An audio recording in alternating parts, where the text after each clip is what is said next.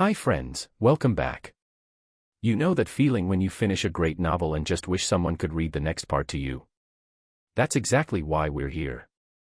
We already have over 100 novels ready as audiobooks, and if you want your favorite fanfic, or even the next part of a story we've uploaded, I can make it for you. All you need to do is join my Patreon membership. The link is waiting for you in the description. Chapter 101. You won't be able to learn medical ninjutsu more advanced than the mind-body switch technique, at least not yet. Kitazawa shook his head gently.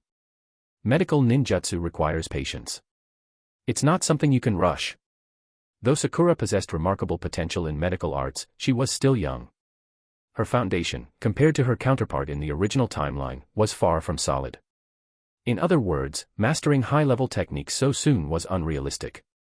Yes, Kitazawa-sensei, Sakura replied, trying to suppress the excitement fluttering in her chest.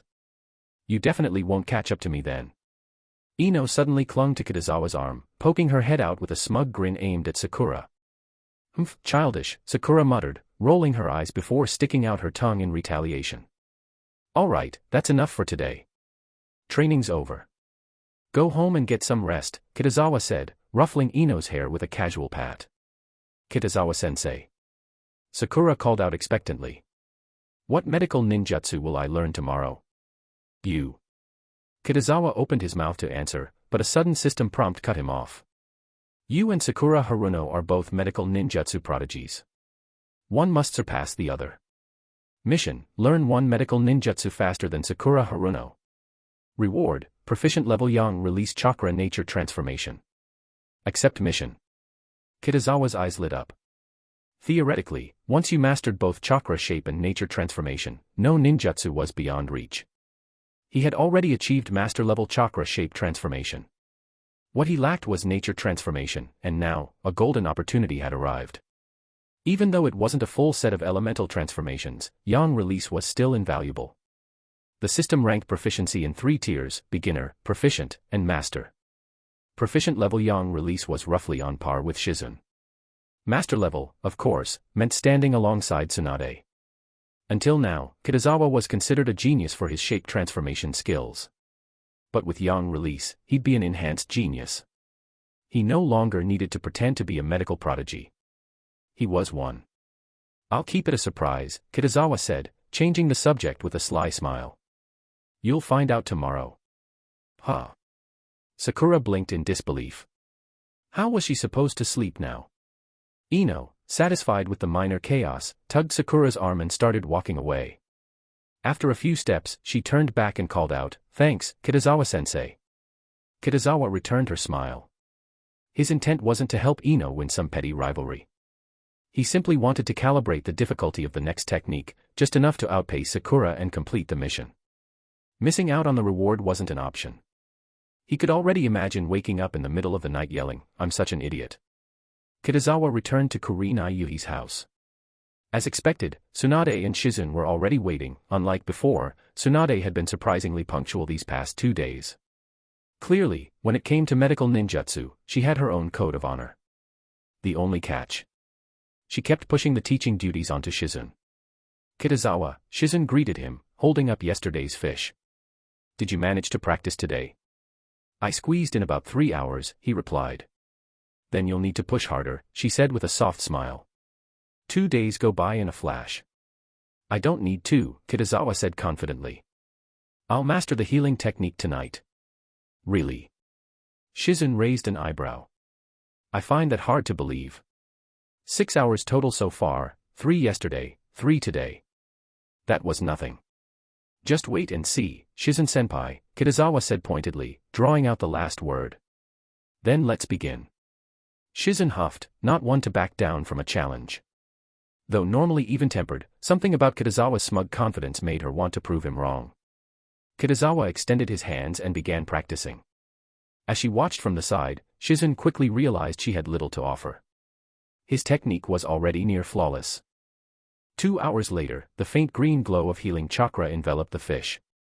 The knife wound sealed up, and it began flopping around energetically. A living, breathing miracle. With medical ninjutsu, a fish that would usually survive only a few hours out of water could now last a full day, maybe longer. You actually pulled it off. Shizen stared in disbelief. 8 hours total. Tsunade suddenly sat up, her expression turning serious. That was how long she had taken to learn the healing technique. Which meant Kitazawa's talent was on par with hers. It's all thanks to Shizen-senpai's help, Kitazawa said, flashing a grin. Shizen's expression froze. Did I even teach him anything? Sure, she'd been there. But help? That was generous. What a frustrating genius. Talented students were a blessing, until they robbed the teacher of any sense of accomplishment. Shizen, Tsunade crossed her arms. You'll keep teaching him. She needed to see just how far this so-called genius could go. All right, Shizen replied, sighing inwardly. Shizen paused to think, then said, the second medical ninjutsu I'll be teaching you is the anesthesia technique. Forming a string of hand seals, she gently pressed her palm against the struggling carp. In the next instant, it went still, peacefully asleep. This is a D-rank technique, she explained calmly. Its difficulty lies not in execution but in precisely targeting the area for anesthesia. Kitazawa understood immediately. So it's like general versus local anesthesia back in my old world. Unlike the healing technique, this jutsu wasn't granted by the system. He'd have to master it on his own. An hour passed. Despite his efforts, Kitazawa still hadn't found the critical insight. Watching him struggle, Shizen couldn't help but feel a small wave of relief. At least he's not learning this faster than I can blink. Still, even now, he was slightly quicker than her. That realization stung. She had always taken pride in being a medical ninjutsu prodigy. She had trained under Tsunade, the most revered medical ninja in the entire shinobi world. But now, standing across from Kitazawa, she couldn't help but feel the ground shift beneath her feet. Off to the side, Tsunade rubbed her temples. Kitazawa's talent was proving more troublesome than she'd expected. What was supposed to be a quick job in Konoha, earn some money, train a few brats, was beginning to feel like something else entirely. A medical ninjutsu genius had suddenly fallen into her lap. How long would she stick around in this village now? Probably not much longer. Forget it. Any place with a casino is home enough for me. But before she left, there was still one thing she needed to finalize, Yakumo's fourth technique. As one of Konoha's high-ranking officials, Tsunade had authority to review all memory-related jutsu. After countless rounds of discussion, Yakumo's fourth technique was finally taking shape. If all went well, it would be completed within the week. That night, after Tsunade and Shizen left, Kitazawa spent some quiet time with Kurenai before heading home. His days had been a blur of teaching at the academy and training at night. His general store hadn't opened in weeks. Thankfully, his income from the Ninja Academy and the generous allowance from Hinata kept things afloat. He hadn't needed to lift a single price tag. After a hot shower, he collapsed into bed. The next day, Wednesday. The moment Kitazawa arrived at the academy, Hisao Sarutobi summoned him to the vice principal's office. Nothing urgent, Hisao said plainly. Just letting you know that the final exam's scheduled for July 29th. He added with a smile, since you're now head of academic affairs, the whole thing is your responsibility. Understood, Vice Principal, Kitazawa replied with a nod. In truth, he had been waiting for this. The final exam was tied to a system mission, one that required him to secure first place. The only issue now is figuring out a solid reason to join the practical exam myself. He was still thinking it over when he arrived at the training ground. Kitazawa-sensei. Sakura came jogging over, eyes sparkling with anticipation. What medical ninjutsu are we learning today? Today's lesson is the hemostatic technique, Kitazawa replied. It's another D-rank medical jutsu. He had already made the decision last night, if he was working on the anesthesia technique, Sakura would train on something of equal difficulty. That way, the race would be fair. Well, relatively fair. After all, she was still too young. But since the system considered them to be the same age, the conditions were technically even. Since we're doing hemostasis today, our training subject won't be a carp, it'll be a rooster, he added with a pause. Give me a few minutes. I've already sent a shadow clone to pick one up. Ino's face twitched slightly. Ugh, a rooster. Controlling the thing's consciousness will be way harder than a fish. If I mess up, I'll get double the homework again. Shikamaru, Kitazawa said, glancing at the lazy genius. Don't forget. Special combat training at noon. Got it, Kitazawa-sensei, Shikamaru sighed, already mourning his peace of mind. Another day of mental and physical torment awaited him. Not long after, the shadow clone returned, carrying a very confused rooster. Kitazawa taught as he always did, demonstration, explanation, then hands-on practice. Once Sakura had memorized the technique's key points, he left a clone behind to supervise. He himself moved to a quiet corner and resumed practicing the anesthesia technique. Even though he was confident of beating Sakura, it didn't hurt to be cautious. Noon. The special combat session began. Kitazawa made quick work of Naruto and Shikamaru. Shikamaru had attempted a sneak attack using the shadow imitation, but Kitazawa now understood it better than he did. It was like showing a basic math trick to someone who had written the textbook. Kitazawa calmly dodged the technique, then overwhelmed Shikamaru so thoroughly the poor boy nearly questioned his existence. After training, Shikamaru didn't waste a moment. He dropped into a meditative pose and began practicing in-release chakra nature transformation, clearly determined not to be left behind. Kitazawa, refreshed and relaxed, returned to his office to continue practicing the anesthesia technique. 5 p.m. A pleasant chime echoed in his mind. Mission complete, learn 1 medical ninjutsu faster than Sakura Haruno. Reward, proficient level yang release chakra nature transformation. Reward issued. Kitazawa exhaled deeply. A flood of knowledge surged into him. He could feel the strength coursing through his chakra network. From this moment forward, there was no need for comparisons or titles. With yang release in his grasp, Kitazawa was officially, and undeniably, a medical ninjutsu genius. Chapter 102. Night fell over Konoha. You. Shizen stared at Kitazawa, so stunned that she couldn't form a complete sentence. What is it, Shizen-senpai? Kitazawa asked with a bright, innocent smile. Shizen hesitated. Just last night, he had barely grasped the fundamentals of the anesthesia technique. But now, in less than 24 hours, he had completely mastered it. That wasn't all. She could sense something else. His yang release chakra nature transformation had also grown significantly stronger. You really never studied medical ninjutsu before?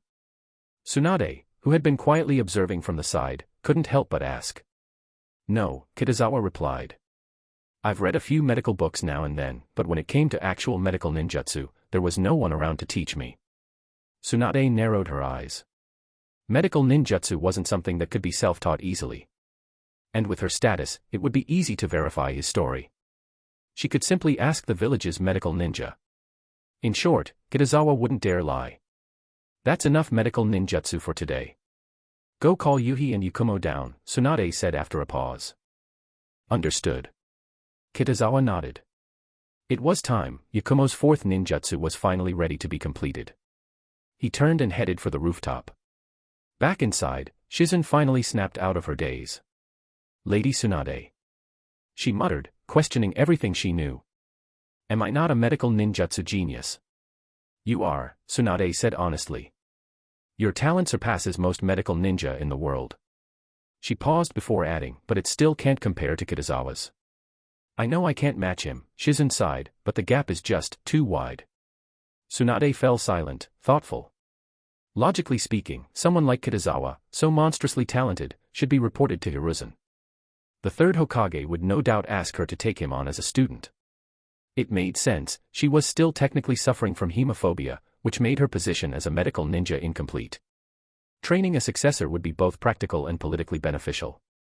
And besides, having her stay in the village would add countless intangible benefits. But Tsunade's feelings toward Konoha were complicated and unresolved. So, for now, she would delay making any decisions. On the rooftop, Kitazawa found Yakumo absorbed in her sketchpad. But where was Kurenai? He scanned the area and spotted her up in a tree, practicing the Raise-non. Kurenai, he called out with a wave. She leapt down gracefully, landing in front of him with a soft rustle of her red dress. Kitazawa's eyes lingered for a moment. Quite the view. Don't even think about it, Kurenai said sharply, noticing his look. I wasn't thinking anything. You were. Kitazawa smirked and gave her thigh a quick pat. Don't slander my innocence. Kurenai's eyes widened. What kind of person deflects blame like that? Her fists clenched automatically as she scanned him for a target to exact revenge. Aren't you afraid Yakumo might see? Kitazawa added smoothly, cutting her off. TCH. I'll let you off for now. Kurenai's crimson dress swirled with annoyance as she huffed. But in the end, she still lifted her leg and gave him a playful stomp. Kitazawa chuckled. Teasing her never gets old. And truth be told, Kurenai had grown used to his antics and his casual touch. The trio returned to the living room. Without wasting time, they dove into finalizing Yukumo's fourth ninjutsu. The moon rose high into the sky. Normally, their sessions would wrap up by 9. Tonight, it stretched until 10. It's done. Kurenai beamed, her face lighting up. Finally, Shizun sighed, stretching. This one took way too long. She wasn't technically part of the psychological medical development team, but as Tsunade's assistant, she'd been involved throughout the process. What should we name it? Tsunade asked, a rare hint of satisfaction on her face. This was a complicated jutsu, easily B-rank in difficulty. She figured Hiruzen Sarutobi wouldn't get away with paying her just 1 million ryo this time. He'd have to sweeten the deal. The thought of more money, and the gambling opportunities that came with it, filled her with joy. What about the memory reconstruction technique? Kurenai suggested after a brief pause. But the jutsu's effect is to seal a memory, Shizun pointed out. Reconstruction doesn't quite fit. Sealing might be better. That works too, Kurenai agreed with a nod. No need to argue over semantics. Kitazawa, what do you think? Shizun asked. I'm terrible at naming things, Kitazawa replied. Come on, just toss something out. It'll make you feel like part of the team, Shizun teased. Kitazawa thought for a moment.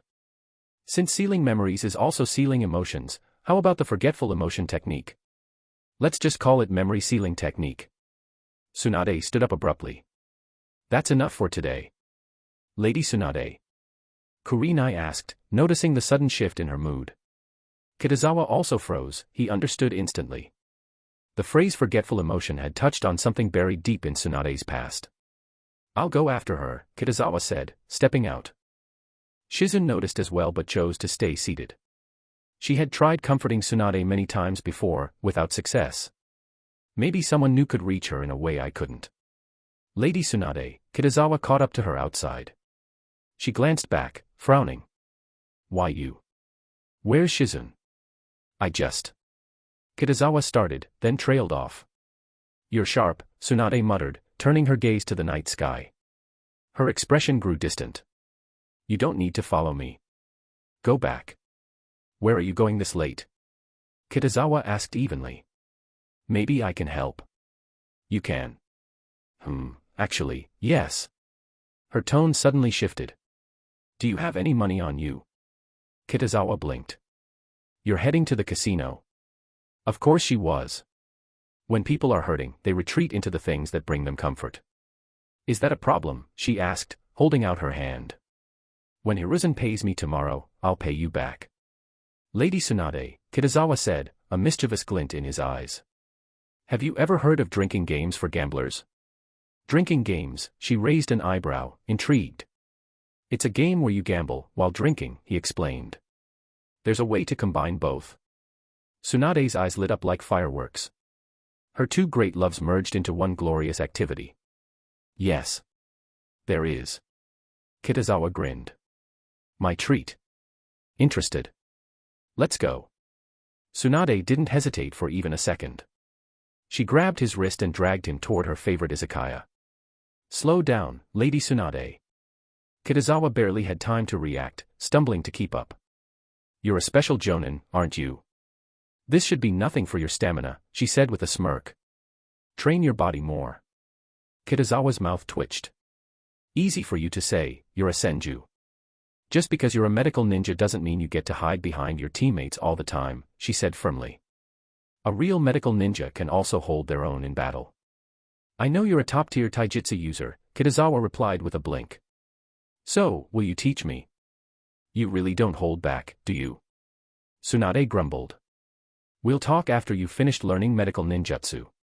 With that, the two of them disappeared into the warm lights of the izakaya, one craving distraction, the other quietly observing the burdens behind one of the legendary sanin. It was already late at night, and the izakaya sat mostly empty. Tsunade strolled into a private room with the ease of a regular. Without hesitation, she ordered sake and a round of food. Clearly, this wasn't her first time here. The owner even brought her a complimentary plate of peanuts with a knowing smile. "How do you play sake gambling?" she asked eagerly the moment she sat down, not even waiting for Kitazawa to take his seat. Kitazawa's gaze flicked, unintentionally, toward her curvy, well-proportioned figure. When it came to maturity, there were few kunoichi in the entire shinobi world who could rival Tsunade. "It's actually pretty simple. Just a finger-guessing game," Kitazawa explained. "We both show a number with our fingers and call out what we think the total will be. If you guess the right sum, you win. The loser drinks." Tsunade leaned in with interest. "Sounds fun. Show me how it's done." Kitazawa raised both hands. "It's played with 10 fingers." Tsunade nodded in approval. "I like it. Clever idea, kid." To her, this wasn't just a game of chance, it was a battle of wits and perception. The kind of gambling that excited her, especially with good sake on the line. Win or lose, she was already hooked. A moment later, the izakaya owner returned with their order. "Please enjoy." Tsunade stood abruptly, removing her tea-green jacket to reveal a sleeveless top beneath. She leaned forward and grabbed the sake pot, expertly pouring 2 cups. The necklace resting on her chest swayed gently with her movements, catching Kitazawa's eye. This must be the moment that necklace is most envied, he thought. "Stop gawking," she snapped, smirking. "Come on." Kitazawa raised his hands in surrender. "Go easy on me, Lady Tsunade. I don't handle alcohol well." "Oh. I love watching lightweights get drunk." Her smile turned teasing. "Then I guess I'll just have to beat you," he said, more serious now. "You?" Tsunade scoffed. "I'll win for sure. Let's begin." But the universe seemed determined to remind her of one undeniable truth: when it came to gambling, Tsunade never won. "Damn it," she growled after downing her 12th cup of sake. Her cheeks were already flushed, her voice starting to slur. "Lady Tsunade, maybe I should drink one with you," Kitazawa offered, reaching for his cup. Before he could lift it, she suddenly grabbed his wrist. "You, what are you doing?" She leaned forward again, and the neckline of her top dipped low, revealing an even more generous view. Did someone just turn on a flash? Kitazawa instinctively looked away. "I give up," she muttered. "No need to drink with me. Let's keep going." With no way out, Kitazawa resigned himself to another round. "You're a lucky one tonight," Tsunade said with a chuckle, her voice husky and rich with alcohol. Her body swayed, mature and magnetic. "Don't just drink, Lady Tsunade. Eat something too," Kitazawa advised gently. He sighed inwardly. "Lucky. More like your luck is terrible." "Such a nag," Tsunade grumbled, slapping the table. "Drinking should be done boldly." "Yes, ma'am." Kitazawa picked up some chicken with his chopsticks and offered it to her. Tsunade hesitated, then opened her lips and bit into it. After a few chews, she swallowed and murmured, "The last person to feed me like this was Nawaki." Her eyes lowered, gaze falling to the sake cup in her hand. Her voice softened. "He didn't feed me out of kindness. My cooking was so awful, he couldn't bear to suffer alone." Kitazawa raised his cup. "Some things can't be undone, but not everything is beyond repair. Lady Tsunade, you should keep looking forward." "What do you know?" she snapped, turning her eyes to him sharply. "I don't," Kitazawa admitted. "My parents died early. I never really experienced the loss of someone that close." Tsunade was silent for a beat. Then, without a word, she took another drink. Only then did she remember, Kitazawa had been alone since childhood.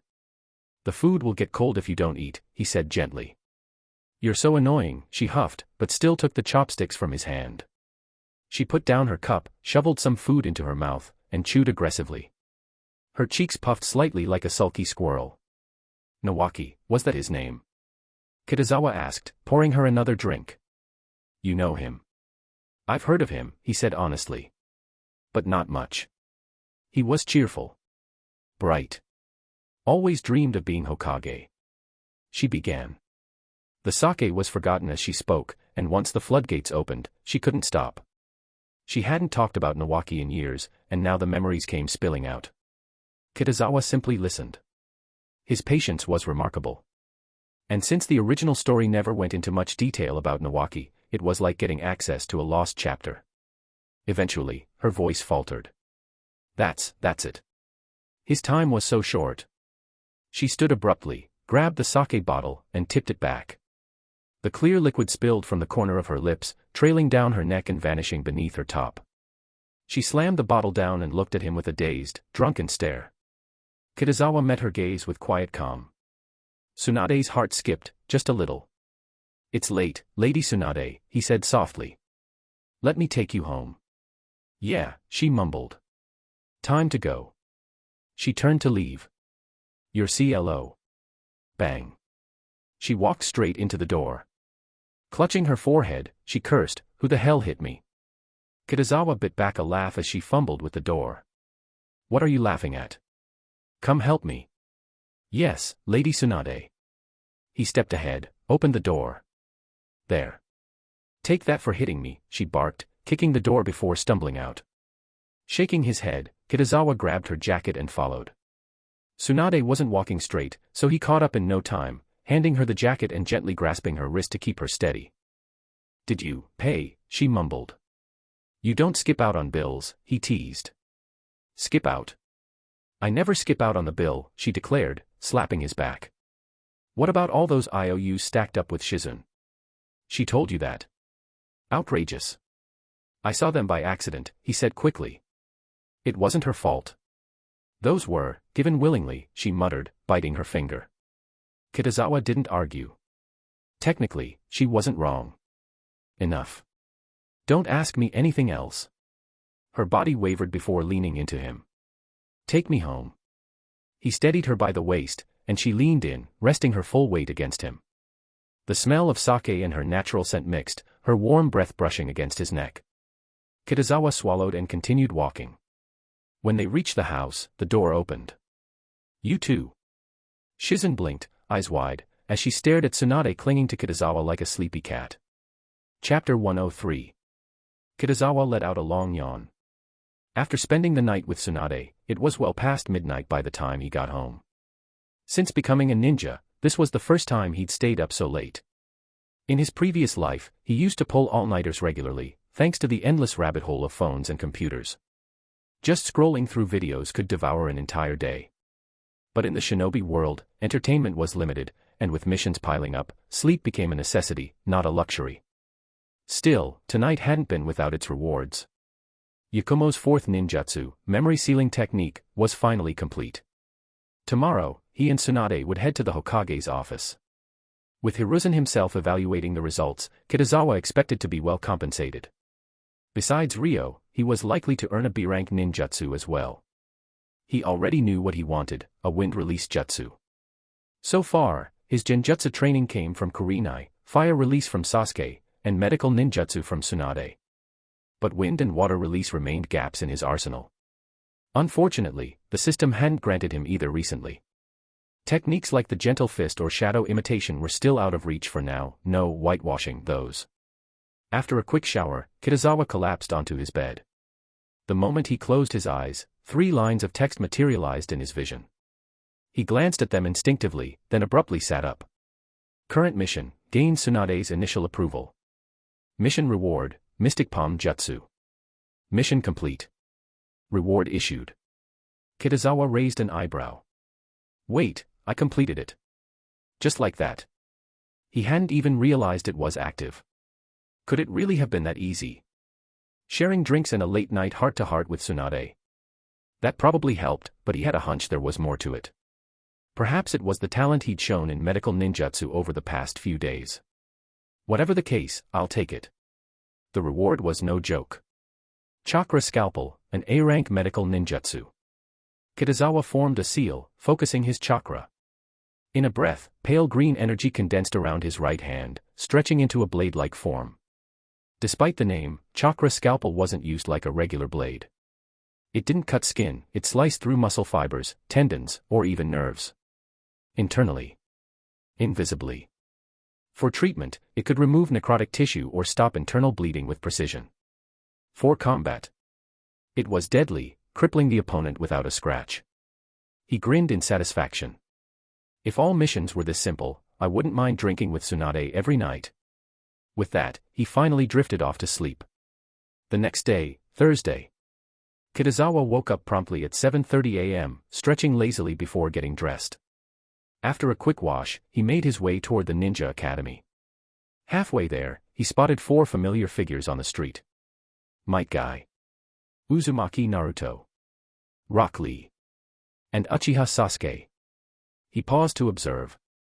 3 of them, dressed in matching green jumpsuits, radiated unrelenting energy, periodically shouting about youth and spirit. The 4th, not so much. Sasuke was pale, his teeth clenched, clearly struggling to keep up. Kitazawa smirked. Sasuke. Naruto turned his head, grinning. Still got enough stamina. Worry about yourself. Sasuke snapped between labored breaths. We're almost there. Naruto flashed a thumbs up. Sasuke, youth is calling your name. If you say one more word, I swear I'll outrun you, Sasuke growled. I'll say 2. Naruto said brightly. SAS. Shut up. Sasuke glared at him, face full of irritation. Naruto scratched his head, genuinely confused. Sasuke ignored him. Gritting his teeth, he suddenly pushed himself harder, tapping into reserves of strength he didn't know he had. Guy-sensei's ridiculous training must have been rubbing off. That's the spirit, Sasuke. Naruto shouted, suddenly speeding up too. Youth charge. No. Sasuke's eyes widened in disbelief as the blonde rocketed past him, crossing the finish line first. By the time Sasuke stumbled across, he collapsed, soaked in sweat and gasping for air. An hour of non-stop running, was this training or torture? He glanced at the 3 in green, watching them laugh and cheer like this was a warm-up. He resisted the urge to curse out loud. Now he finally understood why Naruto was catching up to him in taijutsu and stamina. With this kind of psychotic training, and his ridiculous vitality, Naruto should be winning. Sasuke sighed. Taijutsu wasn't his path. It was good for conditioning at best. His real edge would always be ninjutsu. Kitazawa observed from afar, amused, then turned and continued his walk toward the academy. Kitazawa-sensei.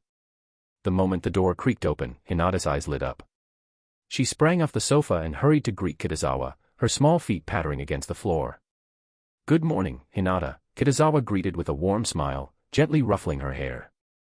Hinata squinted in delight, leaning into his touch like a content little cat. Come eat, he said, placing the breakfast he'd bought onto the coffee table, item by item. Kitazawa-sensei, Hinata said happily as she sat down, father praised me again yesterday. Oh. What for? Kitazawa asked casually, handing her a rice ball. He said my 64 palms has improved really quickly, Hinata replied, taking a small bite. A proud smile formed on her lips. I can already perform the first 4 palms in a row. That's impressive, Kitazawa said, watching her beam with pride. It was hard to believe this cheerful little girl was once so timid and shy. The 8 trigrams 64 palms wasn't made up of 64 unique moves. It was a single, continuous technique aimed at sealing 64 of the opponent's chakra points in one seamless assault. It demanded speed, precision, and fluidity. A single palm on its own meant little. Hinata being able to link 4 strikes in succession might seem minor, but for a 6-year-old, it was a noteworthy milestone. No wonder Hayashi was pleased. There's one more thing. Hinata added excitedly, kicking her legs as she sat. Hanabi called me big sister for the first time today. Then you'll have to step up and act like one, Kitazawa said with a chuckle. He remembered how, in the original timeline, Hinata and Hanabi shared a strong sibling bond. I will. Hinata nodded earnestly. Do you have any plans for summer vacation? Kitazawa asked suddenly, remembering the upcoming break next month. Not yet, Hinata said, tilting her head. Then how about joining my special summer training? Yes, she responded immediately, eyes sparkling. All right then, Kitazawa said, amused by her eagerness. I'll tell you more after finals. Okay. Hinata replied, visibly thrilled. After breakfast, Kitazawa headed to the first-year Class A classroom to begin his lessons. Hinata, on the other hand, went straight to the training grounds to practice her gentle fist. Alongside her were Sakura, Shikamaru, Ino, and Sasuke. Meanwhile, elsewhere in the village, Tsunade slowly opened her eyes and sat up, pressing a hand to her forehead. A faint wince crossed her face. She had definitely overdone it with the sake last night. Thankfully, she had the strength of 100 seal. As an S-rank medical sealing jutsu, it didn't just preserve youth, it maintained peak physical condition. Within seconds, its chakra spread through her body, quickly flushing away the lingering effects of the alcohol. Feeling her strength return, Tsunade glanced around and frowned. Wait, how did I get home last night? She rubbed her temples, fragments of memory piecing themselves together, drinks with Kitazawa, sharing her story about Nawaki, and finally, Kitazawa walking her back. She blinked in disbelief. I really talked about Nawaki. What was I thinking? Running a hand through her golden hair, Tsunade sighed. This is why I shouldn't drink too much. Still, what was done was done.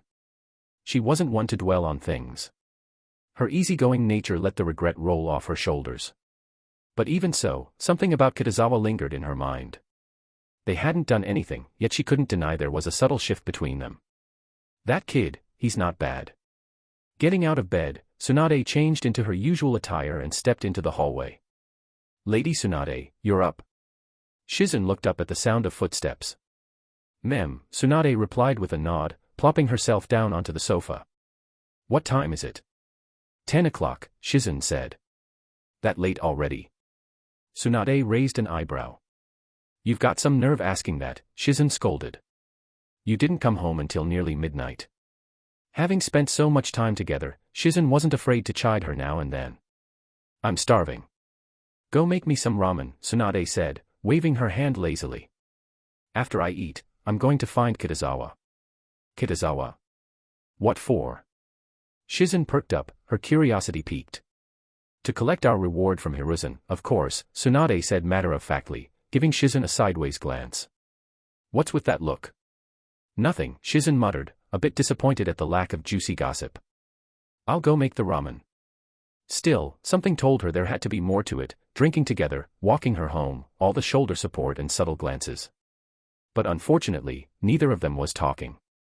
After breakfast, Tsunade made her way to the Ninja Academy. She headed straight for Kitazawa's office. She'd been there once before, so she knew exactly where to go. When she arrived, she reached for the doorknob, locked. In class? She guessed. Heading to Class 1A, she peeked in and saw Irika mid-lecture. Not wanting to interrupt, she turned and went to the teacher's office instead. The moment she pushed open the door, every teacher inside turned toward her instinctively. I'm Tsunade. Where's Kitazawa? She asked bluntly. A hush immediately fell over the entire room. Chapter 104. Tsunade? Which Tsunade? Come on, how many Tsunades do you think live in Konoha? Of course, it's the Tsunade, one of the legendary Sannin. What? Lady Tsunade came here looking for Kitazawa-senpai. After a few stunned seconds, the first-year teachers erupted in murmurs, eyes wide with disbelief. Lady Tsunade, a younger Chunin, quickly stood and pointed. Kitazawa-senpai's office is the first one on the second floor. Tsunade gave a nod and casually closed the door behind her before heading upstairs. She was about to push the door open out of habit when she paused, thought better of it, and knocked instead. Come in, came Kitazawa's voice from inside. He looked up from his desk as the door opened. He had just finished teaching second-year Class A and was knee-deep in prepping materials for the upcoming final exams.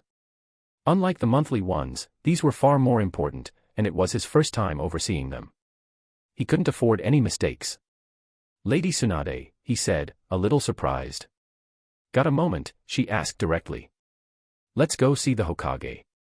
Kitazawa nodded without hesitation.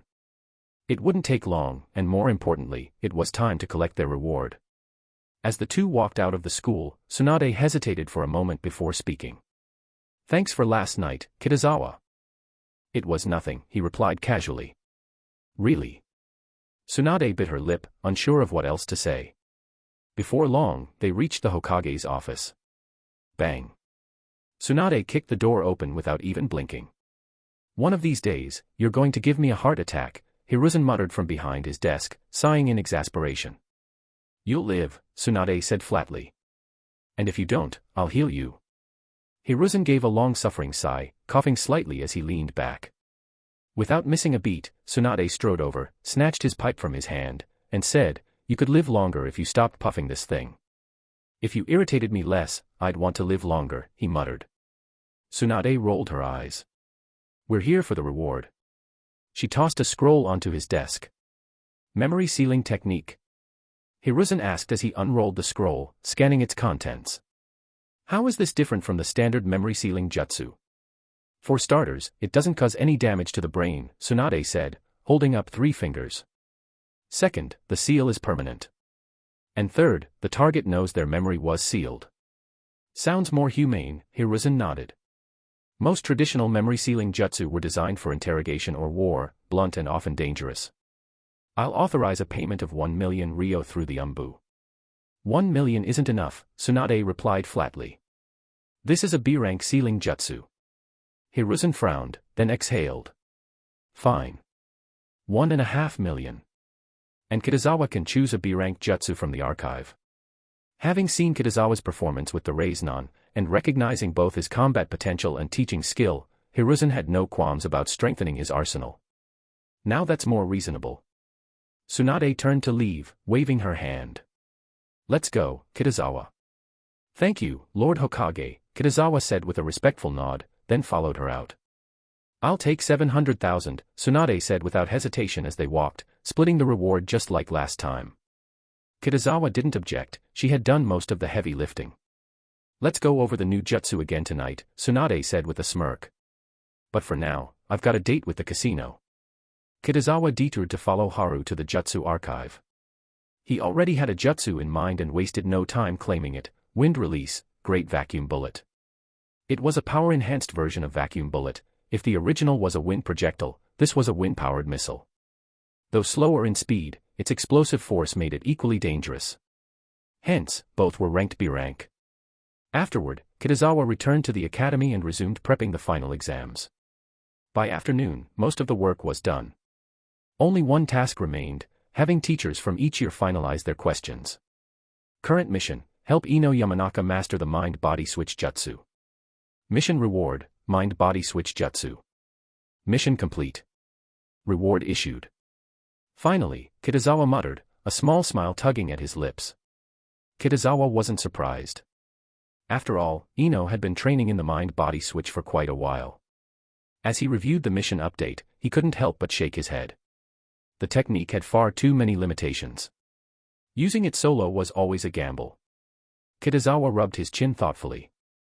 Given Ino's age, mastering this jutsu was already an impressive feat for now. The training would stay the course, she needed to continue refining her control over in-release chakra. Shikamaru was in the same boat. If he wanted to take on another secret technique, he'd have to first build a solid foundation. Kitazawa opened his mission list, scanning through the missions.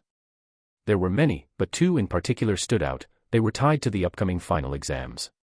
Help Uzumaki Naruto defeat Uchiha Sasuke. Take first place in the final exams. Then there were 2 more he planned to tackle over the summer. Help Hinata Hyuga defeat Niji Hyuga. Help Sasuke defeat Niji Hyuga. In short, both Hinata and Sasuke were getting special training. A faint smile tugged at Kitazawa's lips. Why were they all targeting Niji? He could already picture Niji's face after losing twice in a row. It would be brutal. But that wasn't his concern. On the contrary, such events were likely to trigger new missions. His thoughts drifted to Akimichi Choji. Both Shikamaru and Ino had already activated missions. Choji had to be next. Then again, the Akimichi clan was unique. For them, binge eating counted as training.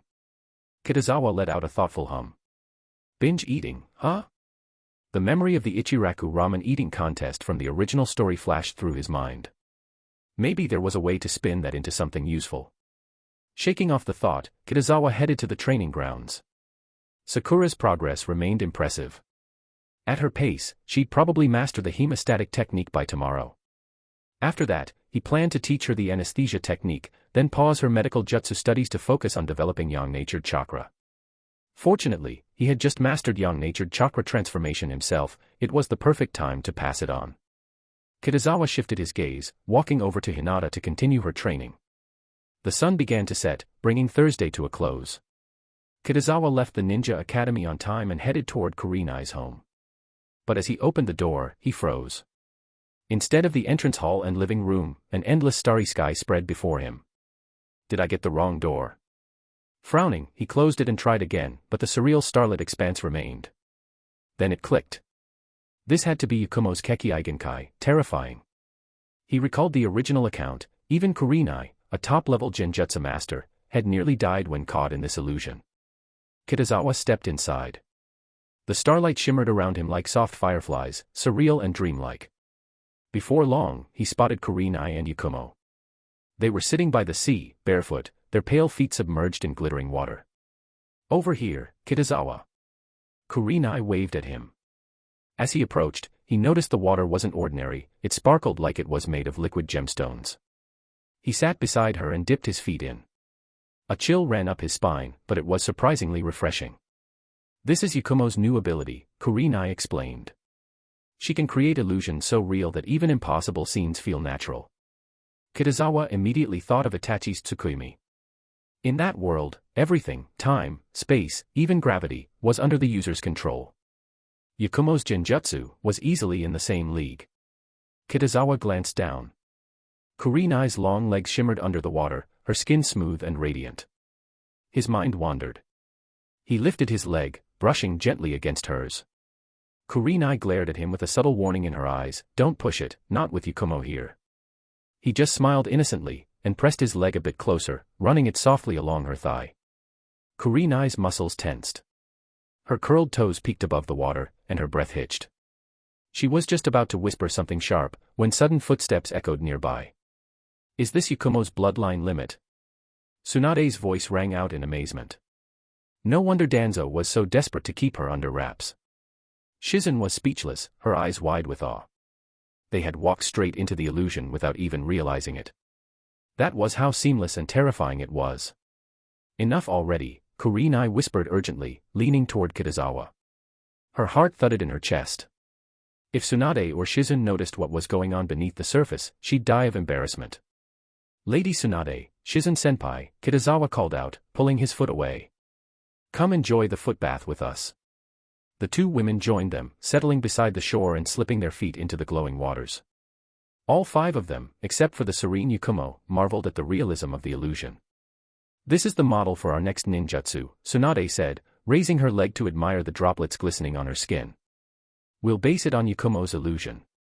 "That sounds incredibly difficult," Kurenai said, raising an eyebrow. "There's a workaround," Tsunade replied, splashing her foot back in. "We only need to replicate 1/10 of this effect. And our genjutsu is meant for healing," Shizen added. "We don't need a grand illusion, just something soothing and comforting for patients." "Not a bad idea," Kitazawa nodded. This time, he could sit back and be a lie-down and win participant. With genjutsu like this, he wasn't going to be much help anyway. Chapter 105. A scorching great fireball erupted out of nowhere. Without exchanging a word, Naruto and Shikamaru bolted in opposite directions, one veering left, the other right. After weeks of relentless field training, their reflexes had become second nature. They both knew better than to take Kitazawa's great fireball head-on. The only smart move was to run. Fire release, Phoenix Sage Fire Jutsu. Kitazawa stood his ground, calmly forming hand seals. Suddenly, the sky bloomed with fire, countless flame clusters burst outward like petals of a mythical inferno flower. Shadow Clone Jutsu. Still on the run, Naruto formed hand seals. Two shadow clones materialized from the smoke and charged straight into the wall of flames, as if embracing their own demise. Fierce Konoha Adamantine Strength Whirlwind. Emerald Chakra surged from their right legs as they launched synchronized spinning kicks. The flames parted momentarily under their attack. But new waves of fire surged in to consume them. The clones vanished amidst their final cries. Naruto, receiving the memory feedback, broke out in a cold sweat. Still, their sacrifice bought him the precious seconds he needed to escape the firestorm. What a pain. Shikamaru zigzagged like a snake through the danger zone, narrowly slipping behind a tree. Flames crashed into the trunk, shaking it violently. He exhaled a sigh of relief. That had been his escape route all along. It hadn't been luck, he'd memorized this terrain before training even began, planning every contingency in advance. It was typical Shikamaru. But even he knew the truth, the only reason he could manage all this was because Kitazawa wasn't going all out. After all, this training wasn't just a spar. The goal was to help Naruto prepare to defeat Uchiha Sasuke. To keep things authentic, Kitazawa limited himself to mimicking Sasuke's current strength. Of course, Sasuke couldn't take on two opponents at once. Still, sometimes Kitazawa would accidentally exceed Sasuke's strength, what he called handling sudden developments. Naruto and Shikamaru were used to this hell mode. That way, when the real Sasuke showed up with hard mode, it would feel almost merciful by comparison. Is it over? Naruto wiped sweat from his brow and instinctively looked up. The sea of fire had finally vanished. Today's special training ends here, Kitazawa said, smiling faintly. Both boys sagged in relief. After a few seconds to catch their breath, they made their way back to Kitazawa. Tomorrow's the final exam, he said. I'm giving you half a day off. Go home and rest. Thank you, Kitazawa-sensei, Shikamaru said, genuinely grateful. The brutal training was finally over. Next stop, summer vacation. Surely no one would dare assign practical training during summer, right? I don't need rest. Naruto snapped upright, clenching his fists. I'm heading straight to Gai-sensei for more training. This time, I'm taking Sasuke down, and I'll come in first on the final exam. He wasn't just hyping himself up. After enduring Kitazawa's hellish training, Naruto genuinely felt ready to counter Sasuke's fire release. As long as he dodged the jutsu, he could overpower Sasuke with raw taijutsu.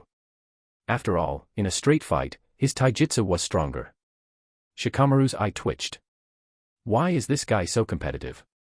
Is he even human? Does that first place include the written theory exam? Kitazawa asked, eyebrow raised. Huh. Naruto scratched his head, sheepish. I meant first in practical combat. After months of exams, he knew better than to dream of surpassing Sakura in theory. First place, last place, it's all too troublesome, Shikamaru muttered. As long as I pass, I'm fine. You always scrape by with exactly 60 points. What's going on in that head of yours? Kitazawa asked, eyeing him. I can only get 60, Shikamaru replied with a perfectly straight face. Is that so? Kitazawa chuckled. How about this, if you manage to rank in the top 10, I'll cancel your summer special training. Wait, there's really summer training. Shikamaru froze, face pale.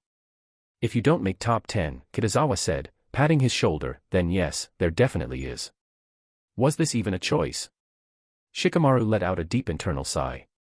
Which is more troublesome, acing the written exam or surviving summer training? He didn't even need to think. The answer was obvious. Understood, Kitazawa-sensei, he replied with sudden resolve. This time, he had to make the top 10. There was no way he'd let some special training ruin his perfectly lazy summer. Kitazawa-sensei. Naruto raised his hand eagerly. Can I join the summer practical special training too? You don't need to, Kitazawa replied with a small shake of his head. Just keep training with Gai-sensei. Although practical combat training had its merits, it wasn't the most efficient for 6 or 7-year-olds. With their limited jutsu repertoire, usually just 1 or 2 techniques, repetitive sparring didn't yield much progress. That time was better spent learning new jutsu. True, Naruto nodded thoughtfully. Gai-sensei's training was every bit as intense, sometimes even more so. Plus, he was learning powerful taijutsu from him. Even one summer might not be enough. Busy was good. Naruto liked being busy. He had friends now. Classmates. 2 teachers who believed in him. Most importantly, nobody looked at him like he was a monster anymore. Compared to the lonely, colorless life he'd lived before enrolling, his current days felt like a dream. Kitazawa-sensei, Naruto asked again, his eyes gleaming with anticipation. If I get first place, is there some kind of reward? He was hoping to learn another powerful jutsu, just like the Shadow Clone, which had become his trump card. Kitazawa's eyes sparkled with a flicker of mischief. The reward is that if you take first place, you'll get to spar with me. And I'll be going all out. Huh. Naruto blinked in disbelief. That was a reward. Shikamaru couldn't help but stifle a laugh. What I mean is, Kitazawa said smoothly, completely straight-faced, I'll evaluate your performance in the spar and select a new jutsu tailored specifically for you. But to do that, I'll need to fight seriously, and so will you. Naruto's expression lit up. Got it. I'll give it everything I've got. Shikamaru raised an eyebrow. Something about this seemed off. Hadn't Kitazawa already gauged Naruto's strength through all their previous training? Obviously. Still, he wisely kept his mouth shut. He understood the law of not putting your head where it's not needed. If he spoke up, Kitazawa might drag him into some extra summer training too. Bye, Kitazawa-sensei. Naruto and Shikamaru waved before heading off. Kitazawa lingered a moment, then made his way to the training ground. 3 fire dragons tore through the air above, majestic and roaring. Kitazawa looked up, pleased. After just half a month of instruction, Sasuke had already mastered Fire Release, Great Dragon Fire Jutsu.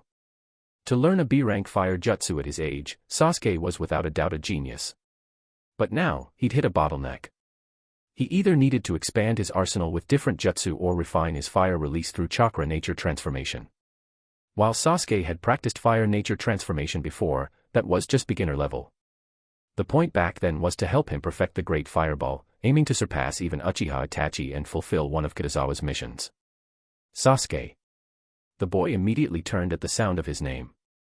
Kitazawa-sensei. You've got a solid grasp on the Great Dragon Fire Jutsu, Kitazawa said, patting him on the shoulder. Let's end it here for today. He could have continued teaching Sasuke, but without a new mission being triggered, there was no need. He suspected that once the final exam was over, Sasuke would receive his next objective, assuming Naruto managed to beat him in the practical test. Kitazawa had prepared Naruto through grueling hell mode training, but nothing in battle was ever guaranteed. If Naruto slipped up, they'd simply wait for the next opportunity. Fortunately, the mission wasn't tied specifically to the exam, it only required Sasuke's defeat. Kitazawa-sensei, I want to keep learning new fire release jutsu, Sasuke said after a moment, his voice firm. He was feeling the pressure. Naruto and Hinata had both improved rapidly. He couldn't afford to fall behind. Tomorrow's the final exam. Learning a new jutsu now would only disrupt your rhythm, Kitazawa replied calmly. What you should do is consolidate your mastery of the Great Dragon Fire Jutsu. Sasuke paused, then nodded.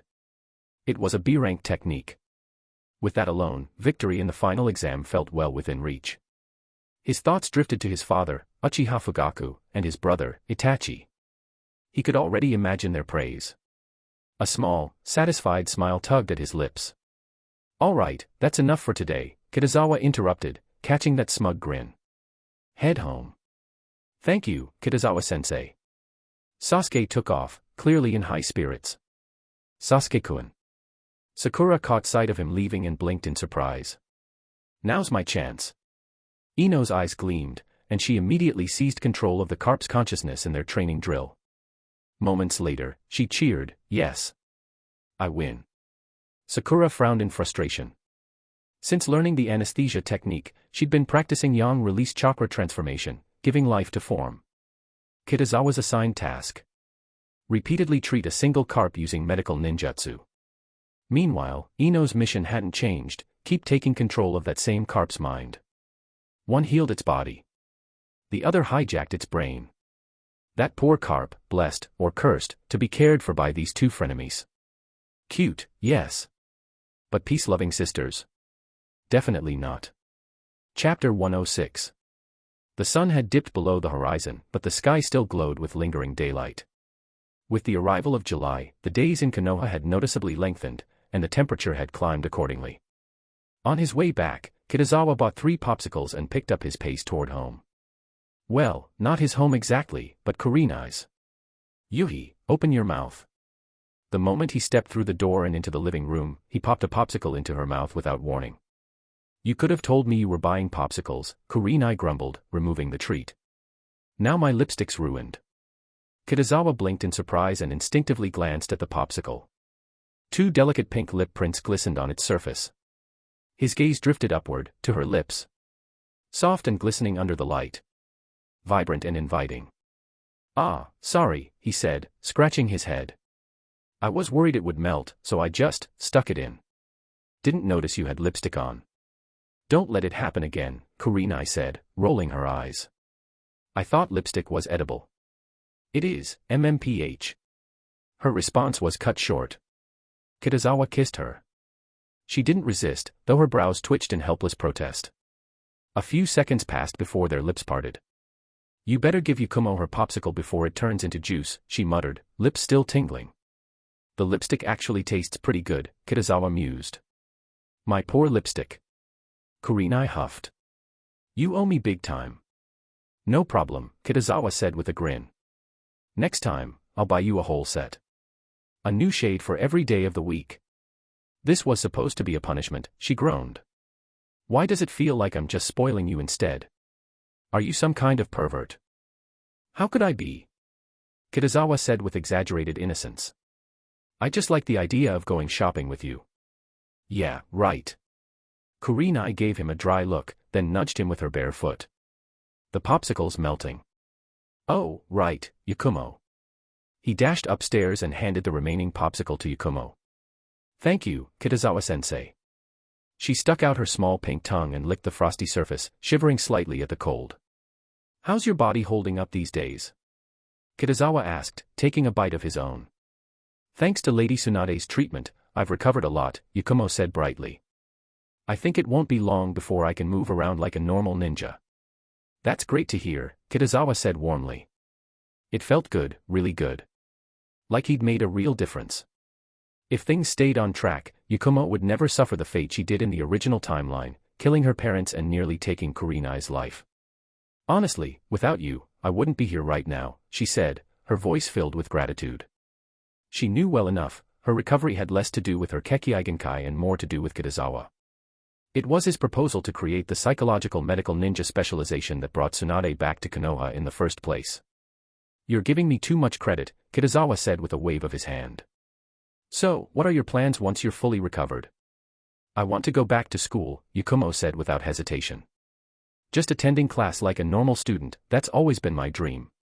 In that case, you'll rejoin next semester, Kitazawa nodded. He wasn't surprised. In the original story, Yakumo's spiral into darkness had begun when her parents forbade her from going to the academy, forcing her to give up on becoming a ninja. Transfer student Yakumo Kurama is about to return. You must maintain your first-place rank. Mission: learn 5 genjutsu during summer vacation. Reward: Bringer of Darkness Jutsu. Accept. Kitazawa's eyes narrowed slightly. Bringer of Darkness. An A-rank genjutsu, created by none other than second Hokage Senju Tobirama, specifically to counter the Uchiha clan's Sharingan. The jutsu plunged its target into a pitch-black void, depriving them of sight and rendering even elite shinobi like Hiruzen defenseless during the Konoha Crush. Aside from dojutsu like Mangekyo Sharingan, Bringer of Darkness was among the most terrifying genjutsu ever developed. It wasn't just a Sharingan counter. It was a nightmare for any ninja. A reward like this wasn't handed out lightly. Naturally, the difficulty of the mission matched its value. Konoha Academy operated on a 3-semester system, and summer break lasted just 1 month. Even with Kitazawa's masterful chakra control, he hadn't fully grasped in-release transformation yet. Learning 5 genjutsu in 1 month would be a serious challenge. But not impossible. He glanced at Yakumo. This girl was turning out to be a gold mine. 2 missions so far, and the rewards. First, the B-rank tree-binding death illusion. Now, the A-rank bringer of darkness. Not bad.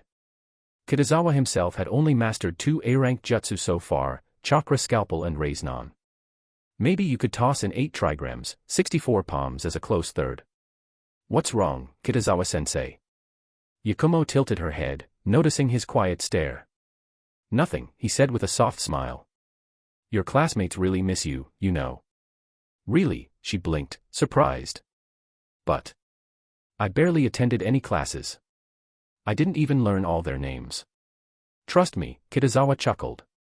No one forgets the girl who took down the genius, Niji Hyuga. That was just because of my Kekkei Genkai, Yakumo said modestly, lowering her gaze.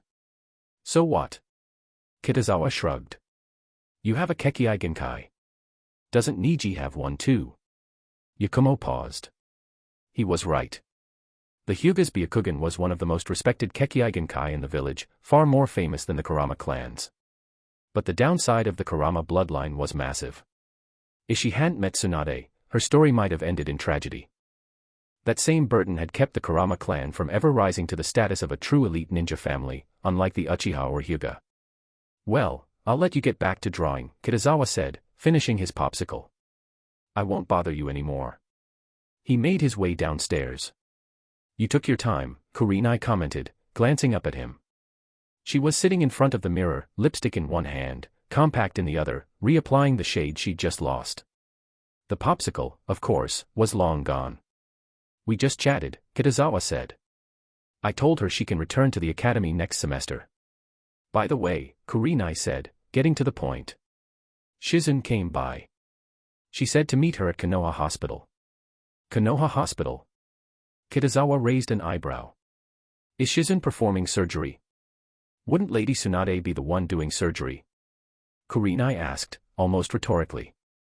With her skills, she could save entire squads. She didn't know about Tsunade's hemophobia. "She didn't say much?" Kitazawa asked.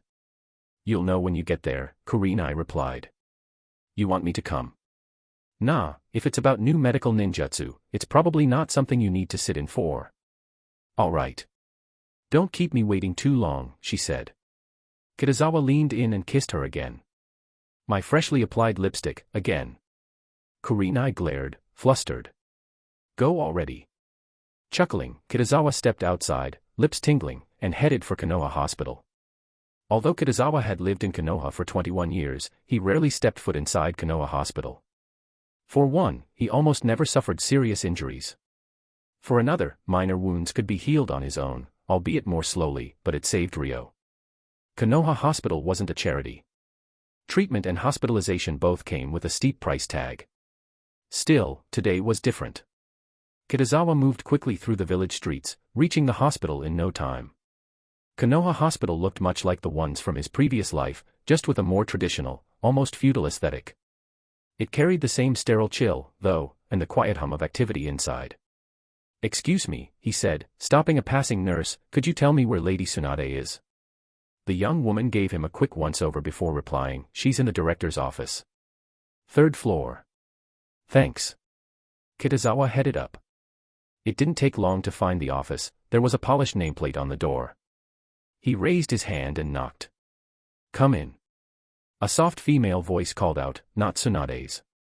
And not Shizun's either." Kitazawa blinked and opened the door, slightly confused. Inside was a woman he didn't recognize at first glance. She had light yellow, fluffy hair and wore glasses. Her outfit resembled a nun's habit, lending her an air of calm authority. He paused, mind racing. Yakushi Nono. Director of the Konoha Orphanage. Former Root operative. In the original timeline, she'd left Root, but Danzo had blackmailed her with the orphanage to drag her back into service.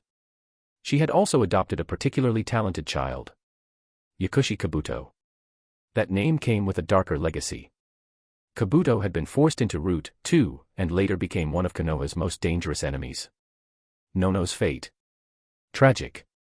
Danzo had arranged for her and Kabuto to kill each other. Kabuto survived, and never came back from the abyss he fell into. They hadn't reached that part of the story yet, right? If Kitazawa remembered correctly, their final mission happened the same year as the Uchiha massacre, still a year away. For now, Kabuto was likely working as a spy in Iwagakure. Nono, soon to follow. "You are?" she asked, her voice calm but curious.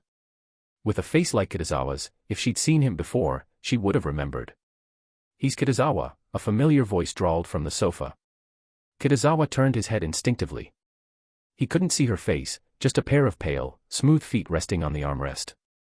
Tsunade's chakra control was nothing short of miraculous. "Hello, I'm Yakushi Nono," the woman said, offering a warm smile. "Lady Tsunade has spoken highly of you. She says you have great potential in medical ninjutsu." "I've heard a lot about you too," Kitazawa replied with polite charm. "They say you're the most skilled medical ninja in Konoha, second only to Lady Tsunade herself." "You flatter me," Nono replied evenly. "There are many in the village with far more skill than I have." Her voice was calm and humble. Unshaken by praise. "All right, enough with the pleasantries," Tsunade grumbled, sitting up on the sofa with a sigh. Kitazawa cleared his throat. "Where's Shizun-senpai?" "She's checking on a patient," Tsunade replied. "She'll be back shortly. She still handles surgeries at the hospital." "She's helping you," Tsunade said simply, draping herself back across the sofa. "So yes." That confirmed it. Shizun had claimed she was checking on a patient, but in reality, she was selecting one for Kitazawa to practice on. So far, all the medical ninjutsu she'd taught him were C rank and D rank. If she was switching from treating koi fish to a live patient, then the next jutsu must be far more advanced. Please, take a seat, Nono offered gently. Kitazawa nodded and sat on the sofa across from Tsunade. His eyes wandered before he could stop them, drawn to Tsunade's effortlessly lounging figure. Her body exuded mature elegance, even in repose. It was the kind of presence that defined the phrase, casual elegance and beauty. Tsunade turned her head and caught him looking. He immediately straightened his posture, eyes fixed forward. She smirked faintly but said nothing. A knock at the door interrupted the moment. Shizen entered the room, clipboard in hand. Shizen-senpai, Kitazawa greeted her promptly. Today, I'll be teaching you the poison extraction technique, she said, getting straight to the point. Coincidentally, an Umbu operative was poisoned by a hidden sand puppet master during a mission. You'll observe the treatment. Just as I thought, Kitazawa mused. The system had already rewarded him for the technique, which meant this live demonstration would only help reinforce it. Shizun, take him to the operating room, Tsunade instructed. No, you go too, if you're available. It wasn't a suggestion, more of a precaution. Tsunade still didn't trust herself around blood. And Nono, though gentle, had sharp eyes and steady hands. Of course, Lady Tsunade, Nono replied without hesitation. Technically, Tsunade was her superior now. Together, they moved to the operating room. Lying on the table was an Umbu Shinobi, mask still on, long violet hair spilling over the pillow. Umbu don't reveal their identities easily, Shizun explained. Kitazawa nodded, though he was already fairly certain who this was. Long purple hair. Umbu operative. Yugao Yuzuki. Hayate Gecko's girlfriend. A skilled swordswoman and loyal Konoha shinobi. His eyes dropped to the wound on her abdomen. A deep stab mark, the surrounding skin stained a sickly purplish black. Poison. Chapter 107. Since you're already here, don't just stand around and watch. Shizun stepped up to the operating table, her voice calm and composed. Kitazawa, get the hemostatic technique ready. Use it when I give the signal. Understood. Kitazawa moved to the other side of the table, extending his hands over Yugao Yuzuki's wound, focused and steady. Chakra scalpel. Shizun brought her fingers together, forming the familiar blade shape with practiced precision. Without hesitation, she sliced into the purplish-black wound, skillfully removing the necrotic tissue. Once done, she picked up a physical scalpel. Kitazawa. As she made a small, precise incision, blood immediately surged from the wound. Kitazawa reacted instantly. At her word, the hemostatic technique kicked in, halting the bleeding with a steady stream of chakra. From the side, Yakushi Nono observed the exchange, a flicker of surprise flashing across her normally serene expression. That level of control, already. She recalled Tsunade mentioning that Kitazawa had only been studying medical ninjutsu for about 2 weeks. His proficiency was nothing short of astonishing. Mystical palm technique. With the bleeding contained, Shizun formed a new set of hand signs. A soft, pale green glow enveloped her hands as chakra surged into Yugao's wound. She flinched slightly, a soft groan escaping her lips. A minute later, a thick stream of dark fluid slowly floated out from the wound, carried by the chakra. It dropped neatly into a nearby bowl of clean water, turning it inky black. Hand me the antidote, Shizun said, stretching out her hand. Kitazawa quickly passed her the medicine bottle. She uncorked it and poured the translucent liquid directly into the open wound. Slowly, the sickly hue around it faded, replaced by pale, healthy skin. Kitazawa, healing technique. As Shizun stepped back, Kitazawa's hands began to glow once again. The pale green light pulsed steadily as he directed it toward the wound. Gradually, the skin knit together, leaving nothing but unblemished flesh. You two did well, Nono said warmly. The operation was a success.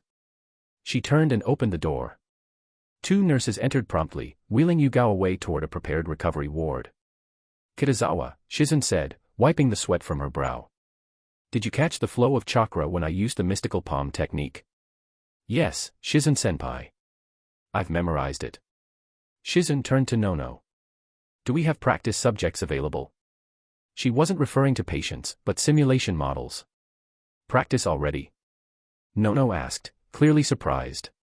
The mystical palm was a B-rank medical ninjutsu. Most students would spend a week just grasping the theory. His talent's exceptional. We can skip a few steps, Shizun replied with a sigh. Geniuses really were unfair. Understanding her intention, Nono gave Kitazawa a glance, then quietly left the room. She returned shortly, pushing in a humanoid practice model. Kitazawa studied it curiously. It was eerily lifelike, down to the skin texture. It's filled with animal flesh and blood, Nono explained. I've already injected poison into the abdominal region. Kitazawa, give it a try, Shizun said, stepping back to observe. Kitazawa nodded, placing his hands over the wound. A soft, pale green chakra shimmered around his palms. Shizun's mouth twitched slightly. She'd expected him to manage, but seeing him manifest chakra for a B-rank technique on the first try was still unnerving. This guy's unreal, she muttered. Nono was speechless. When she'd first attempted the mystical palm technique, it had taken her half a month just to get the chakra to stabilize properly. It failed, Kitazawa said calmly as the glow faded. Too bad. To even generate the chakra on the first try is far beyond most, Nono replied after a pause, clearly impressed. Don't take him seriously, Shizun sighed. He's always like this, normal most of the time, but then he'll say something completely ridiculous. I still have work to handle, Nono said with a gentle smile. I'll be going for now. Tsunade might be the face of Konoha Hospital, but in practice, Nono kept the place running. Continue, Shizun said, leaning against the wall, arms crossed. Kitazawa glanced at her pose. It wasn't nearly as dazzling as Tsunade's when she lounged the same way. Lacked a certain aura. What are you staring at? Shizun raised an eyebrow. You look like you're thinking something impolite. Not at all, Kitazawa replied casually. Just wondering where your little pig, Taunton, is. She's at home, Shizun said, blinking. Not exactly ideal to bring her into surgery, you know. Kitazawa gave a small nod and returned to his training, continuing to work on controlling the mystical palm technique. The hours passed. By the time the wall clock struck 9, the night had deepened outside. That's enough for today, Shizun said with a yawn. Come back again tomorrow. All right, Kitazawa said, then added, but I have my final exam in the morning, so I'll come by in the afternoon. Afternoon, huh? Shizun hesitated, lightly biting her lip. That works too. It wasn't that she didn't want to teach him, she just worried Tsunade might sneak off to gamble the moment she was left alone. But, this was Konoha, after all. What could possibly go wrong? Let's go find Lady Tsunade. Shizun and Kitazawa returned to the director's office, only to be met with a helpless sigh from Yakushi Nono. Lady Tsunade already left.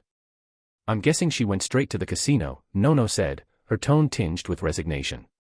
She had immense respect for Tsunade's skills, but her gambling habit was difficult to stop. Let's go. Shizun's face darkened as she turned on her heel and strode out briskly. Kitazawa quickened his pace to catch up. Shizun said nothing as she led the way, her steps purposeful and fast. Soon, they arrived at the nearest casino. Just as she reached for the door, a noisy commotion broke out nearby. Hey! Stop! Pay what you owe. 2 young guards were chasing an astonishingly nimble older woman who weaved through the crowd like a leaf in the wind. Lady Tsunade. Kitazawa blinked in disbelief. That's her, Shizun replied, looking like she had a migraine coming on. Should we pay her debt this time? Kitazawa asked, barely containing a grin. No point, Shizun sighed in surrender. There are already piles of IOUs stacked somewhere. Then, what now? Kitazawa asked, watching Tsunade vanish around a corner, the guards trailing behind her. Wait, Shizun replied knowingly. She'll lose them soon enough. Shizun-senpai, you really have it rough. Kitazawa's tone was genuinely sympathetic. It's more than rough, Shizun groaned. It's a miracle I haven't lost my mind yet. Years of chasing after Tsunade had drained her, but ever since they returned to Konoha, life had been just a little more manageable. TCH. Those guys are such a pain. It's not like I'm not going to pay eventually. A familiar voice rang out from above.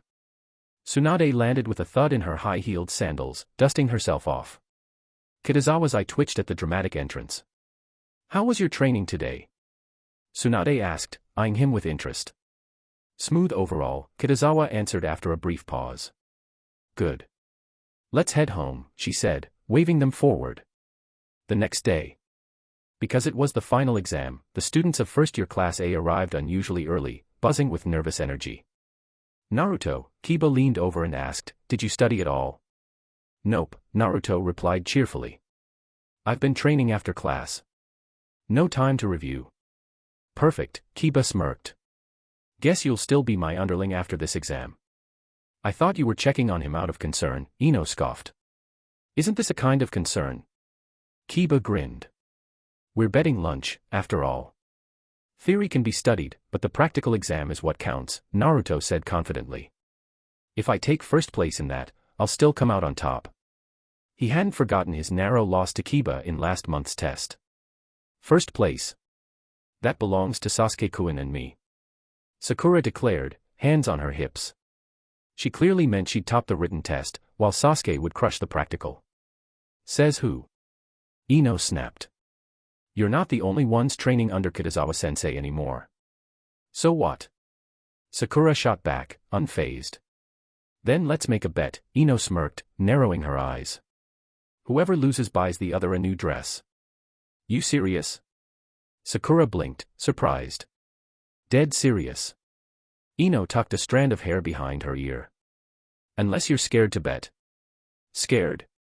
Never," Sakura said firmly. "First place is mine."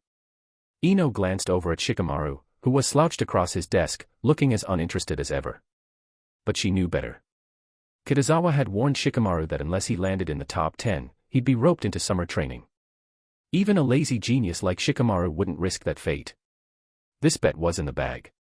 After all, they were friends, kind of. "What about you, Sasuke?" Sakura asked, turning to the quiet Uchiha. He thought about using his Sharingan, but it hadn't awakened yet. "We'll see soon enough," Sasuke replied coolly. "Sasuke-kun is right." Sakura beamed, eyes sparkling. "Hopeless," Ino muttered under her breath with a shake of her head. Meanwhile, Shino adjusted his glasses in silence. He had a feeling this practical exam would be the perfect chance for the often overlooked Aburame clan to shine. 9 a.m. Kitazawa stepped into the classroom, a stack of papers in hand. The room instantly fell silent. "You all know the rules, so I won't repeat them. Let's begin." He moved from row to row, handing out the exams before settling at the front of the class and opening his own copy. Since he had a mission tied to this, he'd be taking it alongside them. A quick glance told him everything he needed to know. He hadn't written the questions himself, but he was more than familiar with the topics: the will of fire, Konoha history, trap mechanics, intel strategy, mathematics, and more. This would be interesting. Chapter 108. Kitazawa worked swiftly. He breezed through the entire exam in under an hour. Well, it wasn't exactly fair, he had a cheat code.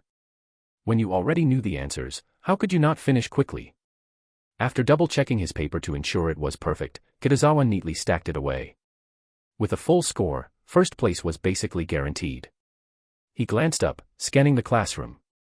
Most students were quietly focused, though a few were clearly struggling, scratching their heads, shifting in their seats, chewing their pencils like they held the answers.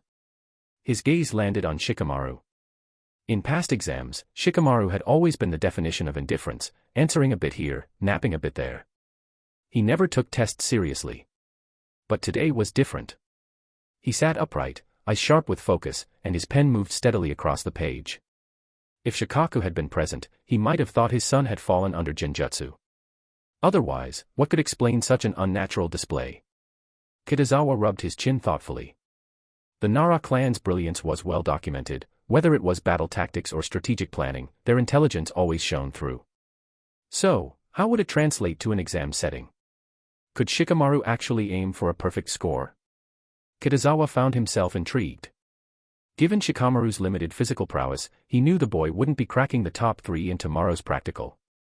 If he wanted to avoid Kitazawa's dreaded summer training sessions, he'd have to crush the theory portion. Time ticked by. By 11 o'clock, Kitazawa stood and called out, "Time's up. Pens down, everyone. Stay seated and don't move." He started collecting the papers row by row, and once done, silently exited the classroom. "Hey, Naruto." Kiba Inuzuka leaned over, trying to get a read. "How'd it go?" "No clue," Naruto grinned confidently. "But I answered everything." I might even get first place. Kiba couldn't help but laugh. I hope your dreams come true, man.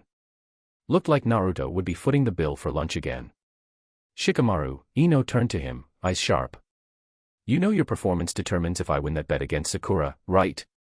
Sakura, who happened to overhear, scoffed. You seriously think he's going to outscore me? He's never cracked the top 20. Shikamaru yawned, completely unfazed. Doesn't matter. I just don't want summer special training. This was, without question, the most brainpower he'd ever used in a single morning. If avoiding brutal summer drills meant putting in effort, so be it. Ino smiled knowingly. Very good. Sakura clicked her tongue. Keep dreaming. You better have your wallet ready, Ino. We're going shopping after tomorrow's exam. I'll tell the cashier you said that, Ino replied sweetly. Still bluffing. Sakura narrowed her eyes, then turned with a sudden softness. Sasuke-kun, are you free the day after tomorrow? No. Sasuke didn't even look back as he stood and walked off. Tomorrow's exam was the practical, he had the afternoon off, and he planned to spend it training his fire release. His father and brother were both busy, unfortunately. Otherwise, he would have asked them to supervise. Still, once he claimed first place tomorrow, they would notice. Back in the staff room, Kitazawa dropped the stack of test papers onto his desk. Then, he made a hand sign. Poof. A shadow clone appeared. You handle the grading, Kitazawa instructed, already heading out the door. His next destination, the director's office at Konoha Hospital. Lady Tsunade and Shizun haven't returned yet, Yakushi Nono said thoughtfully as Kitazawa entered. If you're willing, she offered, I can begin teaching you in the meantime. Of course. Kitazawa nodded quickly. But, won't this interfere with your work? No need to be so formal. Just call me senpai, like you call Shizun. Nono said gently. Back in the day, I had the honor of attending Lady Tsunade's lectures myself. Kitazawa paused. That explained it. During the Second Great Ninja War, Tsunade had put forward the idea of placing medical ninja in every squad, a revolutionary concept aimed at reducing casualties. At the time, resources were tight, and the idea had been rejected. Later, Konoha launched a medical nin experimental program, and before Tsunade left the village, she personally trained the first batch. I can teach and work at the same time, Nono smiled. It won't be a problem. Then I'll be in your care, Nono-senpai. Follow me. As they walked, Nono added, poisoning is a frequent threat for ninja. Another special jonin was admitted this morning. What kind of poison? Kitazawa asked. Snake venom, she replied. It was applied to a senbon. Senbon, long iron needles, were a common ninja tool. Poisoning them made them even deadlier. They entered the operating room. Shiranui-senpai. Kitazawa blinked, surprised as he saw the patient.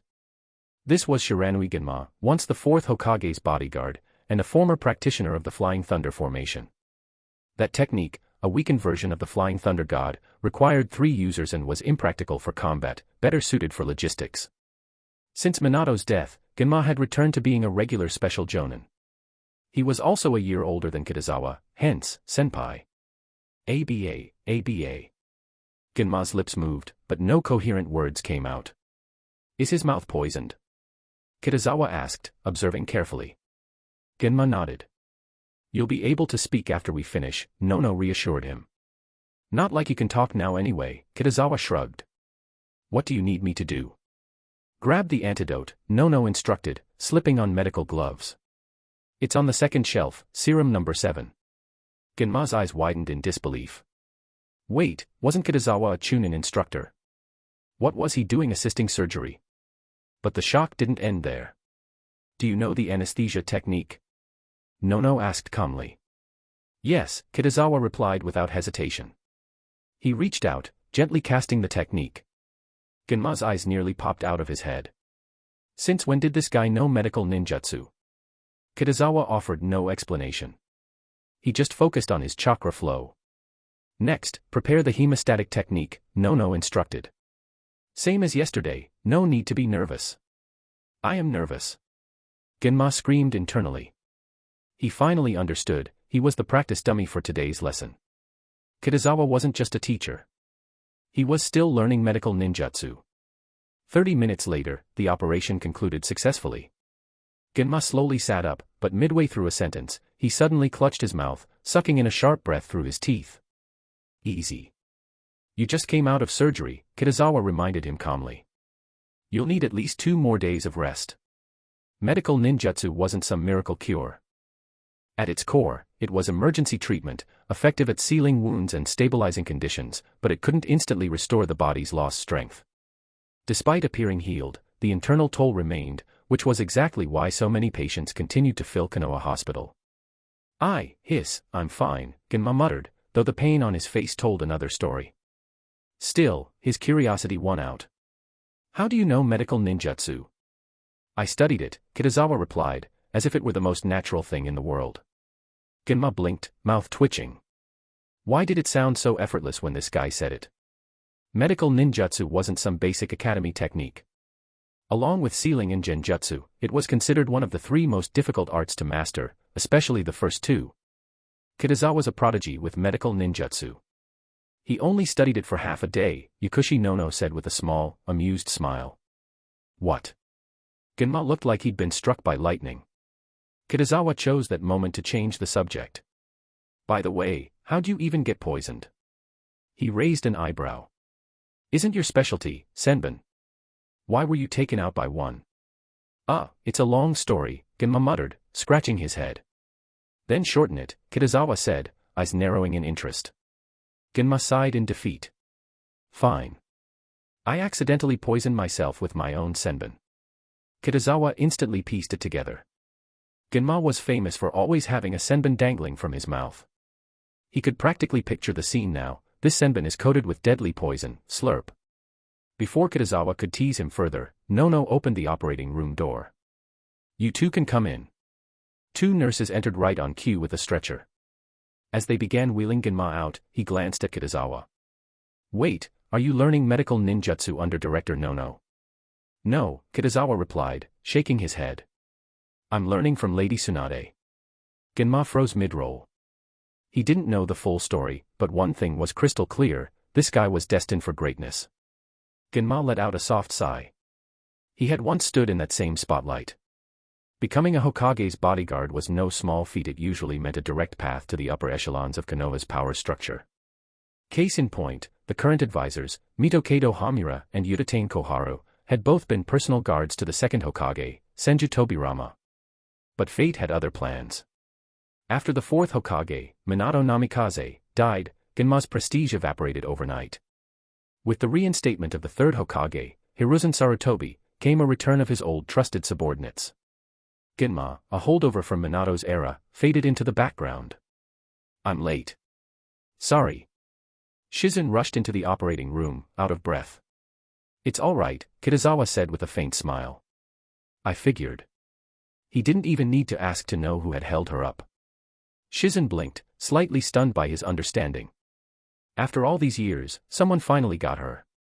Once Shizen arrived, Nono handed off Kitazawa's training to her and went to tend to her duties. Time flew as Kitazawa practiced medical ninjutsu, and soon, dusk had settled over the village. I'm heading to the casino to find Lady Tsunade, Shizen said with a helpless sigh.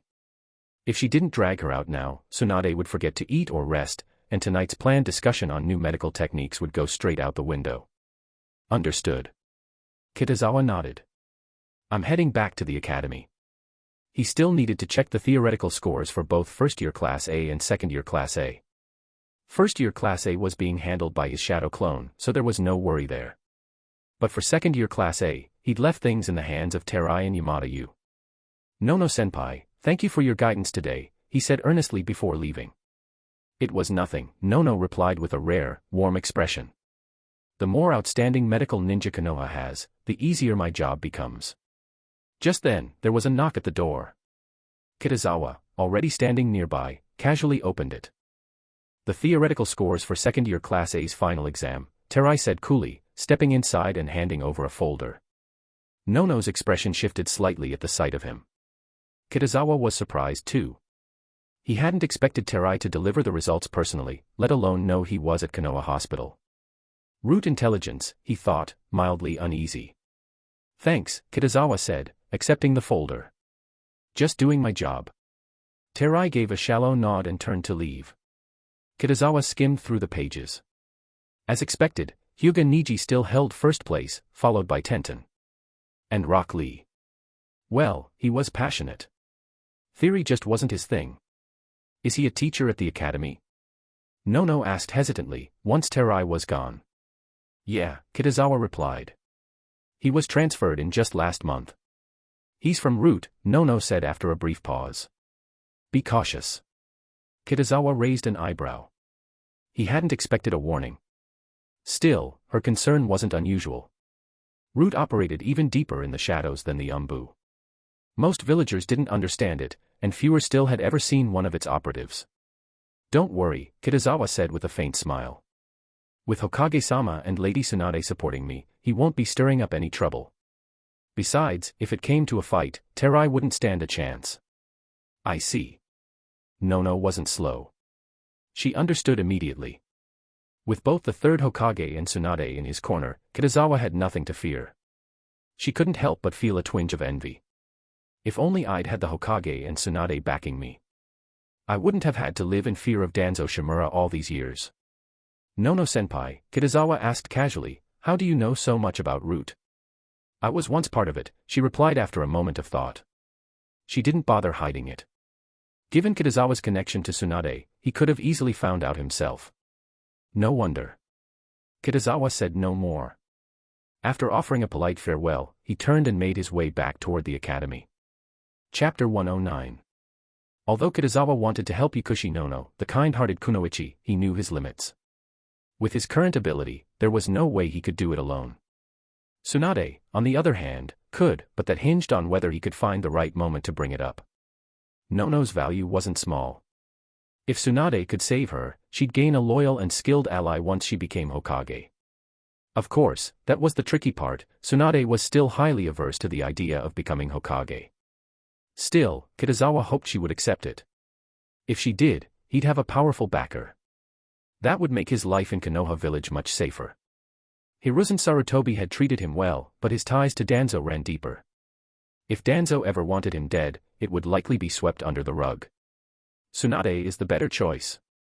Kitazawa didn't return to the ninja academy. He already knew the results from second-year Class A, and as for first year, he'd find out as soon as he released his shadow clone. I'm back. He opened the door and stepped inside. There's lemonade in the fridge. Kurinai turned from the TV to glance at him, her tone casual. Lady Tsunade and Shizen-senpai aren't back yet? Kitazawa asked, grabbing the lemonade and taking a refreshing sip. Nope. Kurinai was lounging on the sofa, eyes fixed on the screen. Why are you imitating Lady Tsunade now? Kitazawa asked, eyeing her feet propped up on the table. Aren't you cold? It's summer, Kurinai replied nonchalantly. How would it be cold? But a second later, she flinched. Kitazawa had walked over and gently grabbed her feet, his hands chilled from the fridge. What are you doing? Kurinai squealed, yanking her legs back and kicking at him instinctively. Cooling you down, Kitazawa replied, straight-faced. Let go. Her feet were cradled in his cold hands. The initial shock quickly gave way to warmth as her body adjusted. It was summer, after all. Kitazawa smirked, fingers lightly tickling the soles of her feet. Kurinai's body jolted. Her insteps arched, toes curling instinctively. She glared at him with fury, yanked her legs back, and curled up on the couch like a wary cat. I saw it. Kitazawa couldn't help teasing. There'd been a flash of white, he wasn't even sure what he saw, but it was enough to make her flustered. You're not allowed to look. Kurinai's face turned crimson as she tugged down her skirt to cover her exposed thighs. I was joking, Kitazawa said solemnly. Didn't see a thing. Really? Her ruby eyes locked onto his, suspicious yet hopeful. Really, he nodded, deadpan. Kurinai exhaled in relief. Kitazawa casually sat down beside her, then formed a hand seal and released the shadow clone technique. The clone's memories rushed back. He smiled. First-year Class A's results were in, Shikamaru had taken the top spot. Pressure truly was a great motivator, especially for someone as lazy as Shikamaru. Of course, that only worked if the person in question had genius-level intelligence. Shikamaru wasn't inattentive in class because he didn't care, he simply understood the entire textbook already. The rankings were more or less unchanged since the previous exam. Sakura was in second, Sasuke in third, and Hinata in fourth. As for Naruto, still in 12th place, trailing just behind Kiba. But judging by actual combat potential, Naruto would likely surpass him soon. Kitazawa, Kurenai suddenly asked, "What color did you actually see?" "White," he answered instinctively, then froze. "Wait. Let me explain." "Too late. Pervert. Go to hell." Kurenai sprang at him. Kitazawa stumbled backward, but she landed right on top of him, knocking them both onto the sofa. Their eyes met. Kurenai froze as she realized the compromising position. Her cheeks turned crimson, heart racing uncontrollably. Just then, the front door opened. Kurenai scrambled upright and sat stiffly, fixing her skirt and tucking a stray strand of hair behind her ear. "Did I come at a bad time?" Tsunade strolled in, eyeing the room with a raised brow. "Not at all," Kitazawa replied smoothly. "I just got back too." "Good. Let's get started on that new ninjutsu." Tsunade plopped down on the sofa and stretched. "Where did we leave off yesterday?" The new ninjutsu was proving tricky. It was meant to mimic Yukumo's Genjutsu Kekkei, but they hadn't cracked it yet. Kitazawa didn't join the discussion. He quietly went upstairs. Genjutsu wasn't his strong suit. Apart from demonic illusion, tree-binding death, he didn't know much. The night passed quickly. After Tsunade and Shizun left the next morning, Kitazawa and Kurenai resumed their usual routine, escorting Yukumo home. "Kurenai," Kitazawa asked as they walked, slipping his hand into hers, "what are your plans for summer vacation?" "In the past, I'd take missions," she said, "but I don't have to anymore." There was no longer a need. Helping develop Yukumo's new ninjutsu paid well, and it was safe. Unless it was a direct order from Konoha's higher-ups, she had no intention of going back into the field anytime soon. "Then, can you teach me Genjutsu?"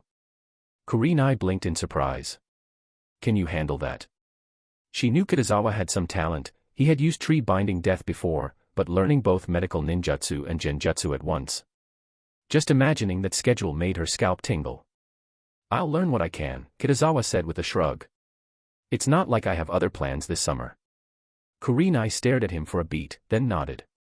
"All right. I'll teach you." The next day arrived. At the school gate, Kitazawa met Irika. "Kitazawa-senpai," Irika greeted with a warm smile. "I'm curious to see how our students do in their first real practical exam. After all, the previous sessions had only been taijutsu drills, not actual combat." "They won't let us down," Kitazawa said confidently. "Or have you already forgotten that friendly match?" "Right." Irika nodded, a touch of awe in his tone. "To be honest, I feel like Yukumo and Sasuke have already surpassed me. He was a chunin, an average one at that, with no Kekkei or special bloodline." "Geniuses tend to make us question our life choices," Kitazawa agreed, half joking. "You're too modest, Kitazawa-senpai." "You're a special jonin now," Irika reminded, recalling how Kitazawa had taken down 3 chunins single-handedly, including Mizuki. Kitazawa chuckled. "And you're here early today." Irika scratched his head sheepishly. "Tsubaki reminded me." Just as Kitazawa opened his mouth to reply, his gaze sharpened. Naruto was heading their way, but it wasn't Naruto who caught Kitazawa's attention. It was the person beside him, Hiruzen Sarutobi. Kitazawa's brow twitched. This wasn't a good sign. He remembered the condition: to complete his mission, he'd have to fight the student ranked first in the practical exam. And now the Hokage himself was present to witness it. Then again, even if Hiruzen hadn't shown up in person, he'd just watch everything through that cursed crystal ball anyway. Either way, there was no escaping it. "Is that the Hokage?" Irika asked, noticing Kitazawa's stiff expression.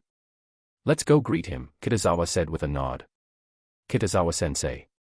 Naruto called out with a wide grin, jumping and waving. "Hokage-sama," both Kitazawa and Irika said respectfully as they approached. "No need for formalities," Hiruzen replied with a gentle smile. "I had some time today and thought I'd stop by." "Yeah, right." Kitazawa almost rolled his eyes. "You've got nothing better to do than stalk Naruto again. Old fox." "The students will be thrilled to see you," Kitazawa said diplomatically. "I'm sure they'll try their best with you watching." Their performance is thanks to your teaching, not my presence, Hiruzen said sincerely. You've done well. Thank you, Hokage-sama. Irika replied, standing at attention with a flush of pride. Kitazawa, meanwhile, took it in stride. He was already used to praise from the Hokage. A few minutes later, the students of first-year Class A began arriving at the training grounds. Whoa! It's the Hokage. Hokage-sama. The children swarmed around Hiruzen like excited puppies. Good morning, everyone. Hiruzen patted heads and shoulders, smiling warmly. Hokage-sama really is down to earth, Irika said with admiration. Kitazawa gave a quiet nod. Among the Hokage, Hiruzen's public persona was impeccable. He carefully cultivated his image, always aligning himself with the will of fire. At precisely 9 a.m., the final practical exam of the semester officially began. There are only 2 rules for this exam, Kitazawa addressed the class. First, it's sparring only, do not injure your opponent. Second, you'll be paired by random draw. Most students were only 6 or 7 years old. A full tournament would drain their chakra reserves quickly, and besides, this was an exam, not a competition. The goal was performance, not victory. Kitazawa and Irika would score each student over 3 rounds. Only those who met the threshold would advance. Hiruzen, arms crossed and beard stroking, watched quietly from the side. He was looking forward to seeing how much the students had grown. He still remembered the stellar performance of Naruto, Sasuke, Hinata, and Yakumo during the friendly match with second-year Class A. It's a shame Yakumo isn't here today, he thought. But no matter, my real interest lies in Naruto and the clan heirs. They're the future of Konoha. One by one, come forward to draw your numbers, Kitazawa announced, unsealing a summoning scroll and producing a lottery box. I'm number 1. Naruto declared, holding his slip high. Who's my opponent? Kiba stared at his paper in disbelief, turned it over, twice, just in case it had magically changed. It hadn't. Me, he groaned. Naruto lit up. Kiba. I've been itching to fight you. Kiba, give it your best. Shikamaru chuckled. Show him the fire you usually have when you're arguing with him. Ino added playfully. Whoever drew number 1, step forward. Kitazawa cut in, signaling the start of the match. Kiba and Naruto stepped onto the field. Don't think I'll go down easily. Kiba said with determination. I'll give it everything I've got. Naruto flashed a thumbs up. That's how youth should be lived. Geez, take it easy, Kiba thought, gritting his teeth. 4 legs technique. Without hesitation, Kiba dropped into the Inuzuka clan's combat stance. Chakra flared from his limbs as he launched forward like a beast. He pounced with claws out, slicing through the air with a sharp whistle. Leaf whirlwind. Naruto countered with a fluid kick. Compared to Kitazawa, Kiba's speed felt sluggish to Naruto. He'd been training under Might Guy, and it showed. Wham! Kiba was kicked hard, tumbling back across the ground. He managed to scratch Naruto's pant leg, but it hadn't pierced his chakra defense. Kiba staggered to his feet, only for Naruto to vanish in a blur of green. He's fast. Leaf Great Whirlwind. Kiba saw a flash of light, and then felt the earth spinning beneath him as he was sent flying. From the sidelines, Sasuke's eyes narrowed. When did Naruto get this fast? He was easily twice as fast as he'd been during the match with second-year Class A. Must be Guy-sensei's insane training, Sasuke concluded, annoyed. Well done, Hiruzen muttered with a pleased nod. Kiba's 4 legs technique was designed for enhanced speed and power, but even that couldn't keep up with Naruto. Could this boy really be the second coming of the Yellow Flash? Hiruzen mused. This is a tough score to assign. Irika said, rubbing his head before finally settling on a 90. Under normal circumstances, Naruto's performance would be worthy of full marks. His speed alone rivaled that of a Chunin. But in a class filled with prodigies, things were a bit more complicated. Besides, there were still 2 more rounds to go. Back in line, Kiba was immediately mobbed by supportive classmates. Kiba, you were great. Don't feel bad. Losing to Naruto is nothing to be ashamed of. Seriously, you were just unlucky. Kiba twitched. So I'm just supposed to lose, huh? Chapter 110. Number 2, step forward. Kitazawa called after giving Naruto a score of 95. Shino, dressed in his trademark white jacket and dark sunglasses, strode calmly into the arena. His quiet, composed presence was intimidating in its own way. His opponent was a fairly average boy, usually decent in class exercises. But the moment he faced Shino, his fate was already sealed. Before the boy could even complete his first hand sign, a swarm of Kakachu erupted from Shino's collar and hair, black specks moving like a living cloud. The boy froze, eyes wide, then instinctively abandoned his jutsu and bolted. From the first second, he was on the defensive. He dodged left and right, lasting barely 10 seconds before the first wave of bugs landed on his shoulders and arms. I surrender. The boy yelped, trembling as he felt the insects crawling across his skin. He didn't dare move, afraid they'd burrow inside at the slightest provocation. Clan techniques really are an unfair advantage, Iruka muttered under his breath. Not all clans can dominate this easily, Kitazawa countered, shaking his head. He was right. Not every clan was created equal. Even the Uchiha had weaknesses. But the Aburame were remarkably well-rounded, well-raised. Kakachu alone could carry a shinobi to Chunin. And if a member ever developed a rare mutation or discovered unique insects, their power could skyrocket, like Torian Aburame with his deadly nanopoison beetles. A shame he had fallen into Danzo's hands and become another silent weapon of root. It was a common tragedy in the shinobi world, a clan's bright talent, stripped of identity and turned into a tool for the shadows. And against Danzo, no clan dared openly complain. Number 5, step forward, Kitazawa called next, his gaze sweeping the class. Sasuke stepped out, calm and confident as always. Sasuke-kun. You've got this. Sakura cheered, fists pumping. Who's the other number 5? Ino asked, scanning the group. Whoever it is, unlucky, Choji said with sympathy. That unlucky guy is me, Shikamaru muttered, shoulders slumping. Kiba threw an arm around him. Just surrender. Less pain that way. Tempting, Shikamaru thought. The old him would have taken that advice in a heartbeat. But a forfeit meant 0 points, and without practical points, he'd never make the top 10. Go for it, Shikamaru. Ino cheered. It's fine if you lose. Don't run from the flames of youth. Naruto added with a thumbs up. Great. I'm surrounded by lunatics, Shikamaru sighed, shuffling into position opposite Sasuke. They formed the seal of confrontation.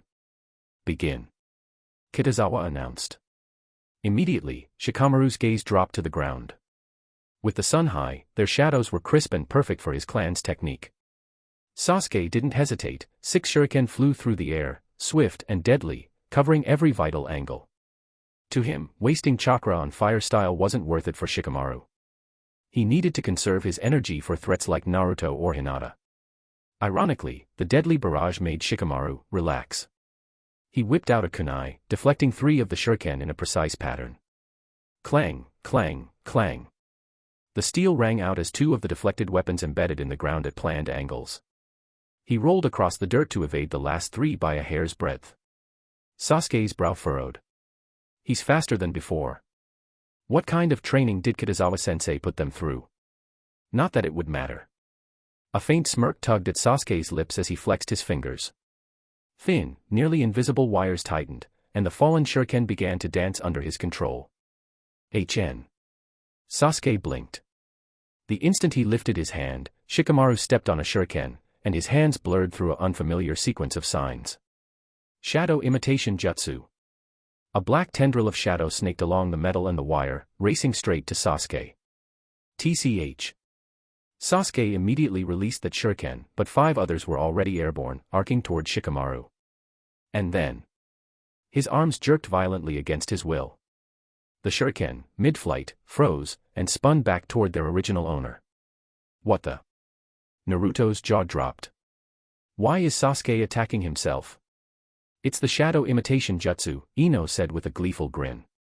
Shikamaru's controlling his body. Choji's eyes went wide. Shikamaru actually learned it. Everyone knew Shikamaru was lazy to the core. For him to master a clan jutsu at 6 years old, that was less a testament to his effort and more to Kitazawa's terrifying influence. Iruka was floored. He wasn't kidding about training them hard. Kitazawa, watching silently, already had his muscles tense to intervene if needed. In theory, shadow imitation was a death sentence once it landed. In reality, there were loopholes, especially with a child's still developing technique. Sasuke's teeth grit as the shuriken hovered near his own chest. Rage and pride surged. I will not lose, not like this. Chakra flooded his legs, raw emotion igniting his will. Shikamaru's face twisted in effort, veins standing out on his temples. Just half a second more, and I win. Ah! Sasuke roared, body trembling with adrenaline and fury. For a heartbeat, his eyes seemed to flicker, bloodshot, a faint trace of crimson. Yin chakra stirred violently in his gaze. Then, freedom. He burst free of the shadow's grip, rolling hard to the side as his own shuriken whizzed past. Kitazawa's eyes narrowed. He felt the spike of Yin release clearly. No Tomo yet, but the foundation for the Sharingan is there. Hiruzen noticed it as well, his hand pausing mid-stroke on his beard. He's close, emotional stimulation is all he needs. If he awakens the Sharingan at 6. On the field, Shikamaru froze in disbelief. Seriously? He broke it. Reality hit fast. I surrender, he said immediately, raising his hand without hesitation. Shikamaru's decision to surrender wasn't born of fear, it was logic. First, the shadow imitation devoured chakra, and pulling it off again in his current state would be nearly impossible. Second, Sasuke would undoubtedly go all out now that he'd tasted humiliation. Third, the same trick wouldn't work twice. If Sasuke avoided using the shuriken, his shadows would have no convenient conduits to travel along. And lastly, Shikamaru had already shown his hand. His strength was clear, his score would be more than enough. Truthfully, his earlier success had carried a heavy dose of luck. No. Sasuke snapped, fingers already forming seals. He'd nearly lost, humiliated by Shikamaru of all people. His pride demanded a counterattack. If Shikamaru surrendered now, where was he supposed to vent his frustration? Sasuke, Kitazawa's calm voice cut through the tension. This is a training match. Surrender is allowed. Grinding his teeth, Sasuke froze mid-sign, rage simmering under his skin. Winner, Uchiha Sasuke, Kitazawa announced. But Sasuke felt no satisfaction. He stalked off the field in sullen silence. Meanwhile, Shikamaru returned to the group to a chorus of awed whispers. None of his classmates had expected him to give Sasuke that much trouble. Kitazawa-senpai, how do we score that? Irika asked after a long moment, still stunned. 95 each, Kitazawa said casually. It's only the first round, don't overthink it. Irika nodded, trusting his judgment, and jotted down the same score. Number 6, step forward. Kitazawa called. Hinata and a young boy took the field. The boy reacted first, forming seals. Clone technique. 2 illusory copies appeared beside him. Hinata's pearly eyes glimmered. Byakugan. She calmly stepped forward, saw the real body through the deception, and ended the fight with a single, precise gentle fist strike. Winner, Hyuga Hinata. Kitazawa nodded approvingly. Hinata's heart skipped a beat at his acknowledgement, and she left the field with a small, shy smile. His clone technique isn't bad, Irika noted. With a little practice, he'll hit graduation level. Shame he ran into Hinata. He awarded Hinata 90 points and the boy 80. Kitazawa's score was about the same. After that, Sakura, Choji, and Ino all took the stage. Luck was on their side, they avoided each other and advanced with straightforward wins. The first round is complete. Kitazawa announced. 15-minute break. Anyone who scored 80 or higher moves on to the second round. As the class buzzed, Irika began reading out the qualifiers. Near the edge of the field, Sakura hesitated, watching Sasuke's cold, rigid posture. Sasuke-kun, are you okay? I'm fine, Sasuke said flatly, though his aura was ice. Shikamaru's surprise performance had rattled him. He'd only won because of carelessness, and that sting burned worse than any wound. Next time, he'd crush Shikamaru utterly. Still, the fight had taught him something important: never underestimate anyone. The biggest surprise of round 1 has to be Shikamaru, Irika said, scanning the score sheet. His progress is incredible. It's the result of his effort, Kitazawa replied simply. Irika shook his head in admiration. I tried everything to change his lazy attitude. Nothing worked. Kitazawa-senpai, you really transformed him. At that moment, Hiruzen strolled over, beard stroking and smiling. It seems I didn't misjudge you when I recommended you to Shikaku as Shikamaru's personal tutor. Irika blinked. Hokage-sama's recommendation. A pang of envy hit him. For Hiruzen to personally back Kitazawa meant the young instructor had already carved a deep impression.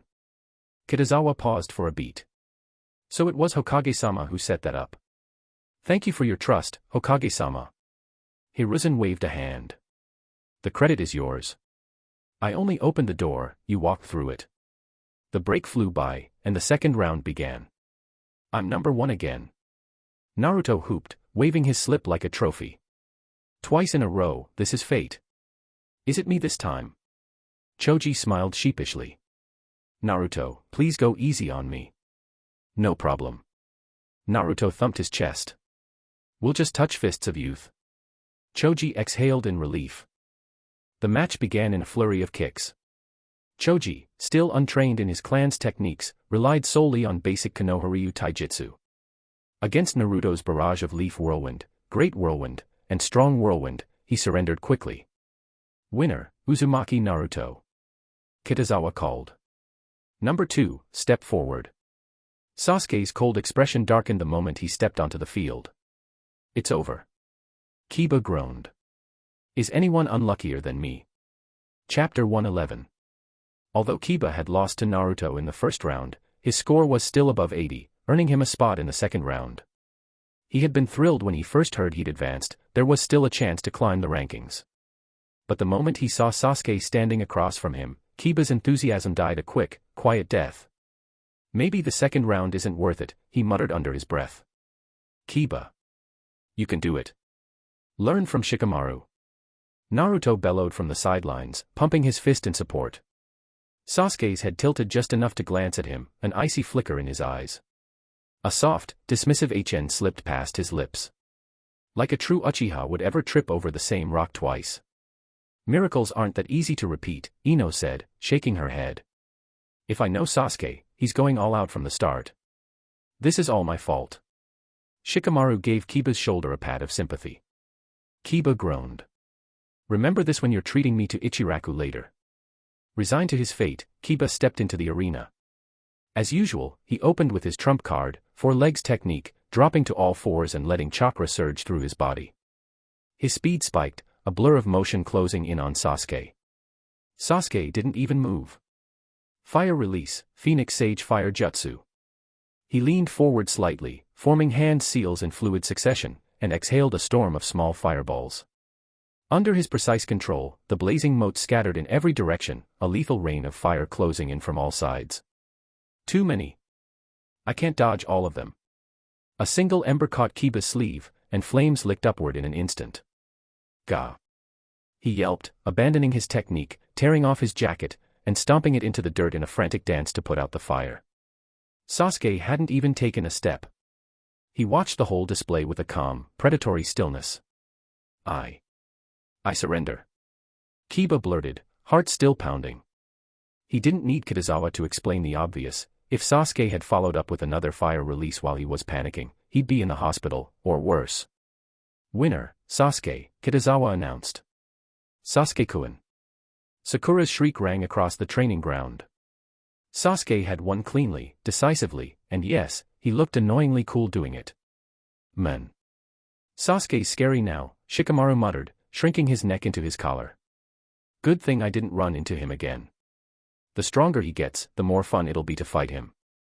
Naruto said, his blood practically humming. I can't wait for a youthful rematch. Kiba trudged back to the line, scowling. You guys aren't human. Why are there so many monsters in our class? Aren't we supposed to be first years? This is starting to feel like the Chunin exams. Number 3, step forward. Kitazawa called, cutting through the chatter. Shikamaru raised a hand lazily. Yeah, that's me. Who's my opponent? I am. The voice was soft, hesitant. Shikamaru turned, and his soul left his body. Oh, perfect. It's Hinata. Hyuga Hinata might look like a delicate breeze could knock her over, but the moment she activated her Byakugan, she became a wall he couldn't climb. Shikamaru grimaced. His previous miracle against Sasuke had worked only because he'd hidden his shadow imitation with shuriken and wires. Against Hinata. Byakugan saw everything. The moment he moved his shadow, she'd spot it. This is unwinnable, he muttered. From the sidelines, Kiba folded his arms smugly. Looks like I'm not the only unlucky one now. Hinata. Don't hold back, blast him into next week. Ino cheered with suspicious enthusiasm. Hinata froze, cheeks pink, but eventually trotted nervously into the arena. She paused, glanced at Kitazawa for reassurance. Go on, Kitazawa said, smiling faintly. Hinata nodded, taking a deep breath. Let's, keep it light, okay? Shikamaru said as he joined her in the arena, his voice flat with impending doom. Byakugan. Hinata's pale eyes sharpened as she settled into her gentle fist stance. The timid girl was gone, in her place stood a focused Hyuga air ready to strike. Shikamaru's mouth twitched. Great. She looks like she's about to murder me. All this, just for summer vacation points. Shikamaru's expression hardened as the match began. Without hesitation, he flicked two kunai toward Hinata and retreated, hands flashing through seals. Shadow imitation. Hinata didn't dodge. Instead, she sprinted straight at him. The kunai were inches from her when she swung her arms in a smooth arc. Two sharp palms struck, clang, and the kunai spun harmlessly into the dirt. She was already on top of him. Shadow imitation jutsu. Shikamaru's jutsu flared to life, only for Hinata's two fingers to jab his wrist with surgical precision. Chakra flow sealed instantly. His shadow recoiled like a struck snake, snapping back into him. Before he could recover, her hand spread wide, gentle fist palm strike. The blow landed clean. Shikamaru's feet left the ground, and he tumbled back, landing in a puff of dust. Hinata froze, blinking at her own hands. That's it. She hadn't expected Shikamaru to go down so quickly, or her own strike to hit with that much force. Of course, she didn't realize her improvement was the product of Kitazawa's maxed-out gentle fist training combined with her father Hayashi's guidance. Her growth had already surpassed Shikamaru's shadow exercises. Hinata, you're seriously amazing, Shikamaru muttered as he sat up, brushing dirt from his clothes. Hinata feels way stronger than during our last friendly match, Ino said, eyes wide with envy. Is this the true power of the Hyuga Byakugan? The gap between secret technique clans and bloodline limit clans was on full display. Everyone's leveling up. Choji scratched his head. Is Kitazawa-sensei's training really that effective? Super effective. Ino answered immediately, sparkling like a fangirl. He even gives tips on clan techniques.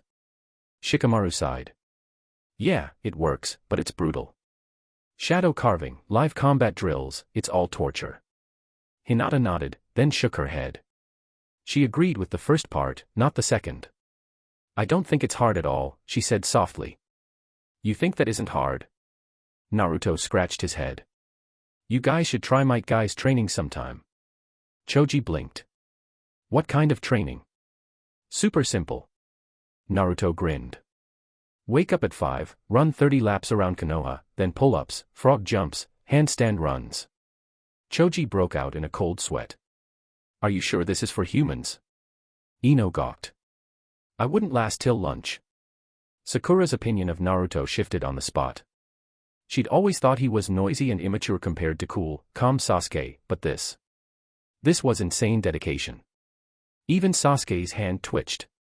TCH, he really completes that training every day. He trained alongside Naruto under Guy as well, but he rarely managed more than half the workload. That unyielding stamina was exactly why Naruto had become his true rival. And yet, he had nearly been outsmarted by Shikamaru. Number 4, step forward. Kitazawa called, snapping everyone back to the present. Finally, my turn. Sakura bounded to her feet and instinctively glanced toward Sasuke, her face alight with anticipation. No reaction. He was lost in thought, calculating how to handle Hinata if they met. Losing to Niji had been bad enough. Losing to Hinata would be humiliating. Go get Sakura. Ino, Shikamaru, and the others cheered. Ah, who's my opponent? Sakura asked, scanning the class. Me. Shino adjusted his glasses, his voice as calm as ever. Oh no. The image of swarming Kakachu instantly made her skin crawl. I surrender, she blurted without hesitation. Kitazawa didn't bat an eye. Winner, Shino. Number 5, step forward, Kitazawa called next. Ha! Luck's on my side. Ino grinned, practically skipping into the arena. Most of the heavy hitters had already fought, the only opponent left was a regular girl with average scores. Ino greeted her politely, formed hand seals, and created 2 clones. 3 Inos rushed forward. The poor girl hesitated for a second, flustered, and was quickly tagged by a punch. I surrender. Another clean win. Take a 20-minute break, Kitazawa announced. Then we start the third and final round. Only students with a total of 90 points or above from the first 2 rounds will advance. Irika stepped forward, reading the list. Sasuke, Uzumaki, Naruto, Shino, Ino, Hinata, Shikamaru. Shikamaru slumped onto the ground. Finally, over. Over. You still have one more match, Choji reminded him with a nudge. He hadn't made the cut, without a clan technique, his scores just weren't enough.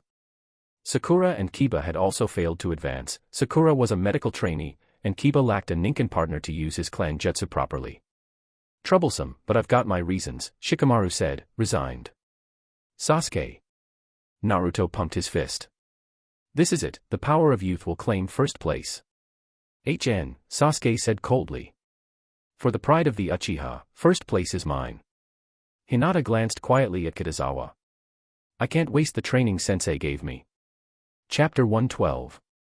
These 6 students, Hiruzen said, a smile tugging at his weathered face as Irika read the names, will no doubt become the future pillars of Konoha. Satisfaction warmed his chest. The sight of these young shinobi stirred old memories, memories of his generation under the second Hokage, Tobirama Senju. Back then, the village had brimmed with promise too. There had been Danzo Shimura, Uchiha Kagami, Akimichi Torifu, Hamura Mitokedo, Udatane Koharu, and himself. All had risen to become the core of Konoha, the shoulders upon which the village rested. And now, Sasuke, Uzumaki, Naruto, Hyuga, Hinata. They carried that same spark. As Hokage, Hiruzen could not help but reflect on his own path. Sensei.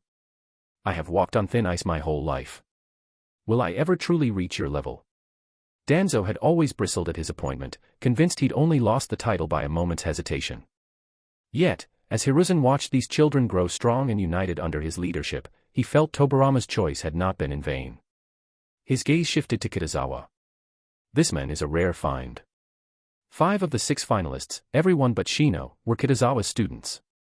Talent alone wasn't enough to shape pillars of the village, it needed a teacher to draw out that potential. Hiruzen had met countless instructors over the years, academy sensei, jonin squad leaders, even ANBU captains. Many were stronger than Kitazawa, but few could teach like him. It was fortunate Kitazawa was a humble special jonin and a loyal supporter of the will of fire.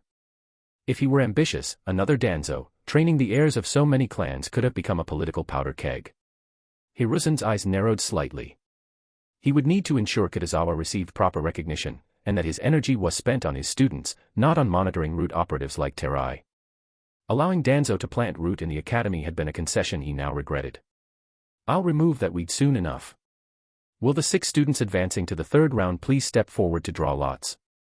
Kitazawa's voice rang out, pulling the focus back to the exam. I have to draw Sasuke.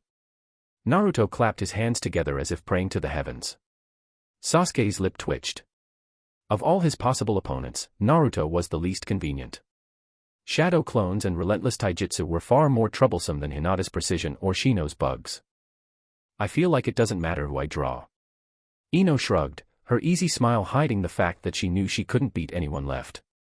Making top 6 was already a win. Shikamaru, meanwhile, looked like a husky dropped into a wolf den. Troublesome. Other than Ino, all of them counter my shadow imitation. Hinata's Byakugan, Shino's Kakechu, Naruto's clones. And Sasuke. I've already suffered once. Ugh. Sasuke stepped up first, cool as ever, and plucked a slip from the box. Number 3, it read.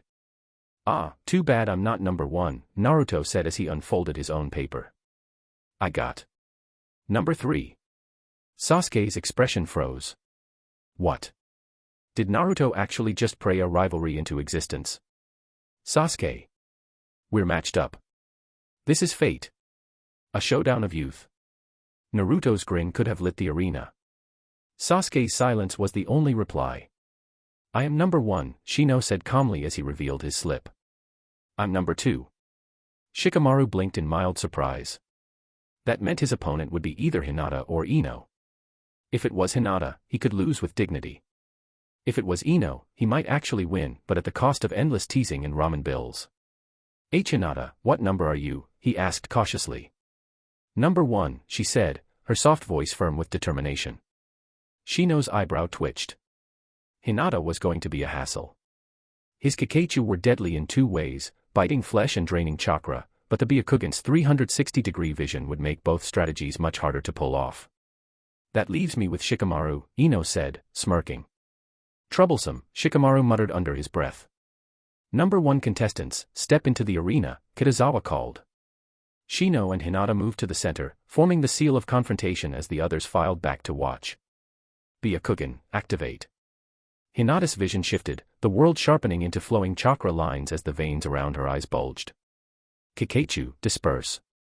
A black cloud of insects swarmed from Shino's sleeves, breaking apart into tendrils of living smoke that twisted toward her from every angle. Against any normal genin, panic would have set in. But Hinata's 360-degree vision caught every incoming insect. She inhaled, chakra flowing to her palms. Gentle fist. Her hands blurred, palms striking in precise arcs. With every hit, clusters of Kakachu scattered, crushed, or sent flying. The Byakugan is terrifying. Ino whispered, watching in awe as Hinata held her ground against the living storm. Shino's Kakachu were a nightmare for most genin. In the early rounds of the exam, they were practically invincible. But under the Byakugan's gaze, Hinata stood calm and collected. I wonder which will give out first, Shikamaru murmured, hands in his pockets, Hinata's chakra, or Shino's bugs. The Kakachu's numbers were tied to Shino's chakra reserves. At his age, they were limited, and so was Hinata's chakra. Her gentle fist techniques might be precise, but they were chakra-intensive. Good thing I didn't make it to the 3rd round, Kiba muttered, patting his chest. Just imagining himself surrounded by that living cloud gave him chills. Sasuke's eyes narrowed. Hinata was stronger than he had expected. If he were in that situation, he could only rely on fire release to burn the swarm. But Kakachu attacked from every direction. Even fire might not be enough. And yet, the so-called troublesome Shino seemed almost helpless before the Byakugan. Byakugan, huh?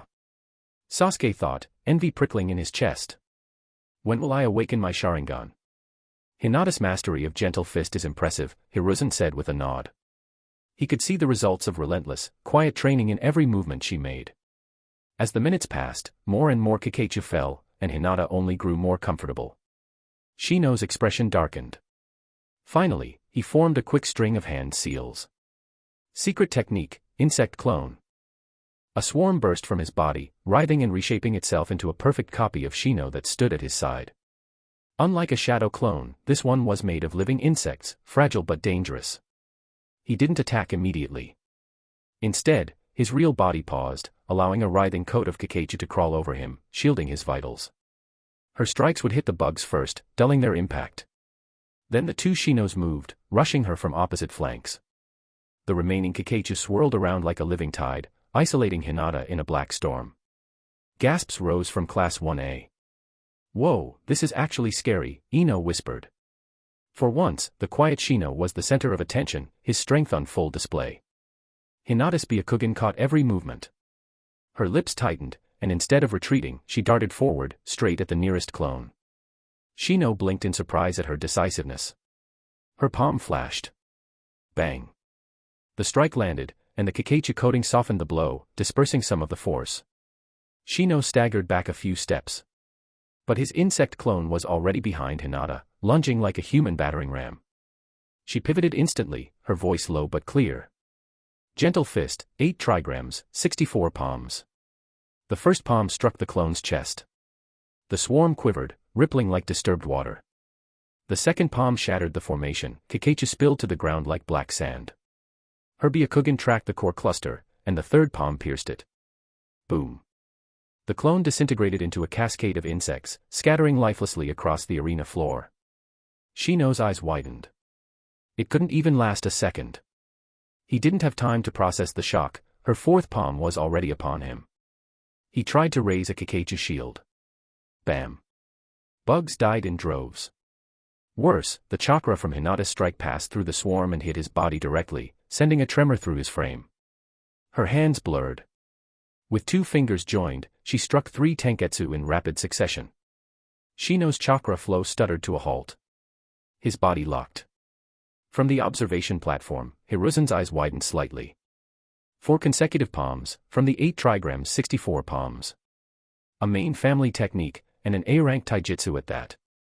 To execute 4 consecutive palms at her age, astonishing. The shy, hesitant girl from a year ago had been replaced by a sharp, decisive kunoichi. Kitazawa, your guidance is remarkable, Hiruzen thought. If Asuma had met a teacher like you, perhaps he would have grown differently. Winner, Hyuga Hinata. Kitazawa announced. The arena buzzed with whispers and awe. In one seamless motion, Hinata had destroyed the clone, suppressed the main body, and landed a decisive blow. Hinata's so strong now. Ino said, half in awe, half in envy. The Byakugan was talent, but those 4 palms were pure, grinding effort. Shikamaru exhaled slowly, remembering how easily she had dispatched him earlier. Yeah, there was no way I was forcing the technique out of her. Sasuke said nothing, his jaw tight.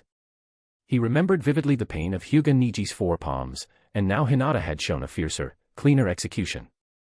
If she catches me in close combat, winning won't be easy. He took a quiet breath and forced the thought down. I'm an Uchiha. I will win. Chapter 113. The students with number 2 step into the arena. Kitazawa's voice rang out, following his evaluation of Hinata and Shino's match. Don't lose, Ino, Sakura teased with a sly smile. If you embarrass yourself, I won't even let you pay for my new skirt tomorrow. I won't lose. Ino shot back, fire in her eyes. And you're paying tomorrow. As if. Sakura planted her hands on her hips. First place belongs to me and Sasuke-kun, obviously. Shikamaru heaved a dramatic sigh. Troublesome, if I win, it's a pain. If I lose, it's still a pain. Good luck, you two, Choji said amiably, refusing to pick a side. On the sidelines, Hinata wasn't watching them at all. Her mind was still glowing from victory.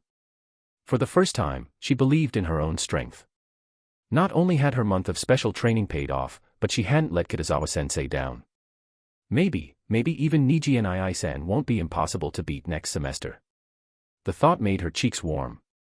If not for her strict upbringing, she might have been bouncing with joy. She couldn't wait to tell father and Hanabi about her win. Sasuke, meanwhile, didn't spare the match a glance. His focus was already on his looming clash with Naruto, replaying strategies in his head. Ino and Shikamaru stepped onto the arena floor. Their faces couldn't have been more different, hers burning with determination, his flat with boredom. Shikamaru, Ino called across the arena, you've improved a lot. But if you keep moping like that, you'll never beat me. Sorry, Ino, Shikamaru said, straightening his back with a rare flicker of seriousness. I need this win. You're not the only one who's gotten stronger, she huffed, readying herself. The match began. Ino charged first, fist cocked. Aside from the mind-body switch technique, her only fighting style was Konoha-ryu taijutsu, so close combat was her only option. Shikamaru met her head-on. Months of Kitazawa's grueling sparring had sharpened his reflexes, and his natural strength gave him the edge in their brief exchange. Swish, swish, swish. Ino broke away and leapt back, twin kunai flashing in her hands. She hurled them as she retreated, forcing him to give chase. Shikamaru smirked inwardly. He could read her like a book. She saw his hands forming seals and pounced. No way you're finishing that. Ino snapped, swinging a kick at his arms. He was mid-stride, dodging was impossible. Shikamaru abandoned the hand seals and braced, catching the kick on his forearms. Bang. The impact rattled him, his body rocking with the force. Perfect opening. Ino spun, driving a punch into his shoulder. He staggered back and fell. Mind-body switch technique. Her hands blurred through familiar seals. Her consciousness shot forward like an arrow, diving toward his prone body. And then. Shikamaru sprang to his feet in a sudden burst of motion, sidestepping her mental strike. In a flash, he was at her side, kunai cold against her neck. You lose, Ino, he said quietly. A heartbeat later, her spirit snapped back to her own body. Realization dawned on her face, she'd been tricked. Shikamaru had feigned weakness, baited her into using her jutsu, and exploited its fatal flaw. Once fired, the mind-body switch left her wide open. He slid the kunai away with a lazy sigh. I'll treat you to barbecue next time. That's more like it. Ino crossed her arms but couldn't hide a small smile as she left the arena. Losing to Shikamaru wasn't so bad, he really had gotten stronger. Shikamaru scratched his head. Why does it always feel like I'm the one who pays, in effort and in Rio? Still, he couldn't hide his relief. He'd passed the finals and salvaged his summer vacation. Please let there be no special combat training next semester, he thought grimly, eyeing Kitazawa. Winner, Nara Shikamaru. Kitazawa declared. Next match, students with number 3, step into the arena. Here it was. The real main event. Uzumaki Naruto vs Uchiha Sasuke. Whether Kitazawa's secret mission would succeed hinged on this clash. Who do you think will win? Sasuke, obviously. He's 6 and already firing off half the fire release scroll, totally unfair. Don't count Naruto out. His taijutsu's insane, and have you forgotten about that shadow clone technique? The entire class buzzed with excitement, voices overlapping. Discussions about who was stronger had always been the lifeblood of every ninja academy, no matter the era. In Kitazawa's previous life, arguments like this would have fueled internet forums for days. Ino, who are you betting on? Shikamaru, she prompted, curious. He shrugged. No idea. They've both been under Kitazawa-sensei. Nobody knows their real limits anymore. Fair. Nobody thought you'd suddenly start pulling hero moves either, Ino teased. Shikamaru yawned. Compared to me, Hinata's the one who changed the most. And me. Hinata squeaked, flushing. Ino grinned. I know what you're thinking. It's all thanks to Kitazawa-sensei, right? Hinata's face turned scarlet, giving herself away instantly. Sakura leaned in, pouting. Speaking of that, why isn't medical ninjutsu part of the practical exam? That's so unfair. Ino shot her a look. Sakura, it's the first year. Nobody's gonna have us stitching up patients yet. Shino quietly adjusted his sunglasses, preparing to comment, but his words died in his throat. Sasuke. Naruto's grin shone like the sun. I can't wait. Let's go. Hiruzen Sarutobi's hand paused on his beard. For a heartbeat, he felt a pang of nostalgia. So similar. That boundless confidence, it was a mirror of Minato Namikaze. Yet where Minato's composure had been serene, Naruto radiated pure, untamed joy. If Minato and Kushina could see this, they'd be so proud. Sasuke said nothing. He simply formed hand seals in a blur. Fire release, great fireball technique. A blazing sphere roared toward Naruto. But Sasuke's pupils narrowed. Naruto was already moving, like he'd expected this. He weaved around the fireball, feet pounding the arena floor. Leaf whirlwind. Of course he predicted it. Kitazawa's training had burned Sasuke's 3 favorite fire releases into Naruto's muscle memory. After eating enough fireballs to last a lifetime, he could spot the hand seals a mile away. Sasuke spun away, dodging the whirlwind kick. He'd sparred against Gai-style taijutsu enough to know the patterns. Leaf great whirlwind. Naruto's follow-up kick sliced through the air. Bang. Their legs collided, vibrating with impact. Both boys skidded back. Sasuke's brow furrowed. Naruto's raw strength outclassed his. Such simple taijutsu, I can learn it after watching a few times, Sasuke said flatly, stepping back. Naruto's grin widened.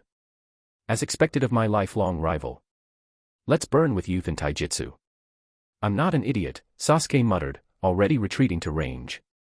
Fire release, Phoenix Sage Fire Jutsu. Balls of fire scattered like a deadly blossom. Whoa, whoa, whoa. Naruto danced through the inferno, but a pair of fireballs still scorched his back. He tore off his jacket mid-roll, smoke trailing behind him. Dynamic entry, Leaf Strong Whirlwind. Blue chakra flared around his leg as he spun, kicking apart the lingering flames. Sasuke's eyes flicked to the discarded jacket. For some reason, it landed with a heavy thud.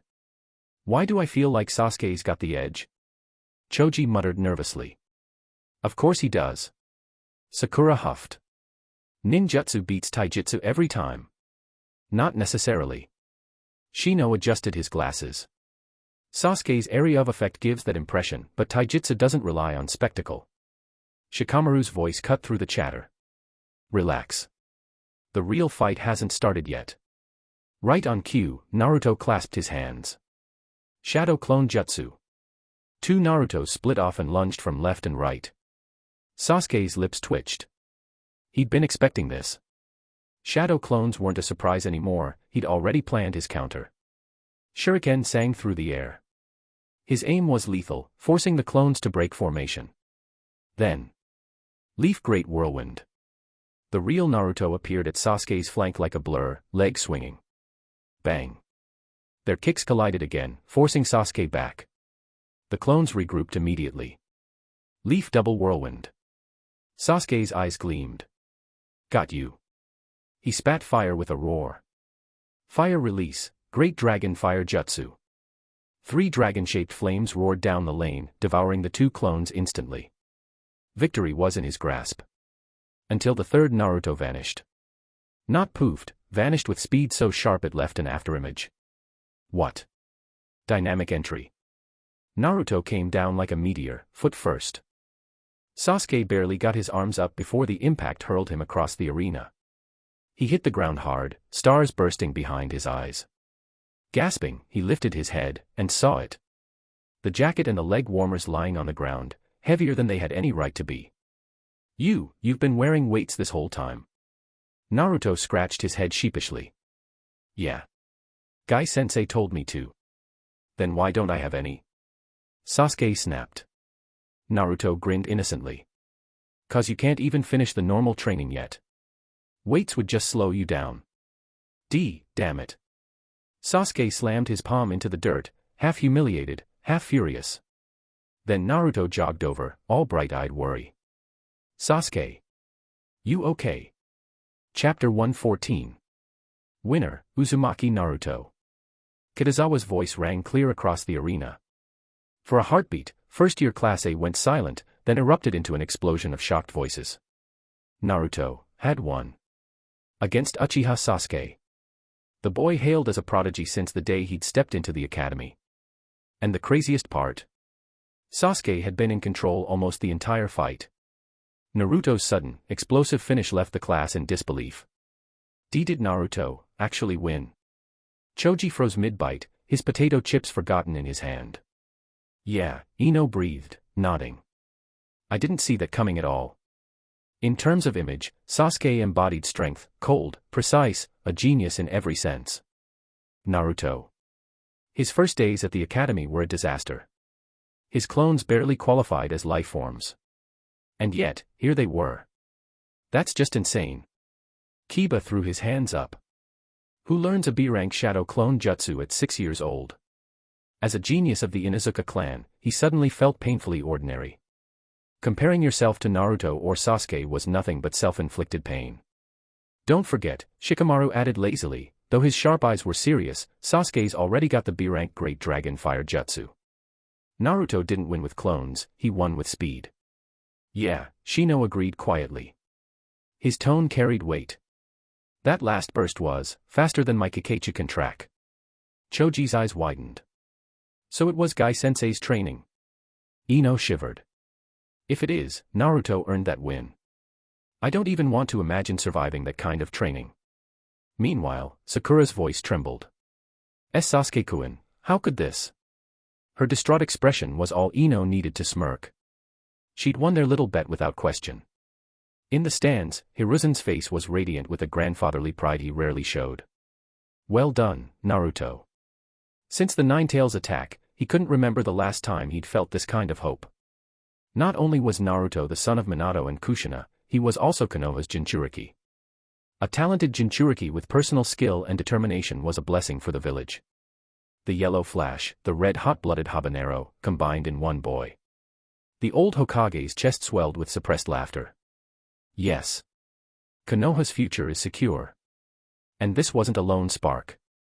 This generation brimmed with talent, Hinata, Shino, Sasuke, Naruto, a true golden age in the making. Mission completed, help Uzumaki Naruto defeat Uchiha Sasuke once. Reward, 1 out of 10 of Naruto's chakra capacity. Kitazawa's eyes flicked to the glowing lines only he could see. Satisfaction bloomed in his chest. Adding this to his earlier gains, 1/10 chakra and 10% Senju bloodline, he could feel his chakra swelling toward the level of an elite jonin. An elite jonin's strength. Solid, without glaring weaknesses. Yet Kitazawa knew the brutal truth of this world: in the end, bloodline reigned supreme. Raw skill could take you far, but it rarely reached the final stage. Still, with his system, he'd already leapt ahead of most of the ninja world. "Don't touch me." The bitter voice snapped Kitazawa's attention back to the arena. Naruto had reached out a hand to help Sasuke up, only to be rejected. Kitazawa understood. Sasuke had been praised as a genius since childhood, had crushed his peers without effort, and now he'd watched Naruto grow step by step until he surpassed him. Being defeated like this cut deeper than any wound. "Irika, tally the scores," Kitazawa said lightly, handing over his sheet. His eyes, however, stayed on Sasuke. This was the perfect opening. He approached slowly. "Sasuke." The boy didn't look up at first. He was silent, fists trembling. Humiliation gnawed at him. He'd almost lost to Shikamaru. Hinata and Shino had surprised him. And now, Naruto. Why couldn't he dominate the academy the way his brother, Itachi, once had? Wasn't he supposed to be a genius? Kitazawa's hand settled on his shoulder. His tone was calm, steady. "A temporary setback means nothing. You are an Uchiha." I don't deserve to be an Uchiha," Sasuke muttered, voice tight. Images of his father's disappointment and Itachi's quiet gaze burned in his mind. Kitazawa's next words cut through his despair. "Have you forgotten the Uchiha's true power?" Sasuke's head jerked up. "The Sharingan." "Exactly." Kitazawa's voice was firm. "Hinata used her Byakugan. Shikamaru, his clan's shadows. Shino, his insects. Naruto, his taijutsu. They all showed their strongest cards. And you?" Sasuke froze. He'd only used fire release. Only half of what an Uchiha truly was. The other half slept behind his eyes. "If I awaken my Sharingan, I can defeat them all," he whispered, conviction rekindling in his chest. But then doubt returned. How? He'd asked Itachi before. The answer had been maddeningly vague. His gaze snapped to Kitazawa. "Kitazawa-sensei. Can you help me awaken it?" Logically, asking a non-Uchiha for help was unthinkable. But Kitazawa had turned ordinary student strong in just 3 months. Naruto, who could barely make a clone, had just beaten him. If anyone could lead him to the Sharingan, it was this man. New mission: help Uchiha Sasuke awaken his Sharingan. Reward: proficient level in release nature transformation. Kitazawa's eyes glinted. Now that is a mission worth taking. Kitazawa had already experienced the power of proficient level yang release chakra nature transformation. Its effects were remarkable. Any ninjutsu rooted in yang release seemed to fall into place almost effortlessly in his hands. Now, the system rewarded him with proficient level in release chakra nature transformation, and he could already imagine the possibilities. In release governed genjutsu, the secret arts of the Nara and Yamanaka clans, and, perhaps most intriguingly, the Sharingan itself. So that's why Sasuke's mission reward is in release, he mused, a faint smile tugging at his lips. "We can try," Kitazawa said lightly, meeting Sasuke's determined eyes. "You'll train with me during the summer break." Sasuke's tense shoulders eased. "Thank you, Kitazawa-sensei." Kitazawa dismissed the class with a wave. "The practical exam ends here. Go home, rest well. I'll see you the day after tomorrow, 9 a.m. sharp." He wasn't heartless enough to start brutal training the moment finals ended. Even geniuses needed one day to breathe. Sasuke inhaled deeply, the weight on his chest lifting just a little. "Kitazawa-sensei is the best," Naruto said, grinning ear to ear. He had been completely helpless at comforting Sasuke. Kitazawa always knew the right words. "Don't get cocky, Naruto," Sasuke snapped, cold fire returning to his voice. "Next semester, first place is mine. Against the Sharingan, speed means nothing. Competition is the flame of youth." Naruto cheered, flashing a thumbs up so bright it was practically a sparkle. Sasuke's eyelid twitched. Talking to this idiot was pointless. Ever since he'd been dragged into Gai-sensei's path of youth, his life had been a cycle of pain and near-death exercises. Joy was not part of the package. Then Naruto's face lit up with an idea. Kitazawa-sensei, is it my turn to spar with you now? Sasuke's eyes widened. You're challenging Kitazawa-sensei. Why didn't I think of that? Hiruzen approached just in time to overhear. Naruto wants to spar with his sensei. His tone was half curious, half amused. Kitazawa coughed lightly and leaned toward the Hokage to explain his reasoning. Naruto had been itching to learn techniques like the multi-shadow clone jutsu, but Kitazawa wanted to confirm he could handle it first. If he proved himself in a spar, Kitazawa would pass down a new ninjutsu. I just haven't decided which jutsu to teach him yet, Kitazawa added thoughtfully. Teach him the Raise-non, Hiruzen said after a pause, nostalgia flashing in his eyes. As expected, Kitazawa thought. He already knew the Raise-non, and with Naruto's heritage, this was destiny. The son inheriting the father's jutsu. New mission, help Uzumaki Naruto learn the Raise-non. Reward, 20% Senju clan bloodline. Kitazawa's eyes widened. 20%. The previous 10% had already strengthened him considerably. With 20, he would leap forward yet again. He accepted instantly. Understood, Hokage-sama, he said with a respectful nod. After the final exams, come to my office, Hiruzen instructed, clearly pleased with his attitude. Kitazawa's heart stirred with anticipation. If the Hokage wanted a follow-up meeting, there was likely another reward in store. Meanwhile, the noisy class fell silent. Kitazawa and Naruto had stepped into the center of the training field and exchanged the confrontation seal. Wait, he's really going to fight Kitazawa-sensei? Ino gawked. Shikamaru squinted. Naruto must be riding the high of first place, or he's lost his mind. I like it, Kiba said with a toothy grin. Shino adjusted his glasses. Naruto isn't reckless. If he's doing this, he has a reason. Awesome. Choji added, munching chips. Even Sakura, clinging to Sasuke's arm, asked, Sasuke-kun, what's happening? Sasuke snorted. Naruto's challenging him. No idea why. But, it's going to be interesting. Here I come, Kitazawa-sensei. Naruto charged fearlessly, his small frame bursting with energy. Kitazawa's reply was a single, casual punch. Naruto's leaf whirlwind met Kitazawa's fist, and he was sent skidding back several steps. Still so strong. Naruto shook out his legs, then smirked. Shadow Clone Jutsu. 3 Naruto swarmed forward, legs blurring with afterimages as they launched a leaf great whirlwind from 3 angles. But Kitazawa barely moved. Even without the Byakugan, he tracked every motion. Strength, speed, skill, Naruto was still only 6, closer to a Chunin at best. A flicker of movement, 2 sharp punches, and 2 clones went flying. Again.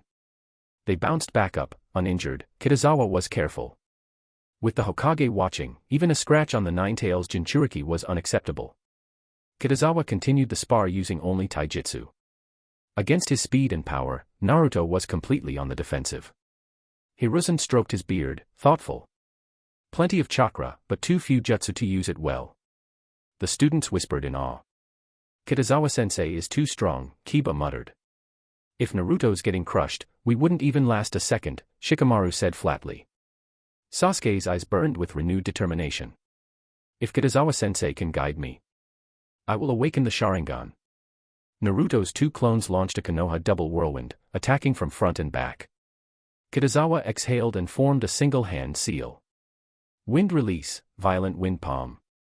A powerful gust roared outward, catching both clones. One vanished instantly in a puff of smoke. Kitazawa's sharp gaze found the real Naruto, slightly dazed as the feedback from his clones hit him. Time to finish this. His body flickered. Raise-non. A sphere of churning chakra bloomed in his palm before slamming into Naruto's remaining clone. Bang. The clone popped. The Raise-non smashed into the ground with a deafening boom, leaving a crater and concentric ripples of cracked earth. The class stared, wide-eyed and speechless. Chapter 115. What kind of jutsu is that? Naruto skidded to a stop, eyes bulging at the massive crater Kitazawa's attack had left behind. Just imagining being hit by it made his stomach drop. he'd be a goner for sure. It's called Raise-Non, Kitazawa said calmly, as if creating a miniature disaster was no big deal. A jutsu created by the fourth Hokage, Minato Namikaze. Naruto's jaw nearly hit the dirt. What? That's the fourth Hokage's jutsu. Kitazawa-sensei, I have to learn it. I'll come find you the day after tomorrow, Kitazawa said, not the least bit surprised by his enthusiasm. Naruto's dream of surpassing all the Hokage made this reaction inevitable. Easy win for Kitazawa-sensei, Ino said with a bright smile. Seriously, what kind of jutsu was that? I've never seen anything like it. It looked insanely strong, Kiba gawked, leaning forward as if he could get a better look at the crater. And he didn't even use hand signs, Shino added quietly. For a jutsu without seals to have that much power. Shikamaru's eyes lit with recognition. Wait, that's the fourth Hokage's Raise-Non. I've heard my dad talk about it. The yellow flash had two signature jutsu, the Flying Thunder God and the Raise-Non. Sakura's eyes widened. Oh, so that's it. Sasuke's gaze sharpened, his thoughts racing. Raise-Non, an A-rank jutsu. Could he ever learn it? Probably not. Kitazawa wouldn't casually hand over a jutsu like that. Still, he told himself the Sharingan was the Uchiha's ultimate weapon. No jutsu could surpass that. Irika was struck speechless. At first, he'd seen Kitazawa as just a talented senior, maybe a future jonin. But learning Raise-Non? That was elite jonin territory. He could easily become vice principal of the academy one day, maybe sooner than anyone expected. Mission complete, obtain first place in the final exam with an overwhelming lead. Reward, first gate of the 8 gates. Kitazawa exhaled in satisfaction as the system's voice echoed in his mind. Immediately, a torrent of information poured in, and he couldn't help but click his tongue. The 8 gates really are monstrous, even the first gate gives a massive boost. No wonder the training is brutal. Still, with his current body, unlocking the next gate would require either torturous effort or more system rewards, ideally Senju or Uzumaki bloodline enhancements to meet the absurd requirements. Good work today, Naruto. Kitazawa patted his shoulder. Go rejoin your class. The results will be announced soon. Okay. Naruto practically bounced, still buzzing from the fight. He'd beaten Sasuke, secured first in the practical exam, and just witnessed the Raise-Non up close. His grin stretched ear to ear as he sprinted back. I'm back, guys, he shouted, waving triumphantly. Don't get ahead of yourself. Kiba snapped. This is only the first semester. That's right, Sakura huffed. Next time, Sasuke-kun will definitely reclaim first place. Sasuke gave her a sideways glance. She's more confident than I am, and that usually ends badly. A strange, subtle irritation prickled in his chest. I'm not stopping here. Naruto declared, pumping a fist skyward. Next semester, I'll be even stronger. This is the burning springtime of youth. Shikamaru groaned. Just hearing the word youth gave him a headache. Sasuke stepped back discreetly. He had an even worse headache. Guy's training tormented the body, the mind, and the ears. The constant chance of youth and hard work haunted his dreams. But at least this phase was ending. Summer vacation meant solo training under Kitazawa instead. Kitazawa-senpai. Irika jogged up, practically beaming as he handed over the report card. Kitazawa chuckled. Why so excited? I'm just proud.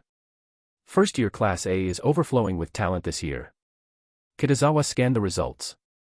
No surprises, exactly as he'd predicted. Quiet, everyone. Kitazawa's voice carried across the field. The students straightened instinctively. I'll first announce the practical exam rankings, he said. Unlike the monthly exams, which combined theory and practice, this final focused on true combat. In battle, rankings were clear and merciless. First place, Uzumaki Naruto. Yes. Naruto leapt into the air, his joy unrestrained. Until now, his only victories were in raw physical fitness. This was his first real triumph in the academy, and it was sweet. Hiruzen watched with a soft smile.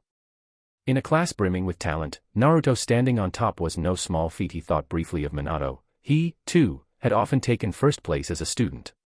Sakura sighed. Her bet with Ino was halfway lost. Fortunately, she was confident in her theory score, maybe she could salvage a draw.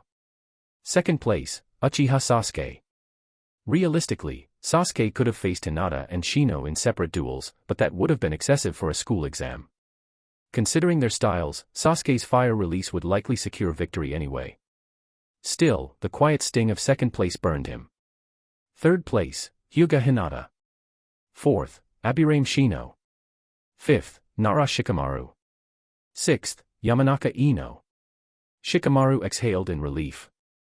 Fifth place meant freedom, no summer training for him.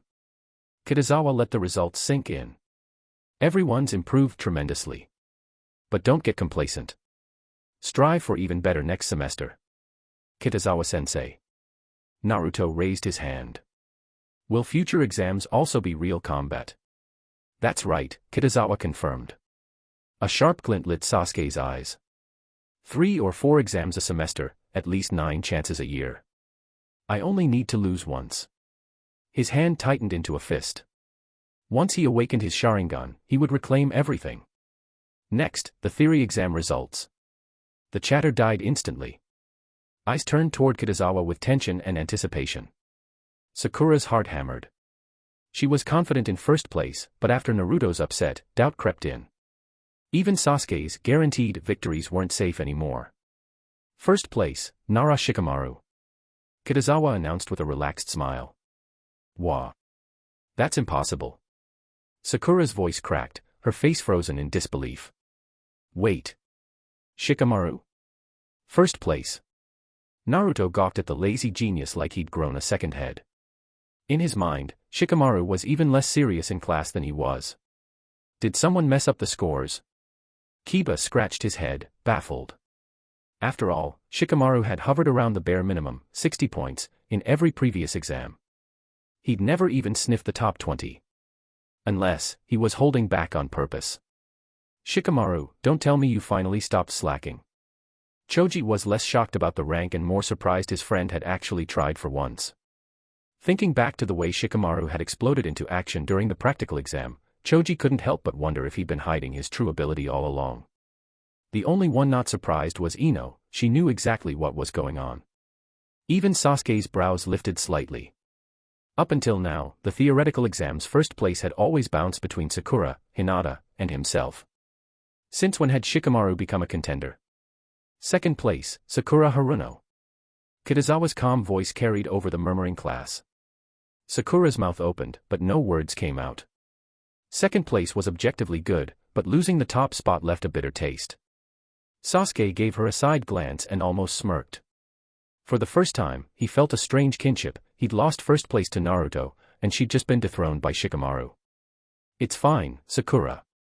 Ino patted her shoulder with a knowing smile. There'll be plenty of chances to take first place back. Ino knew Shikamaru too well. Unless Kitazawa forced him every time, he'd probably go right back to scoring 60s out of sheer laziness. We're both second place now, Sasuke-kun, Sakura suddenly said, her eyes sparkling. It's like fate. Ino's eye twitched. Seriously? You lose first place and still find a way to flirt? Hopeless. Don't forget our bet, Ino said sweetly. 9 o'clock tomorrow morning, bring the money. Sakura pouted. I'm already depressed, and you still want to talk about that. You look pretty cheerful to me. Ino smirked, their frenemy dynamic on full display. The final exam is officially over, Kitazawa said with a warm smile. Starting tomorrow, your summer vacation begins. Enjoy yourselves. Thank you, Kitazawa-sensei, the class chorused. Irika, I'll leave the rest to you, Kitazawa said as he noticed the third Hokage quietly departing. Handing the report cards to Irika, he added, I have to stop by the Hokage building. I understand, Irika said, clearly envious. Go ahead, I've got this covered. Kitazawa waved to the class and strolled out. All right, line up for your report cards. Irika clapped his hands. Once you get yours, you're free to head home. Later, Kitazawa followed Hiruzen into the Hokage's office. Kitazawa, the third Hokage said, settling into his chair. Today's Class 1A truly surprised me. It's all thanks to their effort, Kitazawa replied modestly. And yours, Hiruzen countered with a chuckle. I've overseen countless classes, but none quite like this one. Our class just happens to have a lot of geniuses, Kitazawa said lightly. I was simply lucky enough to guide them. Perhaps, but your contribution is undeniable, Hiruzen said, eyes twinkling. And contributions deserve rewards. Kitazawa straightened slightly. Thank you, Hokage-sama. You no longer need to monitor Terai, Hiruzen said after a pause. I'll have Danzo retrieve him shortly. Kitazawa blinked in mild surprise. For Hiruzen to cut off one of Danzo's men so easily meant his own value had risen significantly. After Terai leaves, you'll take over his classes, Hiruzen continued. Use shadow clones to manage the schedule. Understood, Kitazawa nodded. Refusing wasn't an option. Here, this is for you. Hiruzen produced a sealed scroll. Kitazawa's heart gave a small leap as he unrolled it. Multiple shadow clone jutsu. An A-rank forbidden technique, first on the scroll of seals. Unlike the basic version, there was no real limit to the number of clones, except for the user's own chakra and sanity. Kitazawa couldn't help but think, this is clearly meant for Naruto. The boy's monstrous chakra pool made him perfect for the technique. But still, receiving an A-rank forbidden jutsu as a bonus was no small fortune. With this and the first gate of the 8 gates, he'd essentially collected 2 forbidden jutsu in a single day. If he told anyone, they'd think he was lying. With your current strength, creating a dozen clones should be safe, Hiruzen advised. But don't push beyond that. I understand, Kitazawa replied. His cautious nature, and the system's guidance, meant he wouldn't take foolish risks. This is a forbidden jutsu, so the scroll stays here. Memorize it and return it.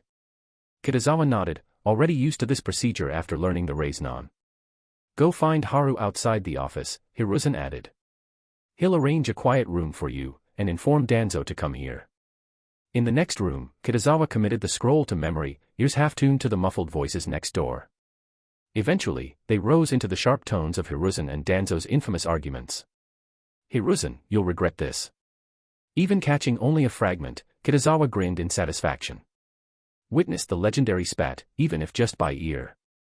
Once he'd finished memorizing the technique, he returned the scroll to Hiruzen. I told Danzo Terai's teaching wasn't up to standard.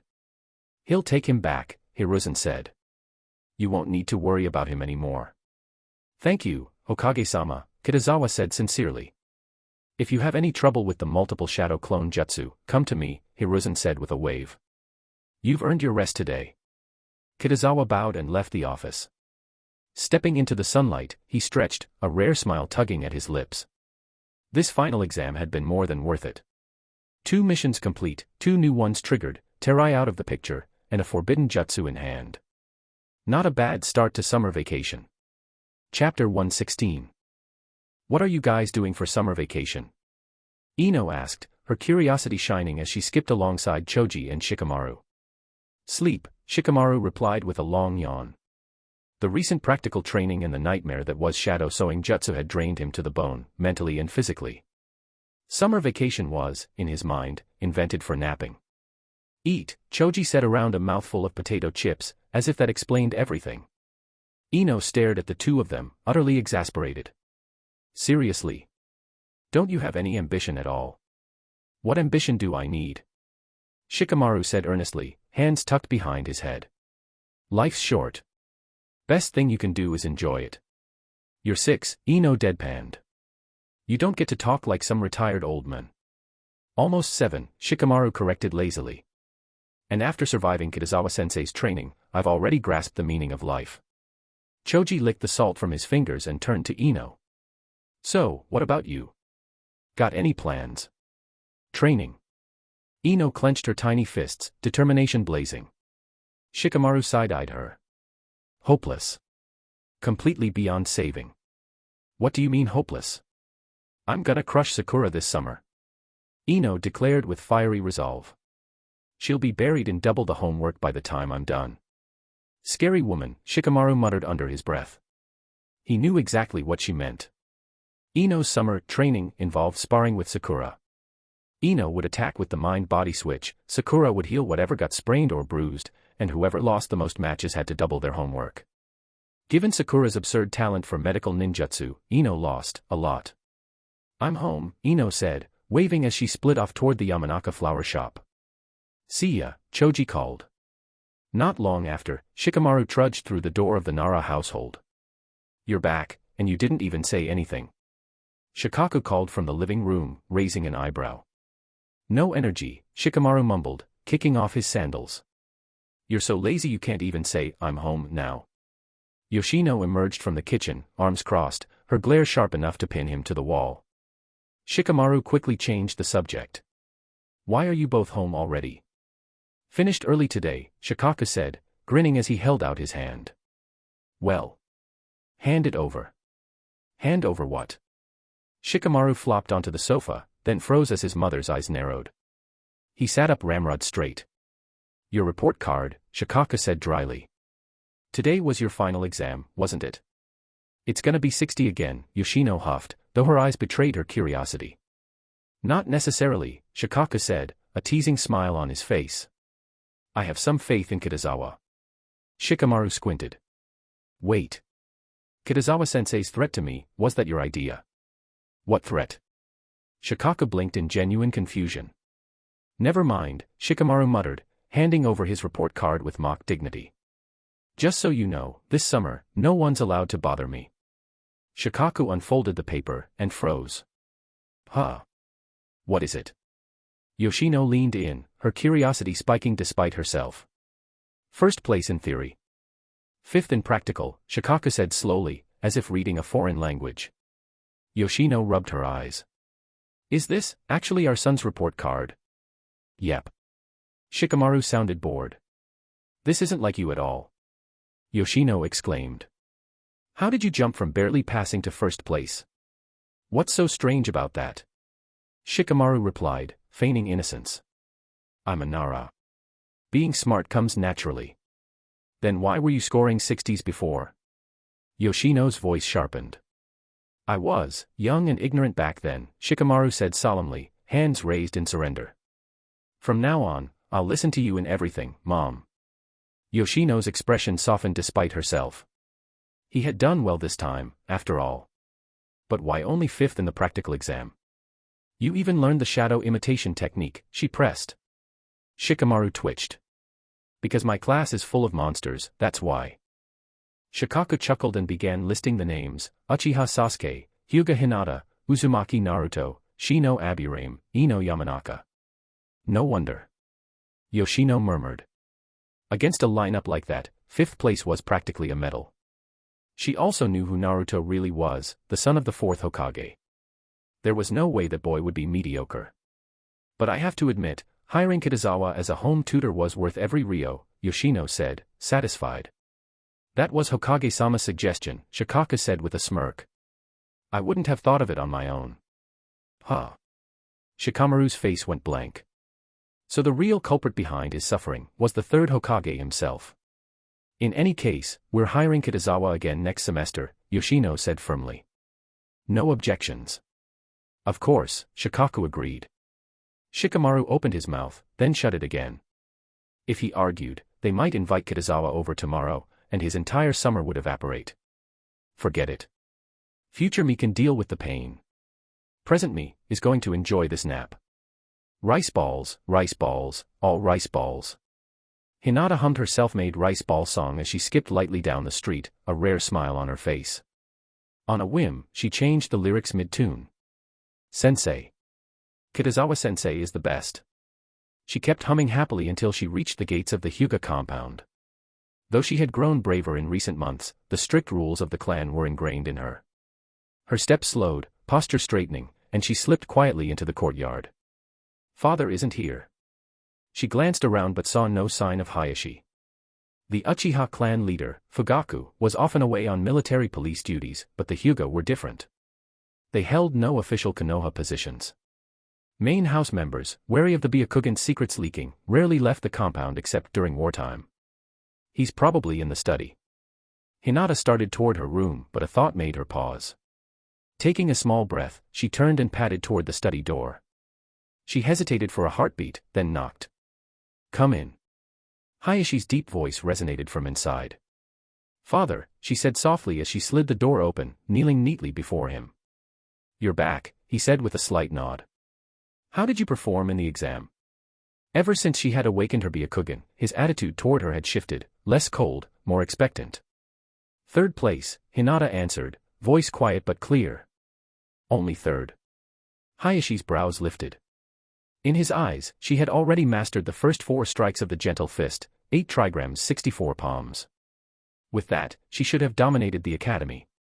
The top 2 were Uzumaki Naruto and Uchiha Sasuke, she admitted, a touch of embarrassment in her tone. I'm still behind them. Hayashi fell silent for a moment. Uzumaki. Uchiha. He immediately understood. Naruto, son of the 4th Hokage and the Nine-Tails Jinchuriki.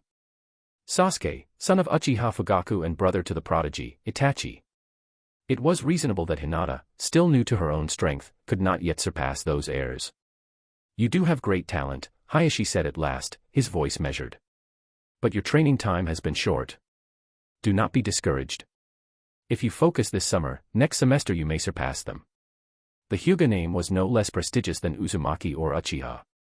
In Hayashi's view, Hinata's late awakening was the only reason she lagged behind. Hinata nodded softly. With Kitazawa-sensei's guidance, I'll work hard to catch up. Hayashi allowed a faint chuckle. What could an outsider possibly teach you about gentle fist? But Hinata's face grew serious. Kitazawa-sensei knows a lot. He's helped me improve. Hayashi studied her for a long moment, then changed the topic. Starting tomorrow, you'll stay home. I will personally drill you in gentle fist every day. I have to attend Kitazawa-sensei's summer training during the day, she said hesitantly. Hayashi's frown deepened. What use is training with an outsider? I do not approve. No. The word burst out before Hinata could stop herself. Hayashi blinked. This was the first time his daughter had defied him. Realizing what she had done, Hinata's heart pounded. Her small hands trembled on her knees, but she didn't back down. I already promised Kitazawa-sensei. I can't break my word, she said, summoning all the courage she had. You taught me to keep my promises.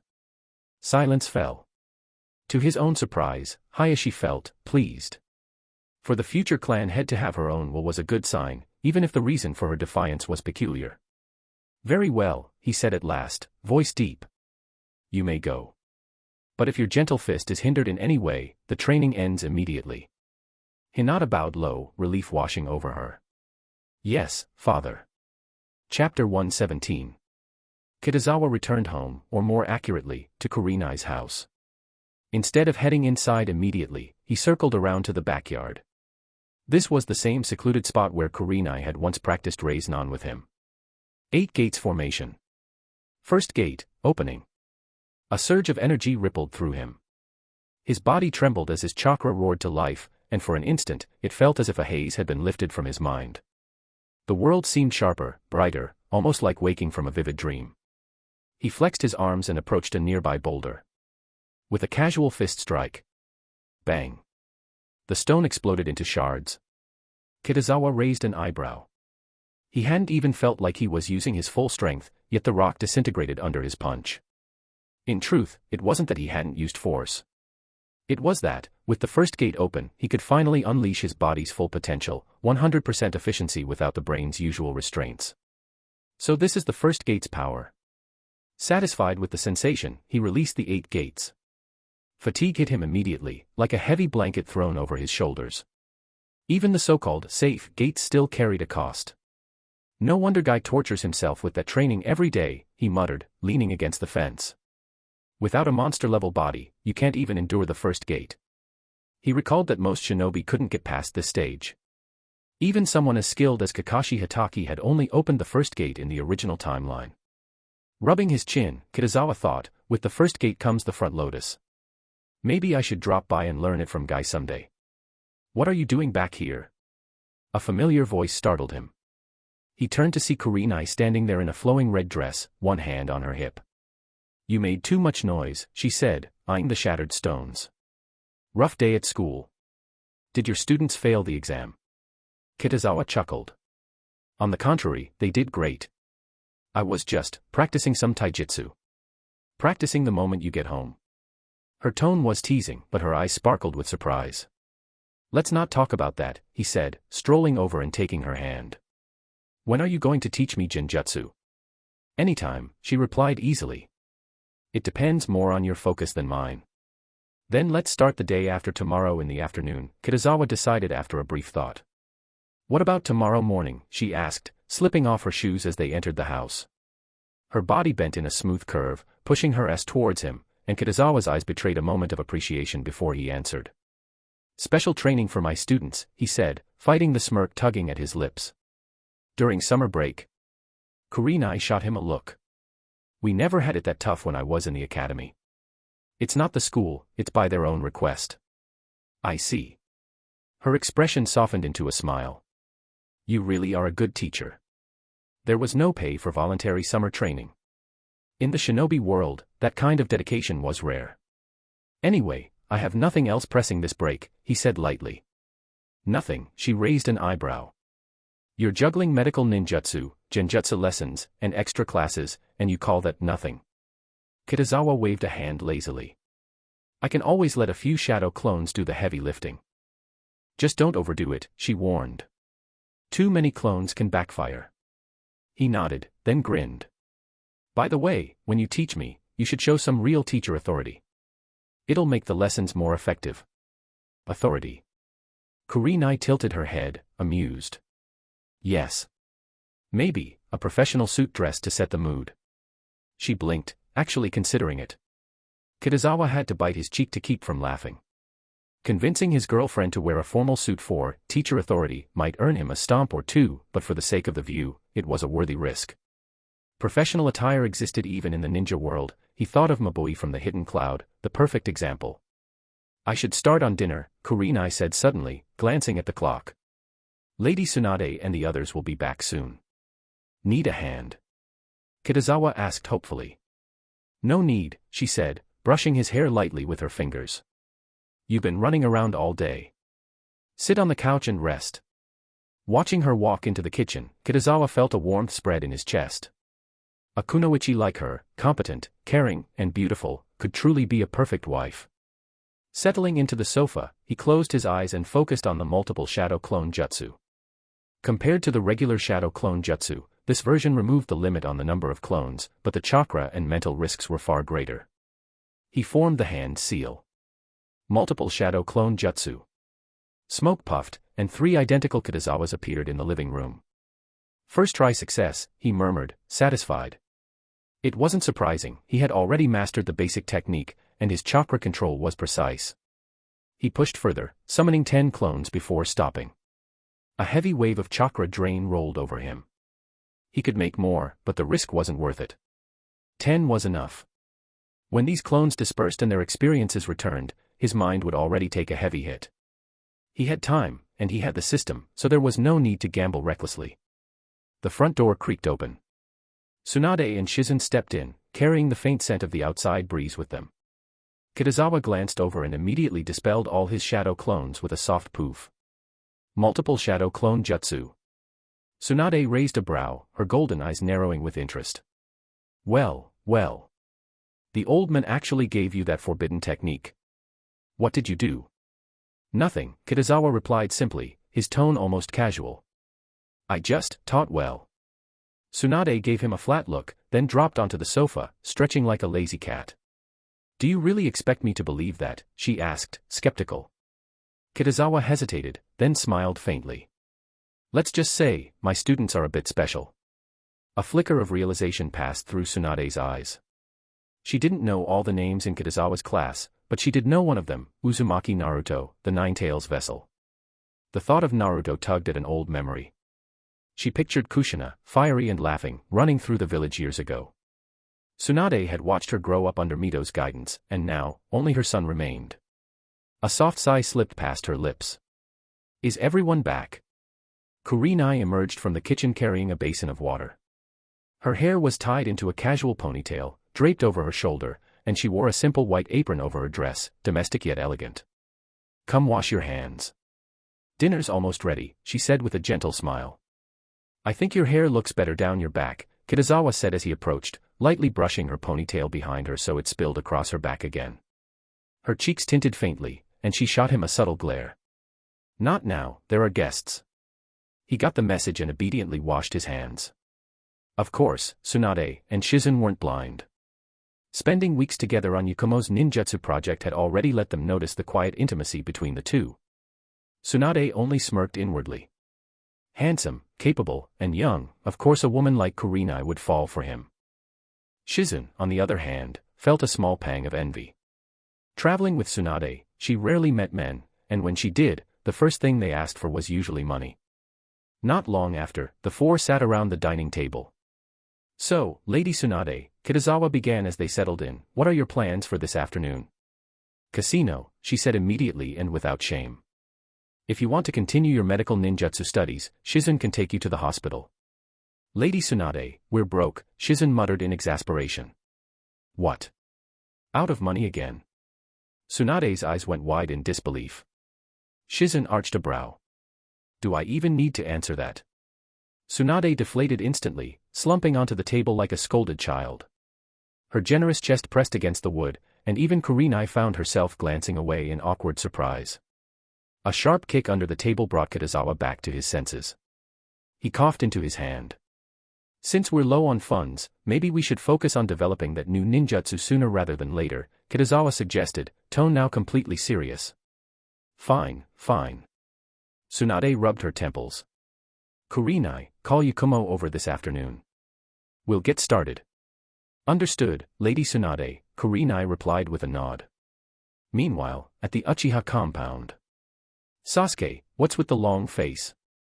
Mikoto emerged from the kitchen, apron tied around her waist, her gentle voice carrying a smile. "I got second place," Sasuke muttered, crossing his arms.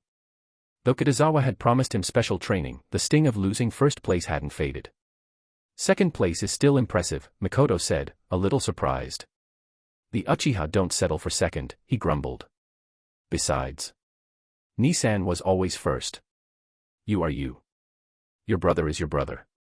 Mikoto tapped his forehead with a finger. "Don't live in his shadow." "Then who am I supposed to imitate?" Sasuke tilted his head, genuinely confused. Ever since Shirsue's death, the younger generation had only one role model, Itachi. "That's not the point," Mikoto said gently. "You don't need to imitate anyone. Find yourself." Sasuke frowned, thinking. "I don't get it." "Then find your strongest suit," she explained. His eyes lit up. Kitazawa-sensei said something like that too. "My strongest suit is obviously the Sharingan." Mikoto sighed inwardly. So that's all he heard. The Uchiha clan lived and breathed the Sharingan. Fugaku, Itachi, and now Sasuke, all obsessed with power. She couldn't entirely blame them, this was the air the clan breathed. "Mom, when will Dad be home? I need to tell him something." "Evening, probably," she replied. "Why not tell me first?" "I can tell you too." Sasuke hesitated. "I'm joining Kitazawa-sensei's summer special training. Next semester. I'll definitely beat Naruto." Mikoto's eyes flickered. "Who?" "Uzumaki Naruto. He only beat me this time because he was lucky," Sasuke said grudgingly. Mikoto's heart tightened. "Kushina's son." She forced a small smile. "I knew his parents." "Were they strong?" Sasuke asked, curiosity piqued. "Stronger than you can imagine," she said softly. "Then why," Sasuke frowned, "do people still dare to call him a monster?" Mikoto's lips parted, but no words came. "Who were his parents?" he pressed. The stew." Mikoto suddenly jumped to her feet. "I need to check the kitchen before it burns." Sasuke stared after her, baffled. Chapter 118. The last week of July. Summer's heat bore down on Konoha, the air thick and sweltering under the sun. "Sasuke, breakfast is ready." Uchiha Mikoto's gentle voice called from outside the room.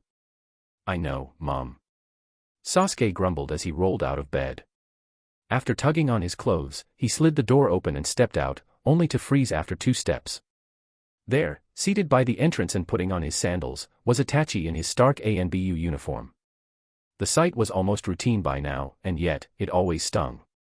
If he was dressed like that, it meant he was leaving on another mission. "Brother," Sasuke muttered, trying to keep the pout off his face, "why aren't you waiting to eat breakfast with me again?" Itachi's expression softened. "Sorry, Sasuke. I just got an urgent mission." It's always like this. Sasuke crossed his arms, trying to look annoyed, but the sulk was unmistakable. Itachi reached out and tapped his forehead with 2 fingers, the familiar gesture almost enough to ease his irritation. I'll come find you after I return. I promise. Then you'll have to look for me at the training grounds, Sasuke said, his voice lifting slightly. I'm doing special training with Kitazawa-sensei all month. Special training? Itachi tilted his head. A new fire release technique. You've already mastered 3. Maybe it's time you deepen your fire chakra nature. Sasuke smirked, his pride flaring. Neither. You'll never guess. I'm not telling yet, you'll see when I surprise you. Itachi's lips curved faintly. Could it be the Sharingan? He doubted Kitazawa, an outsider, knew much about it, but he didn't press. Then I'll look forward to it, he said before slipping his sandals on and vanishing into the village streets. Come eat, Sasuke. Mikoto called from the dining room, carrying 2 steaming bowls of ramen. Coming. He watched Itachi disappear, then hurried to the table. After he finished eating, Mikoto set 2 neatly wrapped bento boxes on the table. Here's your lunch. Sasuke blinked. Why 2? I can't eat that much. 1 is for Kitazawa-sensei, she said, smiling. He's taking time to train you, so show some appreciation. Right. Sasuke nodded, tucking the bentos under his arm. I'll give it to him at noon. Are you training alone? I don't know yet, Sasuke admitted. Maybe Hinata and Naruto will be there too. Then listen, Mikoto said firmly. If you bring lunch, bring 1 for everyone. No favoritism. Sasuke hesitated. He almost mentioned Hinata's big appetite but thought better of it. Kitazawa-sensei would probably handle it anyway. Okay. Mikoto ruffled his hair, smiling warmly. A knock echoed from the door. Sasuke's eyes lit up. That must be Kitazawa-sensei. He dashed to the entrance and yanked the door open. Kitazawa-sensei, he greeted eagerly. Let's go, Sasuke, Kitazawa said with a nod toward Mikoto. They were familiar enough that pleasantries were unnecessary. The moment they stepped outside, Sasuke couldn't hold back. So what's today's training? Kitazawa's expression turned serious. Sasuke, to awaken the Sharingan, how far are you willing to go? I'll do anything. Sasuke answered without hesitation. Good. Kitazawa's eyes gleamed with mischief. Then for the next 2 days, your training is simple, continue with Might Guy. Sasuke blinked. Huh? How is that supposed to help me awaken my eyes? Don't ask. Just train. You'll understand soon, Kitazawa said cryptically. His plan to stimulate youth had already begun.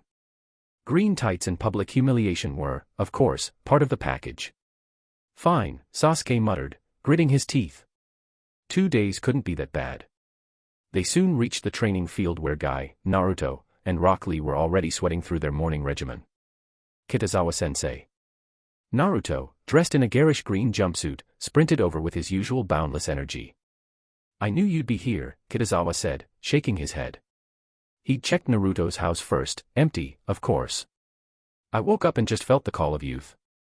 Naruto gave a thumbs up, his grin radiant. Hopeless. Completely hopeless. Kitazawa, long time no see. Guy waved energetically. Guy, do you have any spare green jumpsuits? Kitazawa asked, smiling. Guy's eyes sparkled. Of course. Are you finally ready to embrace the springtime of youth? Not me. Him. Kitazawa patted Sasuke's shoulder. Sasuke froze. Kitazawa-sensei, no way. Sasuke, Kitazawa said solemnly, don't you want to awaken your Sharingan? But. This is the price, Kitazawa said with mock gravity. Trust me. After a long inner struggle, Sasuke finally relented. With the expression of someone marching to his execution, he pulled the green jumpsuit over his clothes. Naruto clasped his hands together in awe. Sasuke. You look perfect. This is the true path of youth. I'm only doing this to awaken my eyes, Sasuke muttered darkly. Kitazawa barely contained his laughter. Good. Sasuke, train here with Guy. At noon, meet us at the Academy's lake. He turned to Naruto. Let's go. As they walked, Naruto realized the path was familiar. Wait, we're going to Ichiraku Ramen. That's right. Kitazawa-sensei, I already ate breakfast. We can start the raise-nan now. Don't rush, Kitazawa said. Raise-nan is an A-rank ninjutsu. It won't be that easy. With you teaching me, I'll definitely learn it. Naruto beamed. Kitazawa chuckled. I'm not even that confident. But trying wouldn't hurt. They arrived at Ichiraku, and Naruto leaned over the counter like he owned the place. Tuchi-san. Naruto, here again. Tuchi smiled, then noticed Kitazawa. Ah, you brought company. We're not here to eat, Kitazawa said. Tuchi blinked. You came to a ramen shop not to eat ramen.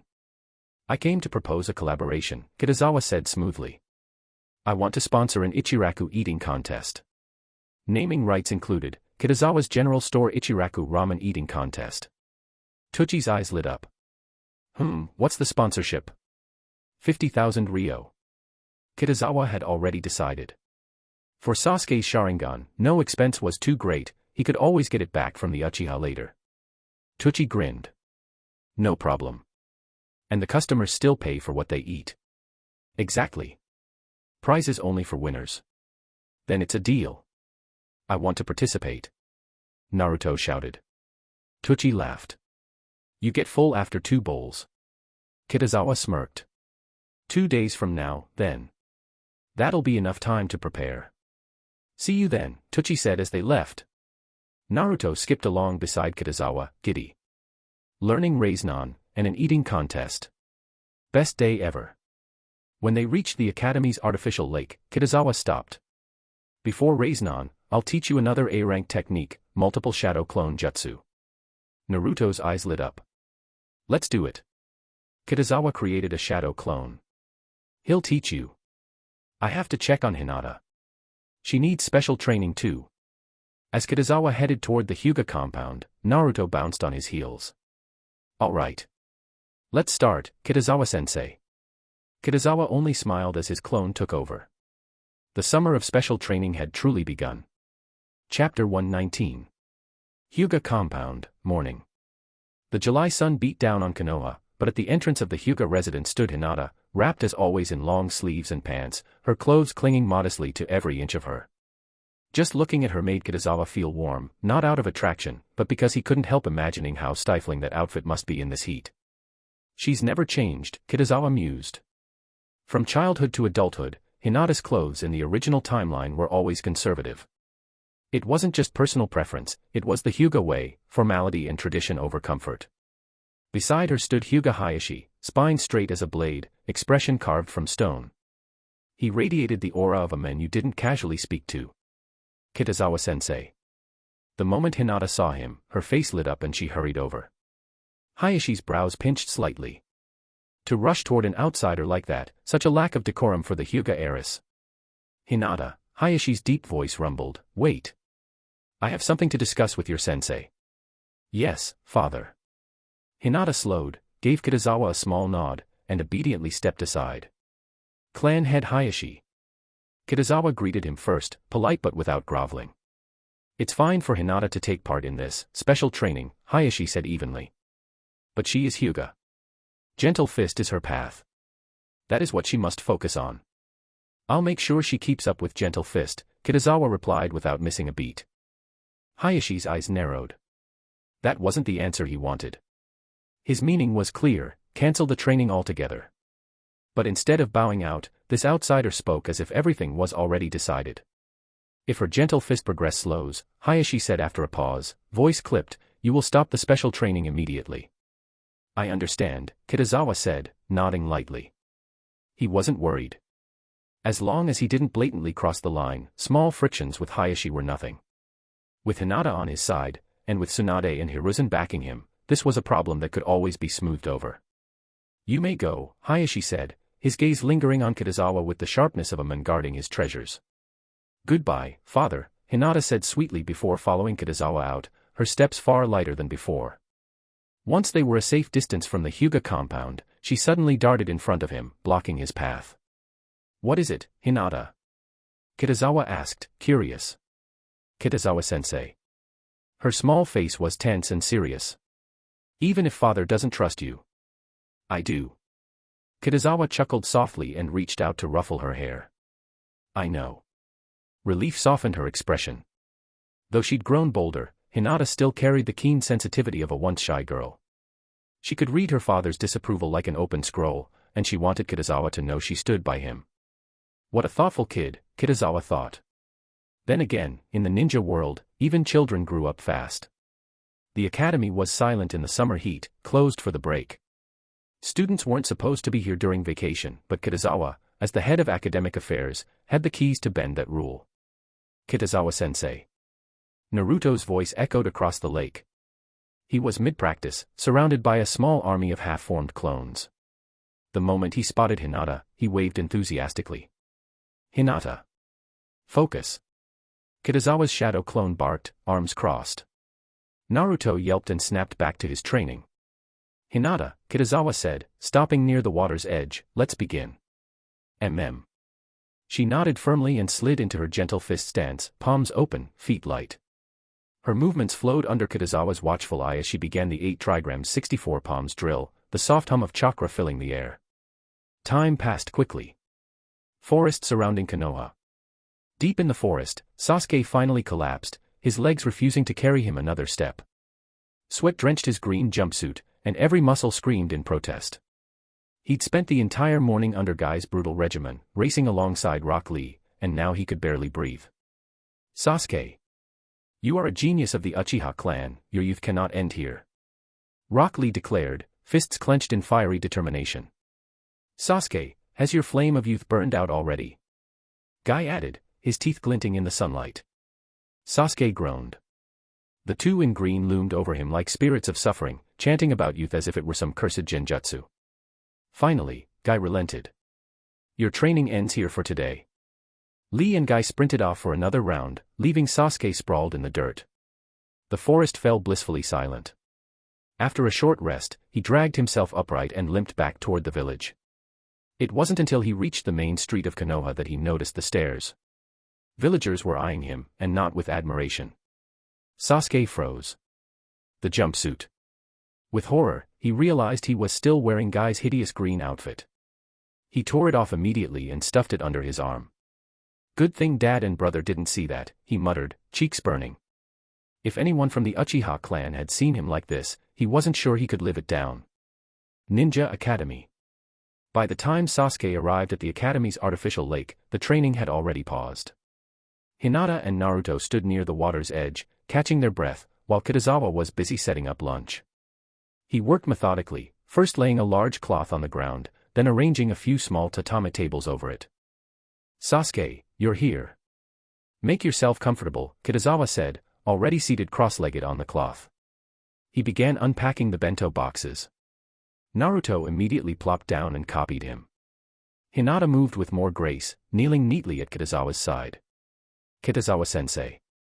Sasuke approached, holding up 2 bento boxes. These are from my mom. Thank you. Kitazawa blinked in mild surprise before accepting one. He couldn't refuse that kind of gesture. I didn't know Naruto and Hinata would be training too, so there are only 2 today, Sasuke admitted. Tomorrow, I'll bring extra. Then this one is for you, Naruto. Kitazawa slid the box across to him. I've got plenty of food here, don't worry. Thanks, Kitazawa-sensei. Naruto popped the lid open and his eyes practically sparkled. Whoa. It's so pretty. Of course, Sasuke said with a small, proud smirk. My mom's bento is the best. Hey, Naruto, Kitazawa reminded him, don't forget to thank Sasuke. Thanks, Sasuke. Naruto grinned. I'll treat you to Ichiraku another day. Sasuke froze for a moment. He wasn't used to such straightforward warmth. Naruto was different from Sakura, he'd actually defeated Sasuke before. In the Uchiha clan, strength demanded respect, and Sasuke couldn't help but acknowledge that. Wow, this is amazing. Naruto exclaimed, biting into a piece of fried shrimp. I've never had a bento this good in my life. Sasuke knew he meant it. He'd seen the abysmal lunches Naruto usually brought, terrible was being polite. As Naruto ate with unrestrained joy, Sasuke's thoughts drifted back to his mother's words that morning. Who are his parents? Mikoto hadn't answered. But one thing was obvious, Naruto had grown up without them. Looking at the boy now, grinning with his mouth full, Sasuke felt a subtle shift inside him. I couldn't stay that cheerful without my family. Kitazawa-sensei, Sasuke said once lunch was done, do I have to keep training with Guy-sensei this afternoon? Your body can't handle more of that today, Kitazawa said after a moment's thought. This afternoon, we'll switch to fire release chakra nature training. Sasuke let out a quiet sigh of relief. Facing Guy and Rock Lee again so soon might have broken him. Fire nature training, at least, was familiar territory. Kitazawa led Sasuke to the water's edge. He crouched, dipped his hand into the lake, and let droplets cling to his fingers. You already understand fire release chakra nature, so I won't waste time explaining. Watch closely. Chakra flared subtly in his hand, and in the blink of an eye, the droplets vanished in a tiny puff of steam. Your goal is speed, Kitazawa said. If you can evaporate the water in under a second, you've reached the basics. Under 1 second. Sasuke's brows rose.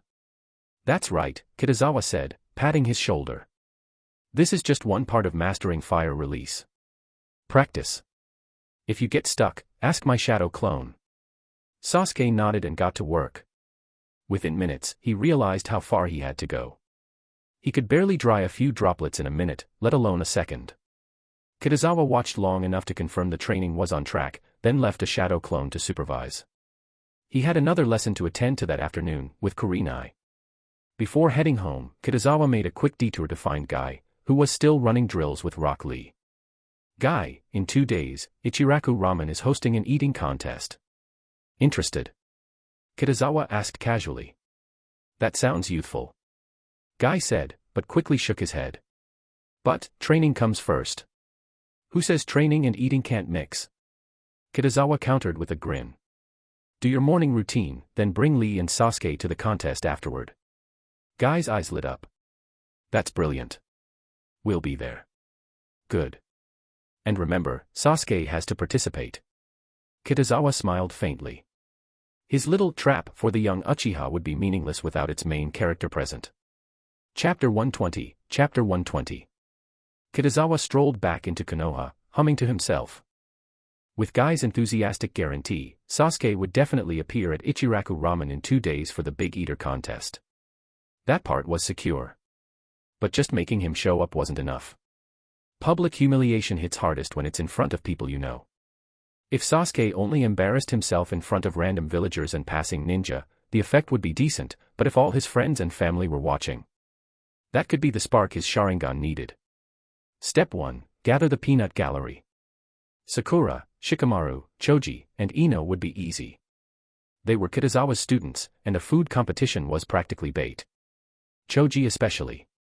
Just whisper all you can eat, and the Akimichi would come running. The tricky part was the Uchiha clan. Convincing Fugaku to attend a ramen contest was basically impossible. Kitazawa didn't even have the social clearance to invite the clan head. But Itachi. If he wasn't on an ANBU mission, he was the perfect candidate. His presence would cut Sasuke deeper than any kunai. And if Mikoto attended too? Even better. Step 2, Uchiha Compound. Kitazawa opted for a flank attack, instead of barging in to see Itachi directly. Kitazawa-sensei. Mikoto blinked in surprise as she opened the door. Did Sasuke get into trouble? No, nothing like that. Kitazawa smiled. Actually, I came to invite you to a Big Eater competition in 2 days. Huh. Of all things she expected, this wasn't it. It's an Ichiraku event, Kitazawa said smoothly. Sponsored by yours truly. Sasuke will be participating. Why would we need to attend a Big Eater competition? Mikoto asked, baffled.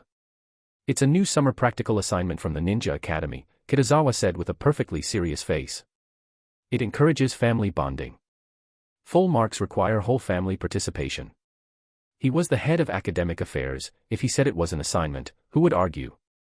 Certainly not Hiruzen. Mikoto's expression softened. I see, that's actually thoughtful of you. Thank you for coming in person. She mulled it over. It did sound like a warm, silly family activity that Sasuke might secretly enjoy. Fugaku's been very busy, he probably can't make it, she admitted. But I'll bring Itachi. That's perfect, Kitazawa said with a polite nod. Excellent. If this doesn't wake his Sharingan, I'll have to call in Yakumo. Step 3, Ino, Shika, Cho. Next, Kitazawa headed to the trio's neighborhood. Their families lived close together, a living monument to their generations-long alliance. Kitazawa-sensei. He turned to see Ino jogging toward him, holding a 2-pound carp like a trophy. Oh. Fishing trip, he asked. Nope, bought it, Ino said cheerfully. Sakura and I trained all morning, and this guy was lunch. Kitazawa raised a brow. Training on summer vacation. Impressive. Where's Sakura? Over there. Ino pointed toward a shaded rest spot with tables, flowers, and trees. Let's talk over there, Kitazawa said. Sure. As they approached, Ino waved. Sakura. Kitazawa-sensei. Sakura looked up, blinking in surprise. Thud. Someone fell out of a tree. It was Shikamaru, eyes wide like a deer in the headlights. Why is Kitazawa-sensei here? He whispered in horror. Are you that scared of him? Choji asked around a mouthful of chips. This isn't fear. Shikamaru hissed. It's the death of my hard-earned summer vacation. Kitazawa just smirked. Kitazawa-sensei. Sakura quickly stood and bowed. How's your yang release practice? He asked. When I use the healing technique, I can hold it for 5 minutes now, she said proudly. Kitazawa's eyebrow twitched upward. 5 minutes at her age. Outrageous. Most genin medic nin couldn't manage half that. He turned his gaze on Shikamaru. Key. Kitazawa-sensei, the boy stammered, you're not here for me, right? I am here for you. Kitazawa's smile widened. Shikamaru froze. His soul briefly left his body. My vacation, it's over. Relax, Kitazawa said, chuckling. In 2 days, Ichiraku Ramen is holding a big eater competition. You're all invited. That's it. Shikamaru looked like he'd just cheated death. If you want, I can also give you special training, Kitazawa added casually. Nope. No training needed. Shikamaru flailed his hands like a man swatting bees. Big eater competition. Choji's eyes lit up like bonfires. Is it all you can eat? Exactly. And if you place in the top 3, not only is it free, but there's a grand prize. I'm in. Choji roared. This contest was made for the Akimichi. You'll probably get first place, Shikamaru said lazily, patting his shoulder. Ino and I will just exist. First place is mine. Choji declared. No one can out-eat me. Ino crossed her arms, thinking of Hinata. Well, maybe. Are there age divisions? Shikamaru asked cautiously. Yes, Kitazawa said. Choji grinned, brimming with confidence. Then I'll crush everyone my age. Victory is mine. The strong like to say no to others. Faced with a challenge, you decide to accept. Current mission, make Akimichi Choji lose first place in the Big Eater competition. Mission reward, partial giantification technique. Do you accept? Kitazawa's first thought was, can missions really trigger in places like this? His second thought was that he couldn't possibly complete it, he didn't have the stomach to out-eat an Akimichi. Then the third thought struck like a shuriken, wait, the mission never said I had to win. A slow grin spread across his face. Hinata, my secret weapon. It's your time to shine. If she succeeded, perfect. If she failed, well, he'd simply accept his fate. Partial giantification technique was the reward, a diluted version of the Akimichi's legendary clan jutsu. Unlike the full giantification technique, which turned the entire body into a towering giant, the partial version allowed selective enlargement, a hand, a foot, an arm. Limited but practical. All right, Kitazawa said aloud, snapping out of his scheming. The day after tomorrow, noon. Ichiraku Ramen. Don't be late. We'll be there. Choji practically vibrated with excitement, eyes sparkling as if the competition had already begun. Kitazawa smirked and took his leave, leaving behind a very motivated Akimichi. Good thing he wasn't here for me. Shikamaru muttered, wiping the cold sweat from his forehead. No ambition at all, Ino huffed, and immediately challenged Sakura to a new round of practice. Kitazawa unlocked Kurenai's door, stepped inside, and froze mid-step. A soft chuckle drifted from the living room. Why do you look so surprised? Fabric whispered as she moved. Kitazawa's gaze was instinctively drawn down, to the curve of her thighs wrapped in black stockings that shimmered under the light. They disappeared into a fitted black skirt, paired with a sharp blouse. You. He blinked, impressed. You look like the perfect teacher in that outfit. And your thoughts, Kurenai said, giving him a sly side glance, are anything but pure. Kitazawa coughed lightly. Then why wear it? If this outfit helps keep my student motivated, she said with a teasing smile, I don't mind the sacrifice. Kurenai, you're the best woman in the world. Flatterer. She gave him a playful kick with her stockinged foot before gliding back to the sofa. Crossing her legs, the dark fabric pressed against itself, making her thighs appear even fuller. Class starts now, Kurenai said smoothly. The first genjutsu I'll teach you is place transfer technique. Kitazawa nodded. He was already familiar with it, after all, his co-created truth extraction technique was a modification of this very genjutsu. Look into my eyes.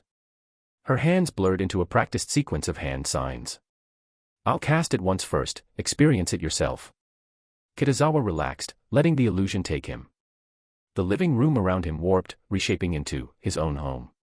He hadn't moved an inch, but his senses told him otherwise. Place transfer technique is an area of effect genjutsu, Kurenai's voice drifted in his ear. It's mainly used to disorient pursuers or escape. Wait, what are you doing? Testing if I can still touch you while under genjutsu, Kitazawa said with a straight face, his hand resting lightly on her thigh. Then why are you touching there? Her voice dropped an octave, laced with both threat and embarrassment. For research purposes, Kitazawa said solemnly, giving her thigh a gentle squeeze before withdrawing. Kurenai let out an involuntary sound, a soft, startled groan that made the air heat up for a second. Flustered, she kicked him again, her cheeks glowing pink. Please continue, sensei, Kitazawa said as if nothing had happened, eyes full of mock innocence. She inhaled slowly, suppressing the urge to throw him out, and continued the lesson. A few minutes later, the illusion lifted. With your chakra control, she said, regaining composure, you should be able to learn this technique by the end of the afternoon. Let's see, Kitazawa murmured. He formed the hand signs, focusing his chakra. Place transfer technique. Kurenai blinked. Her surroundings shifted instantly. She was standing in Kitazawa's bedroom. The details were perfect. No warping, no telltale genjutsu fuzz. Her lips parted slightly. He just learned this, and he's already this precise. When the illusion faded, she exhaled softly. Your chakra control is even better than I imagined. Why the sigh? Kitazawa asked, smiling faintly. You're progressing too fast. I feel like I'm being left behind, she said honestly. You'll never be left behind by me. Kitazawa stepped forward, sliding an arm around her waist, pulling her against him. That's not what I meant, Kurenai muttered, giving him a glare that softened almost immediately as he kissed her. For a moment, she resisted. Then she gave in. When they finally broke apart, she was flushed and breathless. All right. She said firmly, though her voice wavered, back to genjutsu training. Yes, Yuhi-sensei. Kitazawa grinned. I told you not to call me that. She kicked him again, half-heartedly, and returned to the sofa. Keep practicing. You're close to perfection, but not there yet. Chapter 121. The sun had slipped behind the horizon, and the air cooled with the evening breeze. You've pretty much mastered the place transfer technique, Kurenai said after a moment of thought. Tomorrow, we'll switch to another genjutsu. All right, Kitazawa replied with a grin. Everything according to Yuhi-sensei's arrangements. You're still calling me that, she said, folding her arms and giving him an unimpressed look. Why not? Kitazawa's eyes flicked toward her snug suit jacket, and he smirked. Soon enough, maybe you'll be the one calling me Kitazawa-sensei. As if, Kurenai said flatly, though a flicker of curiosity crossed her face. Then wait and see, he teased. Just don't come begging me when the time comes. In his mind, he was already counting down, mastering 5 genjutsu would unlock the bringer of darkness jutsu. Fine, Kurenai said, her interest piqued. I want to see why I'd ever have to beg you. Kitazawa glanced at the darkening sky. I'm heading to the academy. MHM. Kurenai arched her back in a slow stretch. Finally, I can take this outfit off. It's so uncomfortable. Can you wear it again tomorrow? Kitazawa asked with a straight face. You saw how fast I learned today. Clearly, this outfit is my inspiration. You and your twisted logic. Kurenai shot him an exasperated glare before turning toward her room. Kitazawa sighed inwardly at the sight of her retreating figure but didn't push his luck. He changed shoes and left for the academy. Kitazawa dispelled his shadow clone, and the day's memories flooded back. He instantly understood the progress of his 3 students, Naruto, Sasuke, and Hinata. Naruto had advanced the fastest. He had nearly grasped the multiple shadow clone jutsu and would probably master it within 2 or 3 days. Sasuke had improved his fire release training, cutting the time to evaporate water droplets down to 1 minute, respectable progress for a first attempt. Hinata had begun attempting the gentle fist, 8 trigrams 64 palms in a single sequence, though she still had a way to go. Overall, all 3 had gained something from today. That's enough for today, Kitazawa said, clapping his hands to draw their attention. Tomorrow, training starts at 9 a.m. Don't be late. Yes, Kitazawa-sensei, the 3 answered in unison. Sasuke, Kitazawa added, remember to still train with Might Guy in the morning. Sasuke's mouth twitched, but he nodded reluctantly. See you tomorrow. Kitazawa paused, then glanced at Hinata. I'll walk you home. I have something to discuss. Hinata's heart skipped. I'll walk you home, Sasuke. Naruto jumped forward, slinging an arm around his rival. His spirits were still high from eating Mikoto's bento earlier. My house is far. No need, Sasuke said curtly, shaking him off. How far can it be? I've never even been to your place, Naruto said curiously. Western edge of Konoha, Sasuke replied, then shook his head. It's late. Go home. Fine, fine. Naruto waved as he veered off down another street. Next time, I'm coming over to play. Hinata, Kitazawa said casually, in a couple of days, Ichiraku Ramen is holding an eating contest. Want to go? Me. Hinata blinked, startled. Her first instinct was to refuse. She imagined the crowd of onlookers and felt her face heat up. Her big eater reputation at the academy was no secret, but performing in front of strangers was another matter entirely. Will Kitazawa-sensei be participating? She asked hesitantly. Nope. I'm just going to watch the fun, he said with an easy smile. Then. Hinata tilted her head, a hint of determination flashing in her eyes. I'll go too. If you participate, you might even take first place, Kitazawa said, visibly relieved. The prizes are great, you'll like them. I'll do my best, she said, clenching her fists softly. They chatted as they approached the Hyuga compound, only to find Hayashi standing at the entrance like a silent guardian. Good heavens, Kitazawa thought. When did the Hyuga clan head start moonlighting as a door god? See you tomorrow, Kitazawa-sensei, Hinata said with a polite bow before turning to her father. Father. To the courtyard, Hayashi said coolly. Show me the results of today's special training. He didn't truly believe Kitazawa's training could produce meaningful results. His plan was simple: if Hinata showed no progress, she'd naturally give up on this special training nonsense. Understood, father, Hinata said obediently and followed him inside. Begin. The moment they exchanged blows, Hayashi noticed something was different. By the end of the spar, he was left in quiet disbelief. Her improvement, is this really because of Kitazawa? No, impossible. It had to be her own hidden talent. Regardless, he couldn't deny the results. And geniuses had their privileges. With that silent acknowledgement, he let the matter drop. Time during training always seemed to blur together, and in the blink of an eye, 2 days passed. Kitazawa opened his eyes precisely on time. He stretched, yawned, and slowly sat up.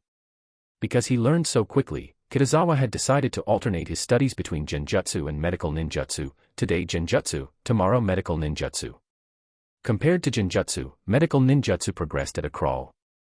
He was currently learning the mystical palm. Of course, in reality, he had already mastered the technique long ago thanks to his system. But suddenly showing that level of skill would raise too many eyebrows, especially from Tsunade and Shizun. Better to take it slow and waste some time for appearance's sake. After a quick change of clothes and breakfast, Kitazawa made his way to the academy. Kitazawa-sensei. The voice hit him like a tidal wave the moment he arrived. Naruto was standing at the lakeside, and for a moment, Kitazawa thought he was hallucinating. Then he blinked. He wasn't seeing double or triple. He was seeing Naruto times 70. A sea of green, he thought numbly. This is what it means for one person to count as a crowd. Beside him, Hinata stared, speechless. She had seen shadow clones before, her father used them during sparring sometimes, but this was on a completely different scale. So amazing. She whispered. The multiple shadow clone jutsu was an A-rank technique infamous for its massive chakra consumption. Most jonin could only produce 20 clones at best. And yet here stood Naruto with 70. Kitazawa sighed inwardly. Since you've learned the multiple shadow clone jutsu, he said, then your next step is water walking training. Huh. Naruto's expression froze. He had clearly been expecting something flashier. Why water walking? I thought I'd be learning the Rasengan.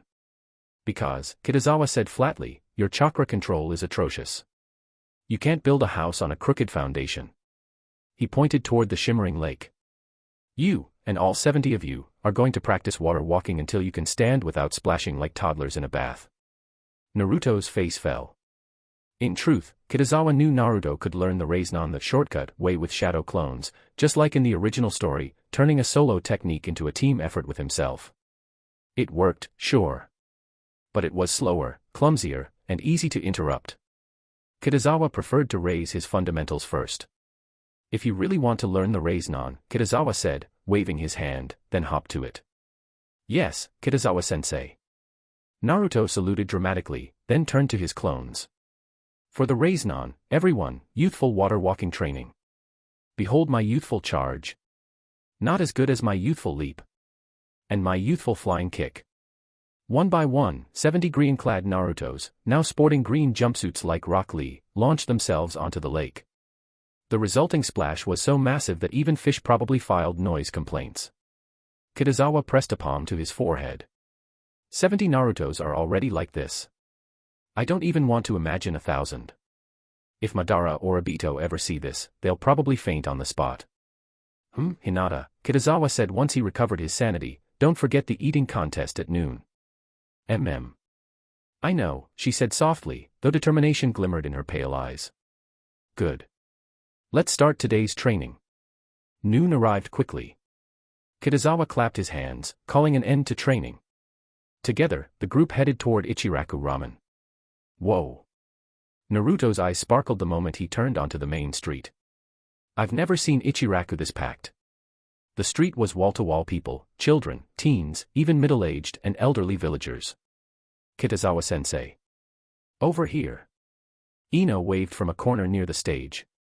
Beside her stood Sakura, Choji, and Shikamaru. Kitazawa gave a small nod in greeting, his gaze scanning the crowd, and landing on Uchiha Mikoto and Uchiha Itachi. Perfect, he thought. The audience is ready. All we need now is the protagonist. Meanwhile. Everyone. Change of plans. We're going to Ichiraku Ramen. Guy's voice boomed with enthusiasm. Today, it's my treat, and both of you are coming. Sasuke had been about to refuse, but, well, it was Might Guy. The men had pushed him hard in training these last few days and had never held back. Besides, it was just ramen. What could possibly go wrong? Chapter 122. Why is it so quiet today? The moment Sasuke stepped into Konoha, a strange unease prickled at him. The streets, usually filled with chatter and gossip, were nearly deserted. A few villagers passed by in a hurry, but otherwise, nothing. Did everyone go home early for lunch? Good. Less people meant less chance of anyone seeing him. Sasuke tugged uncomfortably at the green jumpsuit clinging to his sweat-drenched body. Once he reached Ichiraku Ramen, he ditched the humiliation, grab a meal, and then head to the academy for his special training with Naruto and the others. Trailing behind Guy and Lee, Sasuke endured 2 eerily quiet streets, until the noise hit him. At first, it was a low murmur. Then, like an ocean tide, the sound swelled into a roaring commotion. What's going on? Sasuke asked, frowning. Ah, Sasuke. Guy spun around, his teeth glinting like the sun. No matter what happens, our youthful training must never falter. Sasuke's mouth twitched. He knew better than to reply. Experience had taught him one truth: silence is survival. If he said anything, Guy and Lee's youthful passion would explode into speeches, tears, and possibly a public embrace. He shuddered at the memory. As they turned the final corner, the noise became deafening. So lively! Lee exclaimed, his eyes sparkling. Sasuke froze. His stomach sank. The entire street was packed with villagers and shinobi, all gathered for some unknown reason. No. No, no, no. Panic gripped him as realization dawned: he was still wearing the green jumpsuit. If the whole village saw him like this, not only would he lose face, the Uchiha name would be dragged down with him. Before he could retreat, he noticed Guy trembling, not with fear, but with excitement. Youth needs an audience. Guy roared, fists raised to the heavens. Sasuke instinctively raised a hand to stop him. Too late. Guy-sensei. Lee's thumb shot up like a kunai. Let's have a youthful showdown, first one to finish their ramen wins. I accept. Guy's teeth flashed like a second sun. Lee. Prove your youth to me. Gai-sensei. Lee. By now, both were weeping openly in the middle of the street. Sasuke's soul quietly left his body. Then a familiar voice pierced the chaos. Guy-sensei. Lee. Naruto barreled into the scene, waving cheerfully. The three green maniacs immediately fell into a joyful reunion, radiating youth so strongly that the villagers instinctively gave them a 10-meter safety radius. Sasuke, meanwhile, felt every pair of eyes in the street locking on him. The whispers started. Is that Uchiha Sasuke? Why is he in that? He wanted to dig a hole and never come out. And then Sasuke-kun. He stiffened. Slowly, oh so slowly, he turned his head. Sakura Haruno stood there, blinking in disbelief. It really is you. Ino gasped, eyes sparkling with wicked glee. Sasuke, why are you wearing that? Ha! As expected of Sasuke, Shikamaru muttered with a lazy smirk. Wearing that in public? You've got guts. No. Sakura wailed, covering her eyes. Sasuke's face turned crimson. His mouth opened and closed uselessly. I just. Damn it. I should have taken this off the moment I entered the village. He covered his face, ready to bolt. You've got the wrong person. Sasuke. The voice froze him in place. Slowly, he turned. His pupils shrank. Itachi stood there. No. No. No. Beside him, Mikoto appeared, hand to her mouth, trying and failing to hide her shock. Your outfit is quite unique, she said carefully. Mom. Sasuke's face went nuclear red. His mind spiraled into nightmare visions. My son wore this. Utterly shameful. Sasuke, you've destroyed the Uchiha's dignity. He wanted to disappear from existence. Then, it happened. A tidal wave of raw emotion, shame, despair, and horror, erupted inside him. His body trembled, chakra surging uncontrollably. Sasuke. Mikoto whispered. Scarlet light flared in his eyes. One tomo in each eye. Itachi's eyes widened slightly. He awakened them. Mikoto gasped. Sasuke, your Sharingan. My what? You've awakened your eyes, Itachi said, voice soft but certain. Sasuke blinked, dazed, as the world slowed down. Every movement, every detail, the flicker of a fly's wing, was crystal clear. This is the Sharingan. Ino leaned in, eyes shining. So cool. Sakura clasped her hands, swooning. Itachi studied his little brother, both impressed and faintly amused. To awaken the Sharingan at 6 years old, your talent even surpasses mine, he said quietly. And all it took was extreme humiliation. Sasuke clenched his fists, feeling the surge of new power in his body. He had truly awakened the Sharingan, at the cost of his dignity. And the Uchiha clan would never, ever let him live this down. Ha ha ha. Sasuke finally broke. All the humiliation, all the awkwardness, it burst out in uncontrollable laughter. But halfway through, he caught sight of the crowd staring, his face heating like a kettle. He swallowed the rest of his laugh, froze, and stood stiff as a board, cheeks burning crimson. Oh. Itachi's eyes narrowed in faint surprise. He had just noticed a subtle ripple in Sasuke's chakra, his eye power had grown a fraction stronger. Not much, but enough to inch him closer to the two-tomo Sharingan. No way. Is awakening the Sharingan really possible like this? Itachi's worldview wavered. Of all the triggers for Sharingan evolution, grief, rage, loss, he had never considered crippling embarrassment. Everyone, don't just stand around. A familiar voice cut through the tension. Kitazawa, late to the scene, or pretending to be, strode forward with a barely suppressed grin. Since you're here, he said, why not join the eating contest? In truth, Kitazawa had been observing for a while. Naruto's timely arrival hadn't been a coincidence, he had guided him. As for Mikoto and Itachi, they had stumbled across Sasuke themselves, drawn first by the three beacons of youth, and only then by the mortified boy in green. All in all, Kitazawa silently awarded himself 1/3 of the credit for Sasuke's current growth experience. I'm going home to change first, Sasuke muttered, voice tight with desperation. No need. Itachi's lips curved into a teasing smile. I think this outfit suits you. Huh? Sasuke blinked at him, horrified. Are you still my brother? Or have you caught the youth virus? It's just clothes, Mikoto added gently. Going home will only waste time. But his pride wavered, hesitation written all over his face. Let's go.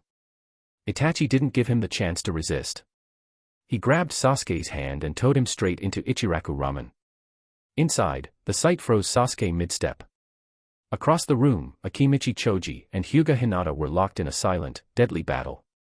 A mountain of empty bowls towered between them. Villagers and shinobi crowded around, murmuring in disbelief. Hinata can eat that much. Even through his lingering embarrassment, Sasuke blurted, what the hell? He could understand Choji. But Hinata? The shy girl who fainted when he made eye contact. Good question, said Shikamaru, sprawled nearby with an unimpressed expression. I'd like to know too.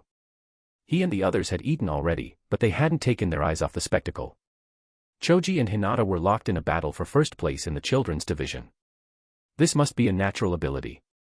Sakura exhaled in awe. So unfair.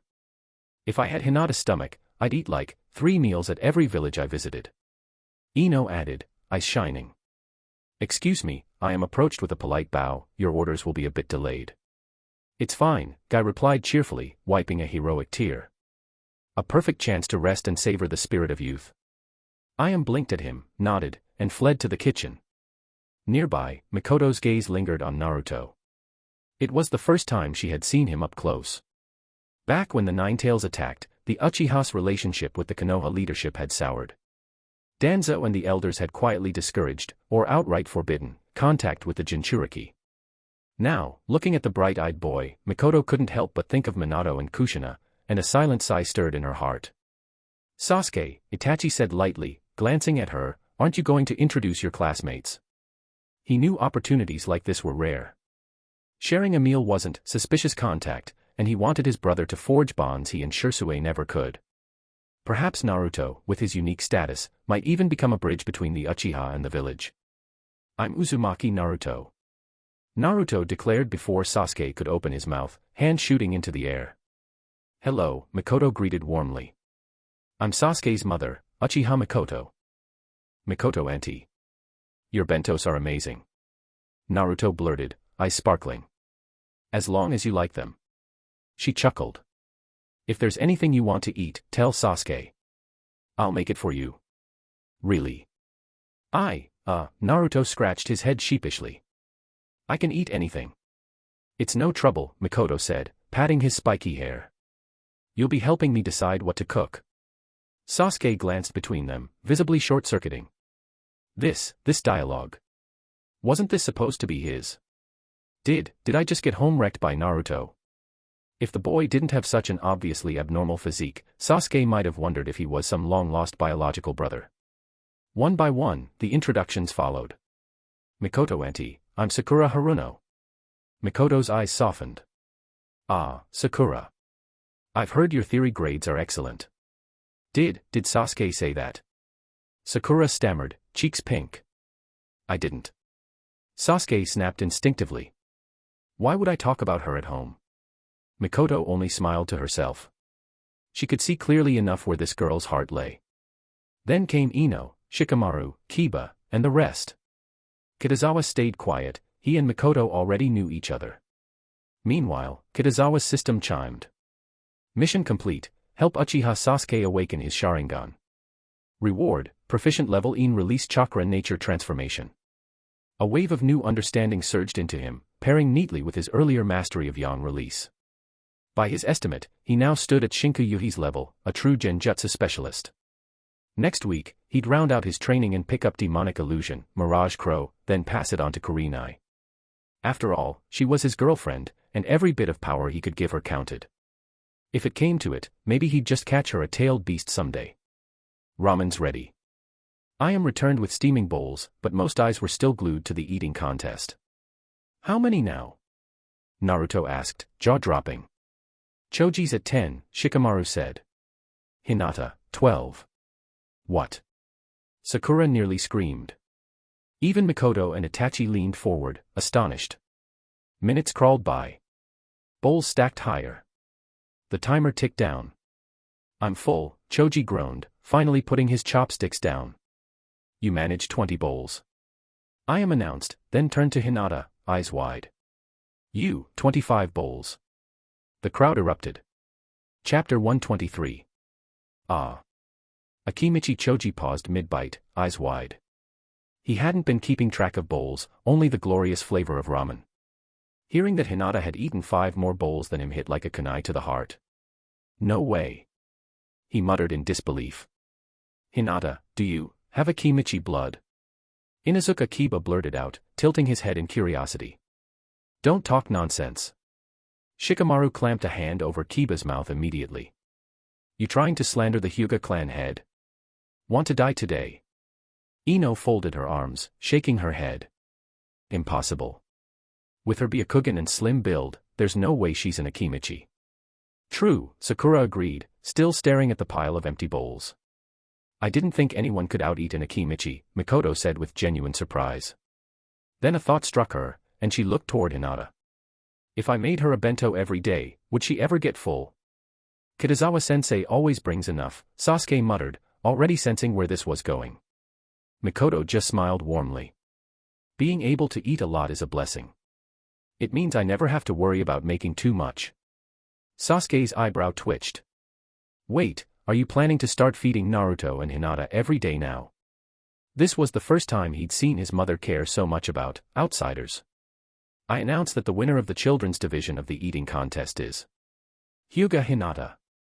I am raised her voice for all to hear. Choji clenched his fists in determination. I need more training. Starting tomorrow, I'm adding an extra meal every day. Sasuke twitched again. Why does that sound so familiar? Then he remembered, Might Guy. Naruto. Every day it's, I'll run more laps. Do more push-ups. Hinata, follow me, I am said with a smile. Time to claim your prize. Hinata gave a soft, and followed her into the shop's back room. Kitazawa's eyes followed her, and 3 familiar lines of text appeared before him. Mission complete, make Akimichi Choji lose first place in the eating contest. Reward, partial giantification technique. As the reward settled into his mind, Kitazawa understood immediately why the Akimichi clan was famously round. Ah, they have no choice. Partial giantification devoured chakra, and without Uzumaki or Senju vitality, the Akimichi relied on fat as stored chakra. Kitazawa smirked. Well, I'm too handsome to turn into a walking dumpling. Thankfully, as a yang release ninjutsu, like medical ninjutsu, he could wield it efficiently, especially if he ever learned the In seal. Kitazawa-sensei, could you come here for a moment? Hinata's soft voice drifted from the doorway, her face peeking out. What is it, Hinata? He asked, stepping closer. Without a word, she grabbed his hand and tugged him inside. The prize room was lined with goodies, snacks, toys, and even ninja tools for young genin. Which one do you want? Kitazawa asked with a smile. This one. She pointed at a half-human-sized plush cat, cheeks pink. Kitazawa chuckled. Still a little girl at heart. He quickly understood why she had called him a Hyuga heiress choosing a giant plush toy. Hayashi would never approve. How about this? Kitazawa suggested. We can keep it in my office. You're there all the time anyway. Hinata's eyes lit up. She nodded quickly, a small smile blooming. All right then. Store it away. He handed her a storage scroll. Hinata hugged the plush tightly, rubbed her face against it with bliss, then sealed it with a soft poof. When they returned, Mikoto and Shikamaru were finishing their ramen. Sasuke, Kitazawa said thoughtfully, you can take a break from special training for a while. Why? Sasuke asked, almost panicked. He didn't dislike the training, it made him stronger. Because you awakened your Sharingan, Kitazawa replied. You need time to adapt before pushing further. Sasuke blinked, then remembered every ability Itachi had ever mentioned, the insight, the copying, the genjutsu. If he mastered them all, Naruto, Neji, all of them would be left in his dust. Thank you, Kitazawa-sensei, he said, excitement rekindled. Once I'm fully used to my Sharingan, I'll come back even stronger. Kitazawa smirked at his faintly upturned lips. He already knew what Sasuke was thinking. Enjoy your confidence, kid. Next semester will be very interesting. Especially now that Naruto had learned the multi-shadow clone jutsu early. One by one, the kids waved goodbye, heading for home. Then Mikoto dropped a little bomb, even if Sasuke isn't training, he'll still bring you bentos every day. Ah. Sasuke froze. So Naruto really is my long-lost brother now. Sasuke, Mikoto said with a sharp look, Kitazawa-sensei has done so much for you, and you can't even deliver lunch. I didn't mean that, Sasuke grumbled. I'll deliver it every morning. Thanks, Aunt Mikoto. Thanks, Sasuke. Naruto beamed, blissfully unaware of the Uchiha pride dying inside Sasuke's heart. Mikoto smiled softly. Looking at Naruto, she could almost see Kushina's shadow. For years she'd been unable to visit the boy. Now, finally, she could offer the smallest kindness in return. Kitazawa accepted the gesture without protest. He knew this wasn't about him. This was Mikoto's quiet atonement, and Naruto's first taste of home. Kitazawa-sensei, may I speak with you for a moment? Uchiha Mikoto's voice was calm, but her eyes carried a quiet curiosity. Of course, Kitazawa replied easily, raising a hand and gesturing toward a quieter corner. Itachi, keep an eye on Sasuke for me, Mikoto said gently. Itachi gave his younger brother a reassuring pat on the head before following his mother and Kitazawa to a secluded spot.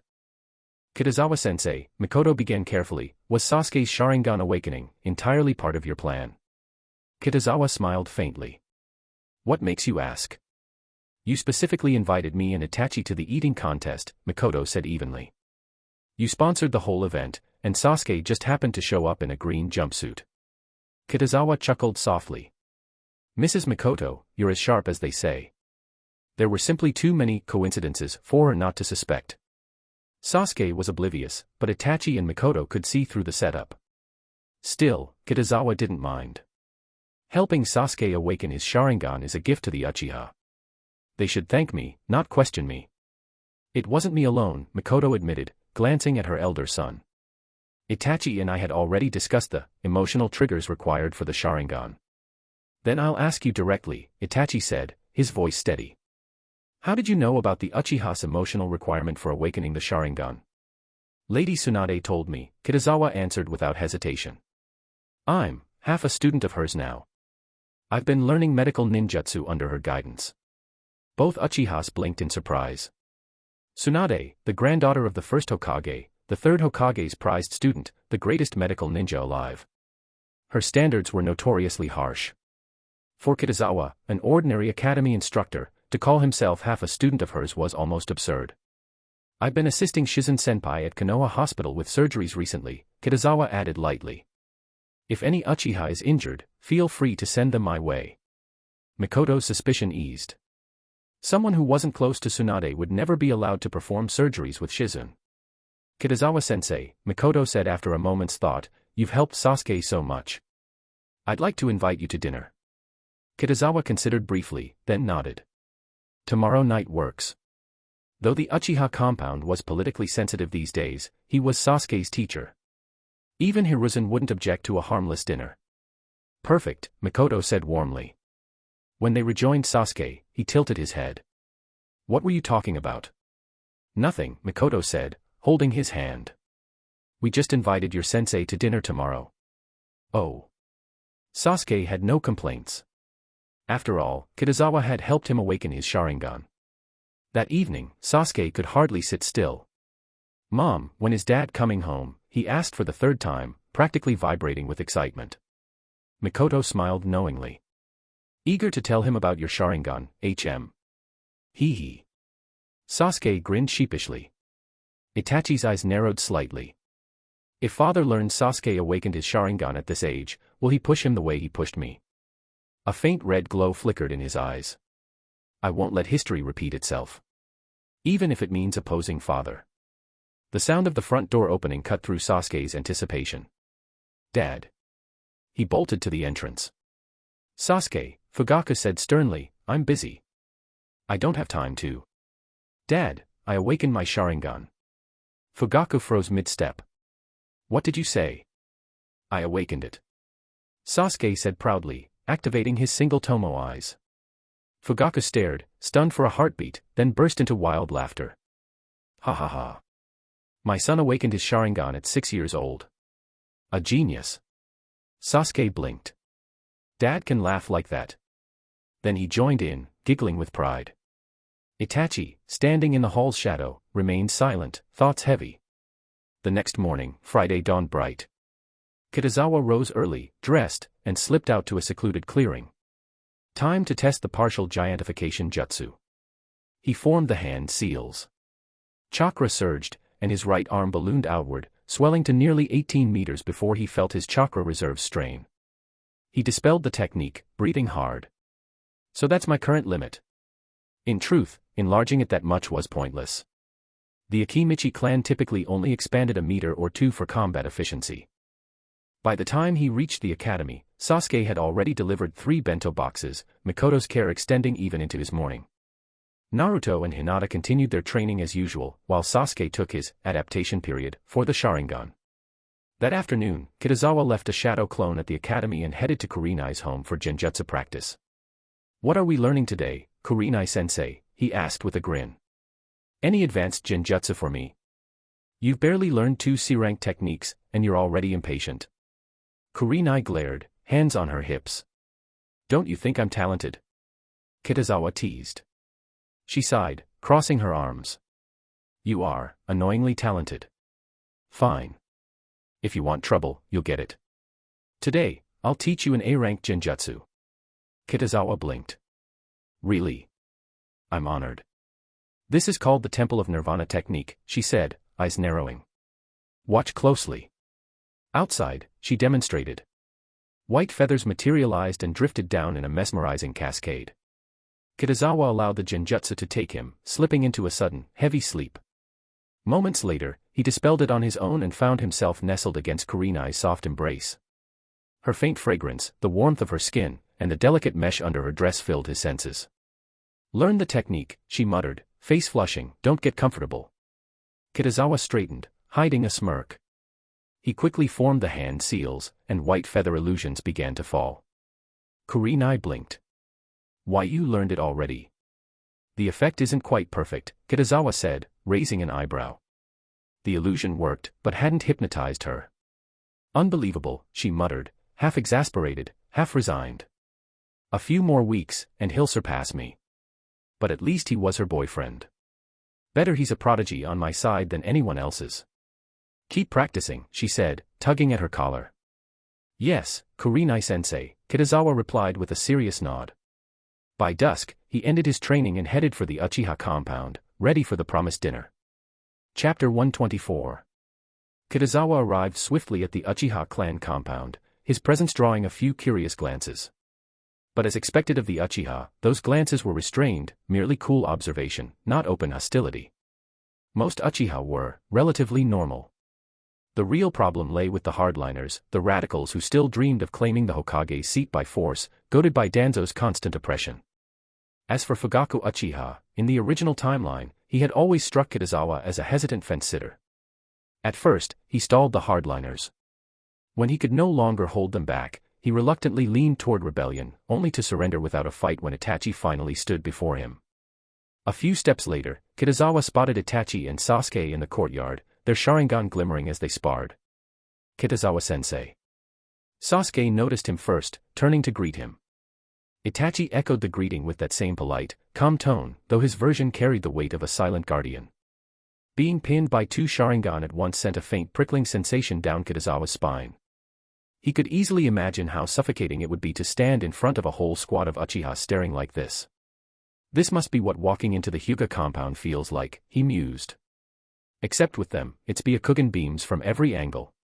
It's enough for today, Sasuke, Itachi said gently, ruffling his brother's hair before stepping toward Kitazawa.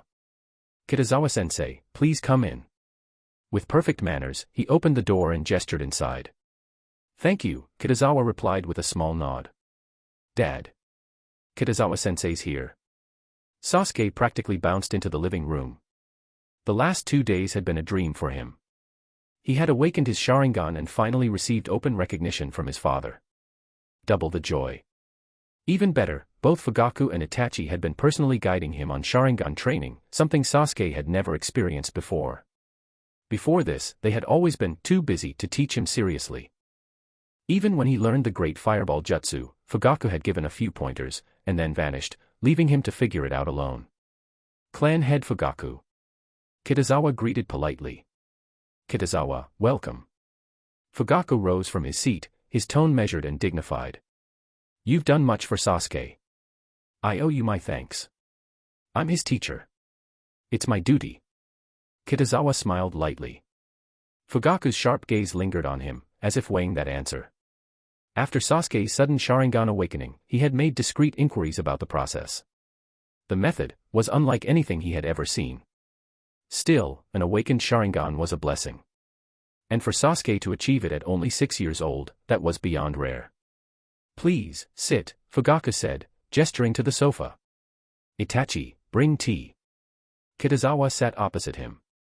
Moments later, Itachi returned with a steaming cup, setting it before him with perfect composure. You too, Fugaku said, glancing at his sons, go help your mother in the kitchen. Understood, Itachi replied, immediately recognizing his father's intent. He wasn't truly sending him away, he was removing Sasuke from the conversation. The boy was still too young to hear what would come next. Only when the brothers left did Fugaku lean forward slightly. Kitazawa. Why did you help Sasuke awaken his Sharingan? The question was calm, but laced with quiet scrutiny. Kitazawa's expression didn't change. It was Sasuke's request.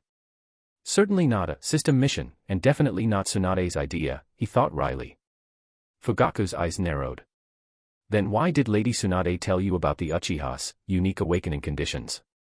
She mentioned it in passing, while performing eye surgery on a patient, Kitazawa said smoothly. Then, with a mild smile, he added, if you ever want to seek Lady Tsunade's assistance directly, I can deliver the message for you.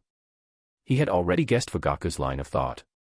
It was best to go along with the assumptions of powerful people, rather than contradict them. Fugaku's gaze flickered, as if confirming his own suspicions. As I thought. Tsunade wasn't truly disinterested in the Hokage position. Her return to Konoha and her lingering presence made perfect sense if she was waiting for the right opportunity. For the Uchiha, that possibility was a lifeline. If Tsunade became Hokage and lent them support, they could avoid a hopeless rebellion. Perhaps they could even place a clan member in Konoha's higher command. Thank you for the information. A faint smile tugged at Fugaku's lips. Dinner's ready. Mikoto emerged from the kitchen carrying a tray of dishes, followed by Sasuke with chopsticks and Itachi with a bowl. Please, Fugaku said, gesturing for Kitazawa to join them. The meal was relaxed, almost warm. In Fugaku's eyes, Kitazawa was no longer just a teacher, he was now Tsunade's representative, whether he liked it or not. Before Kitazawa left, Mikoto quietly handed him a scroll. She didn't specify its contents, only that it was a thank you gift for helping Sasuke awaken his Sharingan. Once he left the compound, Kitazawa unrolled it. Wind release, huh? He murmured. It wasn't fire release, as one might expect from the Uchiha, but a collection of 6 wind release jutsu, exactly the ones Danzo favored. 2 he already knew. Vacuum bullet. Great vacuum bullet. The remaining 4 were vacuum wave. Continuous vacuum wave. Vacuum shuriken. Vacuum blade. Kitazawa couldn't help but chuckle. Is this a subtle way to annoy Danzo? Either way, it was a nice bonus. Even without the Sharingan, the Uchiha could easily obtain these jutsu as war contributors to Konoha. A full wind release starter pack. Not bad at all. 6 solid wind techniques were enough to make someone a wind release specialist at Jonin level. After all, even most seasoned Jonin only mastered 7 or 8 jutsu per element. You have accepted Mikoto Uchiha's gift. As a genius, you cannot waste it. Current mission: learn 4 wind release jutsu by the end of the 2nd semester. Reward: proficient wind release chakra nature transformation. Kitazawa froze for a moment, then grinned. What a thoughtful system. He already had proficient yin and yang release, and now wind release was next. With this, he could even consider creating wind release, Rasengan, and eventually, Rasen Shuriken. The memory of its raw destructive power came to mind. Even 50% complete, it had obliterated 2 of Kakuzu's hearts. The only thing that puzzled him was the time limit. By the 2nd semester, huh? He stroked his chin. Probably because of the Genjutsu mission, summer vacation will be packed anyway. Between Genjutsu and medical ninjutsu, this summer was shaping up to be anything but restful. Time flowed with the rhythm of training. The 3rd week of summer vacation arrived, and though August brought a slight drop in temperature, the air was still thick with heat. As usual, Kitazawa strolled into the ninja academy after breakfast. Across the artificial lake, a swarm of Narutos in bright green jumpsuits marched back and forth on the water. Multiple shadow clone jutsu really is absurd, Kitazawa thought. Naruto's chakra control was notoriously bad thanks to the Ninetales interference, yet the sheer number of clones made up for it. Quantity had finally birthed quality. 2 weeks of constant water walking had paid off. Naruto's control was still crude, but undeniably better. If only he were older. Kitazawa mused. In his teens, like in the original story, he'd already be spamming hundreds, maybe thousands, of clones.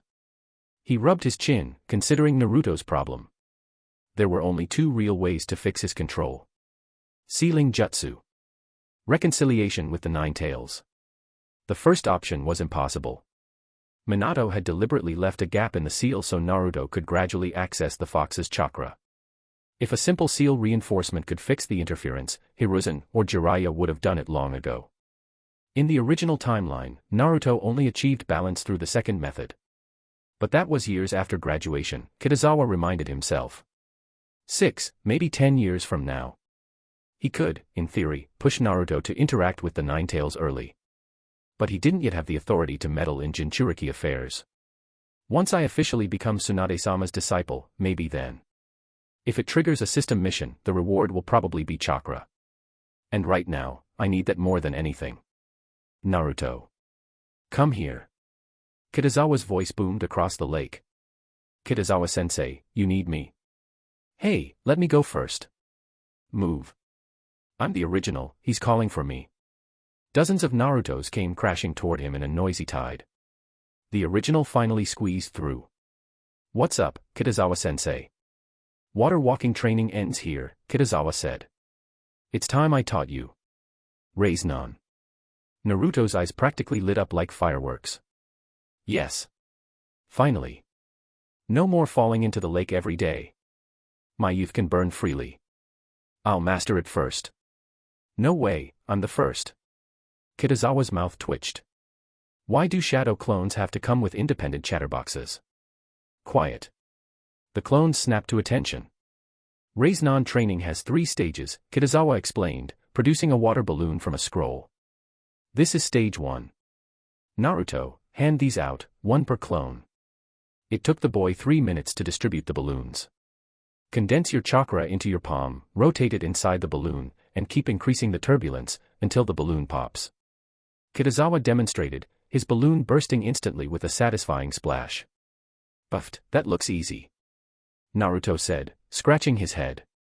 Youth is an explosion. Watch me do it first. I'm gonna be the first shadow clone to win. Without waiting for the original, the army of Narutos all started spinning balloons furiously. Kitazawa observed for a while. Not one balloon popped. Learning this years earlier than the original story, yeah, this is gonna be slow. Fortunately, multiple shadow clone jutsu was basically a cheat. With enough grinding, they'd get there. You all keep training, Kitazawa said. If you have questions, ask me.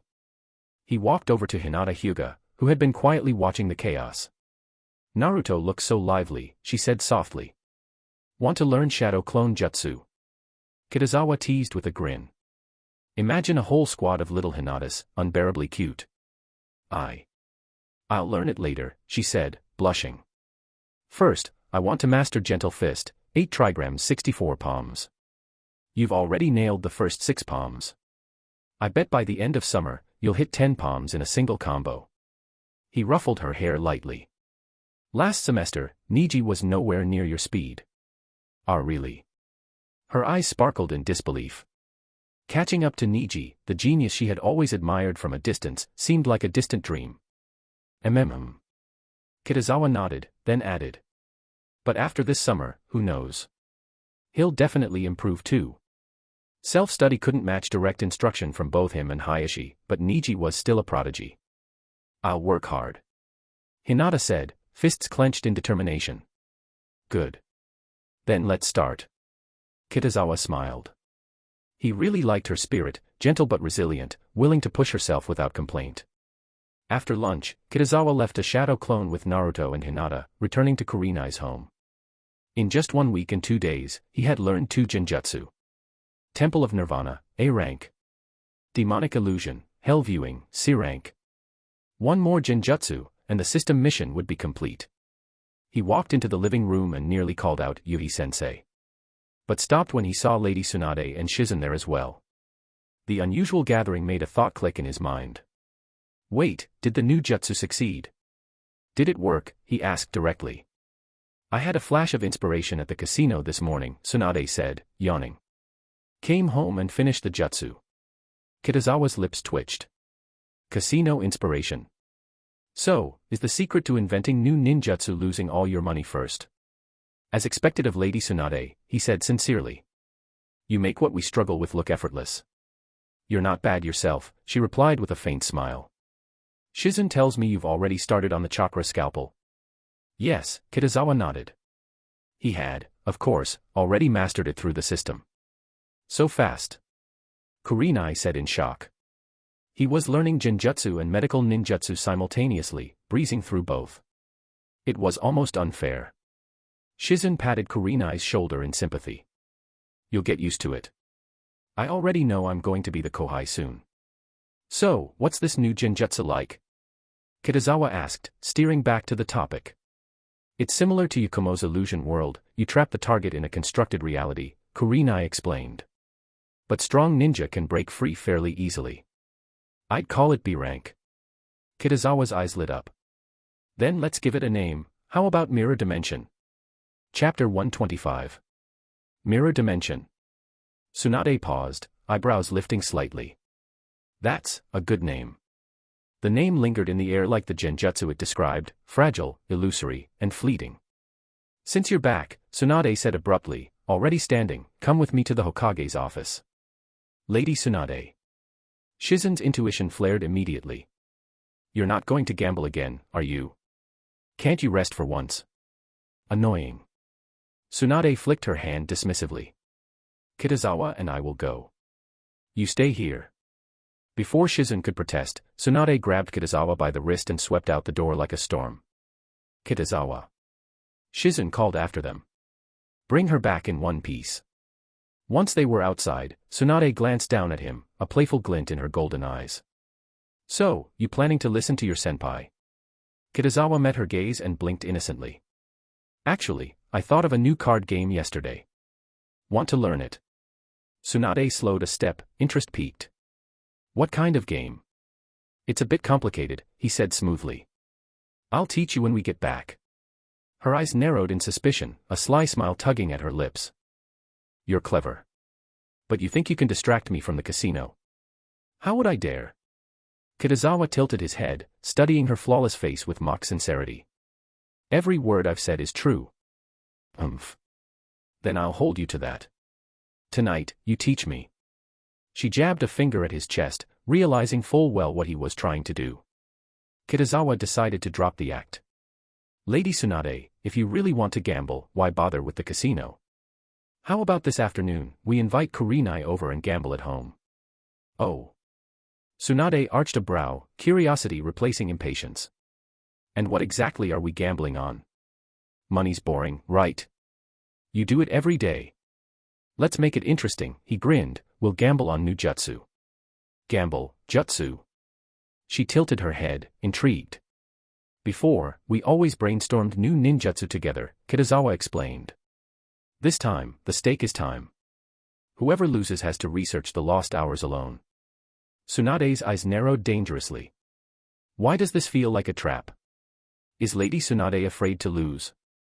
Kitazawa asked, deliberately provoking her. Afraid? Her pride flared instantly. Fine. I'll take that bet, and I'll definitely win. It's a deal. Kitazawa nodded solemnly. Only after a few steps did Tsunade realize she'd been played, and her lips curled in reluctant amusement. The mere mention of gambling was her fatal weakness. You wouldn't dare back out now, would you? Kitazawa added with a sly smile. You are Konoha's greatest beauty, after all. You have to keep your word. Tsunade's chest puffed with pride. I do like hearing the truth. And for the record, with my gambling skills, you and Kurenai don't stand a chance. Then please, go easy on me, Lady Tsunade. She suddenly smirked, leaning closer. You just called me Konoha's greatest beauty. Aren't you afraid Kurenai will get jealous? Kitazawa's expression froze. Lady Tsunade, are you really going to betray me that fast? Who told you to scheme against me? She laughed, bending over from the force of her own amusement. Her chest strained against her robe with every shake of laughter, and Kitazawa had to glance away before his mind wandered somewhere dangerous. Is it that funny? He muttered. I just remembered something happy. Tsunade finally straightened, smugness radiating off her like sunlight. Teasing Kitazawa was surprisingly satisfying. Moments later. Bang. The Hokage's office door slammed open under Tsunade's kick. Kitazawa's here too. Hiruzen asked calmly, barely looking up from his paperwork. Another new ninjutsu. Tsunade tossed the scroll onto his desk wordlessly. Hiruzen unrolled it, his eyes scanning quickly. A very promising genjutsu. It can treat trauma or be used in combat. Versatile. The mirror dimension truly had infinite potential. The illusory world it created shifted with the caster's will, making it a tool that could be healing in one hand, and deadly in another. Then. Tsunade held out her hand, lips curling into a sly smile. Add more money. Hiruzen sighed. 1.5 million ryo, same as last time. Stingy. Add another 500,000. I can, he said slowly, but under one condition. What condition? Tsunade asked, her sharp instincts kicking in. The psychological medical ninja program you're developing is impressive, he said evenly. But jutsu alone isn't enough. We need practical application. Tsunade frowned, already sensing the trap. That's easy. I'll find a few shinobi with mental trauma and test it. No, Hiruzen said, his gaze steady. Not patience. You should test it on yourself first. The room's temperature seemed to drop. TCH. Old man. Tsunade's face darkened, her eyes like molten gold. A suffocating aura filled the office, and Kitazawa actually felt his chest tighten. So this is killing intent on par with Orochimaru. Cough, cough, it was only a suggestion, Hiruzen said quickly, hands raised in surrender. If you're unwilling, we can reconsider. I'm leaving. Kitazawa, let's go. She spun on her heel and left without another word. Hiruzen watched her go without surprise. As expected. Hemophobia isn't the problem, it's the memories tied to it. His eyes shifted to Kitazawa. I'll keep it a secret. Kitazawa said immediately, sensing the unspoken warning. Even without explicit words, it was clear, Tsunade's psychological weakness must never leak. I hear you've been learning medical ninjutsu under Tsunade lately. Hiruzen asked after a pause. Kitazawa nodded. Yes, Hokage-sama. And your progress? I've already begun practicing chakra scalpel, and I've mastered the basic techniques, Kitazawa said, listing what the system had already granted him. You became Tsunade's student. Hiruzen's brows rose in genuine surprise. Kitazawa shook his head. Not yet. She said she wants to see my performance first. I see. Hiruzen stroked his beard thoughtfully. In my opinion, your talent already exceeds most medical ninja. But. His tone shifted. I have a mission for you. A chill ran down Kitazawa's spine. Although Tsunade hasn't officially accepted you, I can see she trusts you. Your task. Hiruzen's eyes sharpened. Is to find a way to make her accept psychological treatment. Kitazawa felt his world go dark. What kind of hell-level mission is this? System notification. Principal Hiruzen Sarutobi has issued a request. Mission, cure Tsunade's hemophobia. Reward, Yamato's would release. Do you accept? Kitazawa subconsciously glanced at the mission screen, and froze. Would release. Even if it was the Yamato version, lacking Senju Hashirama's overwhelming, world-shaking might, it was still would release, one of the most coveted bloodline limits in the entire ninja world. Bloodline limits were almost always superior to ordinary elemental jutsu, and among them, would release stood at the top. Even Yamato's watered-down version had made him an elite jonin in the original timeline, his entire career built around that single ability. And in Konoha, would release carried a symbolic weight no other jutsu could match. If Kitazawa acquired it, even as an outsider with unclear origins, both Hiruzen and Tsunade would inevitably value him far more. Yamato himself is proof. He had been taken in by Danzo as a child, even sent to assassinate the Hokage later on.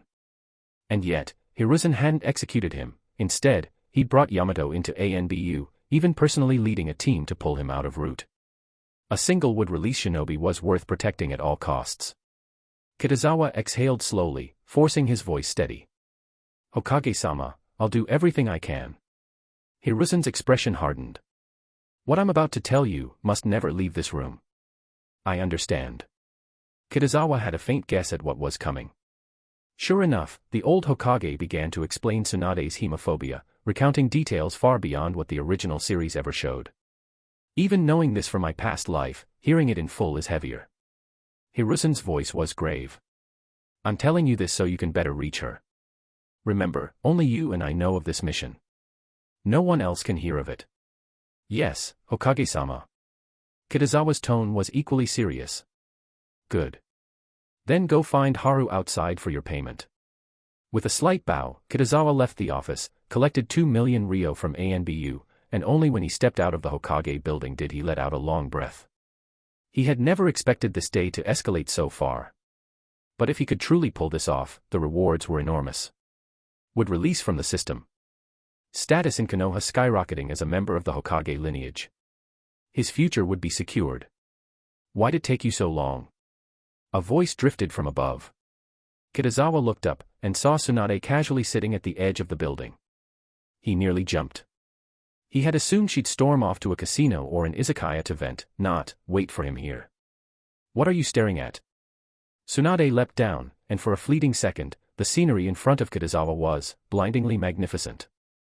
Let's go, she said as if nothing had happened. You're teaching me that card game you promised. Right. Kitazawa quickly regained composure and handed her a bankbook. This is your money. Tsunade opened it, her golden eyes narrowing in satisfaction. 1 million ryo. Normally, she'd have received 700,000. Meaning. Hiruzen had paid 2 million. Tsunade snorted softly. I never agreed to his terms, but if he's already handed it over, I won't say no. As expected of you, Lady Tsunade, Kitazawa said with a grin and a thumbs up. Didn't you say it yourself? She brushed a strand of hair behind her ear, smirking. One should always look forward. Kitazawa arched a brow. Right now, it looks like you're mostly looking forward to money. Her eyes sharpened. Are you saying? I only care about money. Of course not, he said quickly. I know Lady Tsunade cares deeply for Konoha. I don't, she said instantly, turning her head toward the distant Hokage rock, refusing to admit it. Kitazawa wisely kept his mouth shut. Come on, Tsunade said, striding forward. Back at Kurenai's house, the door barely opened before Shizen rushed over. Thank goodness, you actually brought her back. Kurenai. Tsunade kicked off her sandals, eyes bright. Let's play cards. Cards. Shizen blinked, then turned to Kitazawa for clarification. The price of bringing her home safely, Kitazawa said, raising his hands in mock surrender. I did my best, senpai. Well, as long as she's not losing real money, I'll take it. Shizun sighed and reached to pat his shoulder. What kind of card game? Kurenai asked, blinking. I don't even know how to play. Even better. Tsunade's eyes gleamed with excitement. Kitazawa held up a deck of playing cards. I invented this yesterday. It's called Fight the Rakeage. Fight the Rakeage. Tsunade plopped onto the sofa, intrigued. What does this have to do with the rakeage? Kitazawa explained the rules, a modified version of Fight the Landlord from his past life. In this version, two Konoha ninjas work together to defeat the fourth rakeage of the hidden cloud. Oh, this sounds fun. Tsunade cracked her knuckles. Let's start. Half an hour later. Damn it. Tsunade slammed her cards down, teeth grinding. 7 rounds. Not a single win. Whether she was the rakeage or the Konoha ninja, she lost every single time. Kitazawa was stunned. Losing as the solo boss is one thing, but losing as a teammate. 2 rounds in, he had even partnered with her. His hand was bad, sure, but her luck was unsalvageable. Shizun. Water. Tsunade threw off her jacket, pale arms flashing. I refuse to believe I can't win once. Shizun hesitated but wisely stayed quiet. At least she's not losing real money. This time the win's mine. Tsunade suddenly yelped. Kitazawa raised a brow at the familiar phrase. Could it be, her luck's finally turning? Nope. Kurenai drew a perfect combo and ended the game. By evening, the warm sunset bled into the room, and Tsunade lay collapsed on the sofa, utterly defeated. I am not playing anymore. Kurenai stared at the cards, world shattered. This woman goes to casinos every day. With this luck. Suddenly, she understood Shizun on a spiritual level. Kitazawa quietly packed up the cards. I'm going to learn my last genjutsu. Need to finish it today. He had already chosen Hei's clone jutsu, a simple D-rank genjutsu that created harmless black illusions meant to spook novice shinobi. Do you need me to teach you?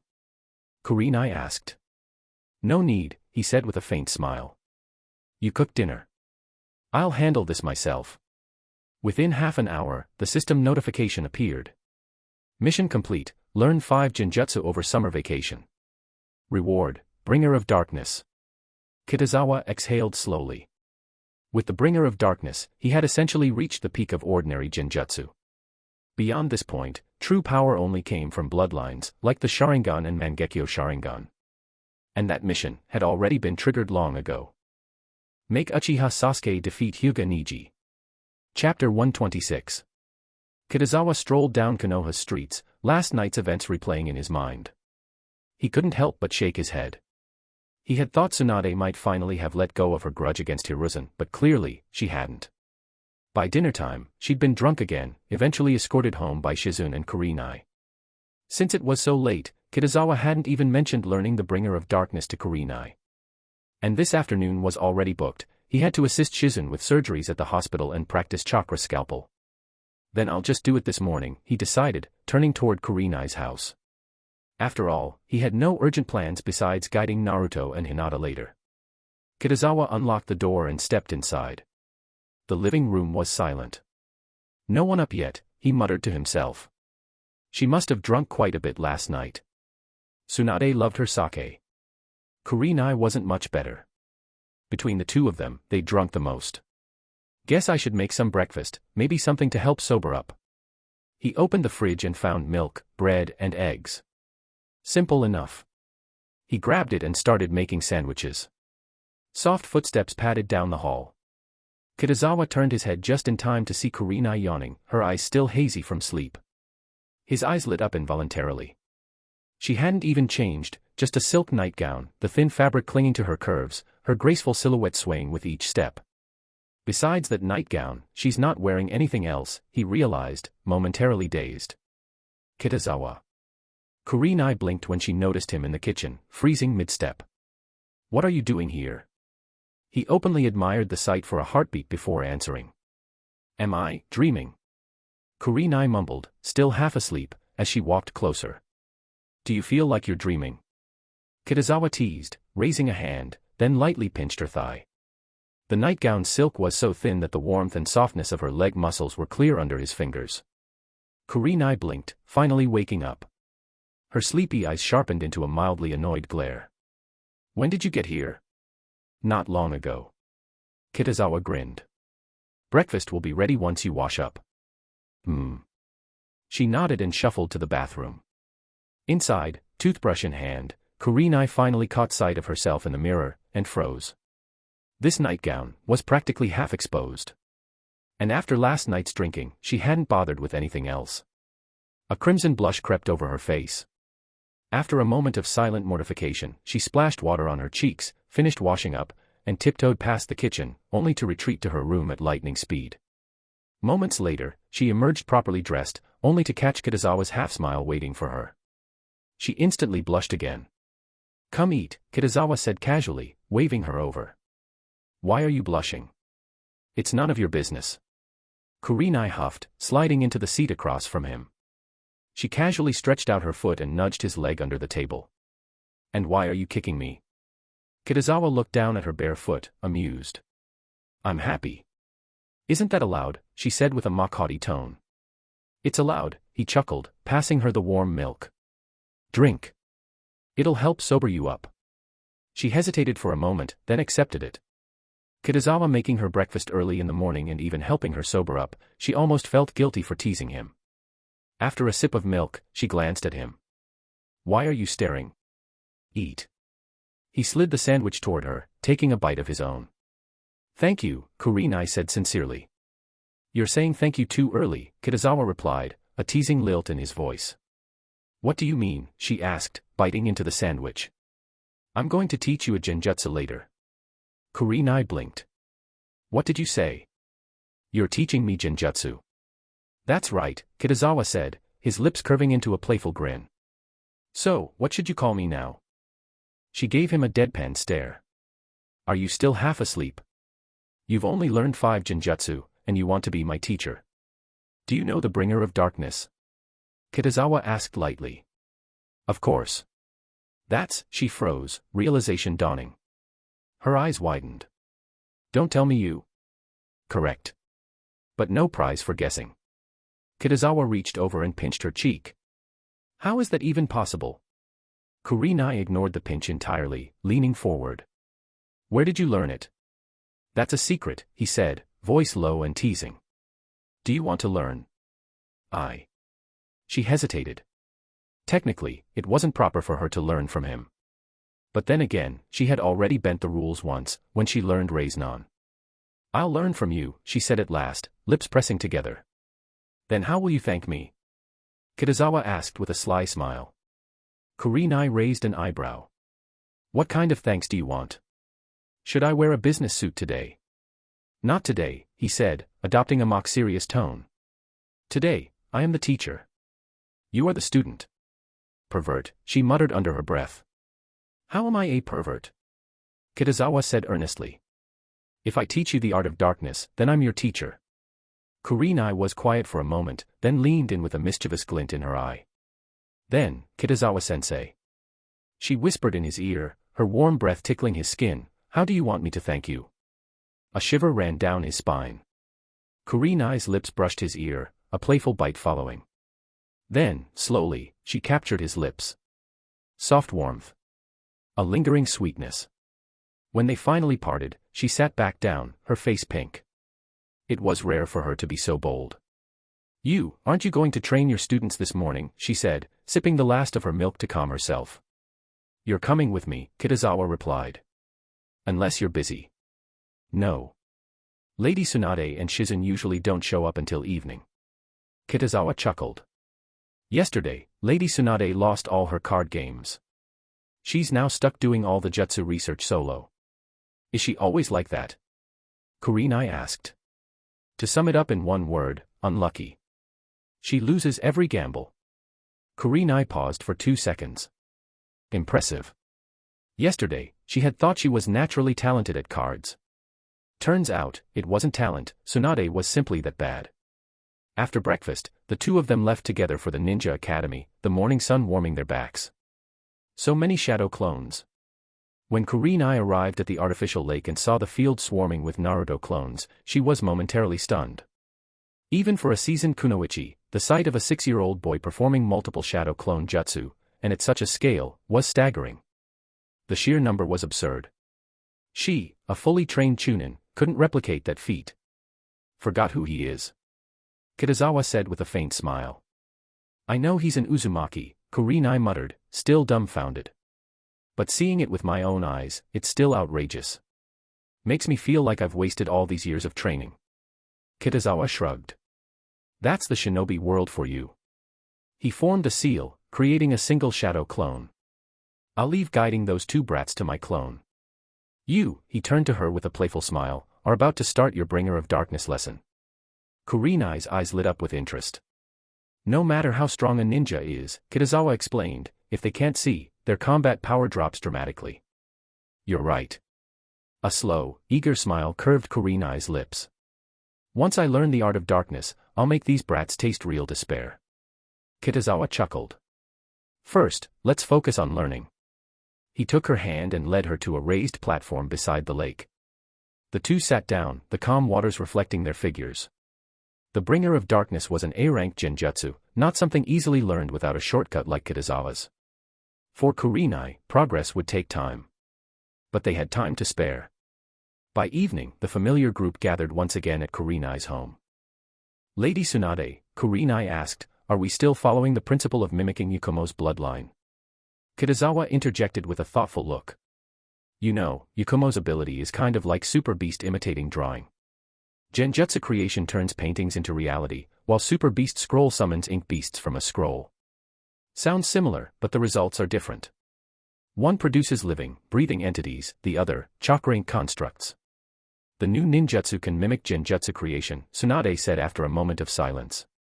But this time, I've already decided on our goal, emotion replacement. Kitazawa's eyes brightened as he remembered their earlier discussions. They had proposed two methods for treating psychological trauma. Memory sealing, to address the root cause. Emotion replacement, to suppress the symptoms. The first already had a developed technique, the second was still conceptual. A faint spark lit in Kitazawa's heart. Could Tsunade be ready to treat her own hemophobia? He didn't ask aloud. His system's mission to treat her phobia couldn't be rushed.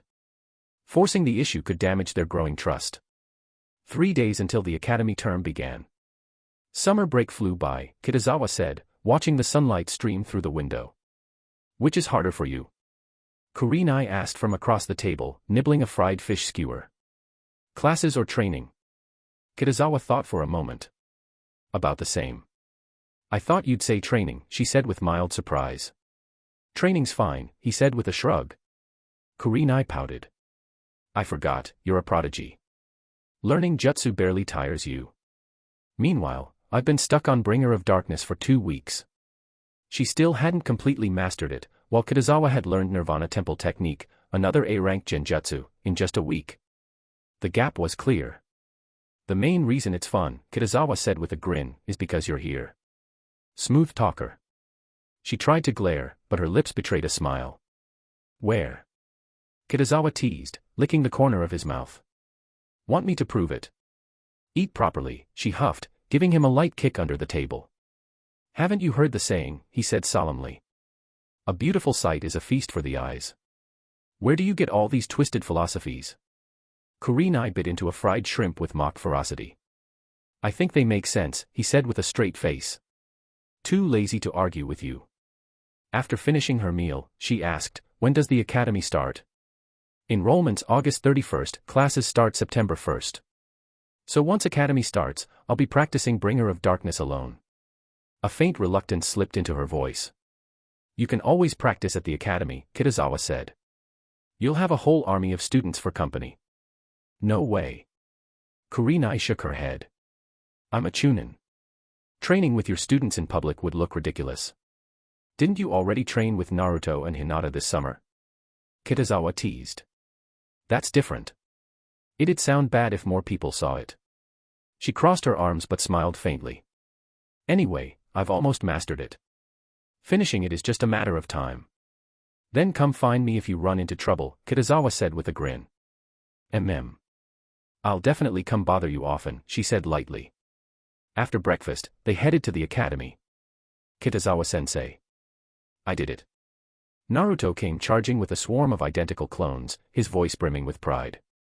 Spectacular, Kurenai muttered, taking in the sea of green spandexes. What did you succeed at? Kitazawa asked, already guessing the answer. Naruto grinned and held up a shredded balloon. Congratulations. Stage 1 of the Raisnon is complete, Kitazawa said calmly. 2 weeks was about average for a 6-year-old. Next is Stage 2, Kitazawa explained. Same drill as before, but with a rubber ball, 100 times tougher than a balloon. Naruto's jaw dropped. Oh, 100 times. That'll take forever. Maybe even a year. Hey! Don't give up so fast, scolded one of his clones. Another pumped his fist. As long as we burn with youth, we can overcome anything. Right. If a balloon can pop, a rubber ball can too. A chorus of youth erupted as the shadow clones dove into training with renewed vigor. By noon, 4 people gathered for lunch. Aunt Mikoto's bentos are the best. Naruto said, mouth full of chicken. She's really kind, Kurenai murmured. She didn't realize Sasuke's mother sent these lunches out of quiet concern for Kitazawa as much as for her son. After lunch, Kitazawa headed to Konoha Hospital, specifically to Yakushi Nono's office. Tsunade's office existed in name only, she was almost never there. Shizen hasn't arrived yet, Nono said with a polite nod. I'll wait, Kitazawa replied, taking a seat on the sofa. While he waited, he pulled up his personal status panel. Name, Kitazawa. Age, 6. Attributes, wind, fire, water, yin, yang. Bloodline limit, Byakugan. Mastery, chakra control, chakra shape transformation. Proficiency, yin release transformation, yang release transformation. Ninjutsu, chakra scalpel, Raisnon, multiple shadow clone. Evaluation, an unparalleled prodigy. When you grow up, even Otsutsuki Kagaya will tremble. Kitazawa stroked his chin. His arsenal leaned heavily toward medical ninjutsu, genjutsu, and fire techniques. He had few A-rank techniques so far, chakra scalpel, nirvana temple, art of darkness, but he had plans. Taijutsu-wise, he had gentle fist, 8 trigrams 64 palms and the first gate of 8 gates as his top techniques. The rest were utility jutsu like Raisnon and multi-shadow clone. Aside from that dramatic, Kagaya will tremble, line, this panel is about at the ceiling for a regular shinobi, he mused. From here, there are only 2 paths left. Chakra. Bloodline limits. And he was ready to chase both. Chapter 127. Kitazawa. Yakushi Nono glanced at the wall clock, her voice calm but tinged with practicality. Shizun is probably delayed. Do you want me to take you to the operating room? Kitazawa blinked, snapping out of his thoughts. As long as it doesn't affect your work. In truth, it hardly mattered who guided him now. He had already mastered the chakra scalpel, whether it was Nono or Shizun at his side, the effect would be the same.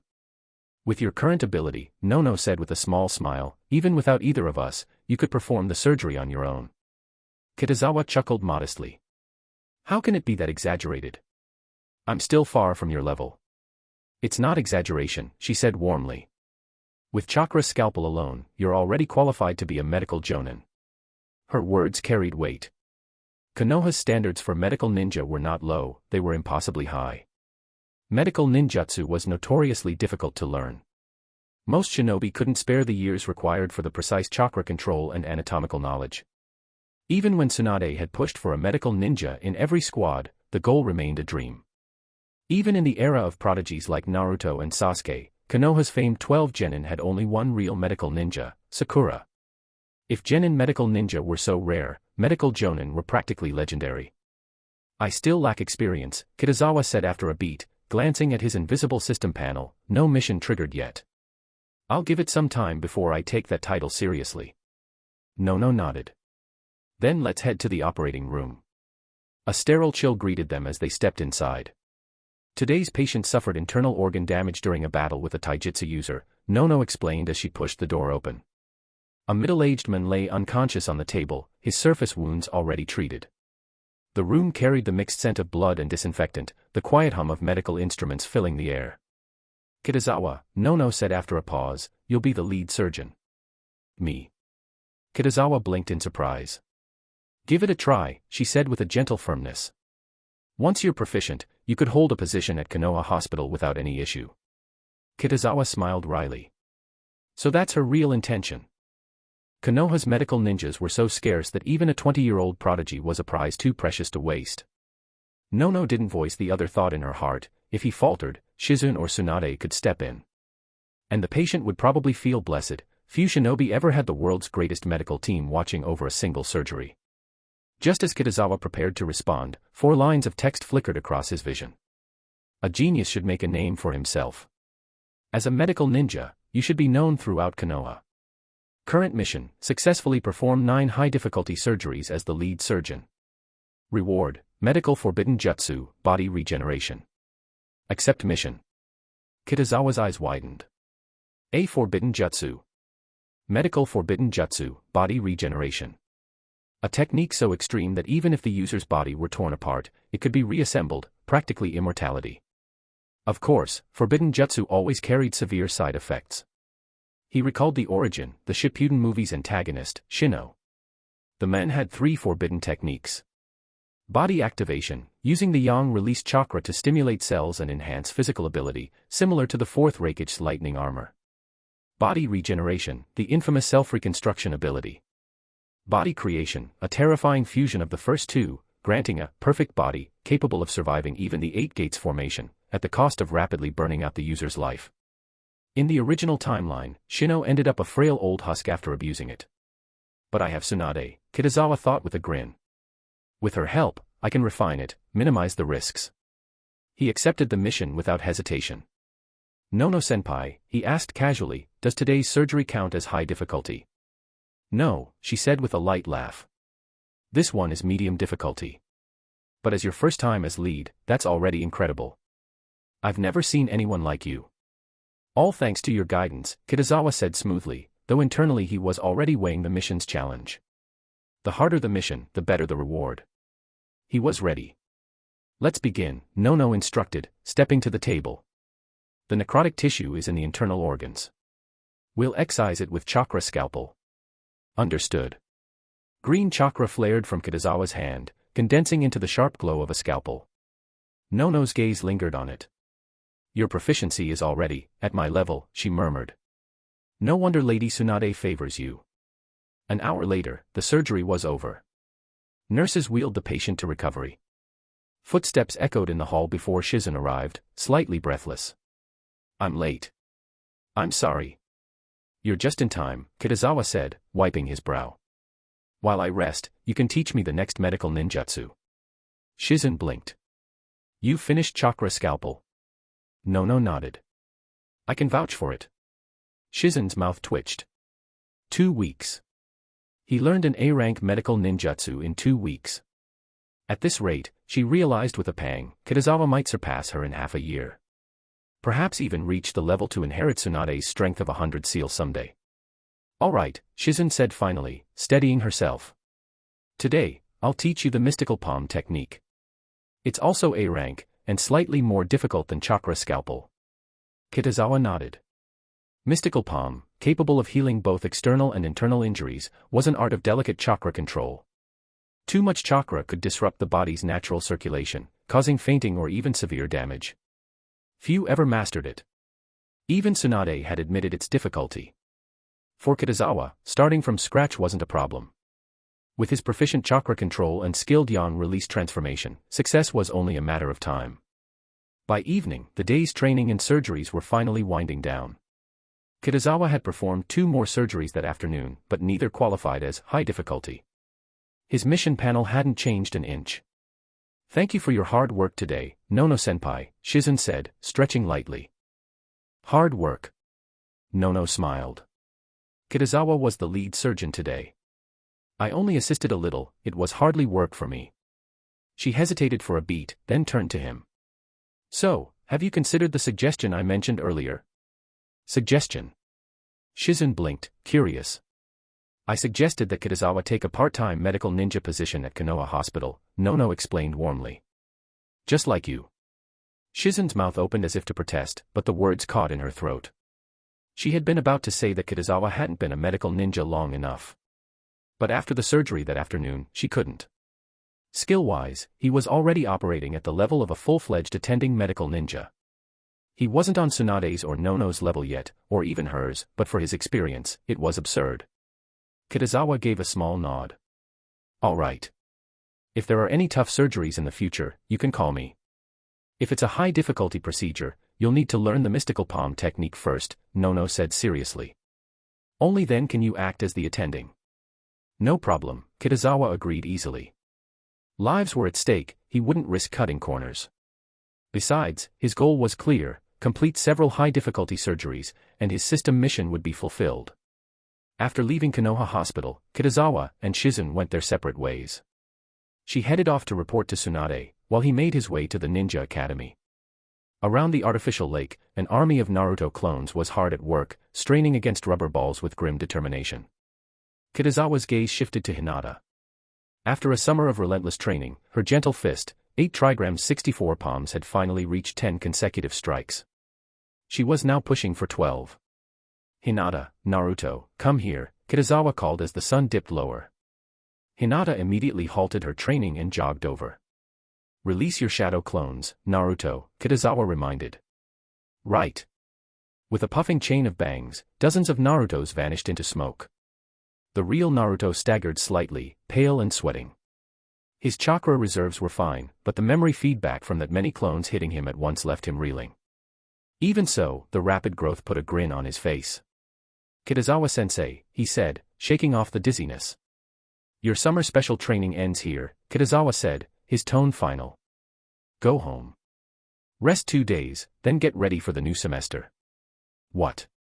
Naruto's eyes widened. Summer vacation's already over. Hinata's lips parted in surprise as well. Had a month really gone by so quickly? Man, if only I'd finished Raiznan, Naruto muttered, scratching his head. I could have given Sasuke a huge surprise at the first monthly exam. Kitazawa paused, a memory flickering in his mind. Hinata, meanwhile, thought of Niji. She had promised him a sparring match in the new semester. Now that the break was over, the duel loomed closer, and an anxious flutter stirred in her chest. Don't overthink it, Kitazawa said, patting her gently on the head. When the time comes, a solution will naturally appear. Hinata froze for a heartbeat, then the tension eased, and a soft smile bloomed on her lips. Kitazawa-sensei, goodbye. Naruto waved, turning down another path home. Hinata soon followed, offering her own quiet farewell. Kitazawa watched her retreating figure and rubbed his chin. The Hinata vs Niji spar, maybe we'll set it on the very first day of practical class. Whether she won or lost didn't matter, the system didn't say the fight only happened once. If she failed now, she'd succeed later. Still, Kitazawa felt she had a real chance this time. No matter how much of a genius Niji was, he was still only 7. And Hinata had dual guidance, from both Hayashi and Kitazawa himself. Summer's heat was fading, replaced by crisp air, but the Ninja Academy was buzzing. Today was registration day. Naruto woke up unusually early. He even skipped Guy's morning training just to get there faster. Last registration, he'd been isolated, discriminated against and friendless. He hadn't cared much. Now, he had friends. Real ones. Sasuke, Kiba, Choji, Ino, Shikamaru, he was actually excited to see them. He wanted to know what everyone had been up to over summer break. Grandpa. Naruto blinked as he opened his door and saw a familiar figure in his living room. Good morning, Naruto, said Hiruzen, smiling warmly. Long time no see, Grandpa. Naruto said happily, grabbing a cup of instant noodles. Have you had breakfast yet? I saw how hard you were training, so I didn't want to disturb you, Hiruzen said with a soft chuckle. I've already eaten. I was amazing this summer. Naruto declared proudly. I learned an A-rank jutsu. That's truly remarkable, Hiruzen said, impressed. Hardly any shinobi your age can manage that. Really? Naruto's eyes shone.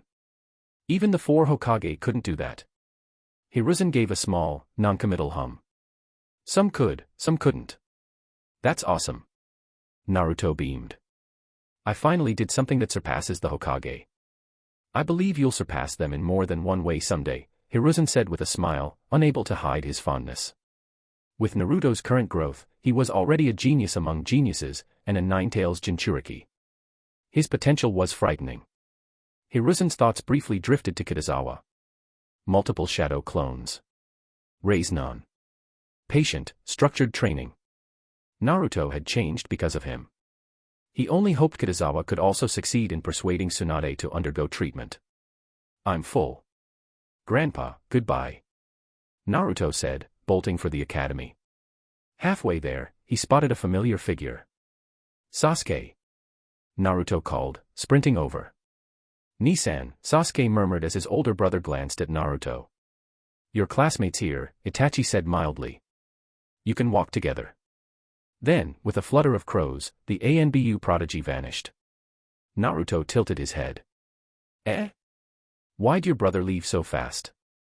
He's always like that, Sasuke said, hands in pockets. Naruto grinned wide. Sasuke. I learned so much from Kitazawa-sensei this summer. You won't beat me in the monthly exam. You still don't understand what it means to be Uchiha, Sasuke said coolly. Before these Sharingan, all that awaits you is defeat. He hadn't joined Kitazawa's training all summer. He'd focused on his clan techniques, and he still had no idea Naruto had learned multiple shadow clone jutsu. Perfect. Naruto grinned, thumb raised. Sasuke. Let's have an explosive, youthful showdown in the monthly exam. Chapter 128. Kitazawa woke up right on schedule. After a quick change of clothes and breakfast, he made his way to the Ninja Academy. Stopping outside his office, he leaned in, and faintly heard Hinata humming her little rice ball song. A small chuckle escaped him as he pushed the door open. Hinata's head whipped around. The moment her pale eyes landed on him, her tiny face turned scarlet. She instantly let go of the half-person-tall plush toy in her arms, slid off the sofa, and sat upright with both legs neatly together. Only her tense toes curling into each other betrayed her panic. When did you get here? Kitazawa asked casually, walking to his desk. Half an hour ago. Hinata whispered, head lowered. Did you have breakfast? I ate at home, she murmured, then hesitated before gathering her courage. Kitazawa-sensei, can I start eating breakfast here from tomorrow? Of course, Kitazawa said without looking up. You already ate here last semester, didn't you? Thank you, Kitazawa-sensei. A shy smile bloomed on her face before she quickly ducked her head again, flustered under his gaze. Do you still remember your sparring match with Niji? Kitazawa asked, flipping through the new class schedule. Hinata blinked, and her momentary daze faded along with the blush on her cheeks. When do you want to spar with him? He asked, scanning the timetable, which was nearly identical to last semester's. I am fine with any time, Hinata said softly, hesitating for 2 seconds before leaving the decision to him. Then we'll do it during tomorrow afternoon's practical training class, Kitazawa decided. The longer you drag it out, the more nervous you'll get. Hinata froze. Tomorrow afternoon. Even though she'd trained for this all summer, now that the moment was close, unease crept in. Hinet. Kitazawa's tone turned firm. You're stronger than Niji now. You know that, right? Her cheeks reddened again, embarrassed by her brief self-doubt. But his words lit a spark of confidence. I will work hard, she said, her tone more determined. Even if she didn't fully believe in herself, she believed in Kitazawa. Good. Let's head to the classroom. Hinata changed into her indoor shoes and quickly trotted to his side. Kitazawa reached out to pat her head as they walked, and a soft, secret smile curled her lips. Her heart felt light as she followed him to first year, Class A. Kitazawa-sensei. Naruto was the first to spot him, waving wildly from his seat. Soon after, Sasuke, Kiba, Shikamaru, and the others all called out their greetings. Kitazawa-senpai is really popular.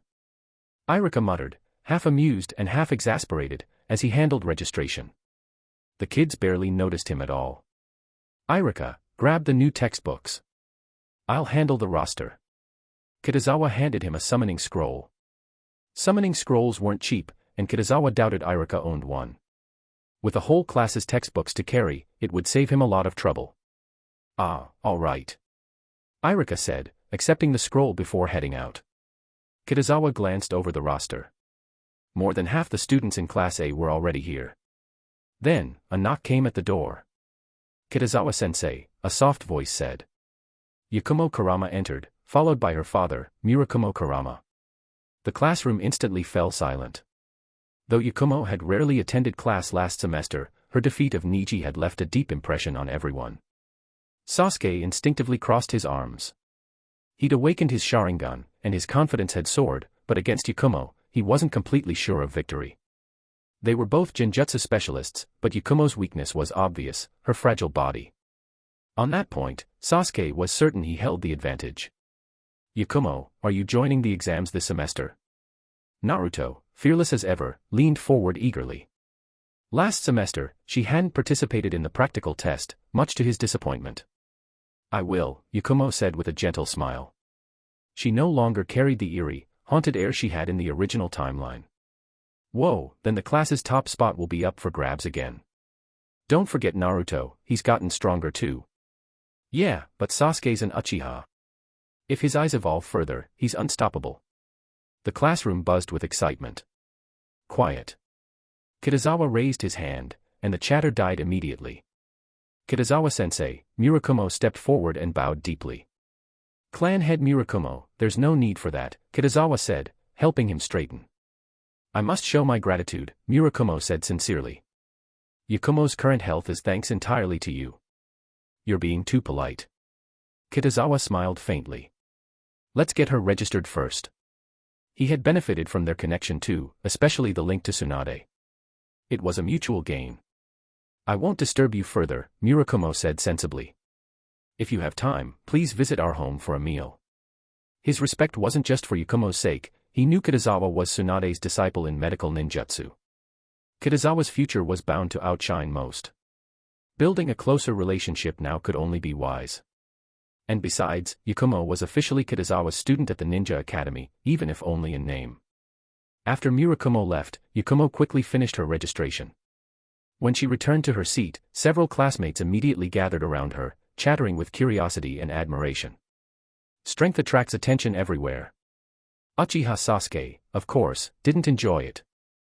The girls, led by Sakura, swarmed around his desk as well, their excitement grating on him. His expression grew colder by the minute. Meanwhile, Naruto was in his element, laughing and chatting with a group of boys, Kiba, Choji, Shikamaru, and a few others.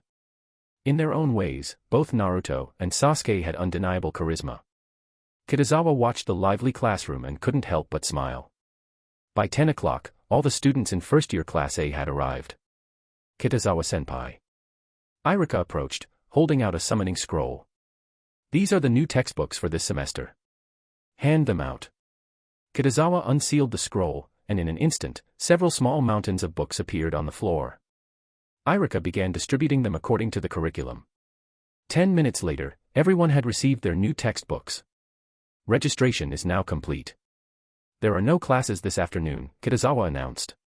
If you have time, start flipping through the new textbooks. Without another word, he turned and left the classroom. Kitazawa-senpai. Wait up. Irika hurried after him. Something else? Kitazawa asked, stopping in the hallway. When I went to fetch the textbooks, I ran into the vice principal, Hisao Sarutobi, Irika explained. He asked me to tell you there's a brief meeting tomorrow morning at 8:30 in the conference room. Got it. Thanks. Kitazawa smirked and suddenly asked, by the way, how are things between you and Tsubaki? Irika almost jumped. What do you mean, things? Don't talk nonsense. Tsubaki and I are just friends. Gather ye rosebuds while ye may, Kitazawa said with a teasing pat on his shoulder before walking off. What does that even mean? Irika muttered, scratching his head, painfully aware of his lack of romantic knowledge. Kitazawa didn't head home. Instead, he made his way to Konoha Hospital. He had many long-term goals, but only two immediate priorities, learning medical ninjutsu, mastering wind release techniques. The rest could wait. Nono-senpai. With Shizen absent, Kitazawa sought out Nono. You came at the perfect time, she said softly. Your office is ready. I'll take you there. Office. Kitazawa blinked. Why would I need an office? Nono smiled faintly. Do you think just anyone can be an affiliated medical ninja at Konoha Hospital? Only medical ninja at the Jonin level are given that status. Technically, Kitazawa was a special Jonin, not a full Jonin. He shouldn't have qualified. But he was Tsunade's semi-disciple, and his skill level was already high, just lacking in field experience. Experience, however, was a matter of time and surgeries.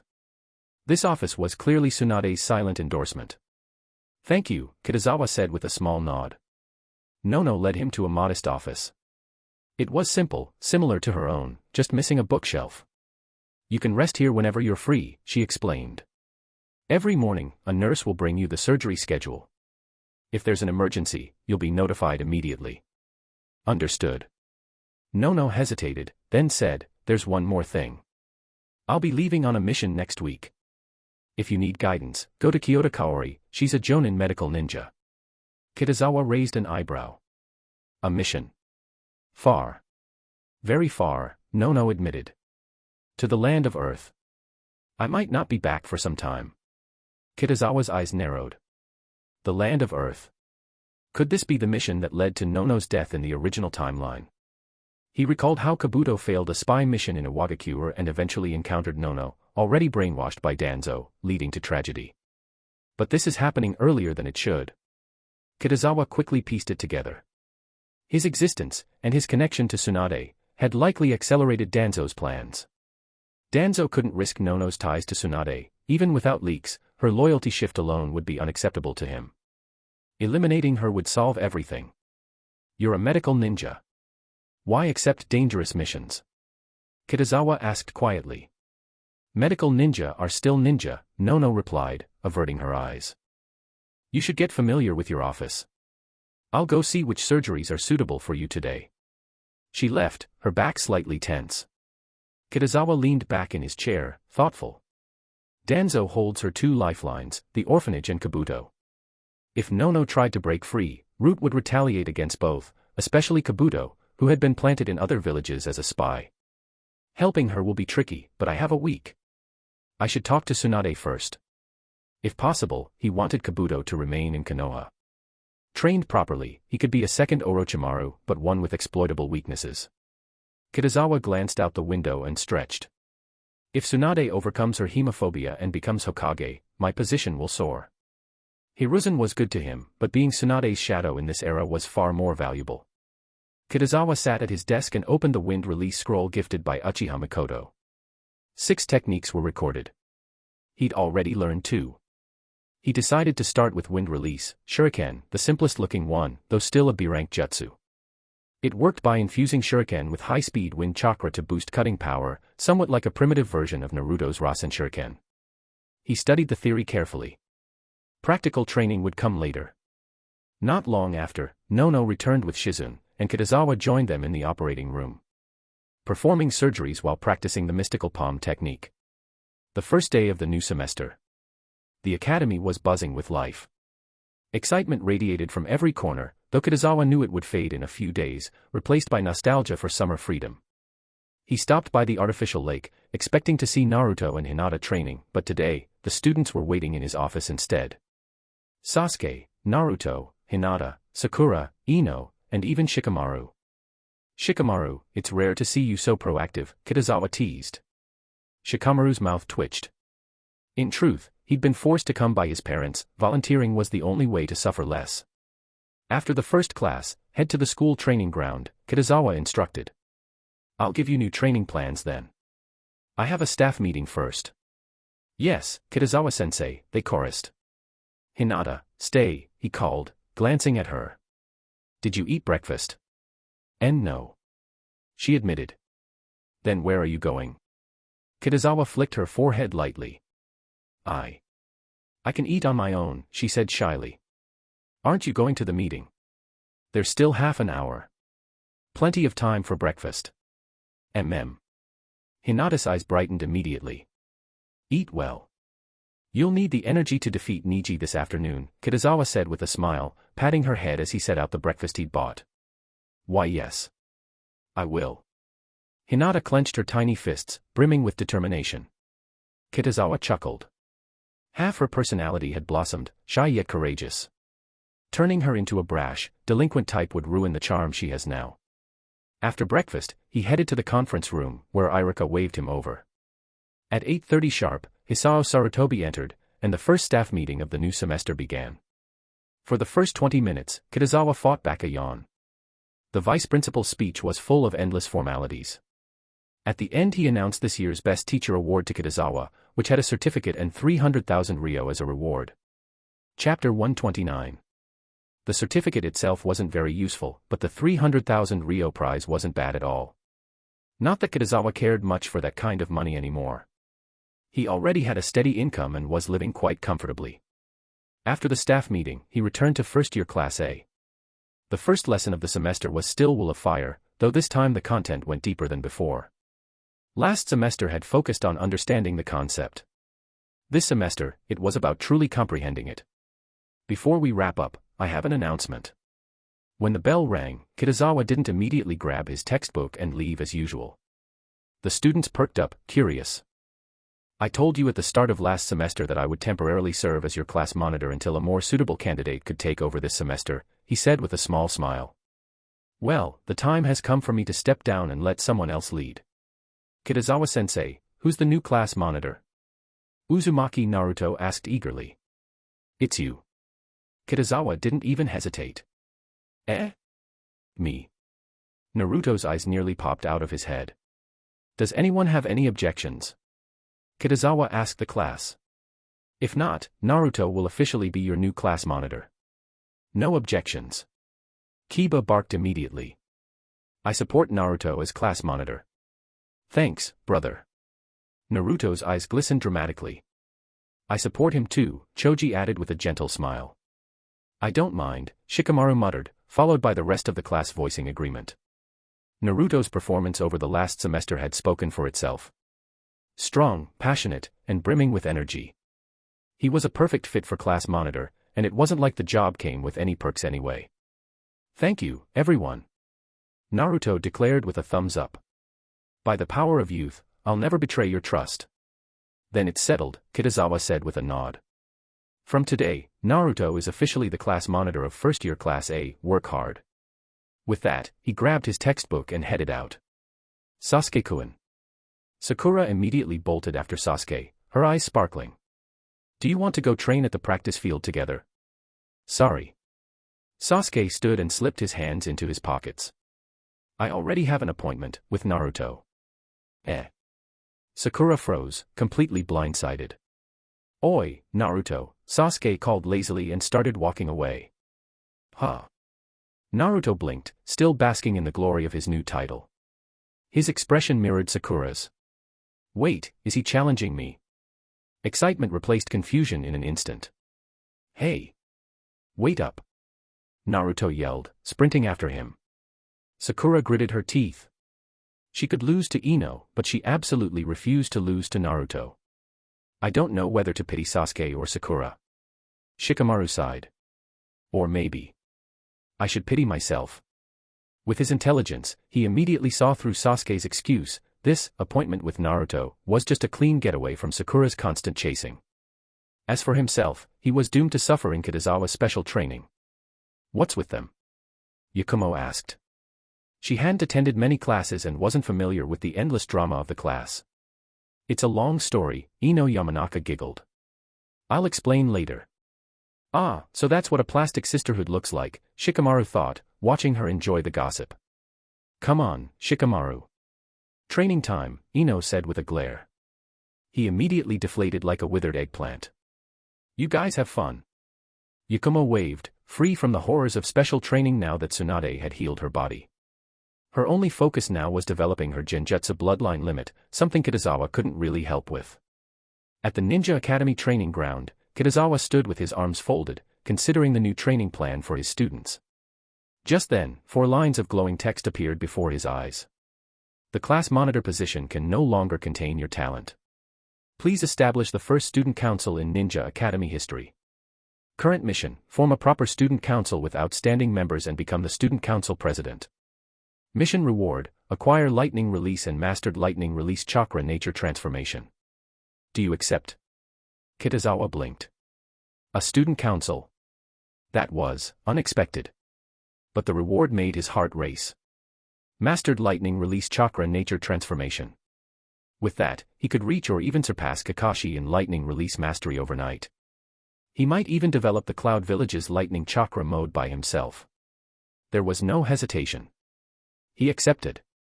High reward means high difficulty, he thought. The real problem will be convincing the vice principal, Hisao Sarutobi. Forming a student council wasn't standard. And if he filled it with Naruto, Sasuke, Shikamaru, and the others, the principal might start thinking he was building a future Konoha government. Before talking to Tsunade about it, he'd better prepare a plan. A school-wide selection competition could be a good start. The system did say the council had to be complete and proper. Kitazawa-sensei. Naruto arrived first at the training ground, followed by Sasuke and Sakura. Moments later, Hinata, Ino, and Shikamaru joined. Sasuke, Kitazawa said, eyeing him, how's your Sharingan control? About 80 to 90%, Sasuke answered confidently. He'd awakened it at 6 and received personal guidance from both his father and Itachi. Good. Go to the artificial lake and work on fire release chakra nature transformation. Got it. Sasuke didn't need further explanation. When it came to Sharingan, Kitazawa was an outsider, but fire release training was essential. Without another word, Sasuke left for the lake. Shikamaru, your training stays the same, Kitazawa continued. But since you skipped summer training, we're intensifying it. Shikamaru's eyes bulged. Sculpting with shadows was already hard enough, intensifying it sounded like torture. Ino, you'll train with him, Kitazawa said with a sly smile. Your job is to continuously interfere with him. Shikamaru froze. Interfere, meaning she'd use the mind-body switch technique. That meant multitasking hell. Control shadows with Ine release. Fight Ino for control of his own body at the same time. Ino's eyes sparkled. Sounds fun. Shikamaru, I won't go easy on you. Shikamaru's expression was pure despair. What about me? Sakura asked, puzzled. You'll learn a new medical ninjutsu, Kitazawa said. He was teaching to their strengths. Sakura and Ino had trained over the summer, but Sakura's medical talent was much higher. Ino's secret techniques were complex and slowed her medical ninjutsu progress, while Sakura could start racking up C and D rank medical jutsu quickly. Finally, Sakura's eyes lit up. Ino felt a twinge of envy but said nothing. Their paths were different. I'll have a shadow clone teach you, Kitazawa said, forming a seal. No problem, Kitazawa-sensei. Sakura beamed. Original or clone, it didn't matter. What mattered was learning new jutsu. Begin training. Kitazawa's voice cut through the morning air as he turned to Hinata. Your training today is to spar with me. Spending an entire morning practicing gentle fist, 8 trigrams 64 palms wouldn't lead to any sudden breakthroughs. If she wanted last-minute progress, real combat was the best cram session. Hinata nodded obediently. Whatever Kitazawa said, she would follow. Let's go over there. He led her to a secluded corner of the training ground where no one would disturb them. The spar began. Hinata's Byakugan flared open. With a sharp push of her foot, she shot forward like a white blur, her small hands already forming the rhythm of gentle fist, 64 palms. Pack. Pack. Pack. Her palms lashed out in rapid succession, aiming for Kitazawa's chakra points. Kitazawa's response was deceptively simple, he met her palms with his own. 4 hands collided. Chakra against chakra. Invisible shockwaves rippled through the air. Hinata faltered for just an instant. It felt as if she was sparring with father. Why? There weren't many taijutsu that released chakra directly from the palms. The gentle fist was the most iconic. Can someone outside the Hyuga really learn it? Hinata thought of all the times Kitazawa had corrected her form and explained her strikes. A realization dawned on her. She firmed her expression and launched her next series of strikes. Just as she expected, none of them landed effectively. After 10 consecutive palms, she prepared for the next when a sudden jolt froze her body. A wave of shock rippled through her eyes. Her chakra flow had stopped completely. Kitazawa stepped forward, gently took her hand, and rolled up her sleeve. 4 tiny red marks dotted her pale arm. Ki. Kitazawa-sensei, you. You want to ask why I know Gentle Fist, he said with a calm smile, tapping her blocked chakra points with 2 fingers. The points released, and her chakra surged back to life. I learned it from you. Hinata's eyes went wide. There was no doubt about it. Only someone who truly understood Gentle Fist could hit and release chakra points with such precision. Don't tell anyone, Kitazawa said lightly. If your father finds out, I might not survive. I won't. Hinata said quickly, almost panicked. Even if I die, I won't tell a second person. Not even father. Kitazawa chuckled and patted her head. It's not that serious. Come on, let's keep training. Learning Gentle Fist wasn't the same as stealing a Byakugan. Still, less trouble was always better. He wasn't strong enough to stir up Hyuga politics yet.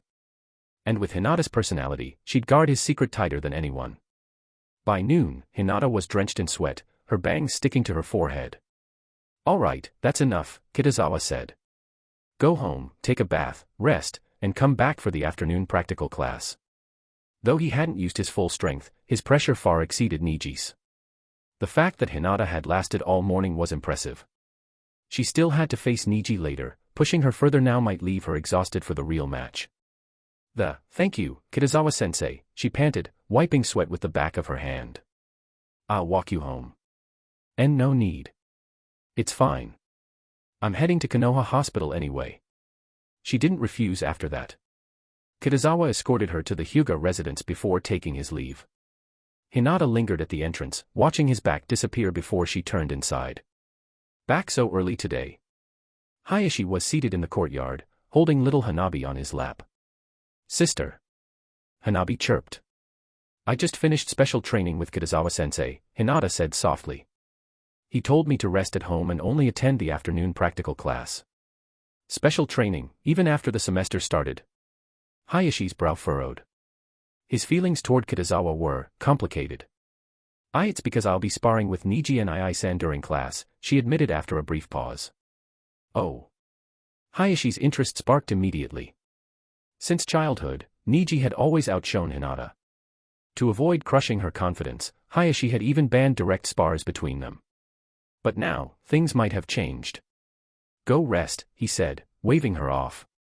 Inwardly, he had already decided to sneak over to the academy and watch the spar with his own eyes. The afternoon came quickly. First-year Class A and second-year Class A gathered at the training ground for the last class of the day.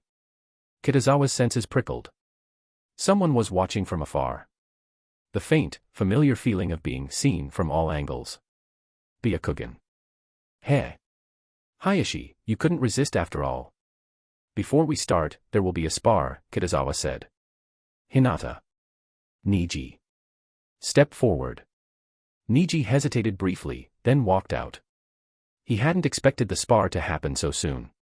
From a tactical standpoint, dragging it out would have given Hinata more time to improve. But it didn't matter. Talent can't be bridged by time. Hinata inhaled deeply and stepped forward, facing her cousin. What's going on? Naruto whispered. Did you forget? Shikamaru said. After our class's friendly match with second year A, Niji challenged Hinata. I don't remember that. Naruto scratched his head. I do, Ino said. Kitazawa-sensei postponed the spar until this semester because Hinata had just awakened her Byakugan. So that's now. Sakura glanced between the two. They both have Byakugan, who's stronger? My bet's on Niji, Ino admitted. For Hinata, this is gonna be tough, Shikamaru added with a sigh. Not necessarily. Naruto pumped his fist. I believe in Kitazawa-sensei's special training. A 1-year gap isn't that easy to close, Kiba muttered. And Niji's a certified genius. Watch and learn, Sasuke said coolly. He didn't care who won. He just wanted to study the Byakugan and Gentle Fist up close. After Niji wins, I'll challenge him myself. Both sides form the seal of confrontation, Kitazawa instructed. You're nervous, Niji said calmly. Your gaze flicked up and left, recalling your many past defeats. You. Hinata trembled. Kitazawa's brow lifted. Already using psychological warfare, he's ahead of schedule. Thinking like that means you've already accepted defeat, Niji continued. Just like before, every single time you lost. I am recalling the past, Hinata admitted, clenching her fists. But this time, I won't lose. Niji's eyes sharpened. Then show me the strength to back those words. Chapter 130. Although Hinata had changed, to Niji, she was still the same. A shift in personality didn't equate to a shift in strength. Without hesitation, Niji activated his Byakugan. The veins around his eyes bulged as he instantly closed the distance between them. His expression was calm, chakra surged to his palms as he struck directly at her vital points. Hinata hesitated for just a moment. She noticed something. Niji seemed slower than before. In their past spars, she couldn't even track his movements, he was a blur. But now, she could see everything. No, he hadn't slowed down. She had become faster. Stronger. With a sudden burst, Hinata's palms swept up from below, aiming for his wrists. Niji's pupils narrowed in shock. How was she so fast? He had attacked first, but Hinata reacted later, and yet struck sooner. Though startled, Niji didn't freeze. He twisted his wrist midair and met her palms head-on. Their chakra collided. Both stepped back half a pace. She's not the same Hinata anymore. From a hidden perch in the trees, Hayashi observed with narrowed eyes and a rare nod of approval. Their first exchange had appeared even, but he could tell. Hinata held a slight edge. Their strength was now on equal footing. Something Hayashi had never imagined possible. So strong.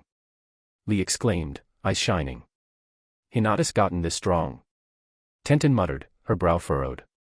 She knew Niji's style well.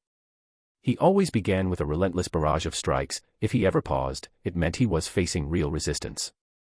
The students of second-year Class A were frozen in disbelief. In their eyes, Niji was invincible. Unless the opponent was a freakish anomaly like Yakumo Kurama, no one stood a chance. Meanwhile, Hinata's heart swelled with a quiet joy. In all their previous spars, she had been overpowered from the first move, completely unable to fight back. But now, that suffocating pressure was gone. You've really improved, Niji finally said after a beat of silence. Niji and I-san, You and I were never the same, Niji interrupted coldly. Our fates were sealed at birth.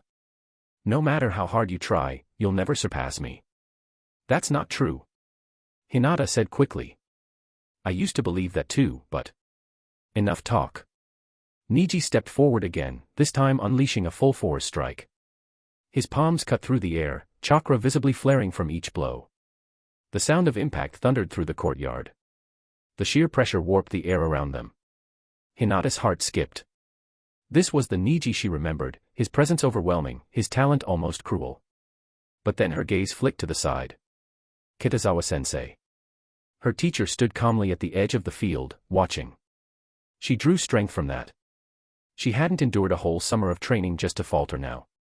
Hinata stood firm, eyes resolute. Her palms met Niji's head-on. Their chakras clashed violently, rippling the air in waves around them. Niji's expression twitched. She had blocked it, his full-strength attack. Her speed, her power, and her gentle fist technique, they had all reached new heights. This wasn't the timid, hesitant Hinata he had known. Her form, once riddled with openings, was now tight and precise. No flaws. His eyes sharpened. He pressed on. Their silhouettes blurred as they exchanged rapid blows, the sound of palm strikes echoing in quick succession. Whoa. Kiba was nearly dizzy. I can't follow them at all. Is this really the same Hinata? Is Kitazawa-sensei's training that insane? He added, jaw slack. It defied logic. Niji was older, more experienced, and a natural genius. He'd awakened his Byakugan and started learning the gentle fist long before Hinata. And yet, in one summer, she had caught up. This is the true clash of taijutsu prodigies. Naruto shouted, fired up. He looked ready to leap in and turn it into a three-way brawl. As for the how of Hinata's power-up, his brain chose not to bother with it. A chill brushed the air. Sakura turned to see Sasuke, eyes glowing red with the Sharingan, watching intently. His expression had turned serious.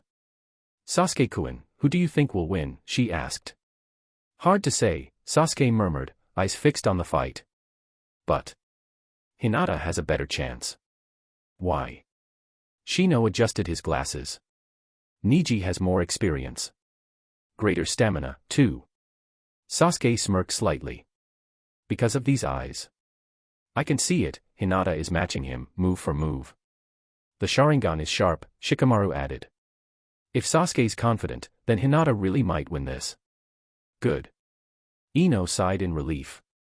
I'm rooting for Hinata, of course. She's from our class.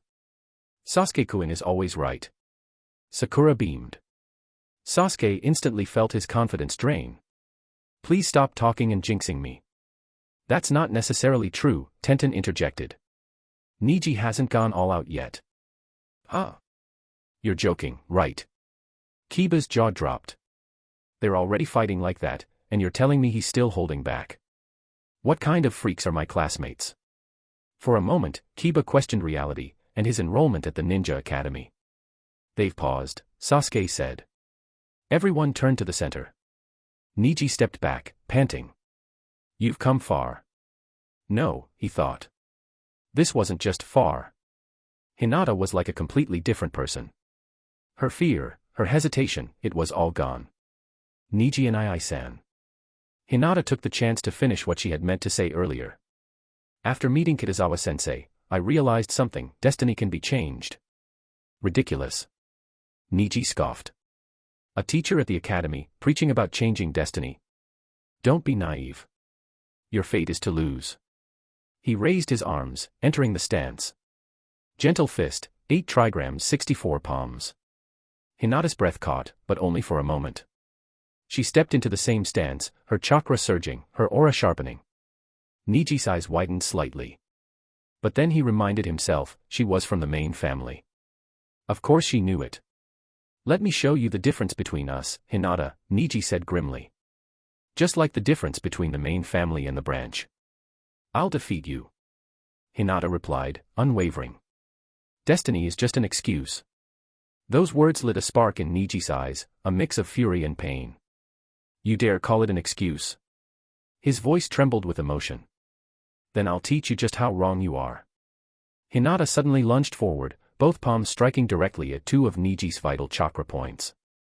But in the blink of an eye, Niji mirrored her movement, meeting her attack head-on with the same precision.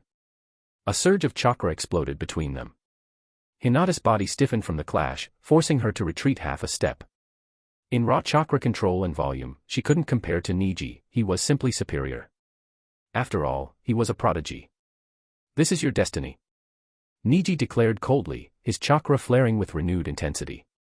Palm after palm, he launched a relentless assault. Each blow stirred the air with sharp whistles, a testament to the force behind them. Though Hinata managed to block every strike, it was clear she was being pushed back, her footing growing unsteady. Niji's going to win. Tenten exclaimed, eyes lighting up with excitement. Is Hinata really going to lose? Ino said, her face creased with worry. A year's difference in training isn't easy to overcome, Kiba muttered, tone heavy. Still, Hinata's done incredibly well. She's just one step away from victory. Don't be so sure, Sasuke said quietly, narrowing his eyes. He could see the truth, Niji's overwhelming edge came from chakra advantage, not technique alone. You've got this, Hinata. Naruto yelled, hands cupped around his mouth. As class monitor, he felt it was his duty to support his classmates. His enthusiasm was infectious, soon, cheers erupted from all corners of first-year Class A. Futile effort. Niji's gaze flicked to the crowd, then back to Hinata. He inhaled deeply. Let's end this, Hinata. His stance shifted. The rhythm of his palms changed, fluid, precise, unstoppable. In a heartbeat, the opening sequence of the 8 trigrams 64 palms unfolded. 8 strikes landed in one continuous blur. Or at least, they should have. Niji's eyes widened in disbelief. He had expected Hinata to block maybe 5, 6 at most. But she blocked all 8. Then, without hesitation, Hinata's face steeled, and she struck out with the 9th and 10th palms. Both landed directly on Niji's chest. Destiny decides nothing, she said firmly, staring him down. Niji stumbled back 2 steps before coughing up blood. Niji and I-san, are you okay? Hinata's expression faltered. She hadn't expected her strikes to carry such power. Rushing to his side, she caught him before he could fall, then instinctively turned to Kitazawa for help. "He'll be fine," Kitazawa said, stepping forward. He placed a palm on Niji's chest and activated a healing jutsu. Though the blood looked alarming, the injury was superficial. Hinata was only 6, she'd unconsciously held back. But for Niji, the real damage wasn't physical. He had always considered Hinata the weaker one. Yet here she was, standing tall, having defeated him head-on. How? He had awakened the Byakugan earlier. He had mastered Gentle Fist faster. He had always been the more gifted one. So why did he lose? The students of second-year Class A looked on, stunned. Losing to Yakumo Kurama could be chalked up to Genjutsu overpowering Taijutsu. But this was Gentle Fist versus Gentle Fist. Byakugan versus Byakugan. There were no excuses. Amazing. Tenten whispered, struggling to believe what she saw. Both of them are on another level, Lee said, eyes blazing with admiration. True geniuses of the Hyuga clan. I'm going to run 30 laps after school, youth demands effort. In just one summer, Hinata's strength has skyrocketed, Shino observed quietly, brows furrowed. He had barely lost to her in last semester's final. But after this fight, he wasn't sure he'd stand a chance anymore. This is all thanks to Kitazawa-sensei's special training, Ino said with admiration. Kitazawa-sensei's the best. Naruto agreed eagerly. He had learned the multi-shadow clone jutsu over summer break, an A-rank forbidden technique. Though he didn't fully grasp how rare that was, the difference between Kitazawa and teachers like Mizuki or Irika was night and day. Shikamaru sighed, hesitating to comment. He wanted to call Kitazawa a demon for how grueling the training was, but even he couldn't deny how effective it had been. Give him 10 more days, maybe half a month, and he might even unlock his clan's second secret technique. Definitely, Sakura said, clenching her fists. With Kitazawa-sensei's training, we won't fall behind Hinata. She'd been studying medical ninjutsu under Kitazawa every day and had long since realized how terrifyingly skilled he truly was. Is it really that effective? Kiba murmured, stroking his chin in thought. He'd heard Naruto and Sakura trained under Kitazawa, and judging by the results, it wasn't a lie. The only one still completely indifferent was Choji. His only goal? Eat. Eat. And eat more. He was determined to beat Hinata again, in the next food-eating contest. Sasuke's mouth twitched. Special training was important, but in the end, it was talent that made the difference. He turned his gaze to Hinata. Originally, he'd planned to challenge Niji and get revenge for losing to him last semester. But now, Hinata had beaten him. And Sasuke couldn't bring himself to challenge someone who'd just lost. That wasn't the Uchiha way. Still, he wasn't fully confident. Before they used the 64 palms, Sasuke believed he could win. With his Sharingan, he could see their movements clearly. But when Hinata unleashed the technique, of those 10 palms, he'd only followed 5. Kitazawa had told him to observe, reflect, and learn. Sasuke decided to do just that. One misstep could humiliate the Uchiha name, and he refused to let the Sharingan's debut be a disgrace. On a nearby tree branch, Hayashi stood in silence. He never imagined Niji had secretly mastered 8 trigrams 64 palms. Even more shocking, he was only 2 strikes behind Hinata. And Hinata had his personal guidance. Hayashi considered himself the Hyuga clan's foremost expert on the technique. Which meant only one thing, Niji was a once-in-a-generation prodigy. Equal to, or perhaps even beyond, Hinata. The Uchiha clan had Itachi and Sasuke. Now the Hyuga clan had Hinata and Niji. A perfect balance. Hayashi's thoughts drifted to Niji's earlier harsh words. He sighed inwardly. Hisashi. I'm sorry. The time had come to tell Niji the truth of what happened 4 years ago.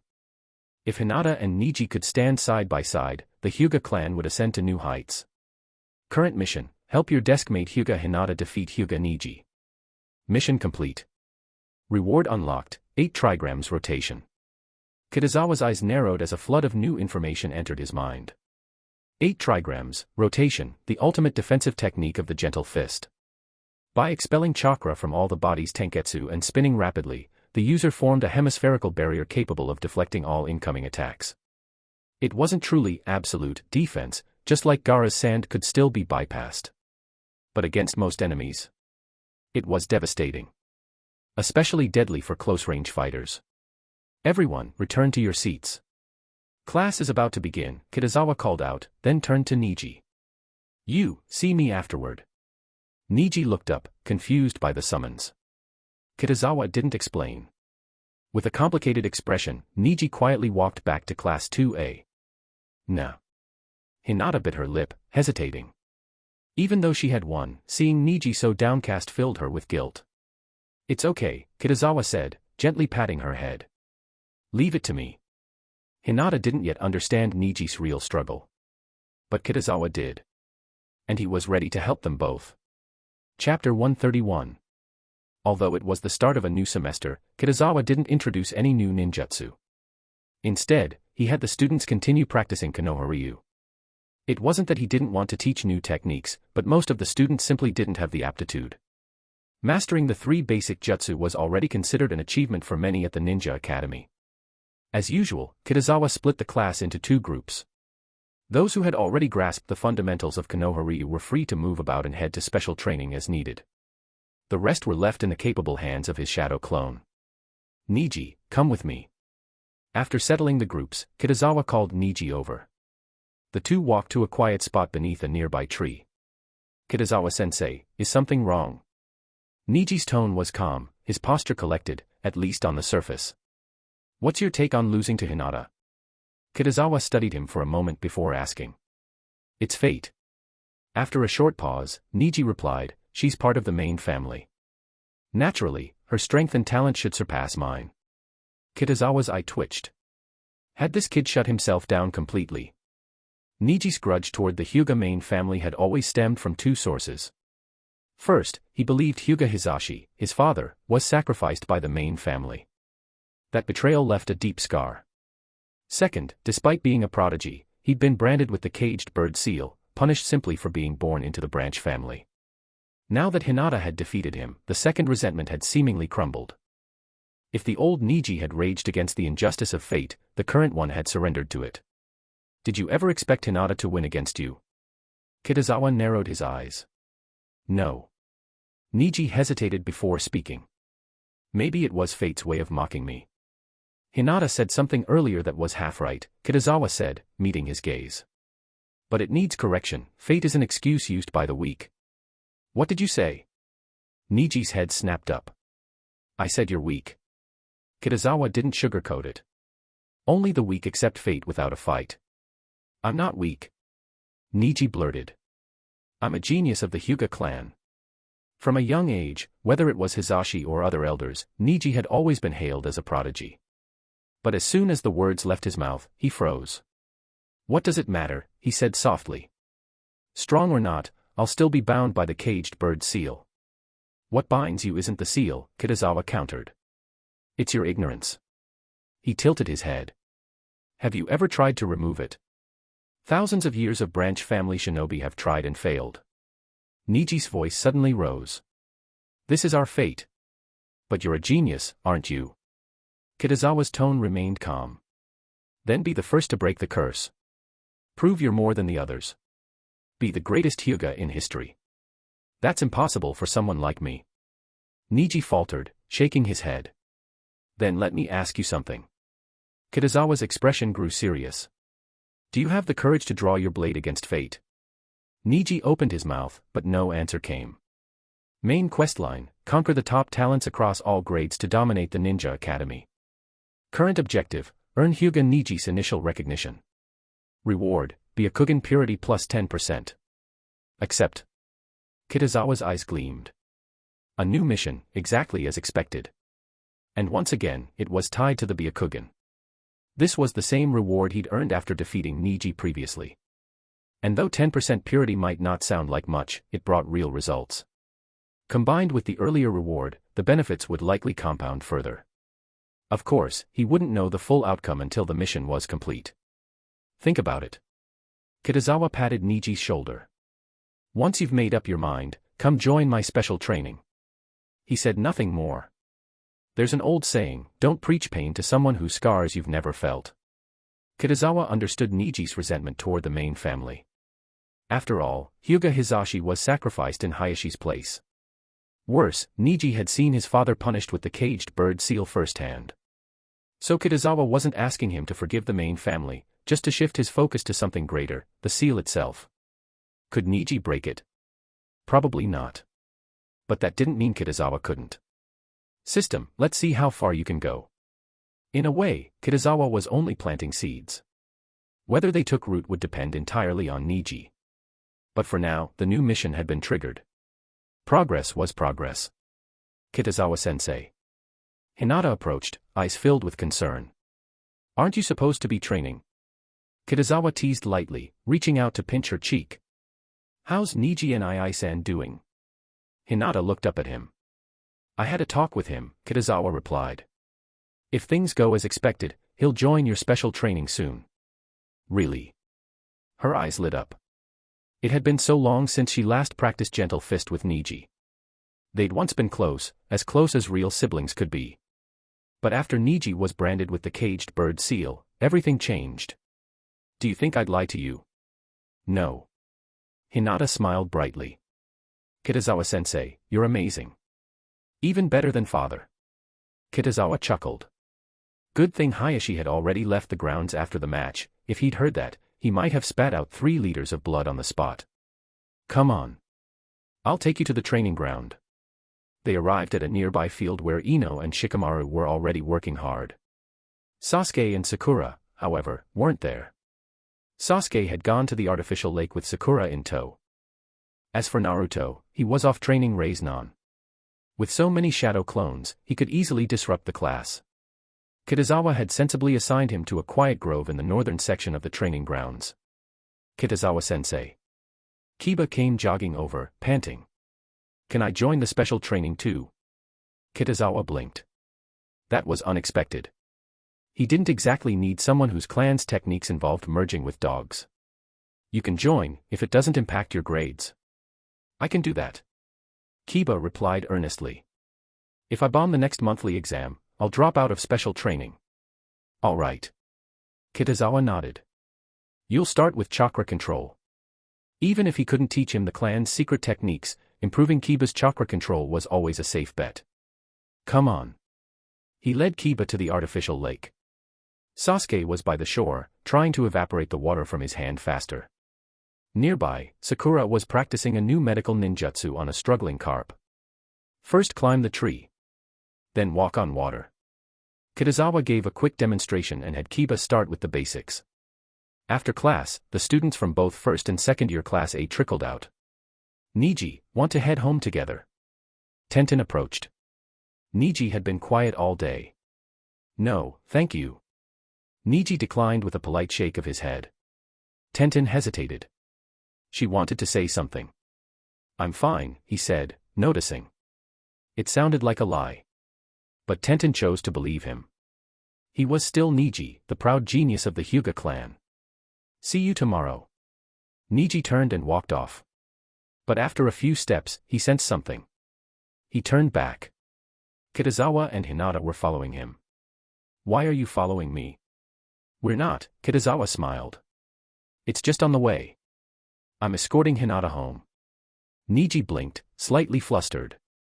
He turned back and resumed walking. When they reached the Hyuga compound, Hayashi was already standing at the gate. Clearly, he was waiting for Hinata, not Niji. Hayashi-sama. Niji greeted him with little emotion and turned to leave. Niji, Hayashi called, come with me. I have something for you. Niji was stunned. Kitazawa immediately guessed what it was. In the original timeline, Niji began to let go of his hatred after receiving a letter, one written by Hisashi and given to him by Hayashi during the Chunin exams. It seemed Hayashi was giving it to him early. Perhaps the match he witnessed today changed something in him. All the better. It would help Kitazawa complete his mission. Hinata, I'll see you tomorrow. Kitazawa gave a small wave and turned toward Konoha Hospital. At present, Tsunade and Shizun were each playing their roles. After class, Shizun taught him medical ninjutsu at the hospital, while Tsunade had taken to studying psychological medical ninjutsu with Karina. And Kitazawa. He had a system. He had students. And now, he had another genius on the verge of breaking free. Let fate try to stop them. Night deepened. It was just past 9 o'clock when Kitazawa and Shizen finished their surgeries and headed home together. What did you just say? Shizen froze, then burst out furiously, Lady Tsunade didn't come back tonight. Damn it, she lied to me. She doesn't have any money on her, Kitazawa noted calmly. So I doubt she went back to the casino. Don't be so sure. Shizen inhaled deeply. With her reputation, borrowing money is the least of her problems. Fair point, Kitazawa replied with a chuckle. So, what now? We drag her back. Shizen clenched her fists, her tone fierce and unyielding. All right then. Let's split up. You check the izakaya, I'll check the casinos. Kitazawa thought for a moment before offering the plan. He had a decent idea of which gambling den Tsunade favored, but he wasn't as familiar with the drinking spots. Got it. You're always more methodical. Shizen gave a sharp nod. Kitazawa exchanged a brief glance with Kurenai, then turned and set off. A few minutes later, Kitazawa arrived at the nearest casino. The gambling halls of the ninja world had a surprisingly modern flair, glowing machines and roulette tables buzzing with greed. He scanned the floor and spotted Tsunade in the corner. She sat in front of a slot machine, eyes glued to the spinning reels. Ack! Tsunade groaned as 3 mismatched symbols flashed on screen. She immediately buried her face in her hands. Lady Tsunade, you'll have to pay for it if you smash the machine. Kitazawa approached with a small smile. Kitazawa. Tsunade blinked, then suddenly reached out and grabbed his wrist, yanking him down beside her. He stumbled forward and collided with her, soft, warm, and entirely too close. Sit properly, she ordered, throwing an arm around his shoulders. Now, hand over all your money. Kitazawa reluctantly tore his eyes away from the necklace nestled deep in her cleavage and glanced at the machine instead. In both his lives, he had never actually played a slot machine, but he'd seen enough in shows and films to know the basics. Lady Tsunade, he cleared his throat, there's something important I need to tell you. Later, she cut him off, eyes flashing. Let me finish gambling first. If I win, I'll take care of everything. Kitazawa gave a dry smile. By the time you win, Yakushi Nono might already be sipping tea with the sage of 6 paths in the Pure Land. How much have you lost? He asked casually, an idea forming. Not much. Just 200,000 ryo. Tsunade waved a hand like it was nothing. Lend me some cash, I'll win it back in no time. How about this? Kitazawa said, eyes narrowing slightly. Let's make a bet. If I win back your 200,000, you owe me a favor. She raised an eyebrow. And if you don't win it back? I'll give you 200,000 ryo. Straight up. Tsunade considered this. It was a no-lose situation for her. Deal. Kitazawa exhaled, then pressed his palms together silently. May the god of gamblers, Buddha bless me. He inserted a coin. The reel spun, lights blinking. Tsunade leaned forward. Kitazawa tilted his head slightly, and caught a glimpse of her deep valley. Then, suddenly, the machine shook. 3 sevens lit up on the screen. Jackpot. Coins poured out noisily. I won. Tsunade shot up and slapped Kitazawa hard on the back. Her entire upper body moved with the motion, dangerously close to a wardrobe malfunction. What are you staring at? She snapped, catching his line of sight. Another slap. Don't just stand there, keep spinning. She was too thrilled to notice his embarrassment. Yes, Lady Tsunade. Kitazawa inserted another coin. Tsunade was beaming after the first win. By the 7th consecutive jackpot, her excitement had turned into suspicion. Why is your luck so ridiculous? She muttered. Kitazawa shrugged. Luck is just like that. No rhyme or reason. Fair enough. She stood up, her signature green haori with the kanji for gamble billowing behind her. Tonight, we strike it rich. Kitazawa swore he could hear the theme from God of Gamblers playing in the background. Midnight. Tsunade clutched a mountain of coins, laughing like she hadn't in years. This wasn't just a good night, it was her best night at a slot machine ever. Though technically, Kitazawa had done all the spinning. All right, out with it, she said at last, crossing her legs with an elegant flick. Kitazawa hesitated. Yakushi-senpai said she took a mission. She's headed to the land of Earth next week. Tsunade's expression darkened immediately. What kind of medical ninja gets assigned so far out? Did Hiruzen send her? She didn't say, but. I don't think so, Kitazawa replied. If it were the Hokage, she wouldn't have kept it quiet. Danzo, Tsunade growled, her voice laced with venom. Nono used to be one of his. But she left Root. Kitazawa exhaled in relief, she understood the situation instantly.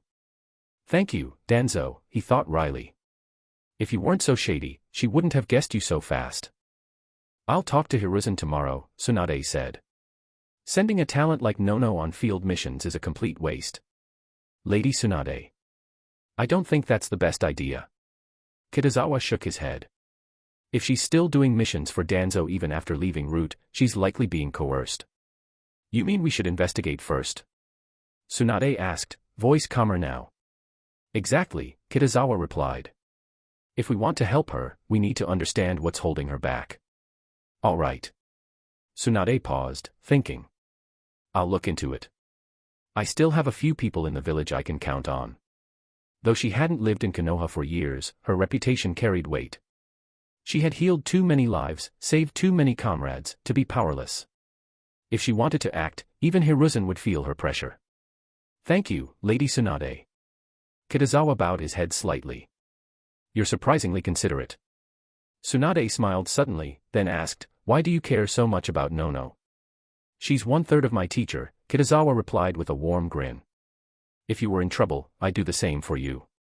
Tsunade blinked, caught off guard. That reminder struck deep. She'd nearly forgotten about taking on students. And the way Kitazawa handled himself, the way he thought, it was tempting. But a weight hung on her shoulders. Kitazawa was still young.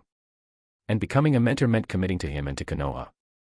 She knew what Hiruzen wanted. Cure her hemophobia, stay in the village, and eventually succeed him as the 5th Hokage. Tsunade stared at Kitazawa, suddenly feeling conflicted. She didn't want the title. She didn't want the chains. But no matter how far she ran, she had never truly turned her back on Konoha. Chapter 132. When Kitazawa stepped into second-year Class A, his attention, as always, drifted to Hyuga Niji.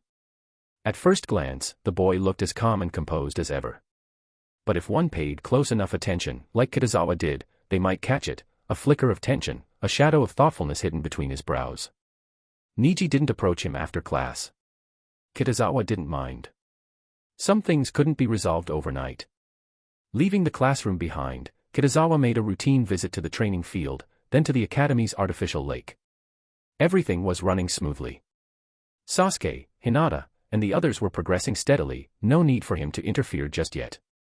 Just as he prepared to practice wind release, a thought struck him. He glanced subconsciously at Sasuke. In all the recent focus on Hinata's progress and missions, he'd nearly forgotten something important. He had a mission involving Sasuke as well. Help Sasuke defeat Niji. The reward? A one-tomo Sharingan.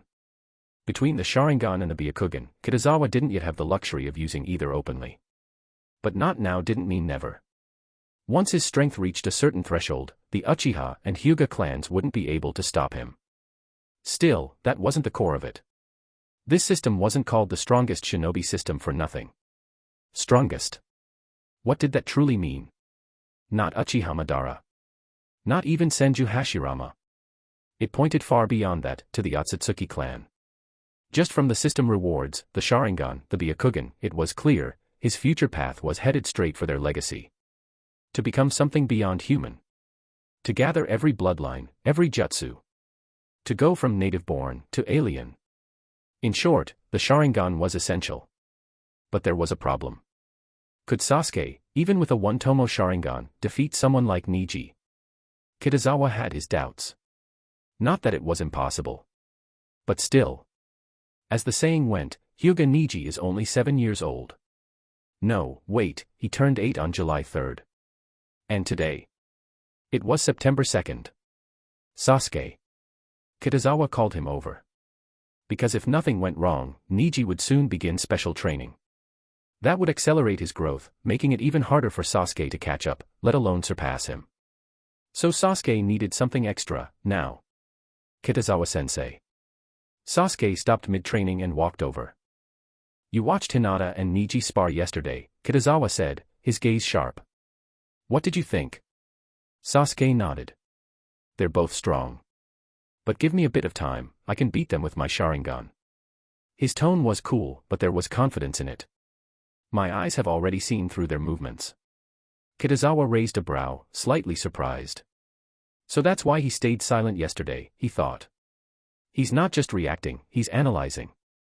It seemed Sasuke had been quietly thinking through the mechanics of Gentle Fist, 8 trigrams 64 palms. Not bad, Kitazawa said with a faint smile. But what if they improve during that time? Sasuke paused. That, he hadn't considered. Even a small improvement, 2 extra strikes in 64 palms, could spell defeat. He clenched his fists. Kitazawa-sensei, do you have a plan? He asked, eyes sparking with expectation. Use the other advantage of the Sharingan, Kitazawa said slowly. Genjutsu. In later stages, Genjutsu might lose its edge, but in the early to mid stages, it was a deadly weapon. A single moment of unawareness could mean instant defeat. Ironically, in the original timeline, Sasuke rarely used Genjutsu. His style mirrored Uchiha Madara's, overwhelming firepower and precise ninjutsu. Genjutsu was just a footnote. Itachi, on the other hand, had leaned into Genjutsu heavily. Kitazawa suspected the reason was more than personality. The Uchiha massacre likely robbed Sasuke of a proper Sharingan Genjutsu education. But Sasuke hesitated. A one-tomo Sharingan can't cast Genjutsu directly. True, Kitazawa said, unfazed. But it can amplify and assist in casting Genjutsu. That's more than enough. What Sasuke meant was he couldn't yet use the iconic Sharingan Genjutsu, the type that let users control minds with a glance, even suppress tailed beasts in later stages. But there were other Genjutsu techniques, demonic illusion, shackling stakes, Genjutsu, unknown fire, that relied on the Sharingan as a medium. Without the dojutsu, most ninjas couldn't use them at all. I get it. Sasuke's face lit up with realization. I'll go home right now and ask father and big brother to teach me. Kitazawa raised a brow, watching him. Was Sasuke more excited about defeating Neji? Or the chance to train with Itachi and Fugaku? Probably both. Double the motivation. Kitazawa felt a flicker of satisfaction. It was oddly rewarding to subtly shift the fates of characters bound by canon. Starting today, you don't have to come to the academy, Kitazawa said after a pause. Once you've mastered it, I'll arrange a spar with Neji. Huh. Sasuke blinked. Why Neji? Why not Hinata? Simple. If an Uchiha was going to fight, he wanted to fight the strongest. They're close in strength, Kitazawa said casually. Besides, your match with Hinata will come during the monthly exams. Sasuke nodded. He understood. Kitazawa wanted him to defeat both. 2 birds, 1 Uchiha. All right, I'm off. Sasuke said and, without hesitation, sprinted toward home. He hadn't expected post-vacation guidance from both Fugaku and Itachi, but now he had it. And he was thrilled. At the Uchiha compound. You're home early today. Mikoto looked up, surprised. It was still 2 hours before lunch. Kitazawa-sensei told me to come home. Sasuke knew his mother held Kitazawa in high regard, so he name-dropped him with confidence. Then it must be something important, Mikoto said, curious. What did he ask you to do? Learn Genjutsu from dad and big brother. Sasuke's tone brimmed with excitement. Mikoto blinked. That's quite a lot for a 7-year-old. Fire release and Genjutsu. Wasn't that too much? But Kitazawa had arranged it, and she trusted him. Don't worry. Sasuke grinned. I'm a genius, I awakened my Sharingan at 6, remember? Itachi had always been the bar he aimed for. But now he had a milestone his brother didn't, activating the Sharingan at a younger age. Still, Mikoto gently warned, don't get ahead of yourself. You worked really hard just to place first in your class. Sasuke looked away, slightly embarrassed. Especially after watching Neji and Hinata spar the day before. Your brother should be back around noon, Mikoto added, changing the subject with a smile. Really? Sasuke perked up immediately. So easy to cheer up and manipulate. Mikoto couldn't help but smile. Noon. I'm home, Itachi said as he entered. He blinked in mild surprise at the sight of Sasuke.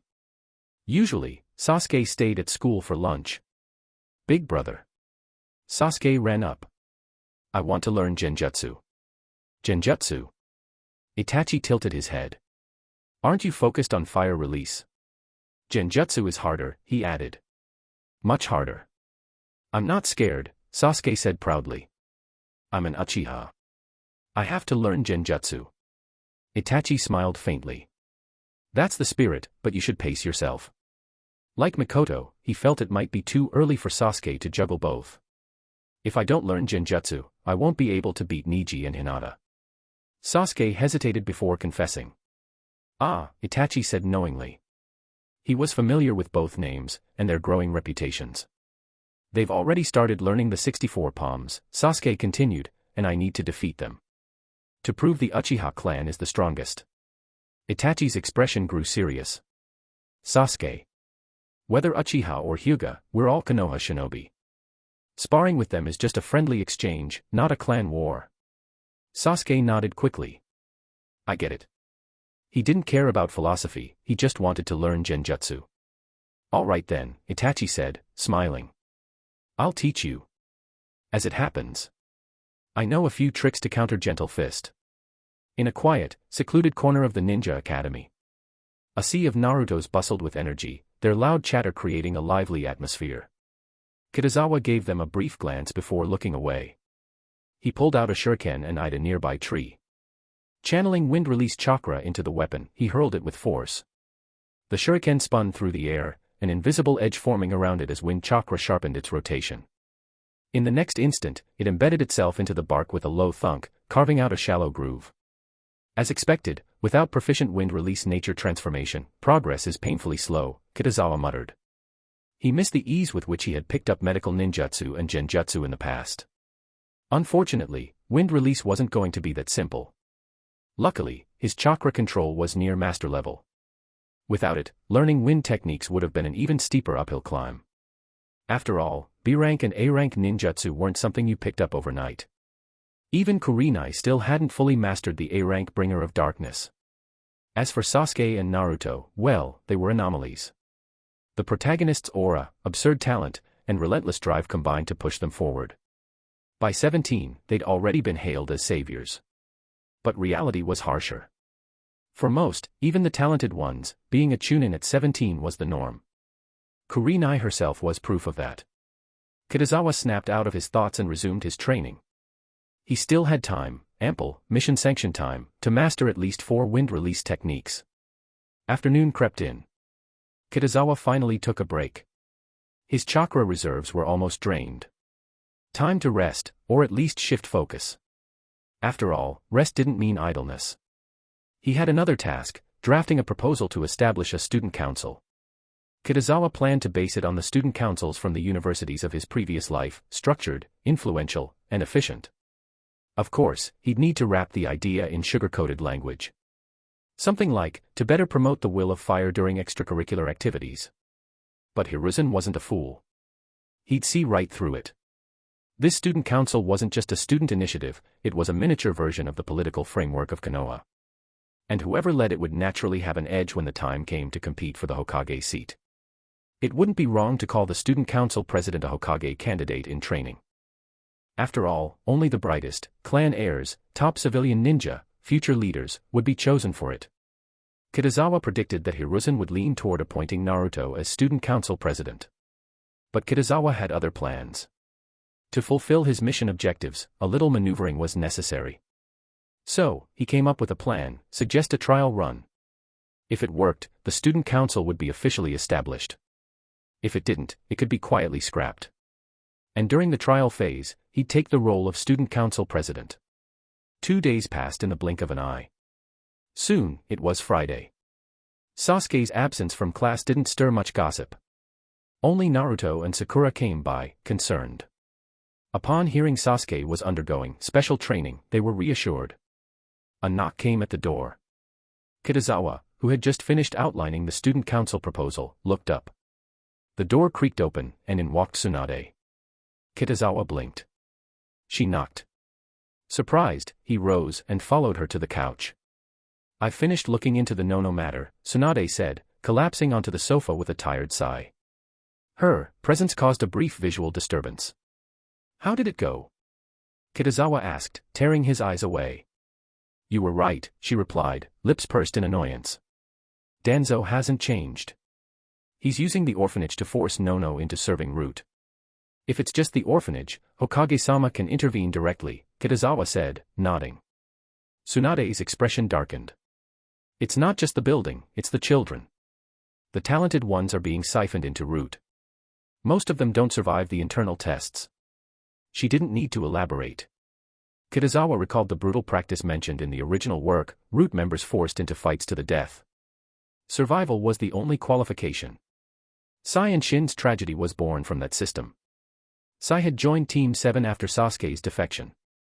His older brother, Shin, had died in a root match, against Sai himself. Shin had deliberately let himself lose so Sai could live. His death ultimately helped Sai regain his emotions. He'd later defect from root and marry Ino. The most exceptional of them is Yakushi Kabuto, Tsunade continued. Nono's adopted son. He's no longer in Konoha. Only Danzo and Root know where he is. Tsunade's intel network was vast, but Root agents had long since discarded their humanity, emotions included. They wouldn't talk.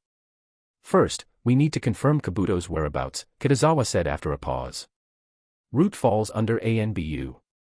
Technically, ANBU has investigative authority. Tsunade nodded, stretched, and stood.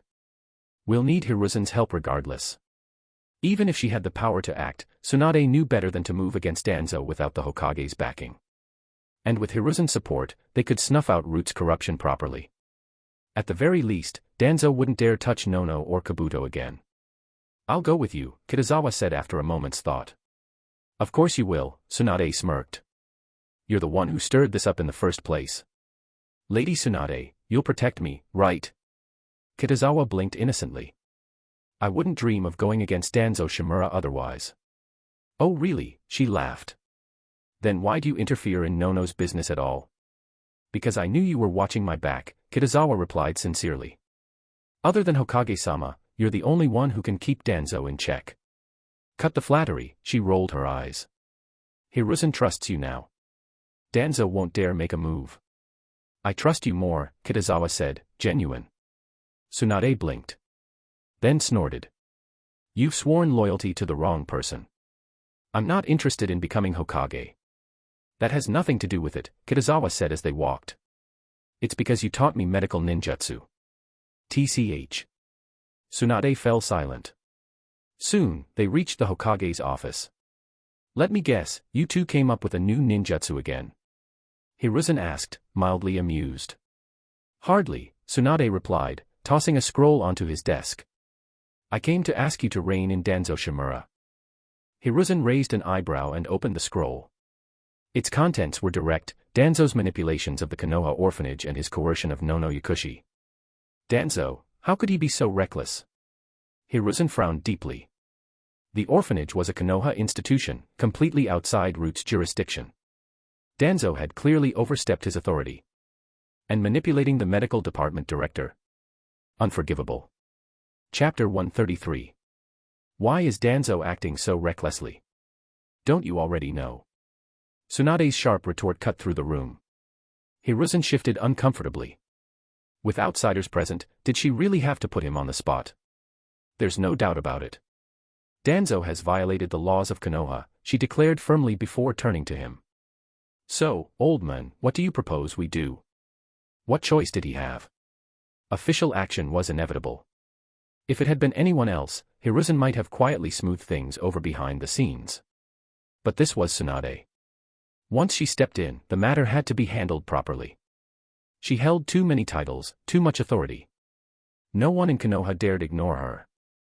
Hiruzen fell silent, lost in thought, and then froze. When was the last time Tsunade had shown any interest in village affairs? Was she, finally letting go of the past? No. That wasn't it. She was stepping in because of her close ties to Yakushi Nono and Kitazawa. Still, it was the first time in years she'd involved herself in village politics, and it concerned someone as powerful as Danzo. Hiruzen couldn't help but fall into deeper contemplation. It's a straightforward situation. Why are you hesitating? Tsunade asked, a trace of irritation in her voice. Are you trying to protect Danzo? Of course not, Hiruzen said quickly, snapping out of his daze. As Hokage, I won't allow anyone to break the rules of this village. Good. Then arrange it now. Actually, Hiruzen said with a chuckle, you should handle it. Tsunade narrowed her eyes. What do you mean by that? You conducted the investigation. You know the details better than anyone. His tone was slow and deliberate. I'm granting you temporary authority. You can command the Umbu. Tsunade paused, realization dawning. This was an open trap. If she led the Umbu and moved against Danzo, the entire village, no, the entire ninja world, would hear about it soon. People would think Tsunade, one of the legendary Sannin, had officially returned to Konoha. Some might even assume she was in line for the Hokage seat. I don't have time for this, Tsunade said flatly. Find someone else. No one else is suitable, Hiruzen replied calmly. Anyone else would struggle against Danzo and his route. Then you go, Tsunade shot back. Hiruzen sighed dramatically. I'm Hokage. I have too much on my plate. And I'm old, not as sharp as I once was. Tsunade opened her mouth to argue, then stopped. She hated when people played the sympathy card. She might disagree with Hiruzen, but he was her teacher. Fine, she muttered. Haru, Hiruzen called out. The Umbu outside stepped in immediately. Hokage-sama. From now until this issue is resolved, you follow Tsunade's orders, Hiruzen said. Yes, Hokage-sama. Though surprised, Haru accepted the command. The Umbu were loyal to the Hokage, but Tsunade's status spoke for itself. Kitazawa, silent all this time, could only think, old fox. Even someone as strong-willed as Tsunade had been outmaneuvered. Then again, calling it a trick wasn't entirely fair. Danzo would gladly walk into such a trap every day. Is Hiruzen planning to step down? Kitazawa wondered. In the original timeline, Tsunade only returned after Orochimaru attacked Konoha. But her early return now changed everything. With Tsunade as Hokage, Hiruzen might actually survive. Then again, Orochimaru still had other objectives, like taking Uchiha Sasuke. Unless the Uchiha massacre was somehow avoided and Itachi never defected. I hope it doesn't happen, Kitazawa thought. Sasuke is my student. If he defects, I'll lose half my missions.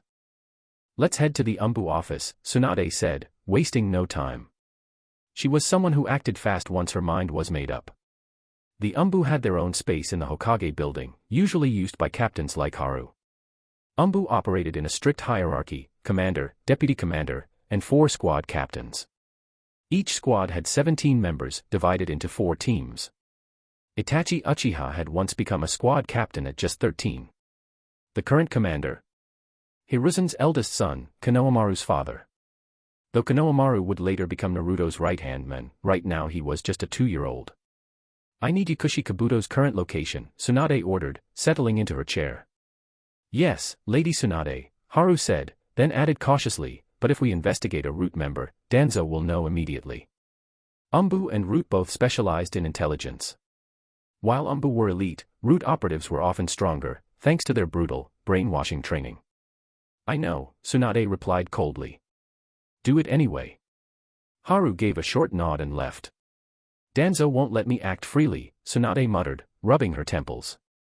We have to get to Kabuto before Root does. Do you have someone in mind? Kitazawa asked. We need someone strong, with infiltration and anti-tracking skills, she mused. Kakashi Hatake fits best. Kitazawa nodded. Then something flashed before his eyes. A genius shouldn't be confined to the academy.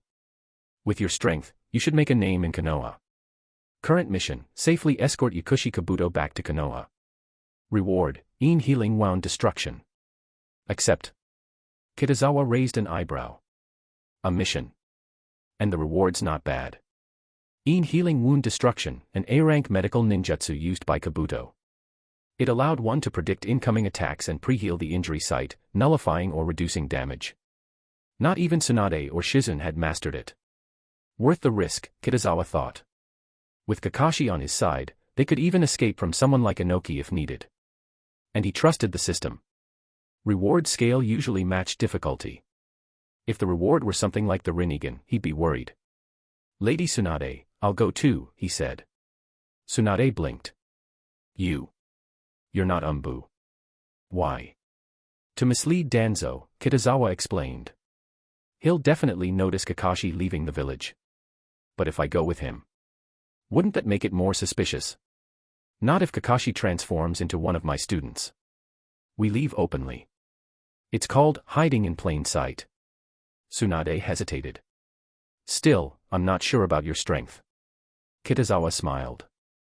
Besides medical ninjutsu, I'm decent with genjutsu and wind and fire release.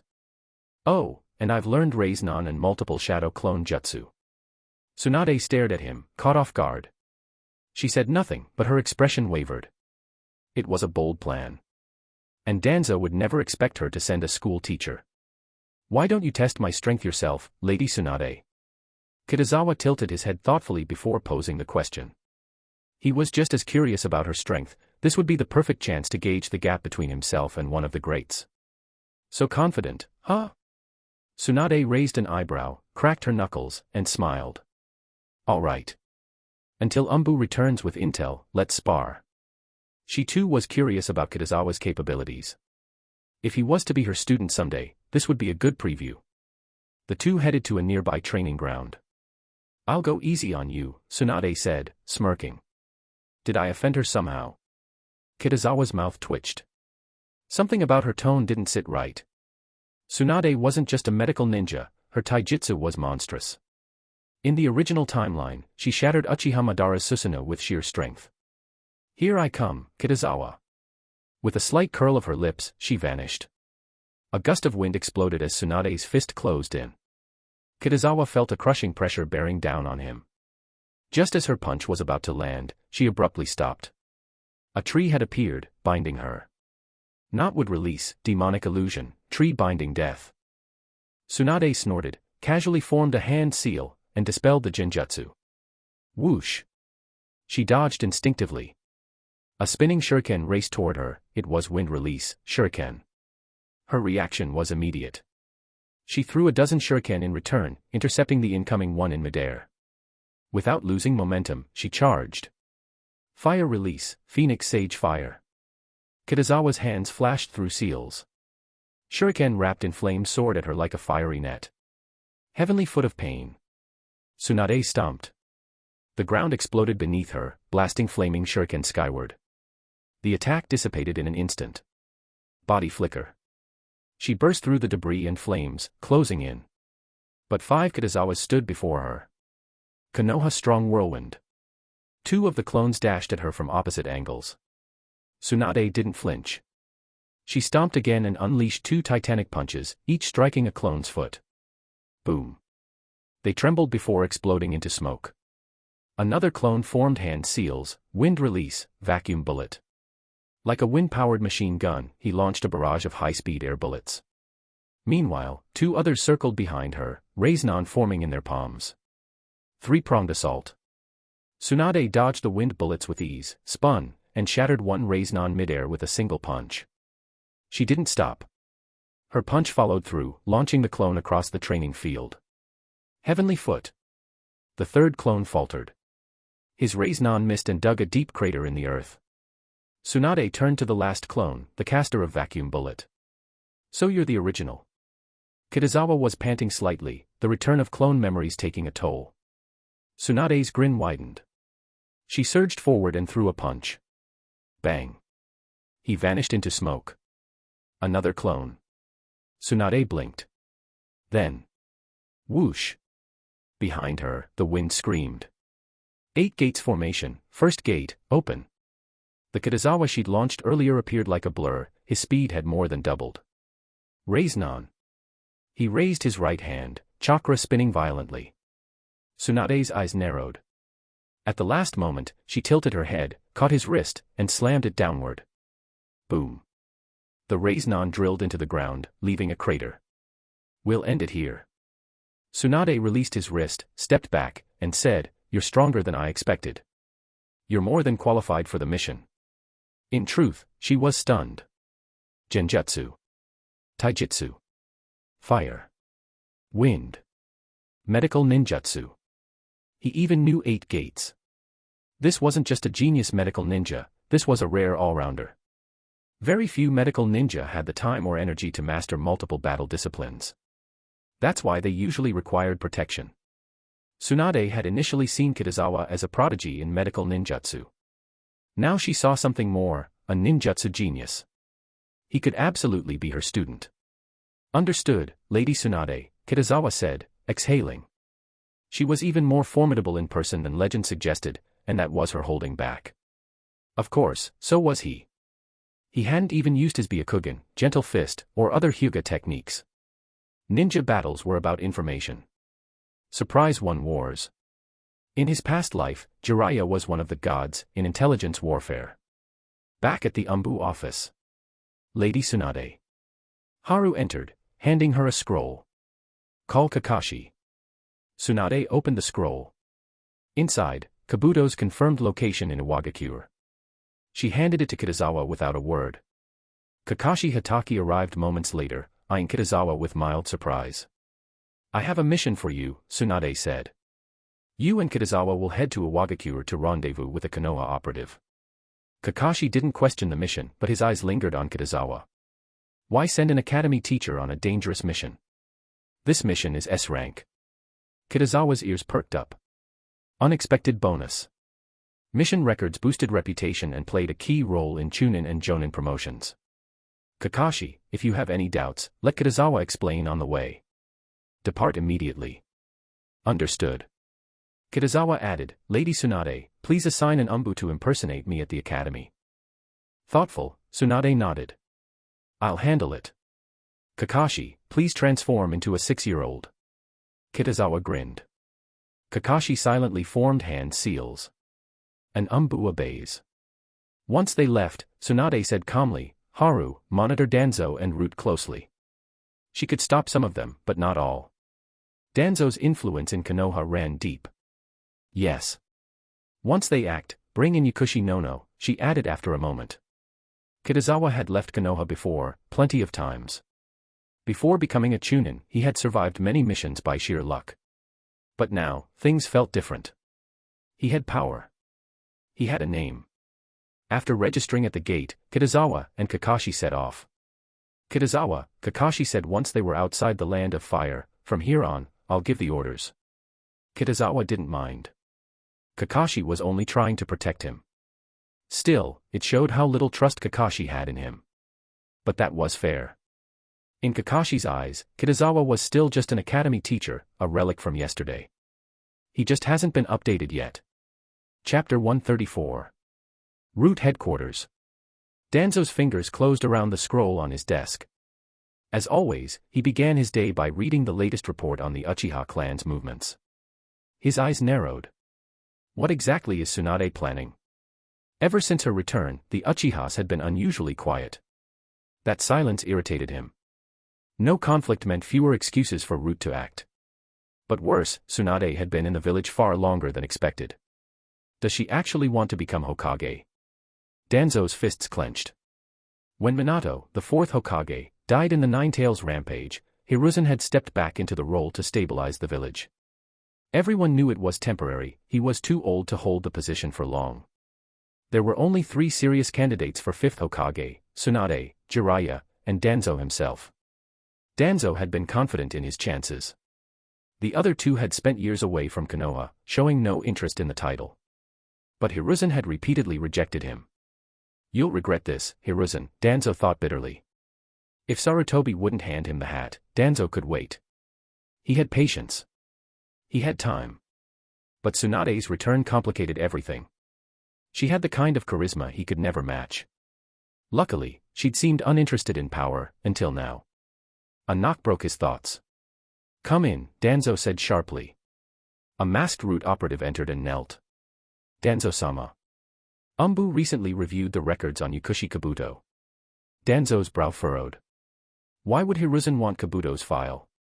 It wasn't the Hokage, the operative replied. It was Lady Tsunade. Umbu acted on her orders.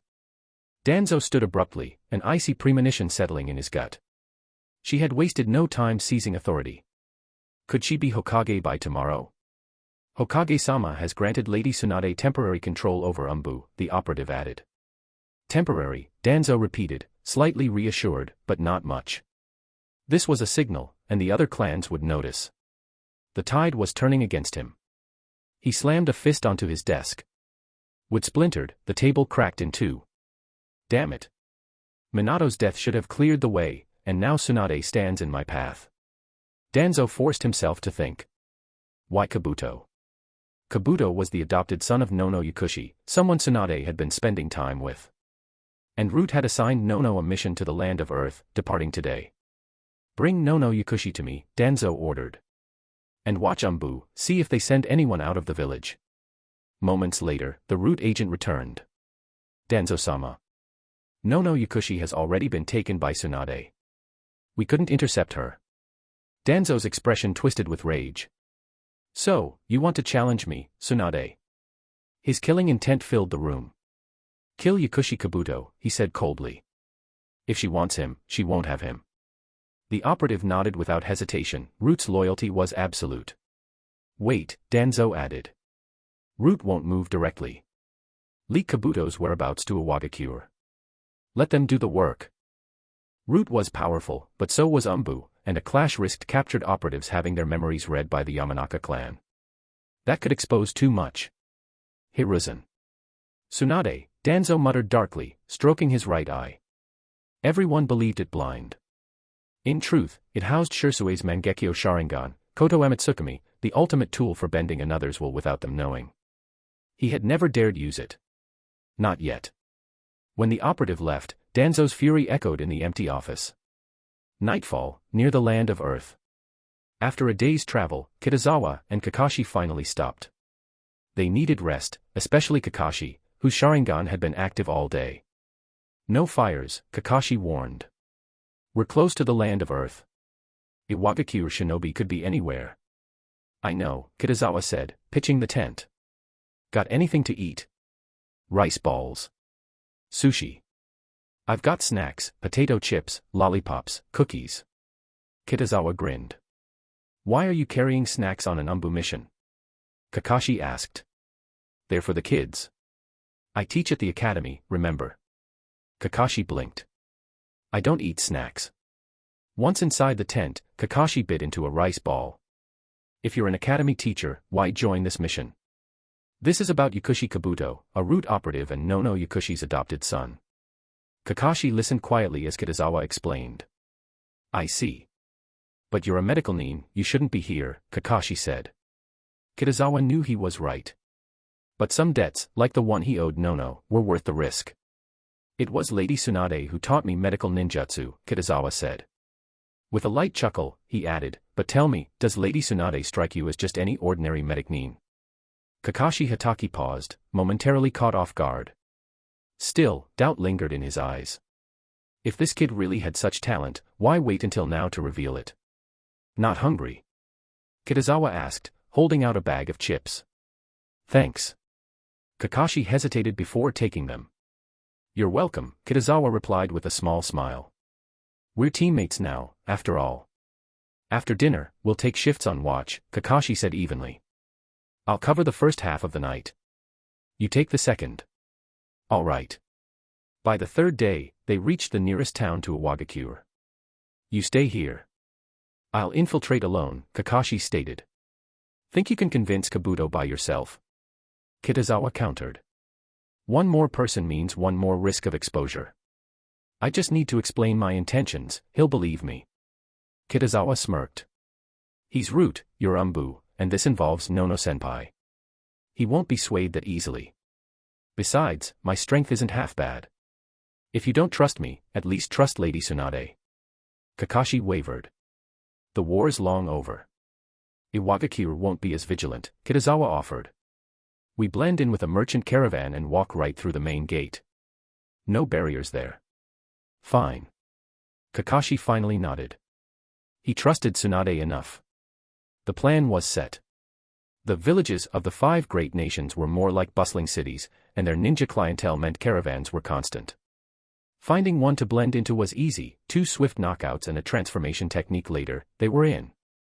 At the gates, the guards merely recorded their names. No thorough checks.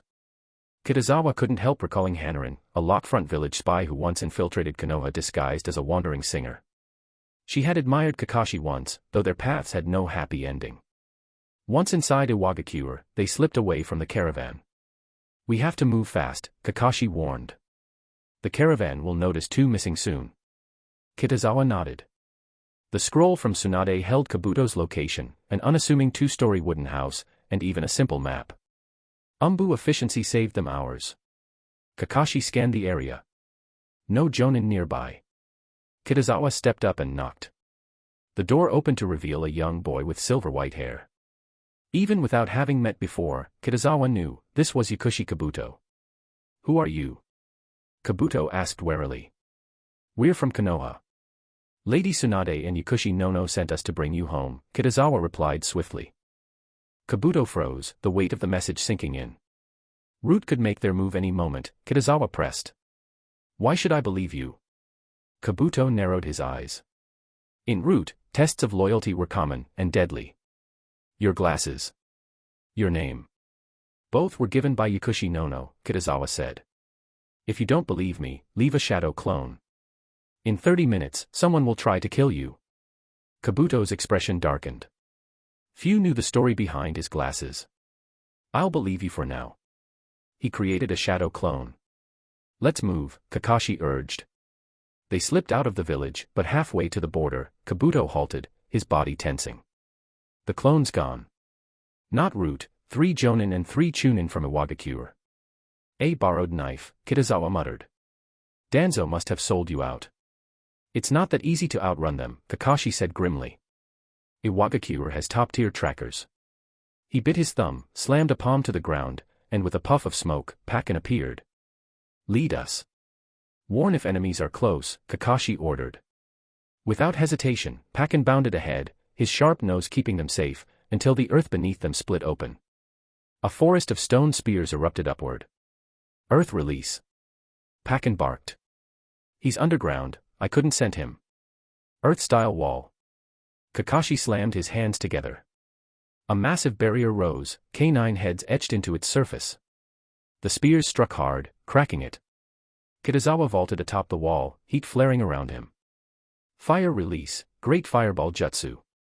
The blazing sphere slammed down, scorching the ground, but the enemy dodged at the last second. Shadows flickered in from all sides. The rest of the 6-man Iwagakure squad appeared, surrounding them. Kakashi's gaze hardened. This would not be easy. Chapter 135. "Kabuto, you go first," Kakashi murmured. In the same breath, his hands blurred, shuriken fanned out in a deadly storm. "Ha! You think it'll be that easy?" The Iwagakure captain sneered, barking, "Leave none alive." Earth release, fist rock. Stone encased his hands, fists swelling into jagged boulders. He slammed them forward, shuriken clanged harmlessly off, ricocheting away. Kakashi's eyes narrowed.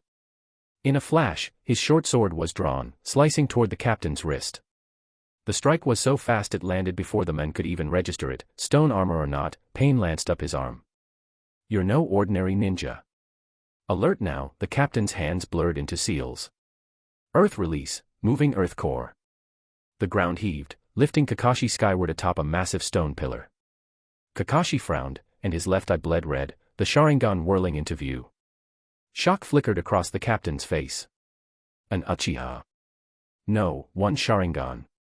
The copy ninja, Kakashi. Recognition hardened his expression. Kakashi's reputation was one thing, facing him in person was another. He shifted to full focus. Kakashi cast a quick glance toward Kitazawa and Kabuto, and froze for half a heartbeat. Kabuto, though fending off 3 chunin, wasn't overwhelmed. Kitazawa, however, was holding 2 jonin at bay, and not just surviving, but matching them.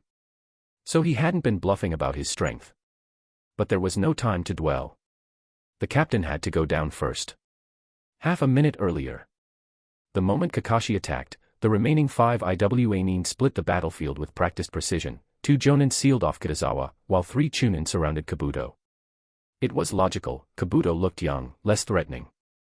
In truth, without Orochimaru's training, his skill was only average for a chunin. One of Kitazawa's opponents, a younger jonin, stepped forward. Earth release, earth flow spears. Jagged spires of rock lunged toward him, just as the second Jonin, an older man, swung a katana toward Kitazawa's head. Leaf-style body flicker. Kitazawa vanished into a swirl of leaves, both attacks hitting nothing but air. Stay sharp, the young Jonin barked, back-to-back with his comrade. Wind release, shuriken. Two spinning projectiles whistled toward them, only to be intercepted by the older Jonin's blade, his chakra flaring in a web of sword light. But Kitazawa was already in front of the younger men. Earth release, fist rock. Stone-coated knuckles arced toward him, then a single feather drifted down. The Jonin's pupils dilated. His body froze. Genjutsu. And there, a second Kitazawa in the corner of his vision. When? He didn't have time to finish the thought. Raise-non. The spiraling sphere of chakra smashed into his chest, tearing flesh and armor alike. Pain snapped him from the illusion, but too late. Kitazawa's kunai flashed, slashing his throat in one clean motion. Blood sprayed. The young Jonin's eyes glazed with disbelief. Wind release was one thing, but genjutsu, too. He collapsed. From start to finish, less than 3 seconds had passed. Kabuto exhaled in relief. Kitazawa's true strength was on a whole different level. The Iwagakure captain, however, was wide-eyed. A Jonin down in under a minute. Impossible. The older Jonin didn't hesitate, hand seals snapped into place, 2 shadow clones materializing. They coordinated instantly, earth walls blocked Kitazawa's wind shuriken, while the ground surged beneath him, forcing him airborne. Perfect for the real one to strike. Sword light blazed from all directions, only for Kitazawa to burst into smoke. A clone. The real Kitazawa was already behind him. 8 gates formation, first gate. His speed exploded, and the same deadly raise-non from moments ago bloomed in his palm. The older Jonin's eyes went wide, then the chakra sphere drove into his heart. His clones roared in fury, launching a barrage of earth spears. Kitazawa's body flickered away, weaving seals mid-movement. Fire release, Great Dragon Fire Jutsu. 3 roaring dragons of flame spiraled out, heat warping the air. One clone disintegrated instantly. The other dodged, but the real body was swallowed whole. Screams ripped through the battlefield. Flesh blackened. Smoke rose from a charred husk. Kabuto stared, astonished. Such mastery of fire release was rare even among Konoha's best. The Iwagakure captain was beyond disbelief now. 2 Jonin dead in less than a minute. Was Kitazawa secretly the third Hokage in disguise? Even Kakashi's thoughts were unsettled. Raise-non, 8 gates, genjutsu, elemental mastery. Kitazawa wasn't just strong, he was dangerously versatile. Against someone like that without prior intel, even Kakashi might lose. Chance.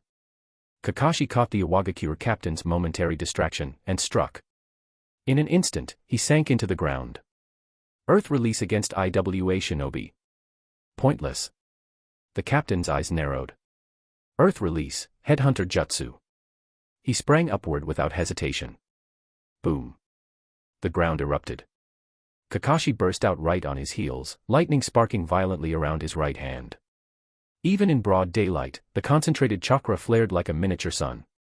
The captain's face shifted from confidence to alarm. Kakashi's killing intent was palpable, his thrust aimed straight for the heart. At the brink of death, the captain crossed his forearms, earth chakra coating his skin in jagged rock armor. But the Raikiri sliced through it like paper. Blood sprayed high into the air. The captain's scream was cut short by a look of horror, just before Kakashi drew his short blade and drove it into his chest. They landed almost in unison. Kakashi on his feet. The captain on his knees, then still. Run. The 3 remaining Chunin abandoned Kabuto without a second thought and bolted. Kakashi's wrist flicked. His short sword spun through the air, skewering one in the back. Fire release, Phoenix Sage Fire Jutsu. Kitazawa exhaled a flurry of flames. They bloomed like crimson petals before scattering into embers. When the glow faded, 3 corpses lay where the Chunin had stood. We're saved. Kabuto exhaled shakily. 3 Chunin at once was still beyond him. Thankfully, the 2 ANBU were more than up to the task. Kakashi was legendary. Kitazawa, unknown, yet frighteningly capable. Kabuto assumed he was an ANBU operative. Kakashi knew better, Kitazawa was a mere academy instructor. How does a teacher fight like this? Kitazawa retrieved a storage scroll, sealing away the 6 bodies, 3 jonin, 3 chunin. An extraordinary haul, especially outside of wartime. Their deaths meant no Konoha losses and potential intelligence for the Yamanaka clan. A pity there were no scrolls. Earth-release jutsus would have been a bonus. Not that anyone carried such treasures without reason. Closing the scroll, Kitazawa realized, this was his first true jonin battle. Sparring with Tsunade hadn't counted, this was life and death. High-level jutsu really are game-changers. Raise-non, multiple shadow clones, 8 gates formation, Nirvana temple technique, all A rank. He assessed himself, unless he faced absurd bloodline monsters or legends like Tsunade, he could hold his own. Kakashi didn't interfere. Kitazawa, as captain, had every right to the spoils. Still, Kakashi felt awkward. He'd assumed command earlier, doubting Kitazawa's strength. Now, he realized Tsunade had chosen the right man. This place isn't safe. IWA will send pursuers soon, Kitazawa said, stowing the scroll. We'll only be safe in the land of fire. Kakashi nodded. Kitazawa glanced at Kabuto, and raised a brow. The boy was healing himself with green glowing palms. Kakashi's eyes narrowed. For someone his age to know the healing hands technique, a medical prodigy. Under normal circumstances, no village would risk such talent as a spy. But with Danzo's route, such cruelty was routine. I'll help, Kitazawa said, weaving signs. His own medical chakra flared to life. Kabuto stared. He knows medical ninjutsu too. Who is this man? Once patched up, the trio pushed on, finally halting at dusk inside the land of fire. We rest here, Kitazawa exhaled. Even he was worn down from the fight and the day's run. Kabuto sat heavily. Unlike the others, he hadn't fully recovered. Pakin, keep watch, Kakashi ordered, summoning the pug. Kitazawa privately noted the convenience of summons.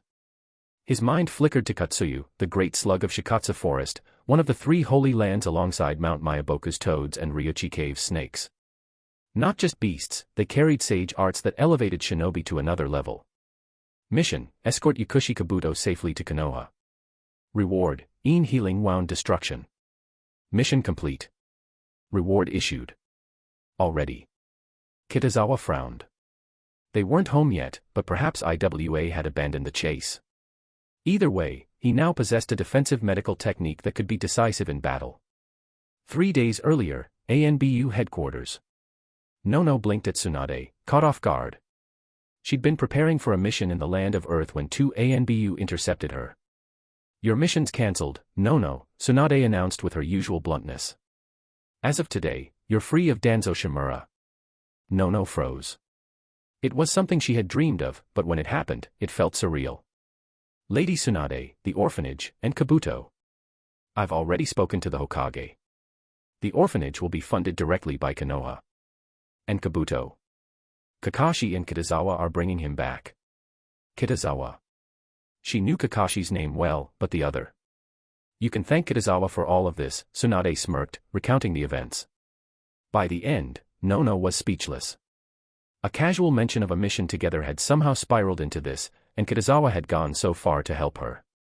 All she'd done for him was assist in a few surgeries and offer some medical ninjutsu tips, yet here he was, moving mountains on her behalf. Chapter 136. Wednesday morning, Ninja Academy Training Grounds. Sasuke, Naruto, Sakura, Ino, Hinata, Kiba, and Shikamaru stood gathered in a loose circle. How'd Sasuke-kun even show up today? Naruto scratched his head. Your secret training done already? Not yet, Sasuke replied coolly. Genjutsu was notoriously difficult, but with Itachi's guidance and Kitazawa's chakra control drills, Sasuke's progress was steady, though it still needed time. Naruto, Ino cut in, don't you think there's something off about Kitazawa-sensei lately? Huh? Naruto blinked. Off how? You're wasting time asking him, Sasuke muttered, shaking his head. Hey! What's that supposed to mean? Naruto puffed up. I'm smart. Kitazawa-sensei even said I learn ninjutsu faster than most. Calm down, Naruto, Ino sighed before turning to Hinata. You tell them, you noticed first. Hinata nodded, her face tightening in seriousness. For the past 2 days. Kitazawa-sensei hasn't brought me breakfast. Maybe he's been busy and forgot. Shikamaru suggested, arms crossed. He's never forgotten before. Hinata hesitated, leaving out another detail: he hadn't patted her head either. I believe Hinata, Ino said firmly. He hasn't felt as gentle lately. True, Sakura chimed in. When teaching me medical ninjutsu this week, he's been way stricter than last. I've noticed something too. Kiba slapped his palm. His lessons aren't as easy to follow anymore. Used to understand everything, now I'm only catching half of it. Sasuke's eyes narrowed. Sounds like someone's impersonating Kitazawa-sensei. He'd rushed over the moment he heard Kitazawa was involved.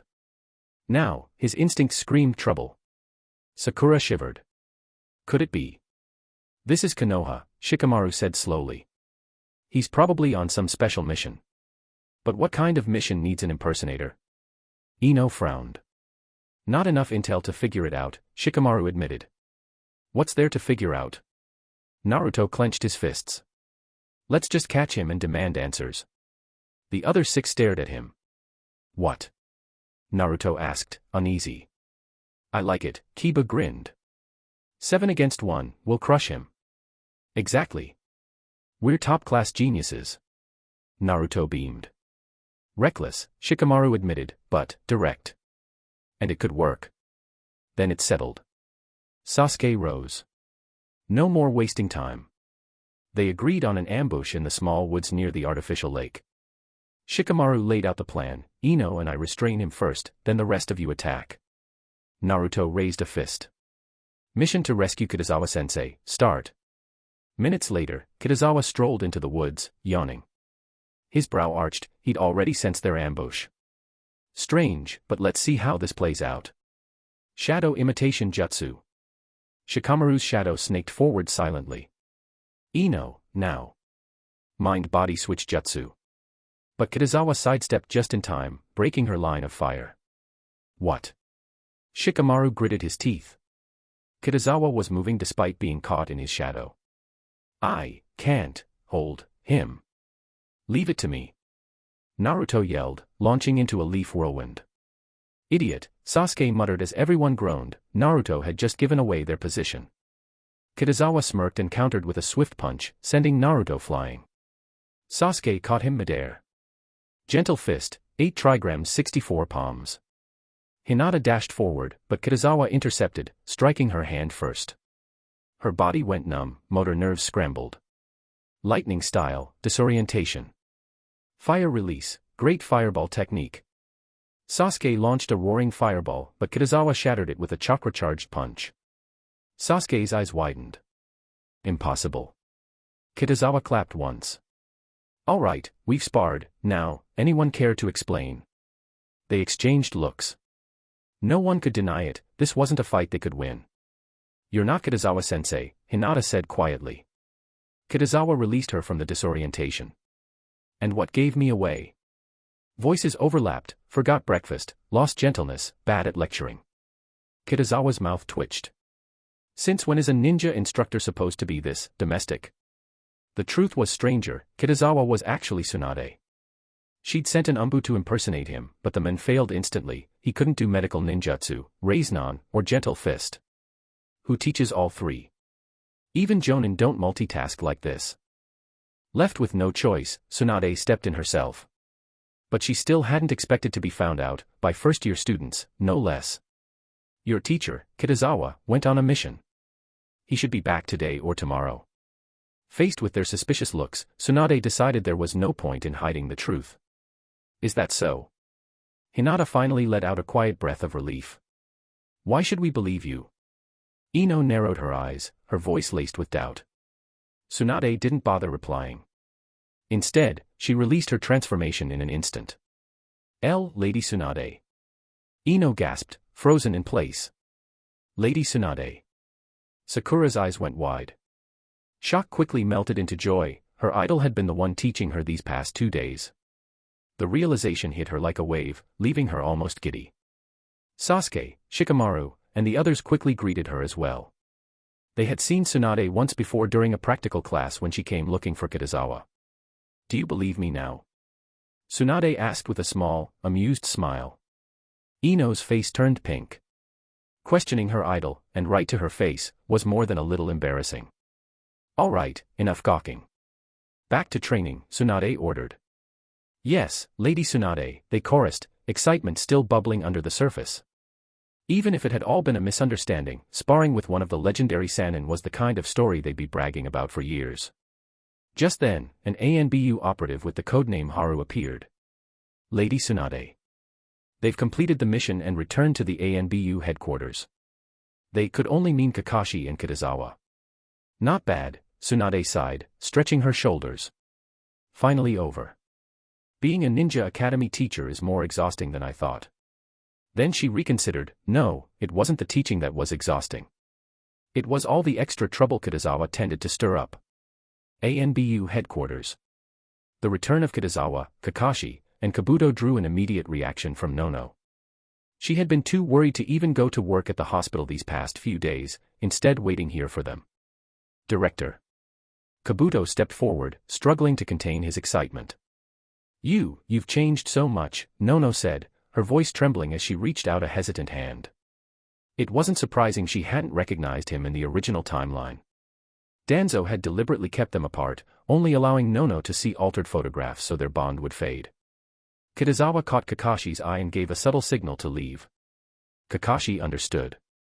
As he closed the door behind them, he cast one last look inside, just a flicker of envy in his gaze.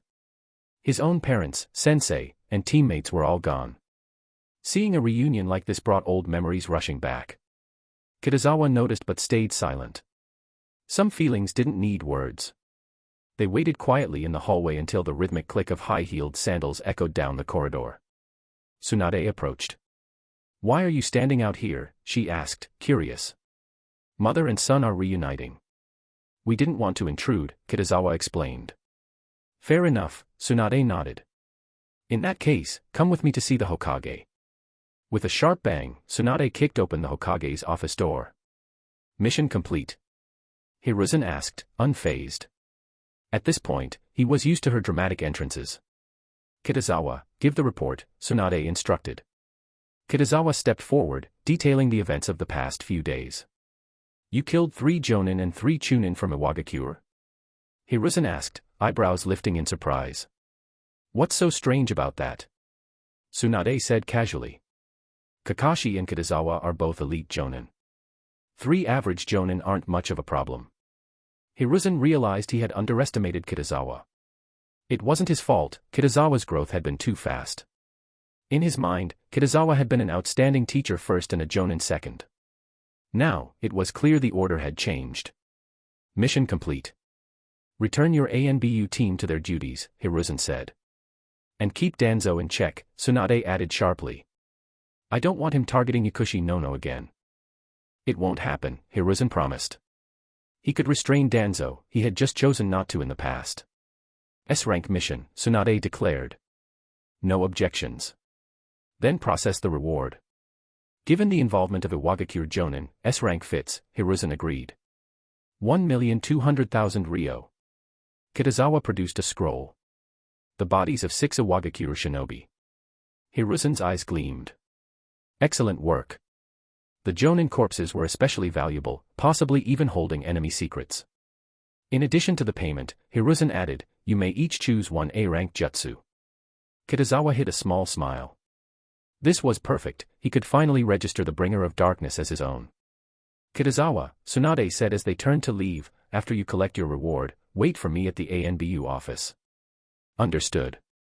Once the room was clear, Tsunade folded her arms. Old man, if you have something to say, say it. Don't waste my time. Before he could speak, ANBU Haru entered. Danzo-sama will arrive shortly.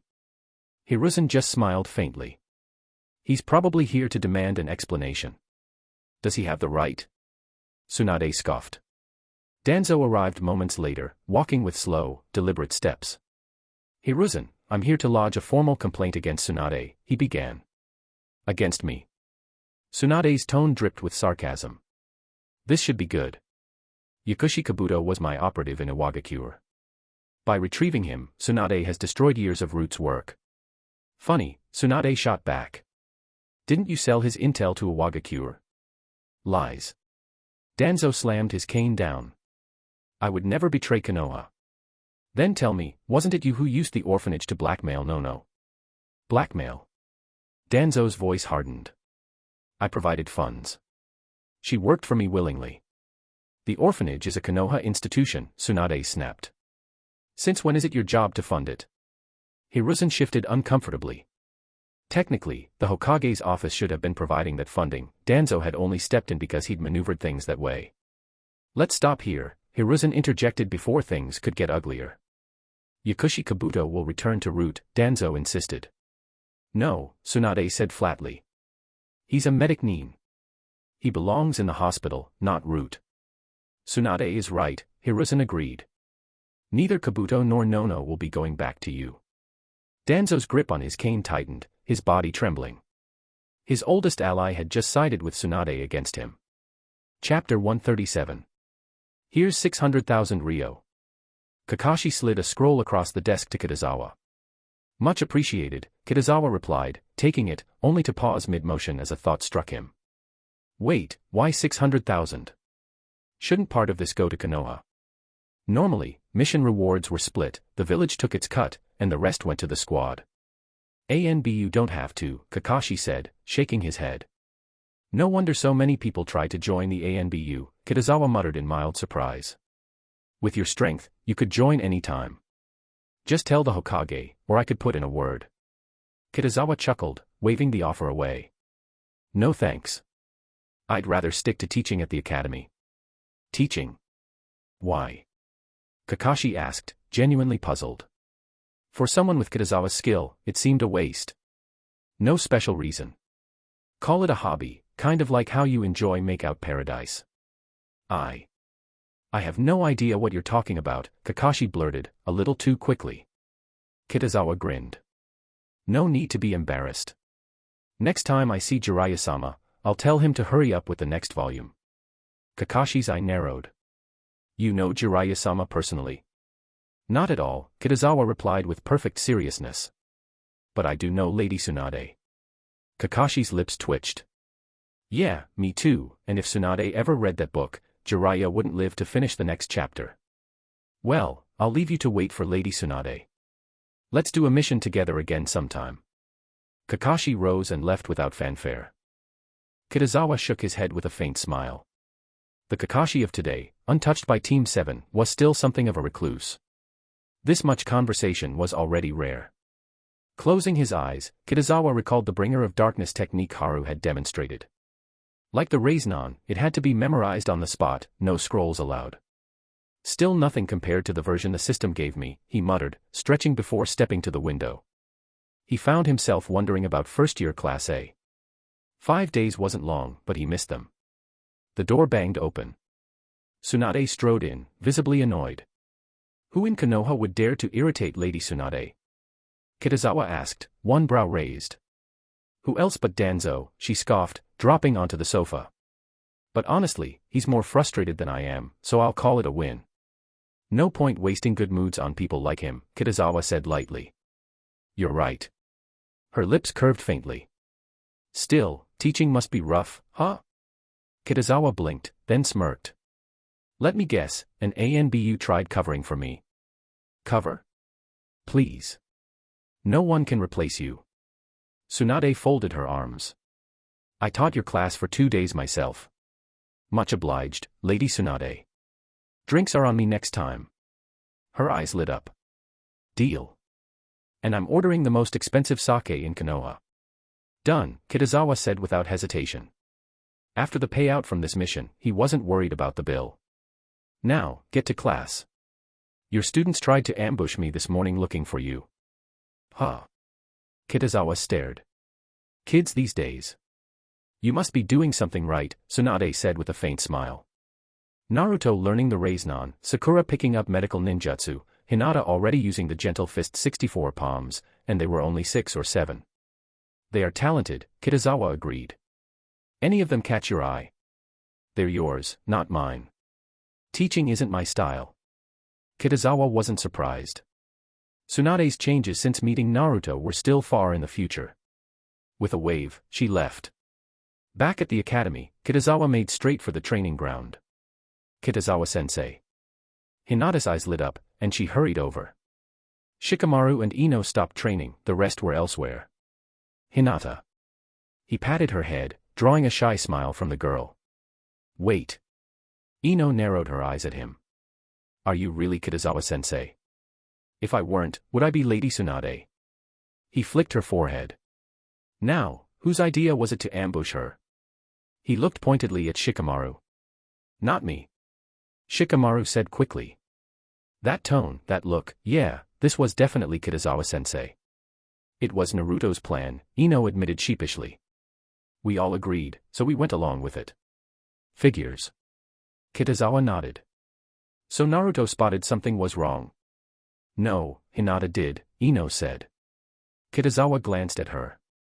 You didn't bring me breakfast, Hinata murmured, face crimson. Kitazawa laughed. That's all. All right, back to training.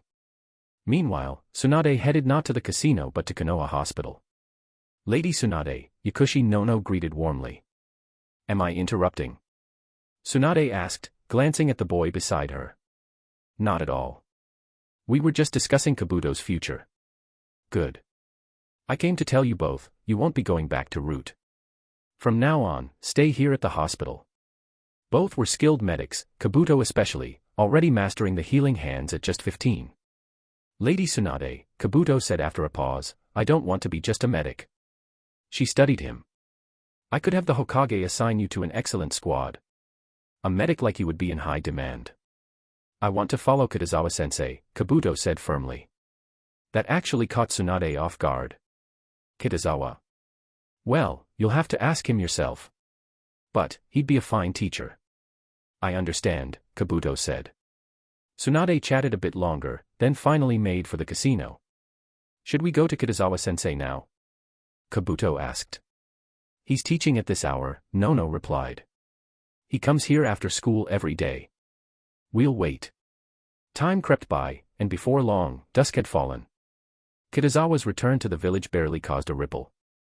After classes ended, Kitazawa made his way to Konoha Hospital. Pushing open the office door, he was greeted by an unexpected guest. Kitazawa-sensei. Kabuto rose to his feet, smiling politely before bowing. Thank you for saving me and the director. You're welcome. Something in Kabuto's gentle demeanor reminded Kitazawa of Yakushi Nono, a quiet kindness that put people at ease. Come to think of it, during the Chunin exams in the original timeline, Kabuto had seemed harmless too, enough to fool Naruto and the others completely. Kitazawa-sensei, Kabuto began after a slow breath, I have an impertinent request. What is it? Kitazawa asked, brows knitting slightly. I want you to teach me ninjutsu. Kitazawa almost laughed. The future mastermind villain of the shinobi world, asking him to be his teacher. Exciting. And a little suspicious. Still, it wasn't entirely unexpected, after all, Kitazawa had saved his life. But should he accept? Kitazawa waited a few seconds for a system mission to trigger. Nothing. A small pang of disappointment followed. Well, it made sense.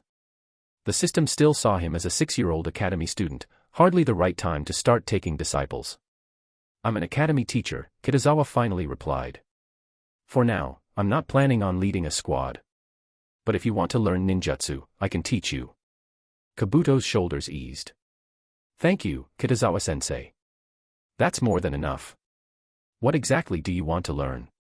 I'm guessing not medical ninjutsu. Kabuto shook his head.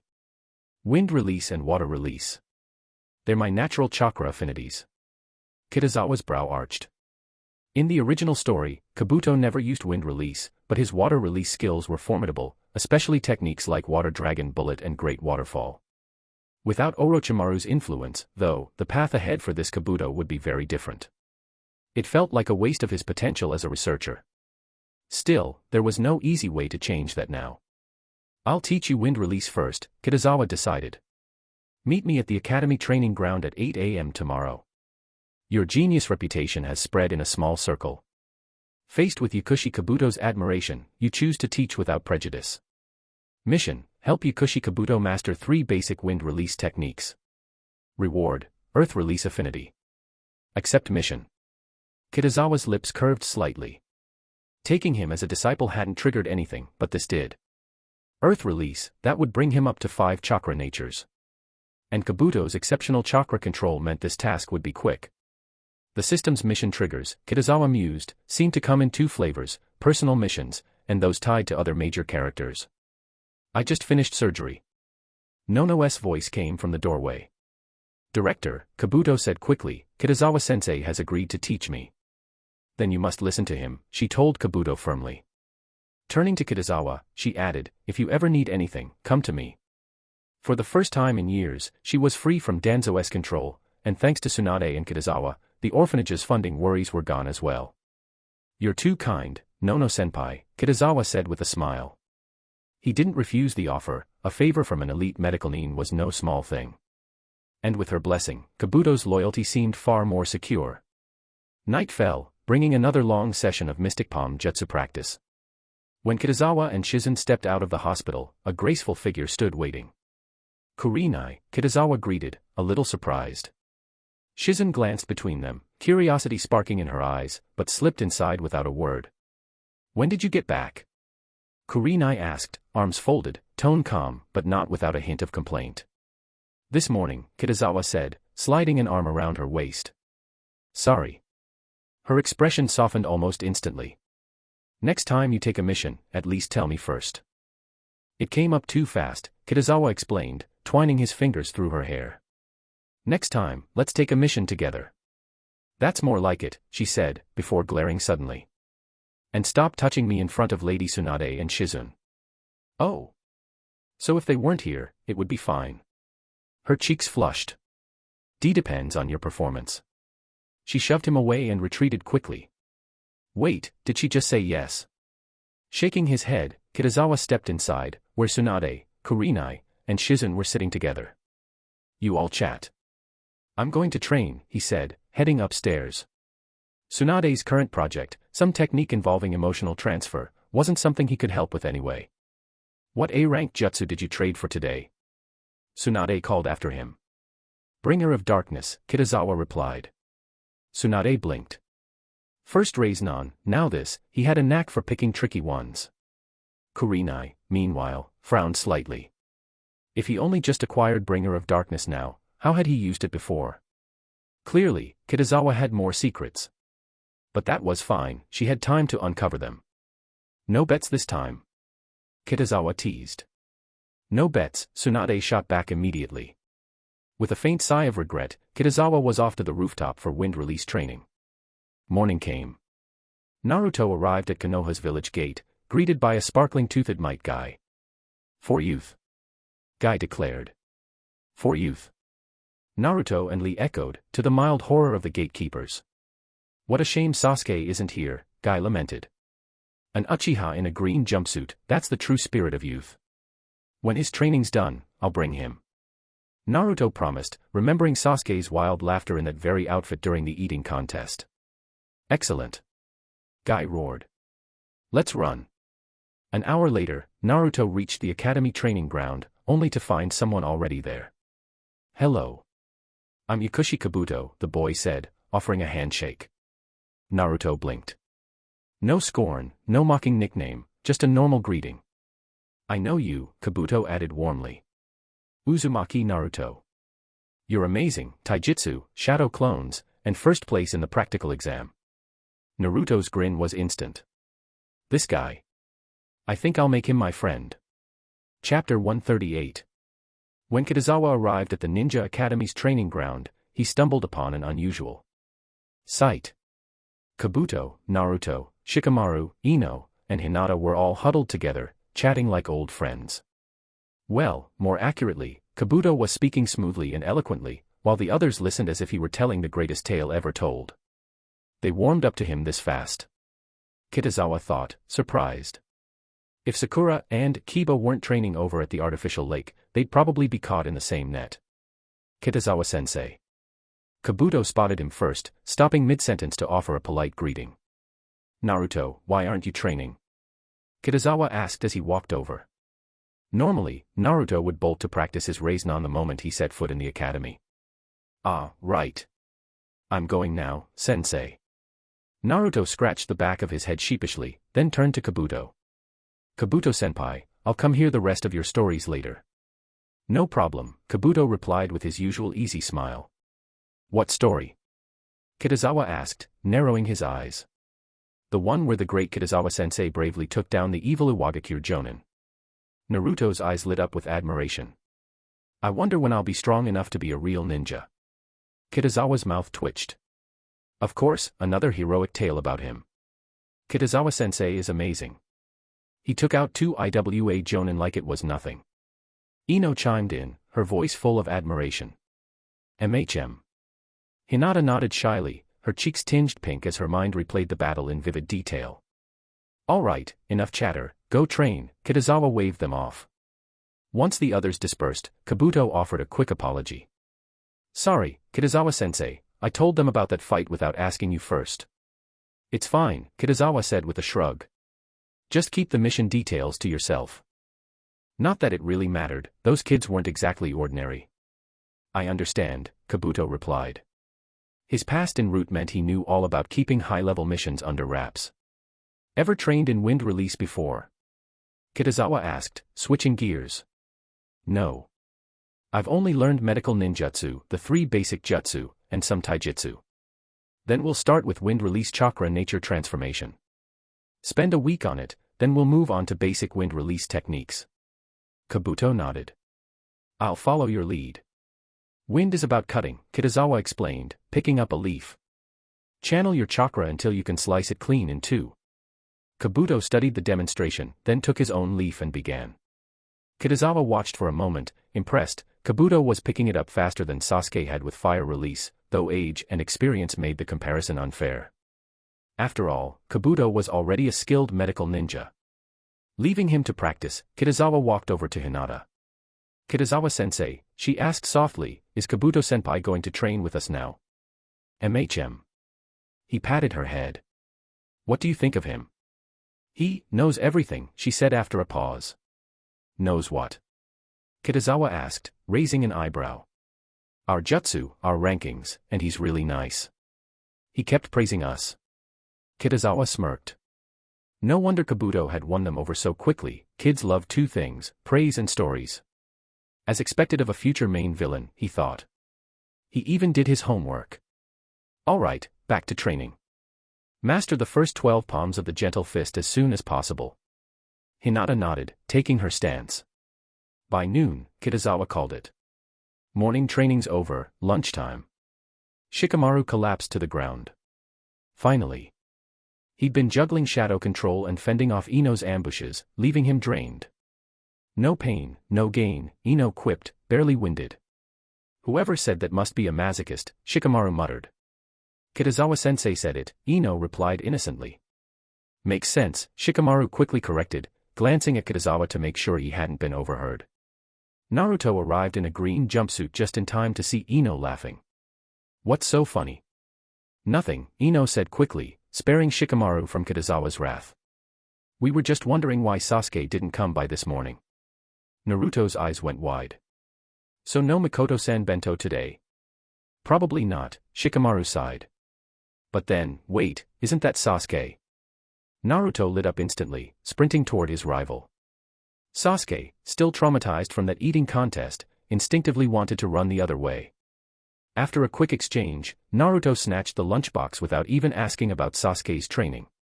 Sasuke pouted. If Naruto didn't ask, he wasn't about to brag unprompted.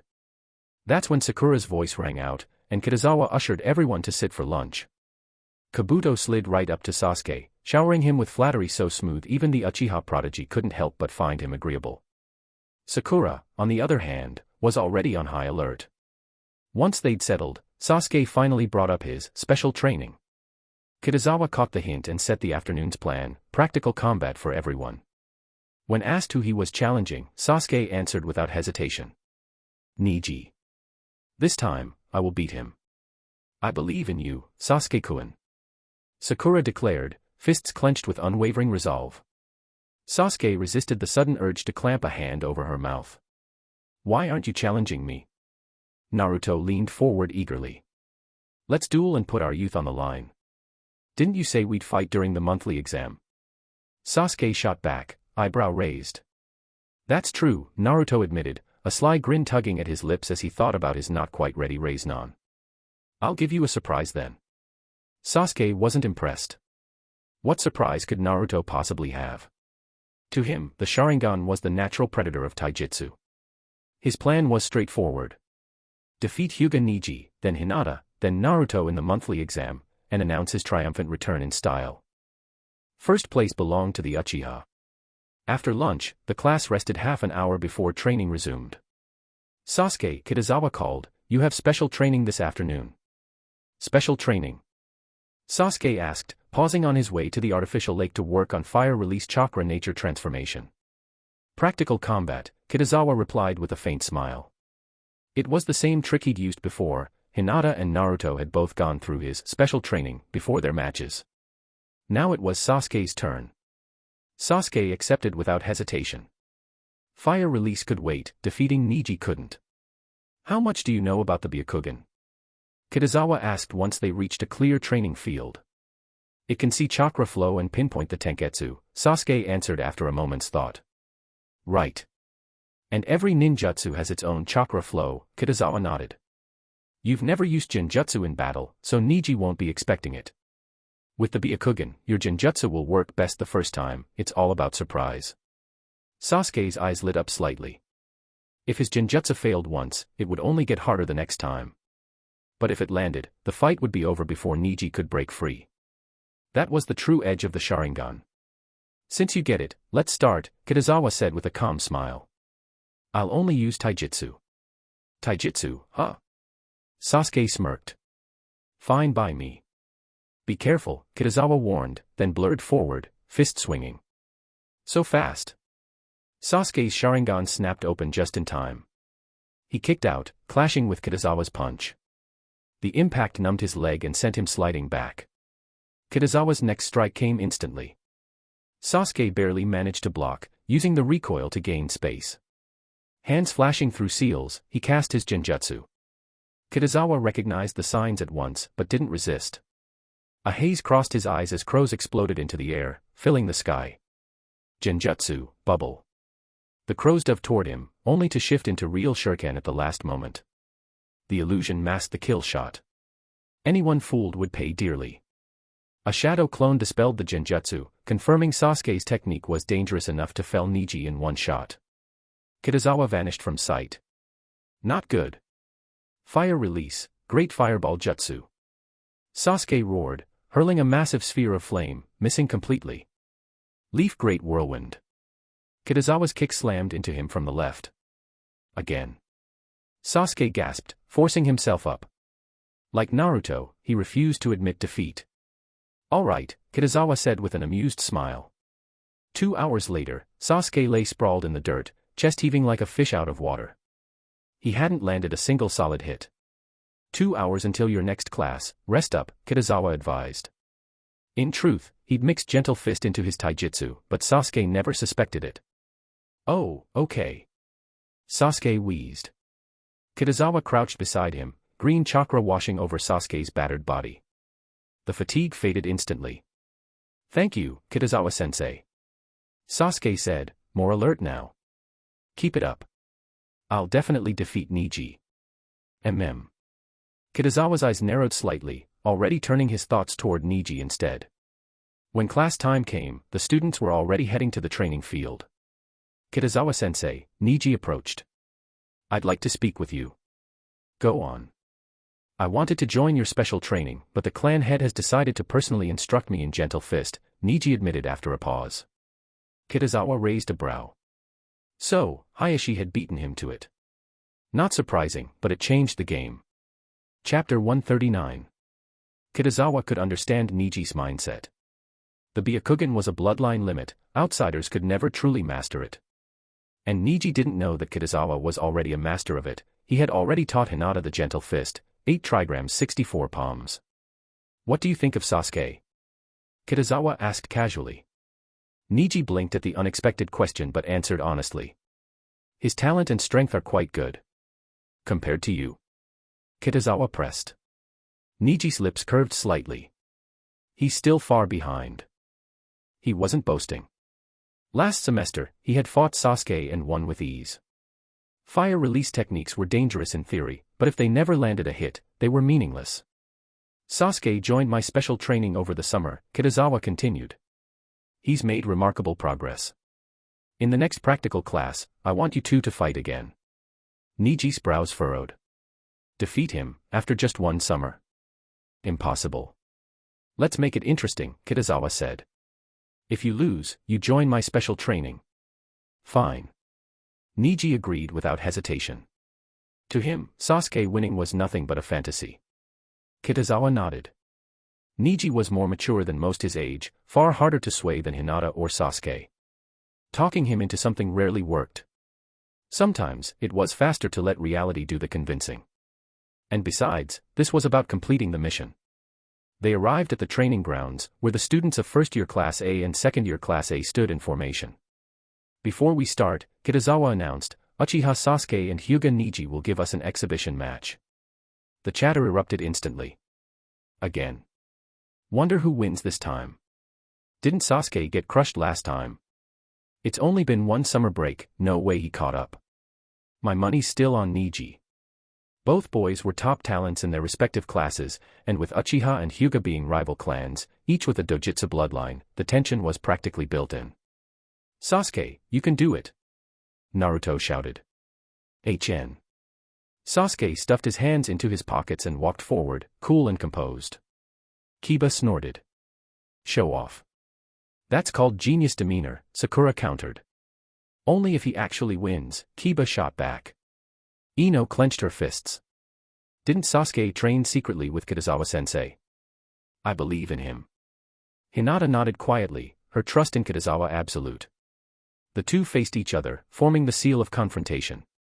This time, Sasuke said in a low voice, Sharingan flaring to life, I'm getting my revenge. I already have the Sharingan.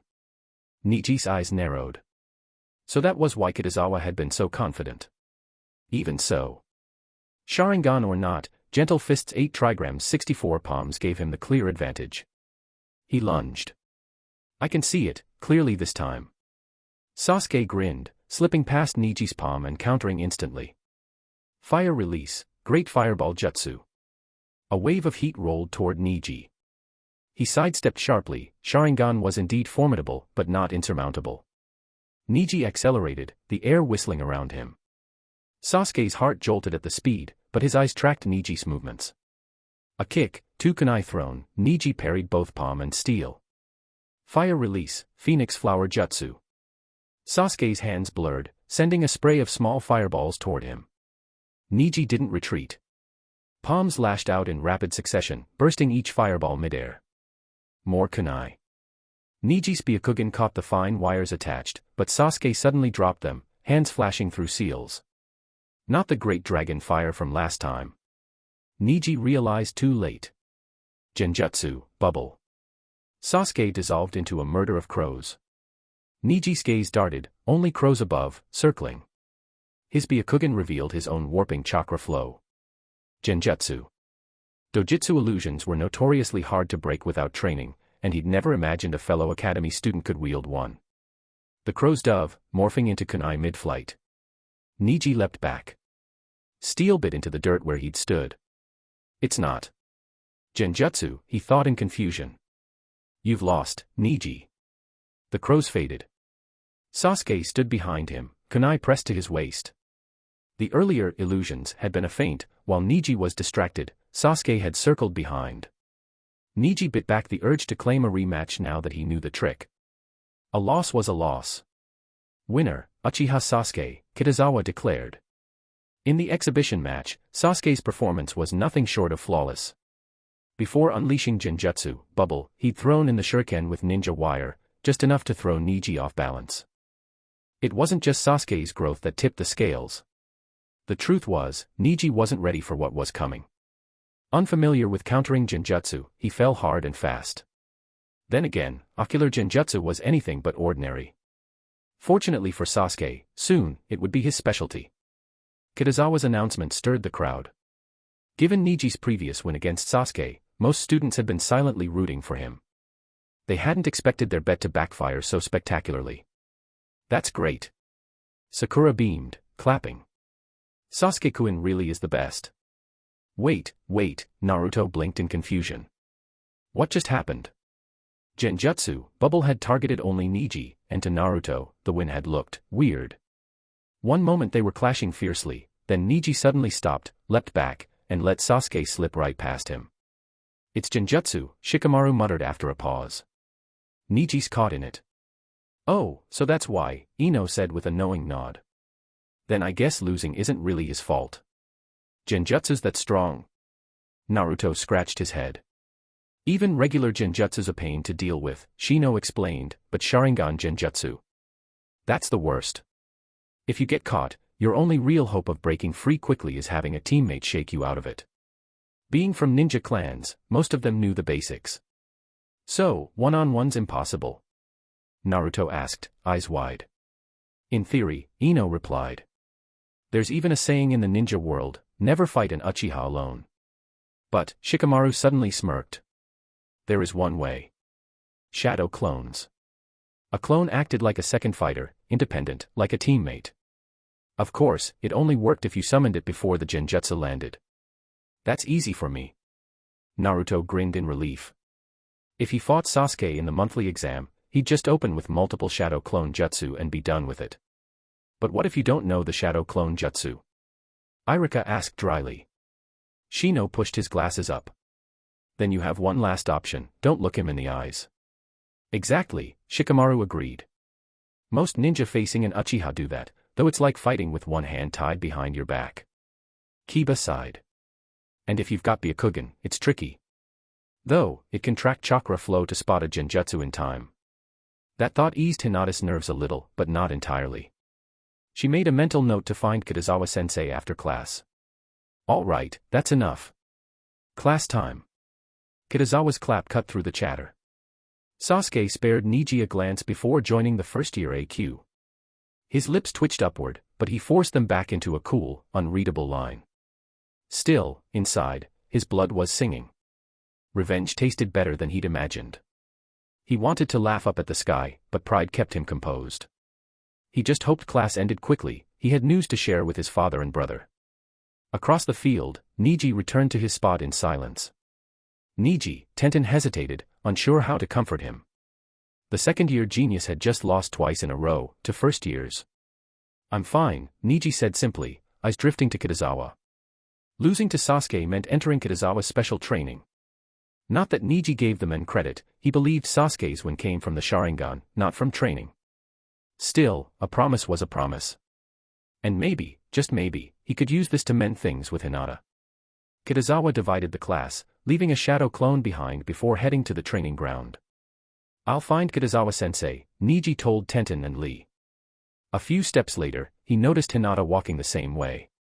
Neji and I-san, she greeted nervously. Hinata-sama, he replied with a nod. Hinata froze for half a beat. The old Neji would have ignored her entirely. This was new. You two, over here, Kitazawa called. Neji got straight to the point. I want in on your special training. Hinata blinked in surprise. Really? Yes. Neji met her gaze briefly, then looked away. Hinata's eyes widened. He'd spoken to her again. Kitazawa was amazing, truly, truly, truly amazing. Kitazawa caught the sparkle in her eyes and understood. Hinata had been caught up in the older generation's grudges without ever wronging Neji herself. All right. Tomorrow, 8:30, Kitazawa said. Yes, sensei. Neji gave Hinata a polite nod before leaving. Kitazawa-sensei, how did you do that? Hinata asked, still amazed. It's a secret. He patted her head lightly. Go train. She pouted slightly but obeyed, until she suddenly turned back. If I face Sasuke in the monthly exam, can I beat him? Kitazawa was caught off guard. Hinata wasn't usually this direct. A sudden system message flashed before his eyes. Current mission, help Hinata defeat Uchiha Sasuke. Reward, Genjutsu, bubble. Convenient. Almost too convenient. Do you think you can't handle his Genjutsu? Kitazawa asked. Hinata nodded. It's complicated. I'll teach you tomorrow. After sending her off, Kitazawa retreated to a quiet corner. Mission complete, help Uchiha Sasuke defeat Hyuga Niji. Reward, 1 Tomo Sharingan. A scarlet glow swirled in his eyes, 1 Tomo each. The perception wasn't as sharp as Byakugan, but the true strength lay in copying and hypnotism, Genjutsu mastery. He couldn't use Sharingan Genjutsu yet, but the next mission might change that. Chapter 140. The sun dipped low in the sky, casting long shadows across the village streets. Kitazawa stepped out of the ninja academy, the quiet hum of the day settling into evening. After just a single class, he had fully grasped the fundamentals of the 1 Tomo Sharingan. Compared to its fully matured 3 Tomo form, its abilities were modest, but not without value. Its greatest strength lay in heightened perception, especially in combat, allowing him to track an opponent's movements with clarity. Still, it couldn't match the Byakugan's penetrating vision, which could read chakra flow and pinpoint tenketsu inside the body. But that didn't make it useless. For Kitazawa, the 1 Tomo had 2 immediate benefits: a noticeable boost in chakra output when activated and the ability to learn Sharingan-based Genjutsu. As he walked, his thoughts drifted. Could I evolve it on my own, without the system's automatic upgrades? Theoretically, with the Sharingan awakened, he was already an Uchiha in all but name.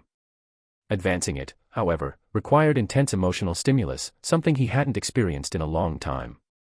And frankly, courting mental trauma just for a power-up sounded like a terrible deal. That was when he heard familiar footsteps behind him. Guess who? Soft, fair hands slipped over his eyes. The most beautiful kunoichi in Konoha, Kitazawa replied without hesitation. Kurenai let out a small laugh, withdrawing her hands. Flattery like that sounds suspiciously rehearsed. That's slander, he said with mock seriousness, catching her wrist and gently pulling her forward. She stumbled lightly into his chest before stepping back, an eyebrow raised. And what do you call this? Dragging me around in the middle of the street. Is there a rule against it? Kitazawa leaned closer, his breath brushing her ear before giving it a playful nip. Kurenai's breath hitched, color blooming in her cheeks. You've been training, Kitazawa noted, catching the faint sheen of sweat on her forehead. I want to master the Bringer of Darkness as soon as possible. That's an A-rank jutsu, and not just any A-rank, it's tricky. Don't rush, you'll get it. His gaze drifted toward her lips as he spoke. I'm not rushing, she said, then pouted. I'm just bored at home. With Tsunade and Shizun off gambling during the day and Yukumo busy with classes, Kurenai found herself a lone kunoichi with far too much free time. Kitazawa smiled faintly at her expression before leaning in to kiss her. Hey, this is still the street. She protested, flustered. If you're really that bored, come to the academy. I am the director of academic affairs now. A little persuasion, and I could get you in. Kurenai laughed, shaking her head. You're openly suggesting backdoor deals now. I'm serious. You could even teach Class 1A if you wanted. Teaching's not for me, she said after a pause. Offer stands, he replied, brushing his cheek against hers. All slobber, she said with a teasing grimace. That face would look great in a movie I once saw, he murmured. Pervert, she shot back, stepping away with a smirk. You wound me. Come on, let's go home so I can clear my name properly. What are you babbling about? And don't forget, Shizun's waiting for you at the hospital. Kitazawa sighed dramatically. Medical ninjutsu, so inconvenient. Kurenai shook her head, laughing. Then she stole a quick kiss. Don't forget, you promised we'd take a mission together. Right. You pick one, and I'll go with you this weekend. Might as well rack up some achievements while we're at it. Deal. Once I master the Bringer of Darkness. Kitazawa gave her a parting nod and headed for Konoha Hospital. The night passed without incident. By Friday, the academy training grounds buzzed with even more energy, thanks to one new face, Hyuga Niji. Niji, let's see your gentle fist, Kitazawa said. Niji's eyes narrowed slightly. He can teach gentle fist. Only a handful of non-Hyuga could. Sarutobi Hiruzen, for example, was said to have mastery over all of Konoha's ninjutsu. Tsunade too, with her vast medical and taijutsu expertise, understood it to a degree. But Kitazawa. Niji didn't voice his doubts, he simply performed the 8 trigrams 64 palms. There are 16 mistakes in your form, Kitazawa said with a faint smile. Impossible. Niji blurted. He had begun training under Hayashi-sama just 2 days ago. Surely, Hayashi would have noticed such flaws. Niji, Kitazawa-sensei is amazing. Hinata interjected, frowning at Niji's disbelief. Niji bit back the retort that had come to mind. Show me again, and I'll point them out, Kitazawa said calmly. Niji assumed the opening stance. Hands too high. Kitazawa adjusted his wrist, by exactly 1 centimeter. Niji struck out with both palms, front and back. Chakra flows off. Kitazawa tapped his shoulder with 2 fingers. Feel that hitch. Niji's eyes widened. He can sense chakra flow, without Byakugan.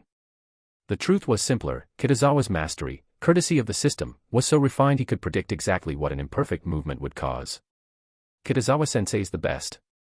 Hinata said again, cheeks pink when he glanced her way. Continue, Kitazawa instructed. Yes, Kitazawa-sensei, Niji replied, this time with genuine respect. Kitazawa stood before Niji, watching him perform the 8 trigrams 64 palms, 1 precise movement at a time. When Niji finished, Kitazawa calmly listed every single error. All 16 of them. Niji froze, stunned. 16. That many? And the worst part, it wasn't nitpicking. Every mistake was real. Current mission, earn Hyuga Niji's preliminary recognition. Reward, Byakugan purity plus 10%. Mission complete. Reward issued. Kitazawa's eyebrow lifted in pleasant surprise. He couldn't activate the Byakugan to fully savor the upgrade, but he could already feel the denser flow of chakra in his body. His purity had reached 20%, though the Byakugan itself hadn't mutated, just sharper vision and stronger chakra reserves. Niji, Kitazawa said, clapping a hand on the boy's shoulder, your training for the next 2 days is to fix these mistakes.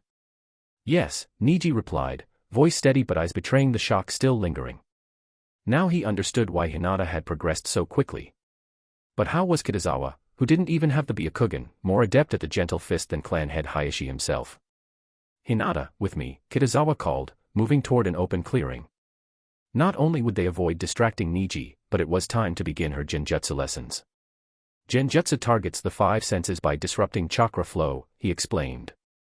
If you notice your chakra turning chaotic mid-battle, you're probably caught. Hinata immediately recalled Niji yesterday, trapped inside Genjutsu bubble. For most Genjutsu, quick reaction lets you dispel it with the right chakra disruption method, Kitazawa continued. But dojutsu-based illusions are far trickier, you might not even have the time. That's when teammates become crucial. Hinata nodded. It matched what Kiba and Ino had told her. Still, there are counters. With your Byakugan, you could close the gap before the caster completes their signs. But I'm not that fast, Hinata admitted quietly. Even Niji's speed couldn't escape the Sharingan's gaze, she would fare no better. Then I'll teach you the leaf-style body flicker, Kitazawa said with a smile. Against a young Sasuke, there were still plenty of options. Her eyes lit up instantly. If you can't reach in time, avoid direct eye contact, or close your eyes entirely, Kitazawa added. You'll need to fight by sound, what I call, listening to the wind. Hinata's gaze sharpened with understanding. Listening to the wind requires sensitive hearing, he said thoughtfully. We'll train that too. The Hyuga rely too much on the Byakugan. If you ever lose it, even briefly, panic will destroy you before the enemy does. Understood, Hinata replied firmly. Kitazawa demonstrated the body flicker, transforming into a swirling storm of leaves. Hinata's jaw dropped, she knew the technique's basics, but this was different. It was speed, evasion, and elegance rolled into one. Well. Kitazawa reappeared, grinning. It's amazing. If I master it, I can definitely beat Sasuke. That's the spirit, Kitazawa said, ruffling her hair. I just don't want to disappoint you, sensei, she murmured, cheeks flushing. Then let's start. First, the hand seals. The weekend passed, and by Monday the school buzzed with anticipation for the monthly exam. Kitazawa sorted and finalized the written papers with his shadow clones before submitting them to Hisao Sarutobi. His only real hope for the exam. Hinata defeating Sasuke. At the training ground, Naruto barreled toward him like a hurricane. Sensei. Kitazawa raised a brow. Normally you wouldn't be here now. I'm guessing you finished stage 2 of the Raiznon training. Naruto's jaw dropped. Do you have mind-reading jutsu? I guessed, Kitazawa replied dryly. Grinning, Naruto demonstrated by bursting a rubber ball in his palm. Not bad, Kitazawa said. A month and a half for an A-rank technique, fast for someone his age. Can I finish the raise non before the exam? Hard to say, Kitazawa admitted. Stage 3's the toughest. 2 months would be a good pace. Naruto pouted. Then I can't surprise Sasuke. Kitazawa smirked. With your shadow clones, trust me, you'll surprise him plenty. He summoned chakra to his palm. Stage 3 combines everything, make your chakra spin irregularly like in Stage 1, then compress and refine it like in Stage 2, the raise non solidified, spinning like a miniature typhoon before smashing into the ground, leaving a deep crater. Naruto's eyes went wide. That's awesome. Call your clones and get started, Kitazawa said. No shortcuts, yet. As Naruto dashed off, Kitazawa created a shadow clone to supervise him. His gaze shifted to Shikamaru and Ino, already moving on to their clan techniques, shadow sewing and mind transfer. Harder paths, slower progress, but steady nonetheless. Chapter 141. Ino and Shikamaru were both busy mastering their clan's secret jutsu, so Kitazawa couldn't lend them a hand for now. His gaze shifted to Kabuto. After a week of working on his wind release chakra nature transformation, Kabuto had finally learned his first wind-style jutsu, wind release, Gale Palm.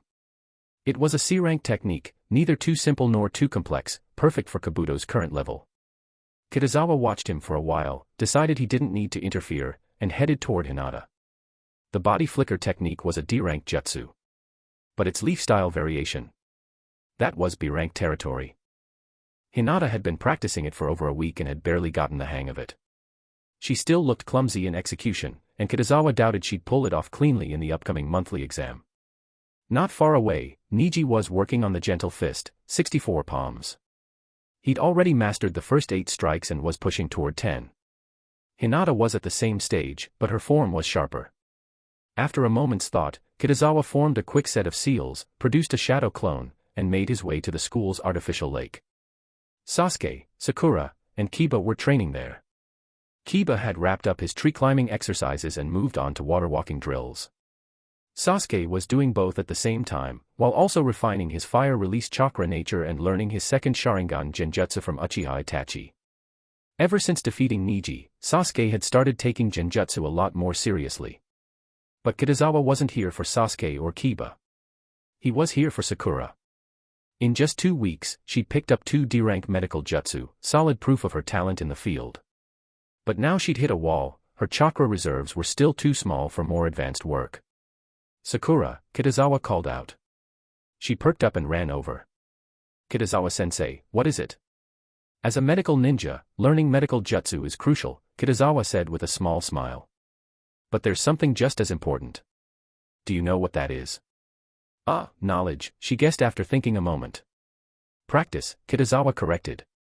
A medical ninja's real goal is to apply those jutsu to actual patients. You mean, you want me to treat patients? Her eyes widened. You're half right, Kitazawa chuckled, tapping her forehead. I want you to be my assistant. Or rather, my apprentice. Assistant, she repeated, blinking. I'm currently assigned as a medical ninja at Konoha Hospital, Kitazawa explained. I can already perform surgeries on my own. Having you as my assistant will give you a head start, experience you won't get in the classroom. Sakura's jaw dropped. She'd always known him as an academy teacher, but she also knew how prestigious an assignment at Konoha Hospital was. Those medics were some of the finest in the village. Kitazawa-sensei, you're amazing, she blurted. Come on, he said, turning toward the village. We're going to the hospital. Truthfully, bringing her was half for her benefit, and half to see if it might trigger a mission. The real reason he was headed there was because he'd finally mastered the Mystic Palm Jutsu, and Nono had cleared him for solo surgeries, even the high-difficulty kind. He still had a mission that required him to complete 9 of those. At the hospital, Kitazawa introduced her. Nono-senpai, this is Haruno Sakura, my student. To be taken as your student, she must be exceptional, Nono said, clearly surprised at how young she looked.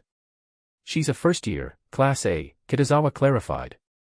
I see, Nono nodded. And she's talented? Very, Kitazawa replied. I'd like her to be my assistant. Nono hesitated. Is she old enough for that? I can do it. Sakura piped up, hand on her chest. Well, with you watching her, nothing should go wrong, Nono decided.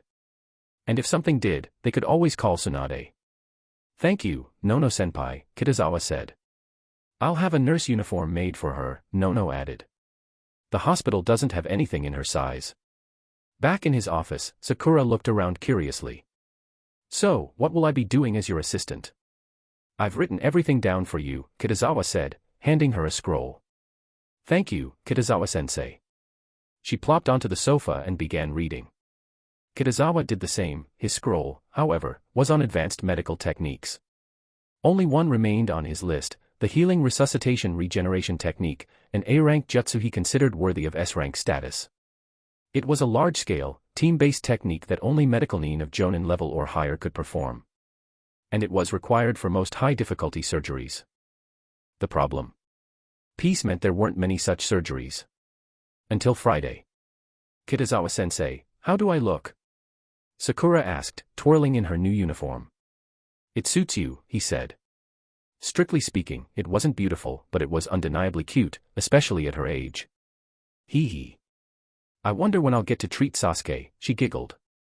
Maybe during the monthly exam, Kitazawa said dryly. If he gets hurt, I'll leave him to you. That's perfect, she beamed. A knock at the door interrupted them. Come in, Kitazawa called. He expected a nurse with the details of his next surgery. Instead, Nono stepped in. There's an emergency operation, she said, her tone grave. I think you're the best one to handle it. Where's the patient? Kitazawa was already on his feet. Follow me, Nono replied. This time, you'll be in charge. And I'll be your assistant. Kitazawa's eyebrows rose. Two medical nin jonin, operating together. Finally, the high-difficulty surgery he'd been waiting for. Itachi. What are you doing here? Kitazawa reached the operating room, only to find Uchiha Itachi standing at the doorway. You're performing the surgery? Itachi asked, surprise flickering in his usually composed eyes. He knew Kitazawa had been training in medical ninjutsu under Lady Tsunade, but had he already risen to the rank of Jonin medical ninja? Yes. Kitazawa gave a curt nod. We'll talk after the operation. Without another word, he stepped into the room alongside Nono. Lady Nono. Lord Kitazawa. The nurse bowed respectfully and handed over a patient file. Uchiha Yashiro. The moment Kitazawa read the name, understanding crossed his face. No wonder Itachi was here. Yashiro wasn't just a senior jonin of the Uchiha clan, he was one even Fugaku valued highly. Prep for surgery, Kitazawa ordered, placing the file down. Yashiro lay before them, his body battered and torn. He had barely escaped with his life. The worst injury was a kunai slash to the heart, dangerous, but mercifully not fatal. Hours passed. By the time the surgery was over, the sun had shifted toward evening. Before Kitazawa's eyes, an invisible progress bar ticked forward. Another high-difficulty procedure, one of 9, successfully completed. How is he? Itachi approached immediately. He's stable. With 2 or 3 months rest, he'll make a full recovery. Good. Itachi let out a breath he didn't realize he was holding. Nono quietly led Uchiha Yashiro toward the patient's room. Sakura trailed after her. Are you Tsunade-sama's student now? Itachi asked, his gaze sharpening. Kitazawa knew why. That level of healing wasn't something a casual apprentice could pull off. Only someone who had received Tsunade's true teachings could treat wounds like Yashiro's. Not yet, Kitazawa replied with a calm smile. For now, it's temporary. Itachi studied him in silence. Every medical ninja dreamed of becoming Tsunade's disciple, but Kitazawa's composure hinted at his confidence. How was he injured? Kitazawa asked. From the wound patterns, I'd guess water release. He was ambushed by Kiri Shinobi, Itachi said after a pause. I believe Root's intel was wrong. What did Root say? They insist there was no error. Kitazawa frowned. That was troublesome. In the original timeline, Itachi had still chosen to trust Danzo and Root, even when they targeted the Uchiha clan. For him, Konoha's survival outweighed clan loyalty. But with Tsunade here, things were different. Between her and Danzo, Itachi would know whom to trust. We have no proof Root lied, Itachi said, resignation in his voice. For now, we can't act.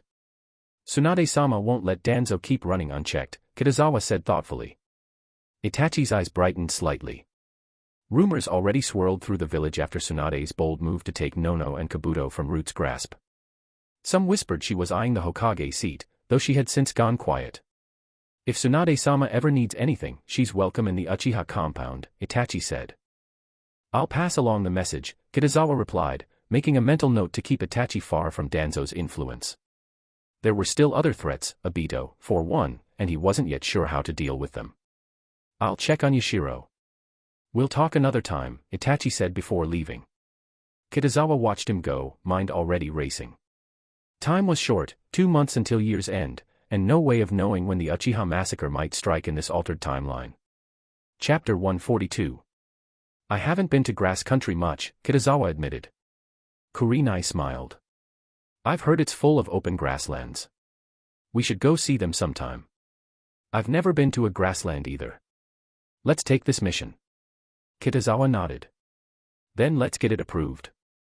Kurenai hooked his arm and led him toward the mission hall's window. What mission are you two accepting? The staff member asked warmly. B rank, grass country, apprehend rogue ninja Kenichiro, Kurenai replied crisply. Team members and strengths, the clerk asked, pen poised. Special Jonin Kitazawa, Chunin Kurenai. Just the two of us, Kurenai answered after a short pause. Here's your mission scroll, the clerk said, handing it over. You've got 1 month to complete it. Thank you, Kurenai said. She glanced at Kitazawa.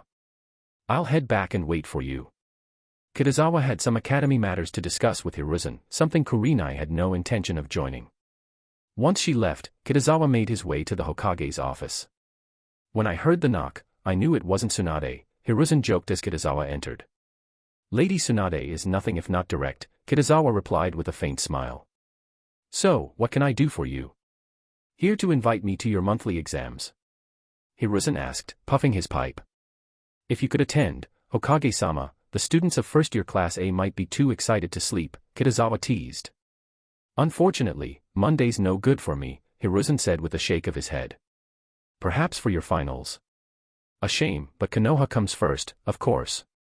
Kitazawa reached into his sleeve and produced a scroll. I've been thinking about some new reforms.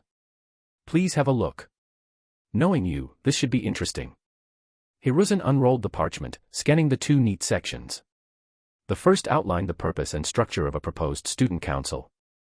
The second detailed a pilot program and its member selection process. A student council. Hiruzen raised an eyebrow. Now that's new. In the Shinobi world, the concept didn't exist. Even the Ninja Academy itself was first established by second Hokage Tobirama, other villages only followed later. Hokage-sama, do you think it can be done? Kitazawa asked, watching his face. Hiruzen's eyes settled on the stated purpose, to let top students embody the will of fire through real responsibility.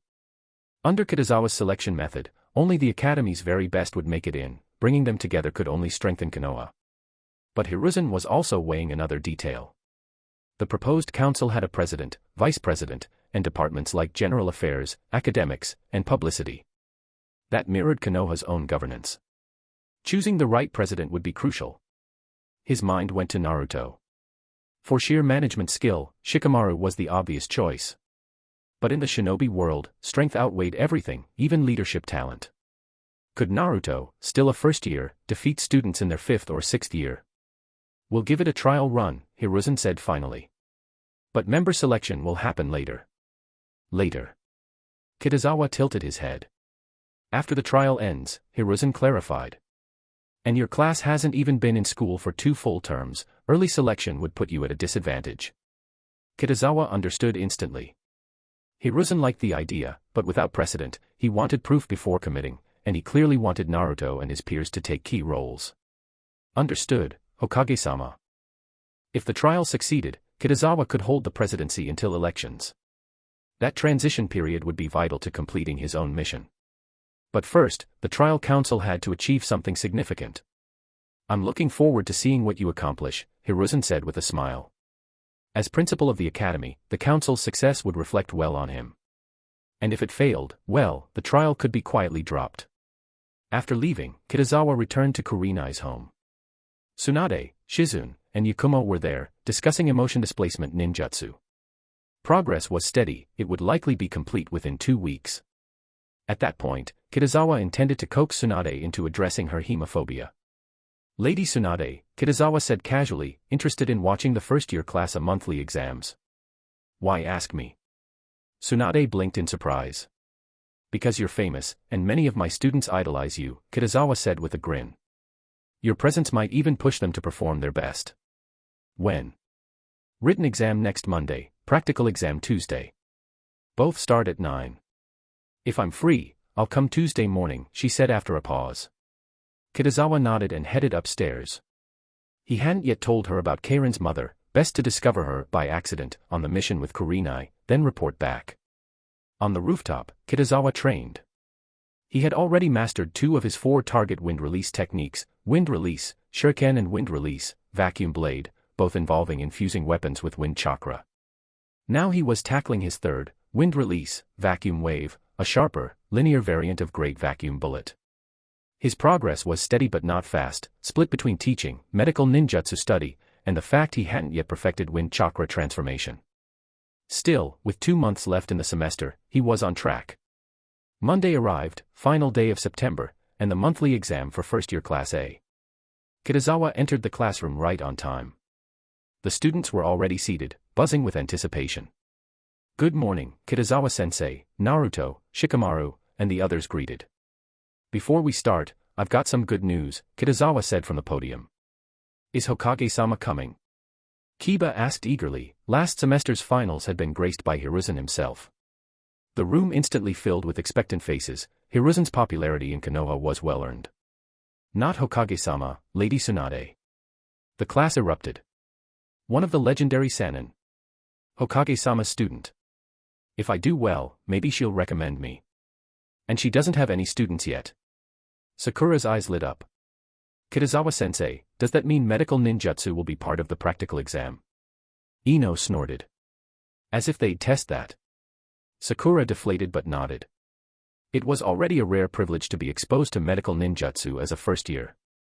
Still, she wished she could repay Kitazawa somehow. Her parents were civilian shinobi with no special techniques to offer, so she could only watch for an opportunity to help him in return. Time's up. Get ready for the exam. Kitazawa clapped his hands, a faint smirk on his face. Lady Tsunade may not arrive until tomorrow, but the theoretical exam rankings will still be announced in front of her.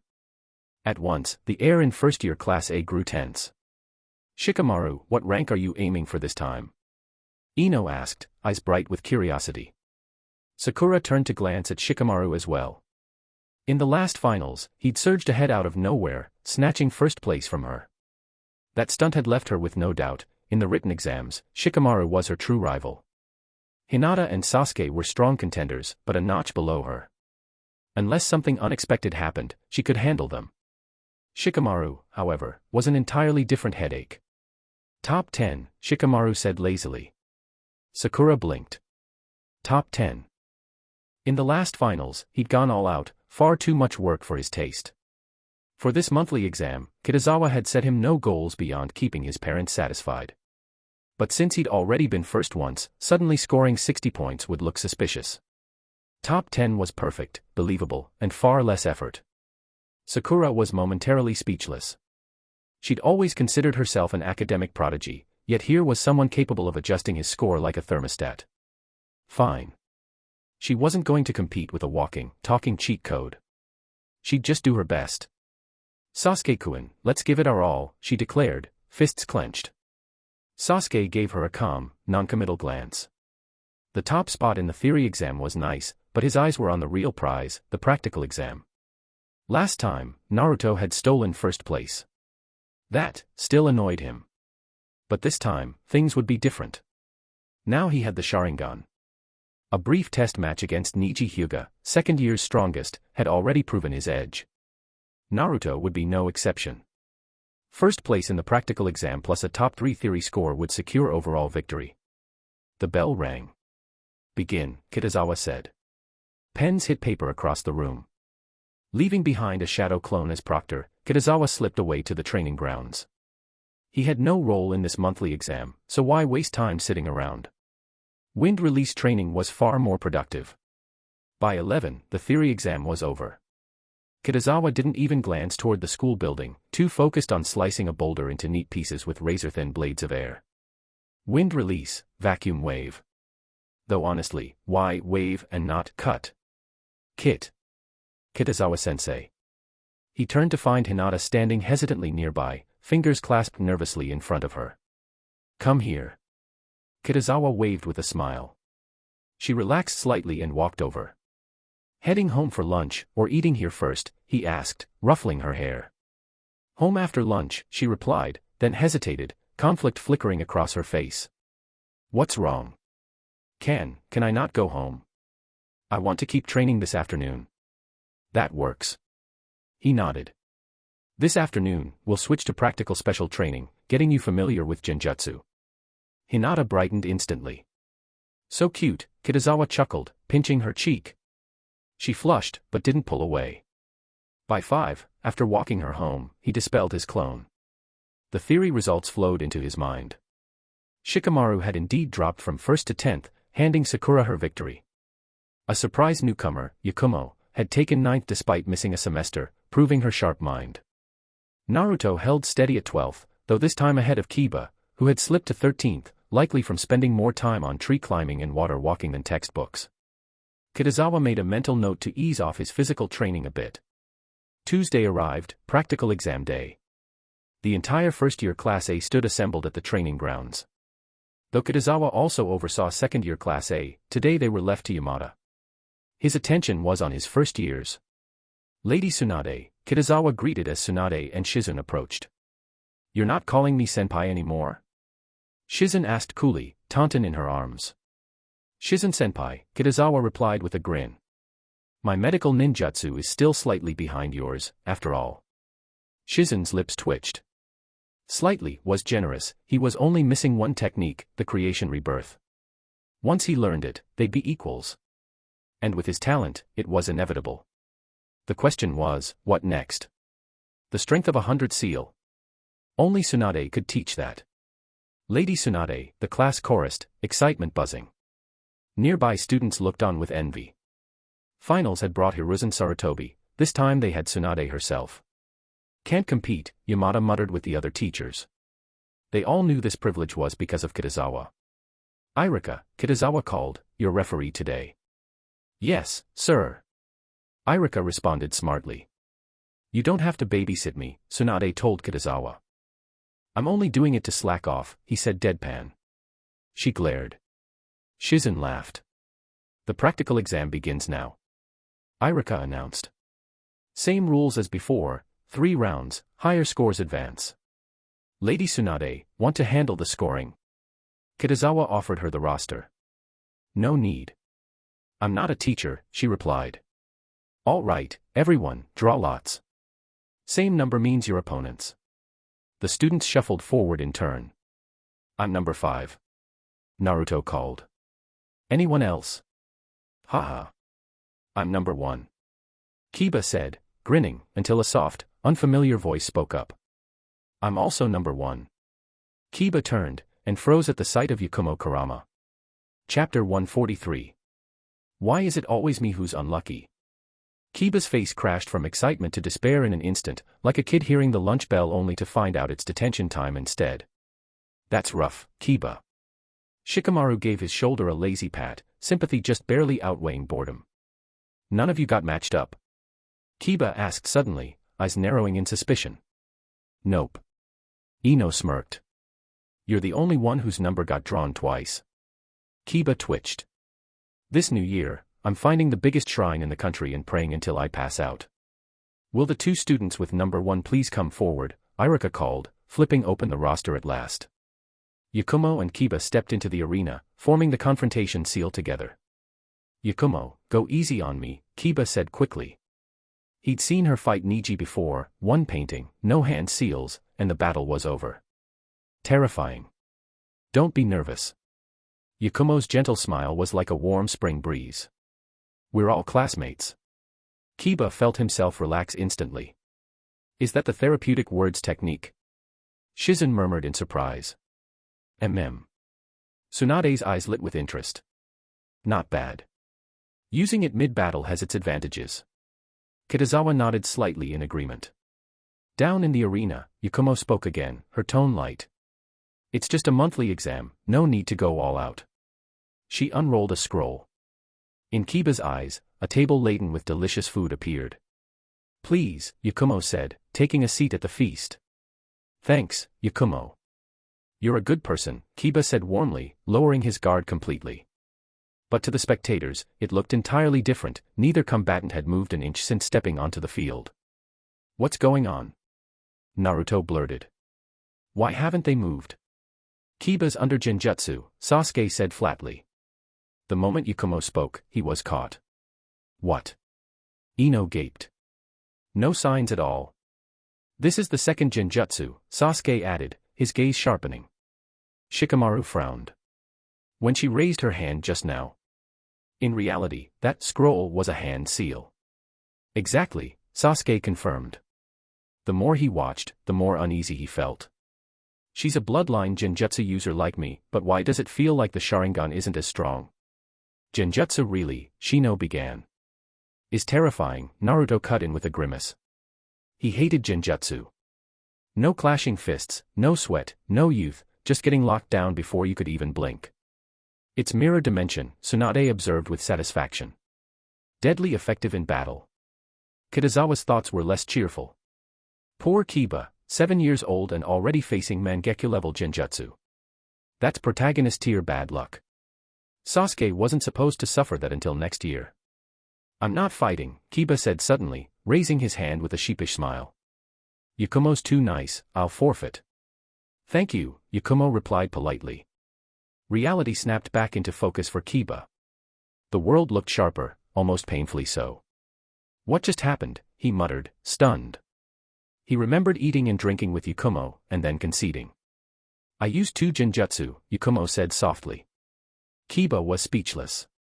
He hadn't even felt the trap close. The gap between them wasn't just wide, it was a different species entirely. Yakumo, that was amazing. Ino exclaimed as they returned. Kiba went easy on me, Yakumo said modestly. Kiba swallowed his protests, face twisted in silent outrage. Went easy. I didn't even land a hit. Sasuke suddenly felt less confident about holding first place. Hinata, too, was troubled. Both Sasuke and Yakumo specialized in genjutsu, and Kitazawa had trained her for months. Losing now would be humiliating. Naruto, of course, stayed cheerful. Shikamaru had once told him shadow clones could counter genjutsu, so what was there to worry about? They're monsters, Iruka muttered in awe. Yakumo beating Niji was already scary enough, but winning without even fighting. That was on another level. Sometimes, Iruka wondered if Class 1A was full of genin and chunin in disguise. Will the students with number 2 please come forward, he called, marking down the score. The following matches felt tame by comparison. Sasuke, Hinata, Naruto, and the others swept their opponents with ease, moving into the second round. What do you think, Tsunade-sama? Kitazawa asked during the break.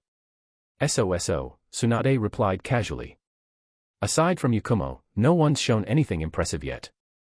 Tsunade-sama, their first years, Shizen reminded her. This level is already incredible. True, Tsunade conceded after a pause. Her own class hadn't been anywhere near this good in their first year. Even the average students here outperformed the norm. Kitazawa's influence was undeniable. You know, she added suddenly, Hiruzen should just give you the principal's job. Please don't curse me like that, Kitazawa said quickly. The principal's always the Hokage. Then how about Hokage? Tsunade asked, a sly gleam in her eyes. No thanks. With you here, it's obviously your seat. I'm not interested, she said flatly. Anyone else can have it. Kitazawa wisely said no more. Shizen, however, sighed quietly. If Tsunade didn't change her mind, they'd be back to wandering the world before long. Break time's over, second round begins. Iruka's voice rang across the arena. The crowd of students had thinned dramatically, less than half remained. The 80-point cutoff had been ruthless, and only the top of the class had survived it. It's my turn. Before Iruka could even call a name, Naruto burst onto the field like a shot from a kunai launcher. Why does it have to be Naruto? Sakura sighed, her shoulders slumping. Sakura, just do your best, Ino offered, though her tone was more obligatory than encouraging. Sakura stepped onto the field, only to be knocked out in under 30 seconds. This Naruto was nothing like the one who used to fawn over her. On the field, everyone was an enemy. Rude little brat, Tsunade chuckled from the stands. Naruto had held back, just a little, but still floored Sakura with a quick leaf whirlwind and a flurry of blows. Tsunade found it hard to reconcile this whirlwind of energy with the calm, refined Minato Namikaze. Sasuke-kun, you have to beat Naruto for me. Sakura huffed, nursing her pride, and the sting from being the first to need healing. Sorry, Sakura, Naruto said, walking past her. If you get hurt later and don't beg me properly, I won't heal you. She shot back, hands on hips. I'll just find Kitazawa-sensei, Naruto replied with a sheepish grin. Sakura was left speechless. Ino, meanwhile, was laughing so hard she was practically doubling over, until she saw her next opponent. Sasuke-kun. Sakura gasped, suddenly energized. Don't go easy on her. I concede, Ino said instantly, then flashed Sakura a smug little grin as if she'd just won. Sakura clutched her chest like it physically hurt. Sasuke took one step forward, then stopped. Am I part of this conversation? Will the two students from number 7 step forward? Irika's voice cut through, all business. Yakumo and Choji took the stage. This is bad, Choji and I both got beat by a genjutsu, Kiba muttered. Not much you can do against hers, Shikamaru shrugged. He'd already figured out that, barring Sasuke and Naruto, no one had much hope against Yakumo. Choji, however, didn't look downcast. Yakumo-san, that food in your genjutsu was delicious, he said, wiping drool from his mouth. Just, not filling enough. Yakumo froze, stunned. This is what a real foodie looks like.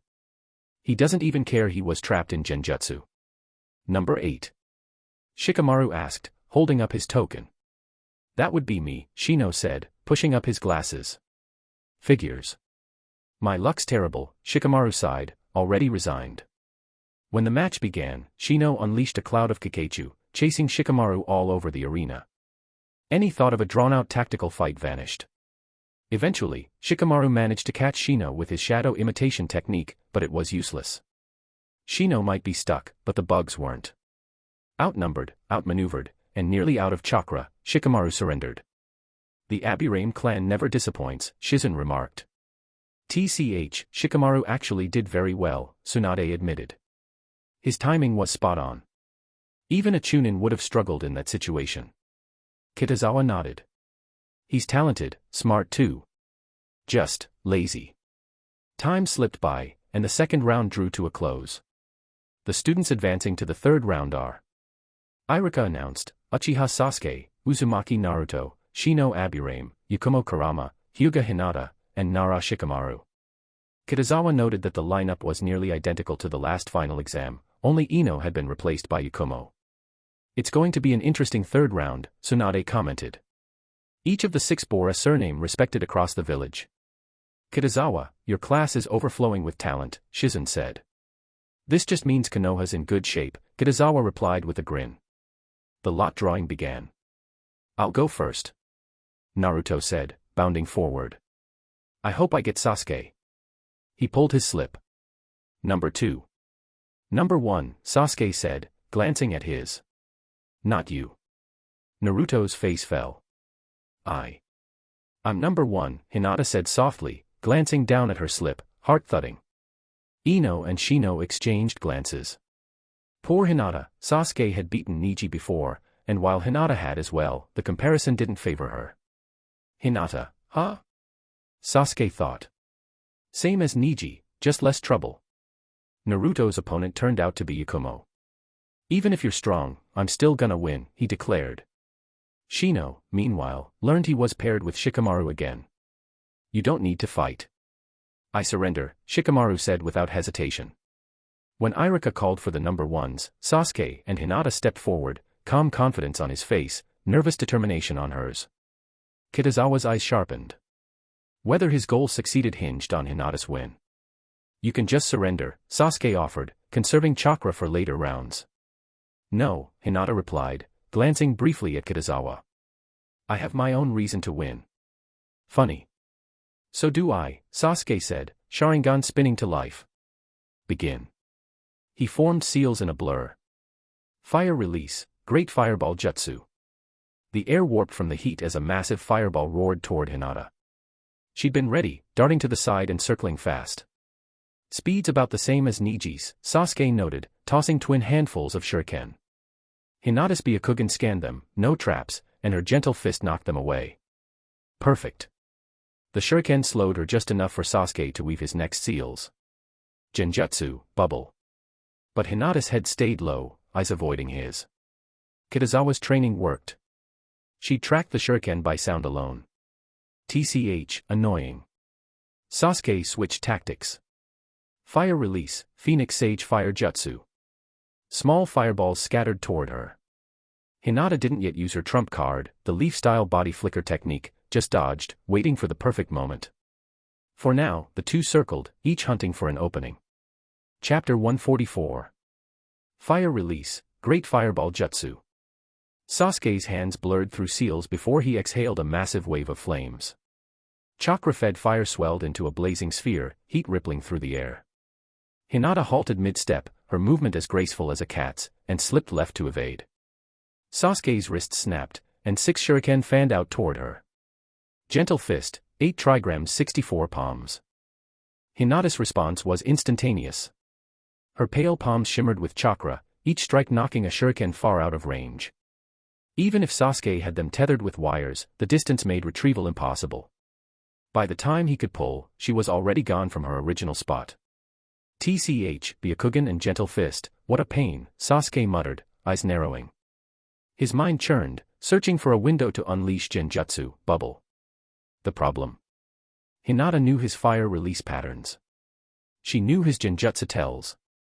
She wasn't going to fall for the same tricks that worked on Niji. And he absolutely could not let her get close. First, his taijutsu wasn't enough to match gentle fist. Second, one well-placed palm to a tenketsu point meant instant defeat.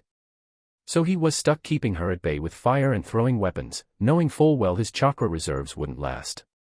Grinding his teeth, Sasuke decided to gamble. Fire release, Phoenix Sage Fire Jutsu. A dozen small fireballs burst outward like a meteor shower, boxing Hinata in from multiple angles. Again, she met them head-on, advancing through the flames with precise, destructive palms. Sasuke gauged the gap. Close enough. Fire release, Great Dragon Fire Jutsu. 3 serpentine dragons of fire roared into being, twisting together to wall off her path entirely. Hinata's pupils contracted. With her front sealed, she was forced to sidestep right, watching for the dragon's movements. Then, without warning, they split apart. Her instincts flared. The moment she hesitated, her gaze locked with Sasuke's Sharingan. It worked, Sasuke breathed, flooding the link with Genjutsu, bubble. But Hinata's lips curved slightly. This was her moment.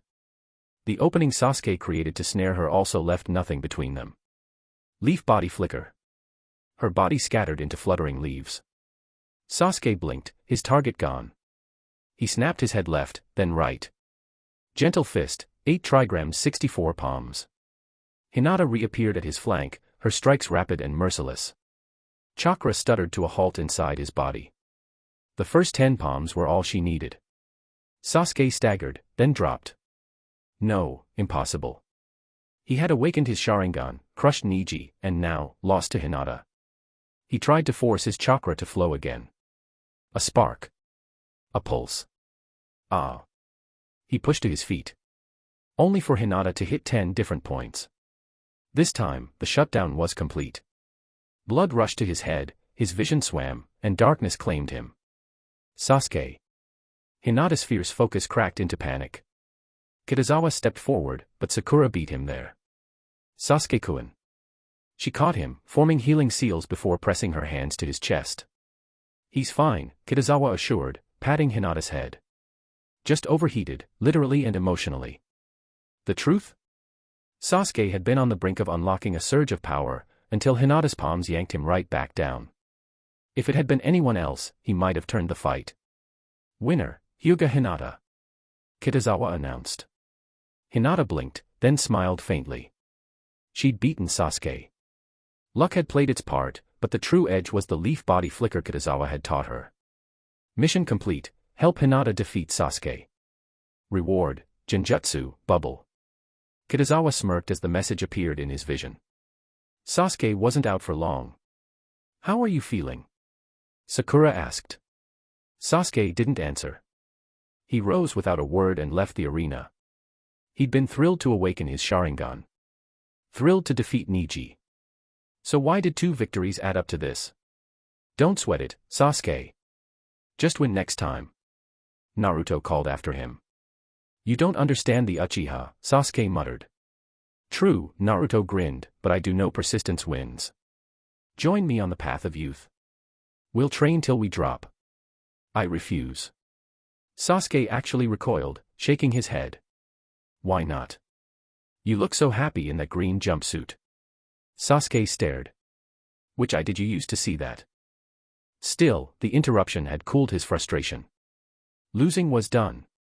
What mattered now was learning more fire techniques, more genjutsu. He'd lost because he didn't know Hinata could use leaf body flicker. That wouldn't happen again. From the stands, Tsunade's eyes narrowed. The Uchiha really did breed 2 prodigies. His Sharingan power just spiked again. He only awakened his eyes recently, and he's already improved. Shizen asked, stunned. At 7. Tsunade smiled. Geniuses are unreasonable. But Sasuke's case is unusual. Kitazawa nodded. Very. Number 2, step into the arena. Irika's voice carried over the crowd. Naruto bounded in opposite Yakumo. This'll be a tough one, Shizen murmured. Not just tough, impossible, Tsunade replied. She knew Yakumo's genjutsu too well, even Jonin could fall to it unprepared. Kitazawa's lips quirked. Care to make a bet? Tsunade raised a brow. Oh. She was confident. Yakumo was her patient, after all. But Kitazawa had a suspicion. If Sasuke could dig deep, maybe Naruto could too, especially with the 9 tails sleeping inside him. Whoever loses must grant one request to the winner, Kitazawa said with a faint, knowing smile. I have one condition, Tsunade countered, narrowing her eyes. If the request is truly impossible to fulfill, it can be changed. Kitazawa blinked in surprise. She's actually thinking ahead while gambling. He mulled it over, suspecting this newfound caution was thanks to Hiruzen. After falling for his schemes last time, Tsunade had clearly grown wary. Fine, Kitazawa agreed. With Tsunade's personality, if she wanted to back out, no one could stop her anyway. But this bet could prove valuable, perhaps even enough to push her into accepting treatment for her hemophobia. Of course, all of that hinged on one thing, Uzumaki Naruto defeating Yakumo Kurama. And right now, Kitazawa wasn't sure, the odds felt 50-50 at best. Still, he'd stacked things slightly in Naruto's favor, giving him one skill where Tsunade always came up short, in bets, she always lost. I don't think Naruto stands much of a chance, Inuzuka Kiba sighed. He spoke from experience, his own match against Yakumo in round 1 had ended without him even throwing a punch. Under the dual genjutsu of the therapeutic words and mirror dimension, he'd surrendered without realizing it. It does look tough, Ino agreed. Just do your best, Shikamaru added lazily, though even he didn't sound optimistic. Sasuke-kun, what about you? Sakura Haruno turned to the silent Uchiha. Yakumo's stronger, Sasuke said after a pause. Naruto's taijutsu won't be much help against her genjutsu. On the field, both combatants formed the confrontation seal. Yakumo, let's have a youthful showdown. Naruto grinned, giving a confident thumbs up.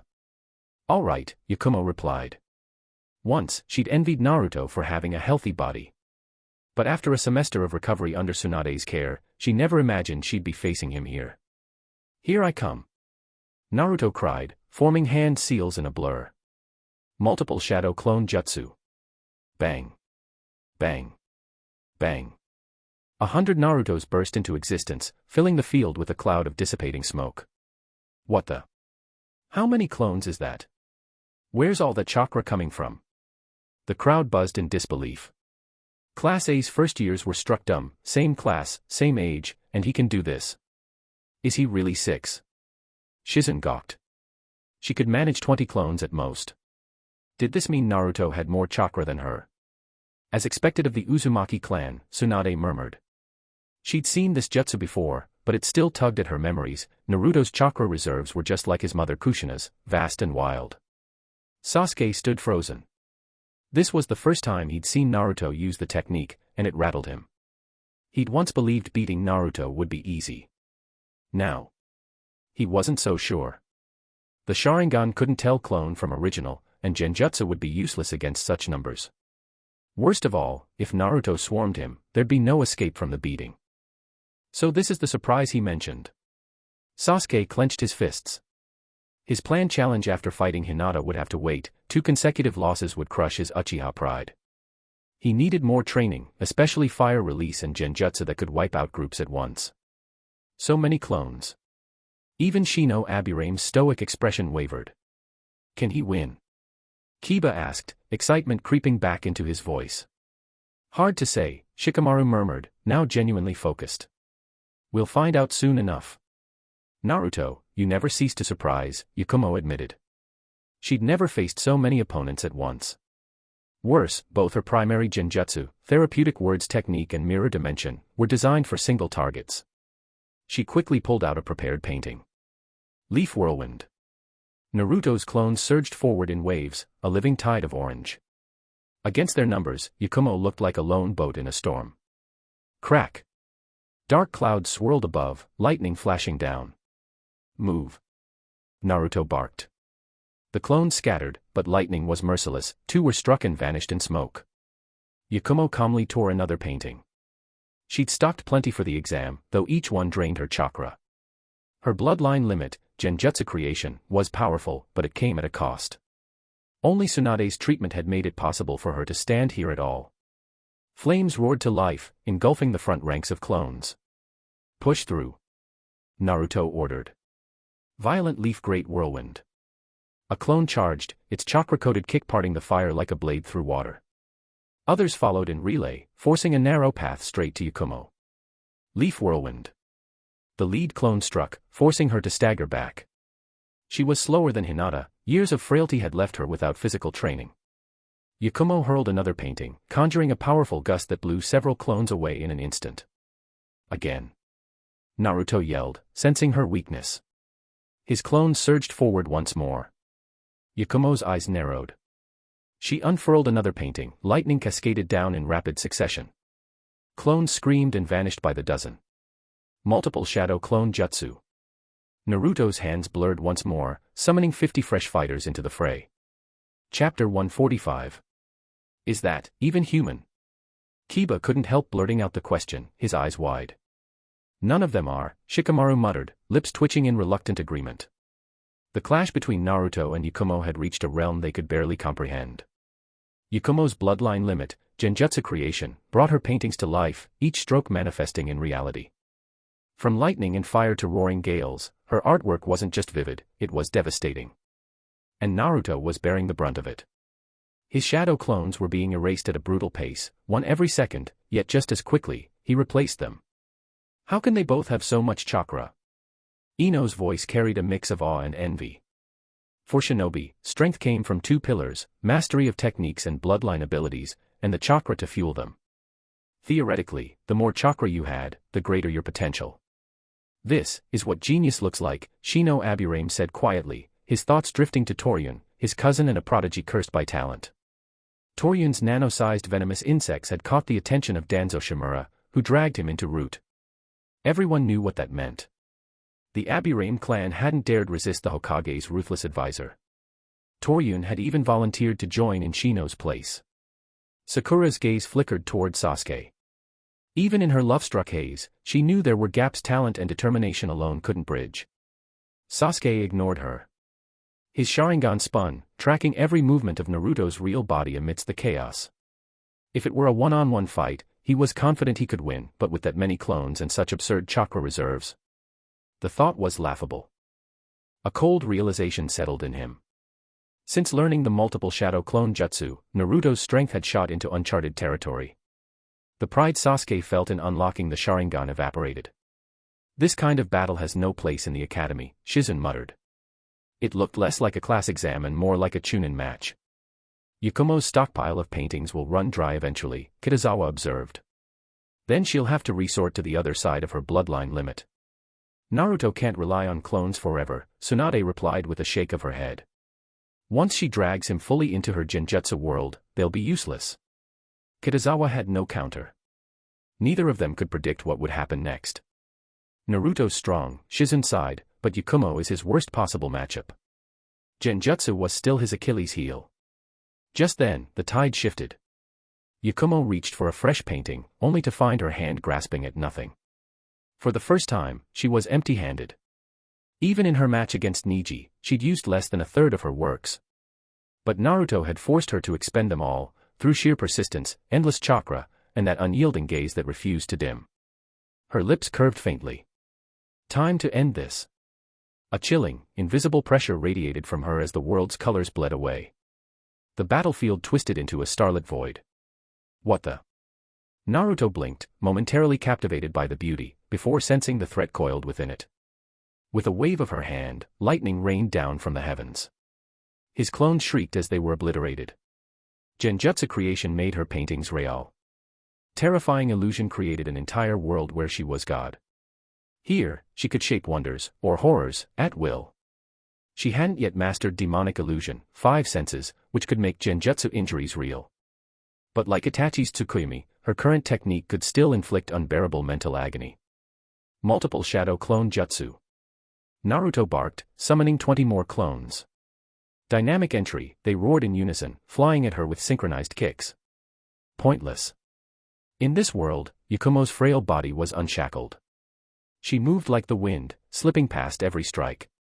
With another gesture, thorn vines erupted from the void, seizing half the clones and erasing them instantly. Leaf whirlwind. Extreme leaf violent whirlwind. The survivors pressed on, undeterred.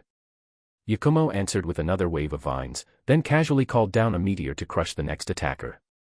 Outside, both combatants stood motionless, Naruto still producing clones, Yakumo calmly snaring them into her illusion the instant they formed. Naruto's going to run dry soon, Tsunade murmured. The jutsu was a chakra hog, and no reservoir lasted forever. Unless, Kitazawa said lightly, Yakumo runs out first. Unlikely. Her in-release reserves were so vast Tsunade had once compared them to a Jinchuriki's. And Naruto was an actual Jinchuriki. But at his age, Ninetales' power was out of reach. Minutes stretched into half an hour.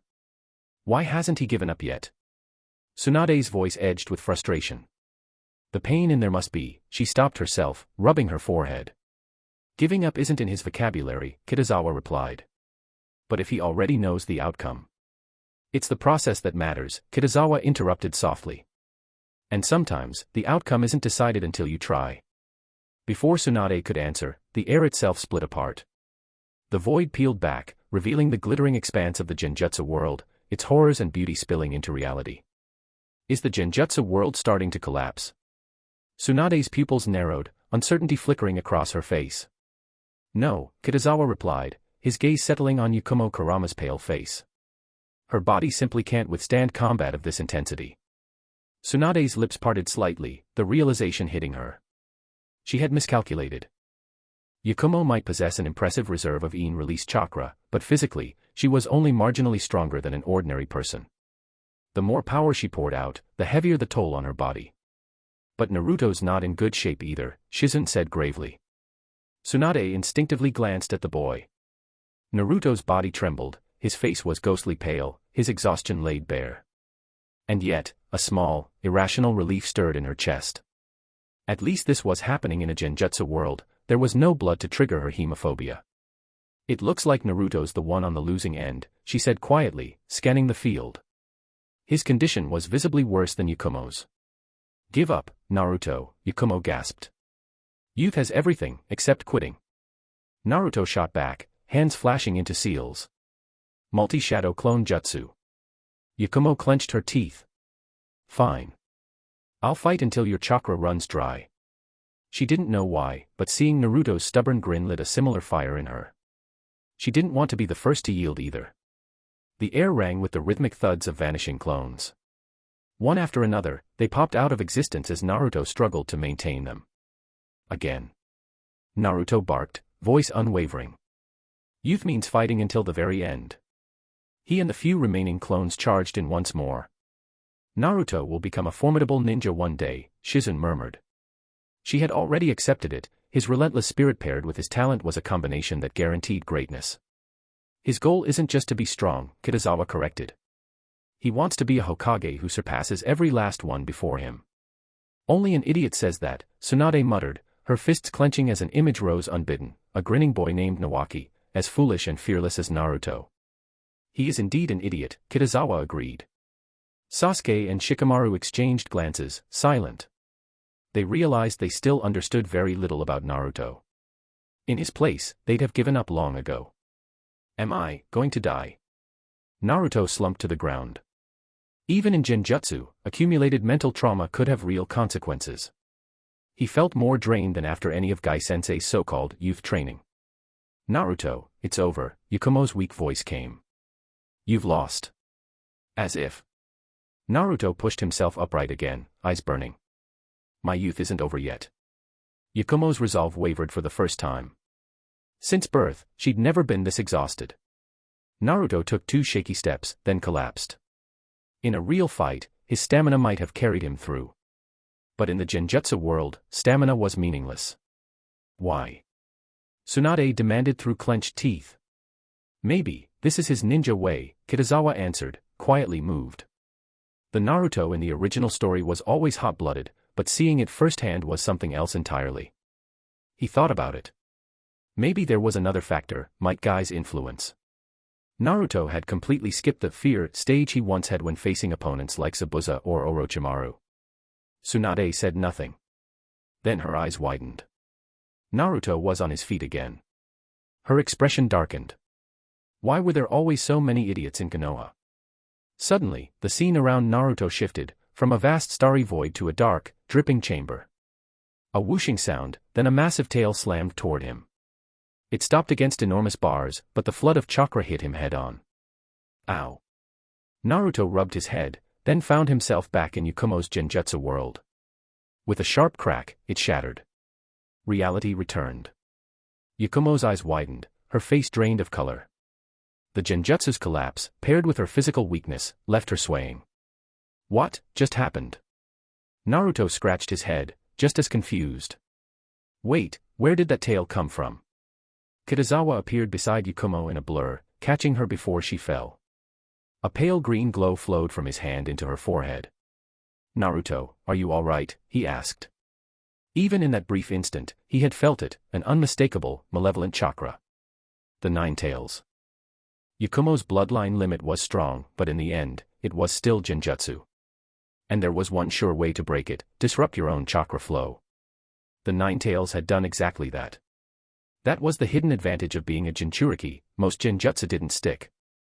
Of course, if the caster could control both the host and the beast, then it was over. Like Obito had done with the 4th Mizukage, Yagura. I'm fine, Naruto grinned, patting his chest. Actually, I feel great now. Kitazawa's mouth twitched. Uzumaki stamina plus 9 tails chakra, truly unfair. This match ends here, Kitazawa announced once Yakumo was stable. Winner, Naruto. Yakumo nodded, still breathless. I accept my loss. Kitazawa noticed Tsunade and Shizune had slipped away. Good, he was sure Tsunade had wavered. Not as much as in the original timeline, maybe, but Naruto was still the catalyst, along with the memory of Nawaki. You two, rest up, Kitazawa said. We'll announce the rankings soon. He strode toward Irika, who stood frozen in place, clearly affected by what he'd seen. Irika's parents had died in the 9 tails attack. He'd once resented Naruto deeply. But now, things were shifting. Irika, rankings ready? Kitazawa asked, patting his shoulder. Almost. Irika blinked, then got to work. Kitazawa-sensei. Naruto's voice was unusually serious as he ran up. What is it? Kitazawa asked. When I was fighting Yakumo, I saw an orange tail, Naruto said. I'm sure it hit me. Current mission, inform Naruto of the 9 tails' existence. Mission reward, half the chakra of Naruto at age 15. Accept. Kitazawa froze. A generous reward for such a simple task. No, this was going to be trickier than it looked. Chapter 146. Telling Naruto about the Nine Tails wouldn't be difficult. The problem was, Kitazawa, by all rights, shouldn't even talk about it to anyone as per the Hokage's orders. Sure, he could pull Naruto aside, tell him in private, and the idiotic system would no doubt count it as a completed task and hand him a reward. But Naruto, being the Nine Tails vessel, was always under Hiruzen's watchful eye. If Kitazawa got careless, his own identity could be exposed sooner or later. After mulling it over, he hit a dead end. Best to act ignorant. He'd report the matter to Hiruzen and see how the Hokage decided to handle it. In the original timeline, it had been Jiraiya who returned to the village and taught Naruto how to control the Nine Tails chakra. But now, there was a better candidate. Not Kitazawa, Tsunade. Her greatest advantage was being the finest medical ninja in the world. Training Naruto to control the Nine Tails chakra was dangerous. Jiraiya himself had admitted he almost died when Naruto lost control. Tsunade, however, had the Een seal and the strength of 100 technique. Her survivability was practically unmatched. Only Orochimaru might outlast her in that regard.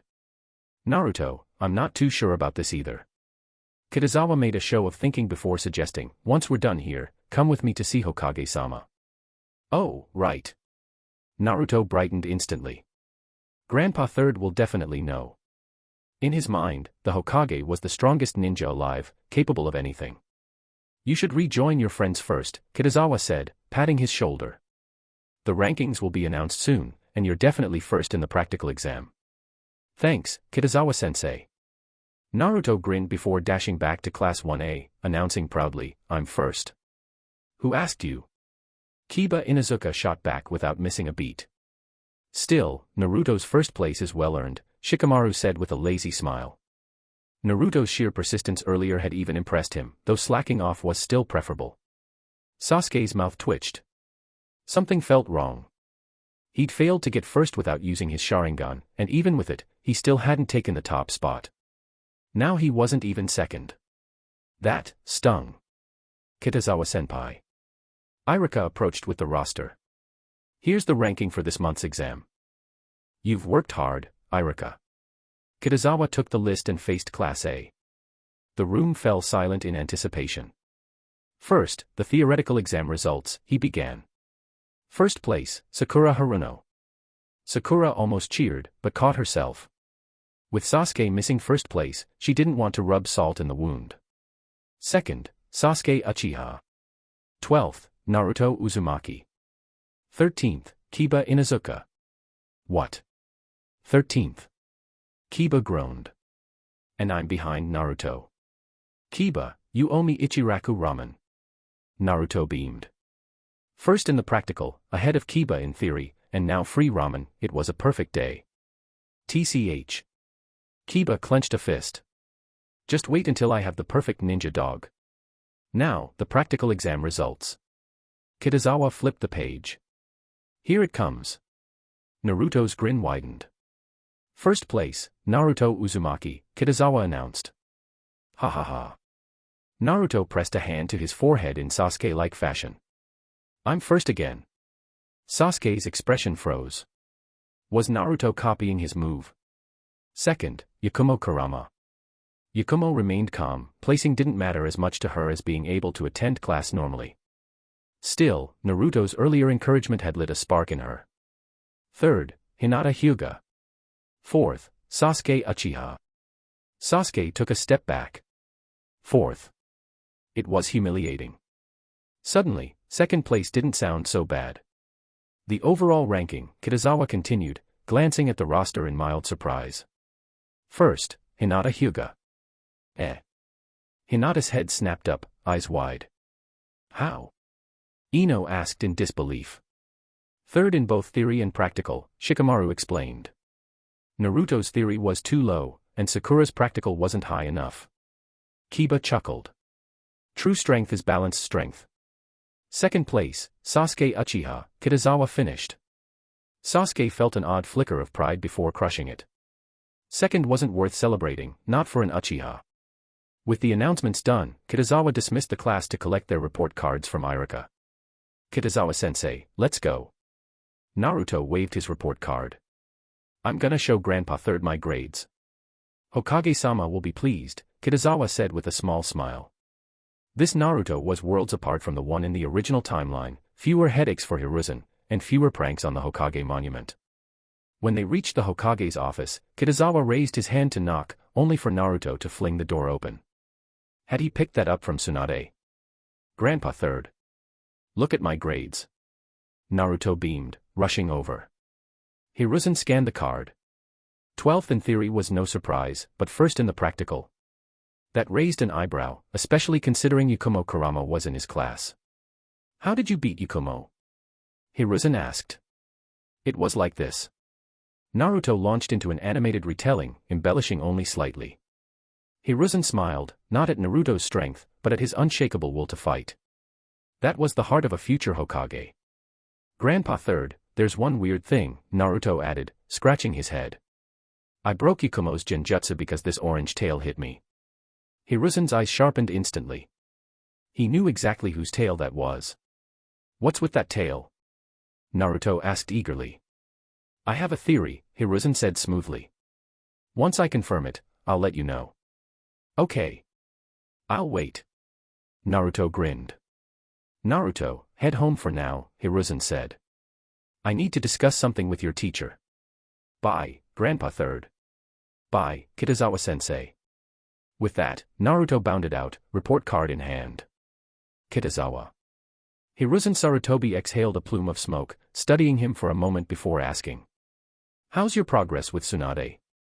Kitazawa blinked, caught off guard. What kind of question is that? After a short pause, he realized Hiruzen was referring to his ongoing mission, convincing Tsunade to seek treatment for her hemophobia.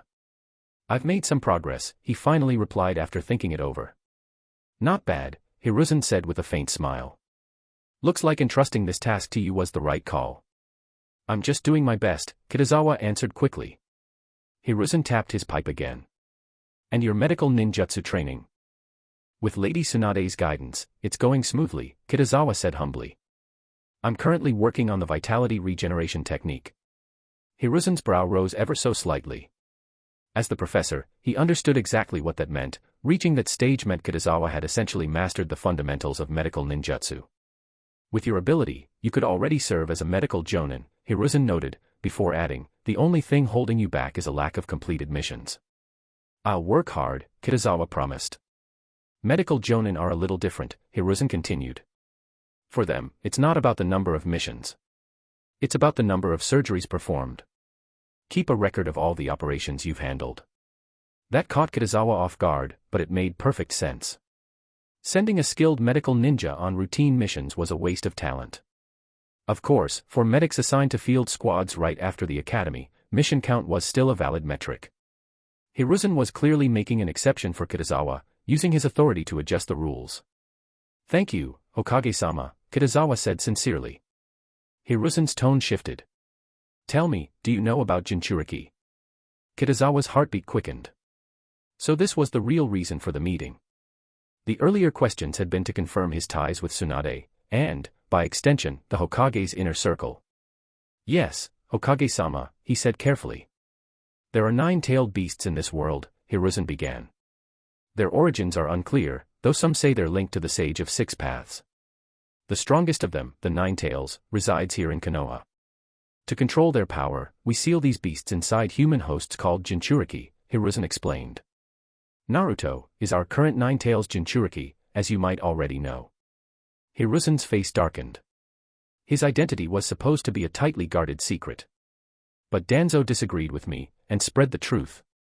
I've punished him, but the damage was done. Many still harbor prejudice. Kitazawa nodded. Whether or not every word is true, I'll have to take it at face value. And frankly, Danzo was exactly the type to pull something like that. I'm telling you this because I want you to keep an eye on Naruto, Hiruzen said gravely. If you notice even a hint of 9-tails chakra leaking out, report to me immediately. This is a matter of Konoha's safety. Understood, Kitazawa replied with equal seriousness. And don't tell Naruto about the 9-tails yet, Hiruzen added after a moment's thought. Wait until Tsunade has recovered from her hemophobia.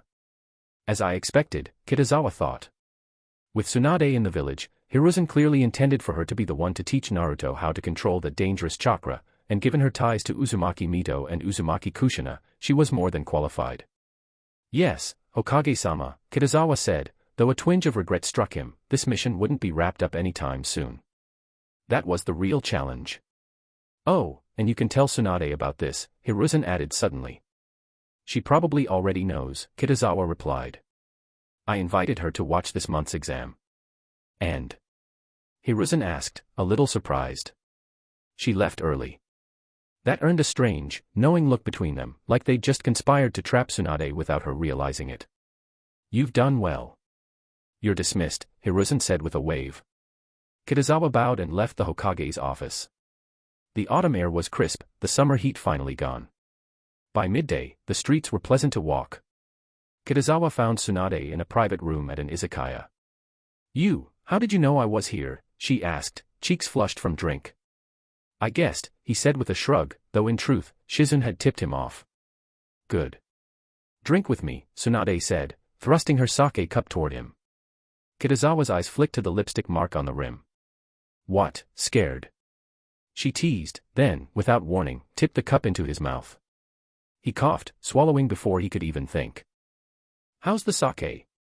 Tsunade asked, slouching back with her haori discarded and only a sleeveless top on, collar loose enough to reveal plenty. The combination of her drunken haze and casual posture radiated a kind of unrestrained charm. Not bad, he admitted, taking the seat across from her. Though your aim is impossible to dodge. Drinking alone is boring. Let's make it interesting and gamble, he said. Loser answers a question.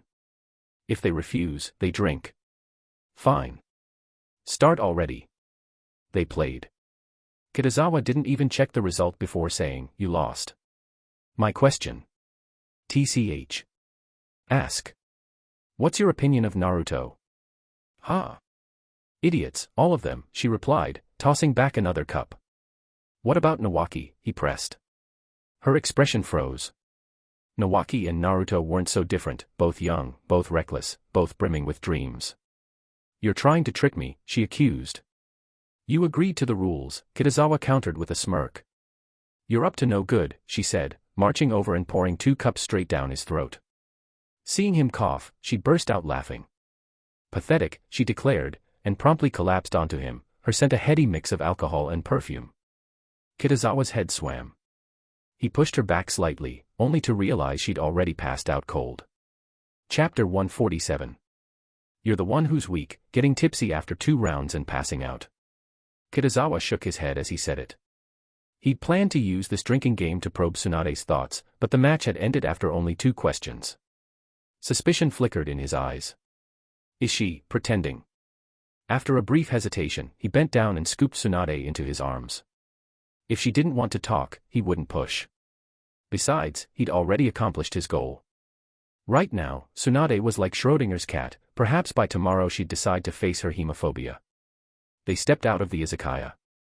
A knock sounded moments later. Shizun opened the door, only to freeze at the sight of Kitazawa carrying Tsunade. Lady Tsunade drank too much, so I had no choice but to bring her back, Kitazawa explained. Take her to her room, Shizun said, stepping aside. Understood. Kitazawa carried Tsunade to her bed.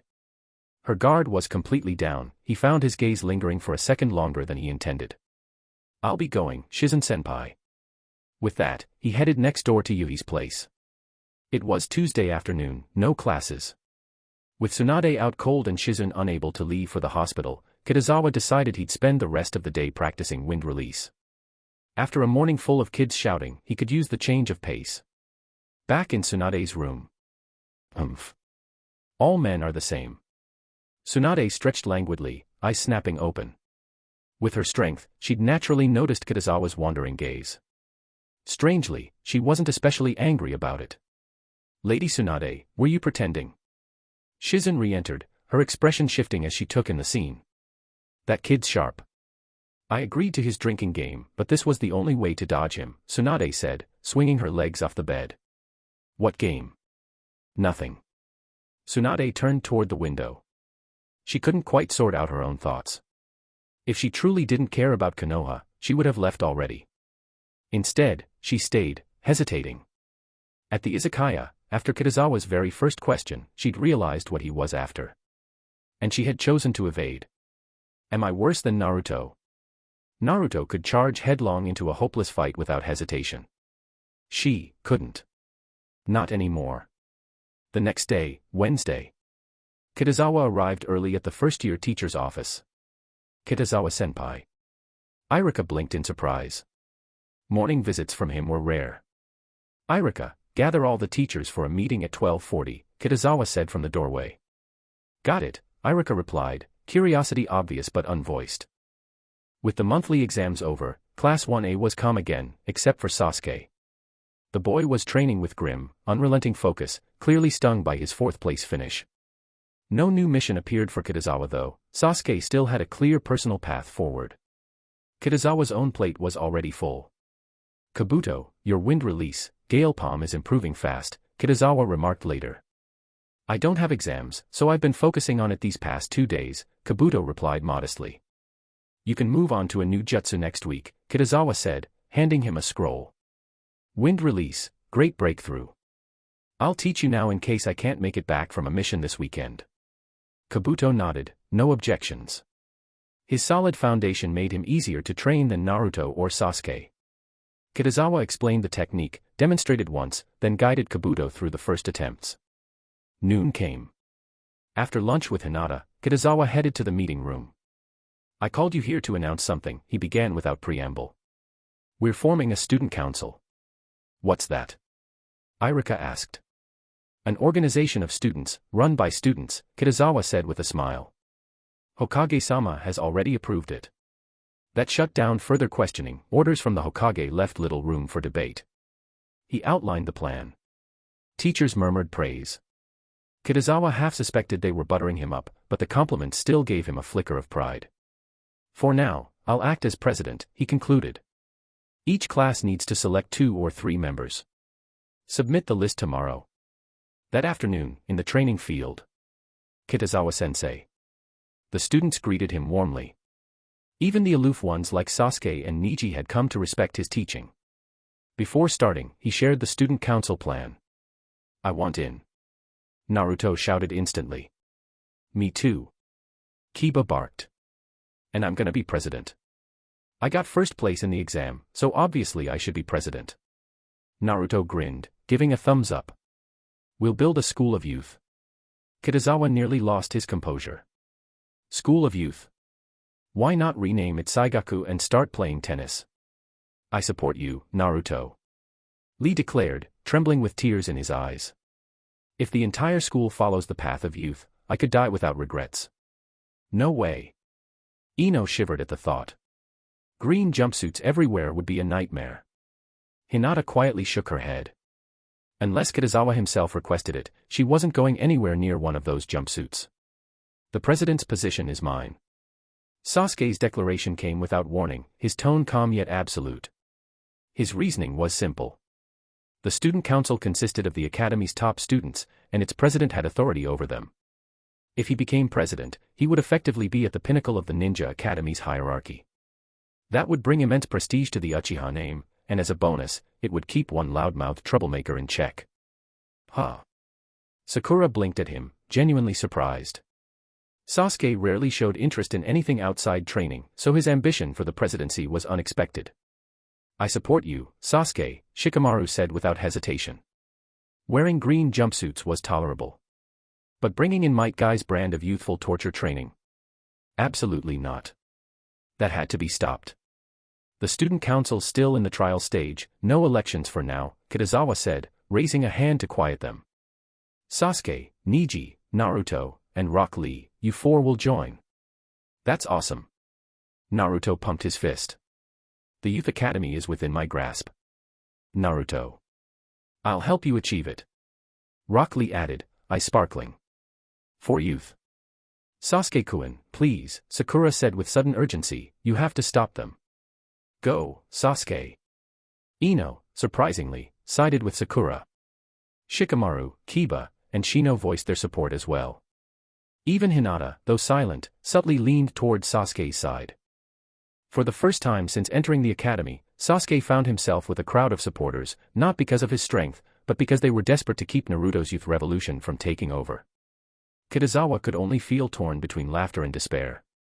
Thanks to Naruto's grand speeches about youth, the entire class had split into two factions, the youth faction and the anti-youth faction. But a more troubling thought crossed Kitazawa's mind. If Hiruzen's ideal candidate for president was Naruto, could the Ninja Academy actually turn into a full-blown youth academy? The mental image was so horrifyingly vivid, he dared not dwell on it. "All right, class time," Kitazawa announced, clapping his hands. The students divided naturally, most lined up for clone technique and Konoha-ryu drills, while a smaller group, including Sasuke, trained independently. Kitazawa's gaze followed Naruto, and a thought struck him. In the original timeline, Naruto had bonded with the Nine Tails only after countless trials together. It wasn't something that happened overnight. But here, within the academy, such events wouldn't happen on their own. How could he push that bond forward? He remembered the unofficial Uchiha Madara story he'd told Naruto before. He seemed quite interested in that. Maybe it was worth testing again soon. Creating two shadow clones, Kitazawa headed to an open space to practice futon, shinkaha. By the end of the day, Wednesday's practical class wrapped up. When Kitazawa returned to Kurenai's home, it was still early. Tsunade and Shizen hadn't arrived yet.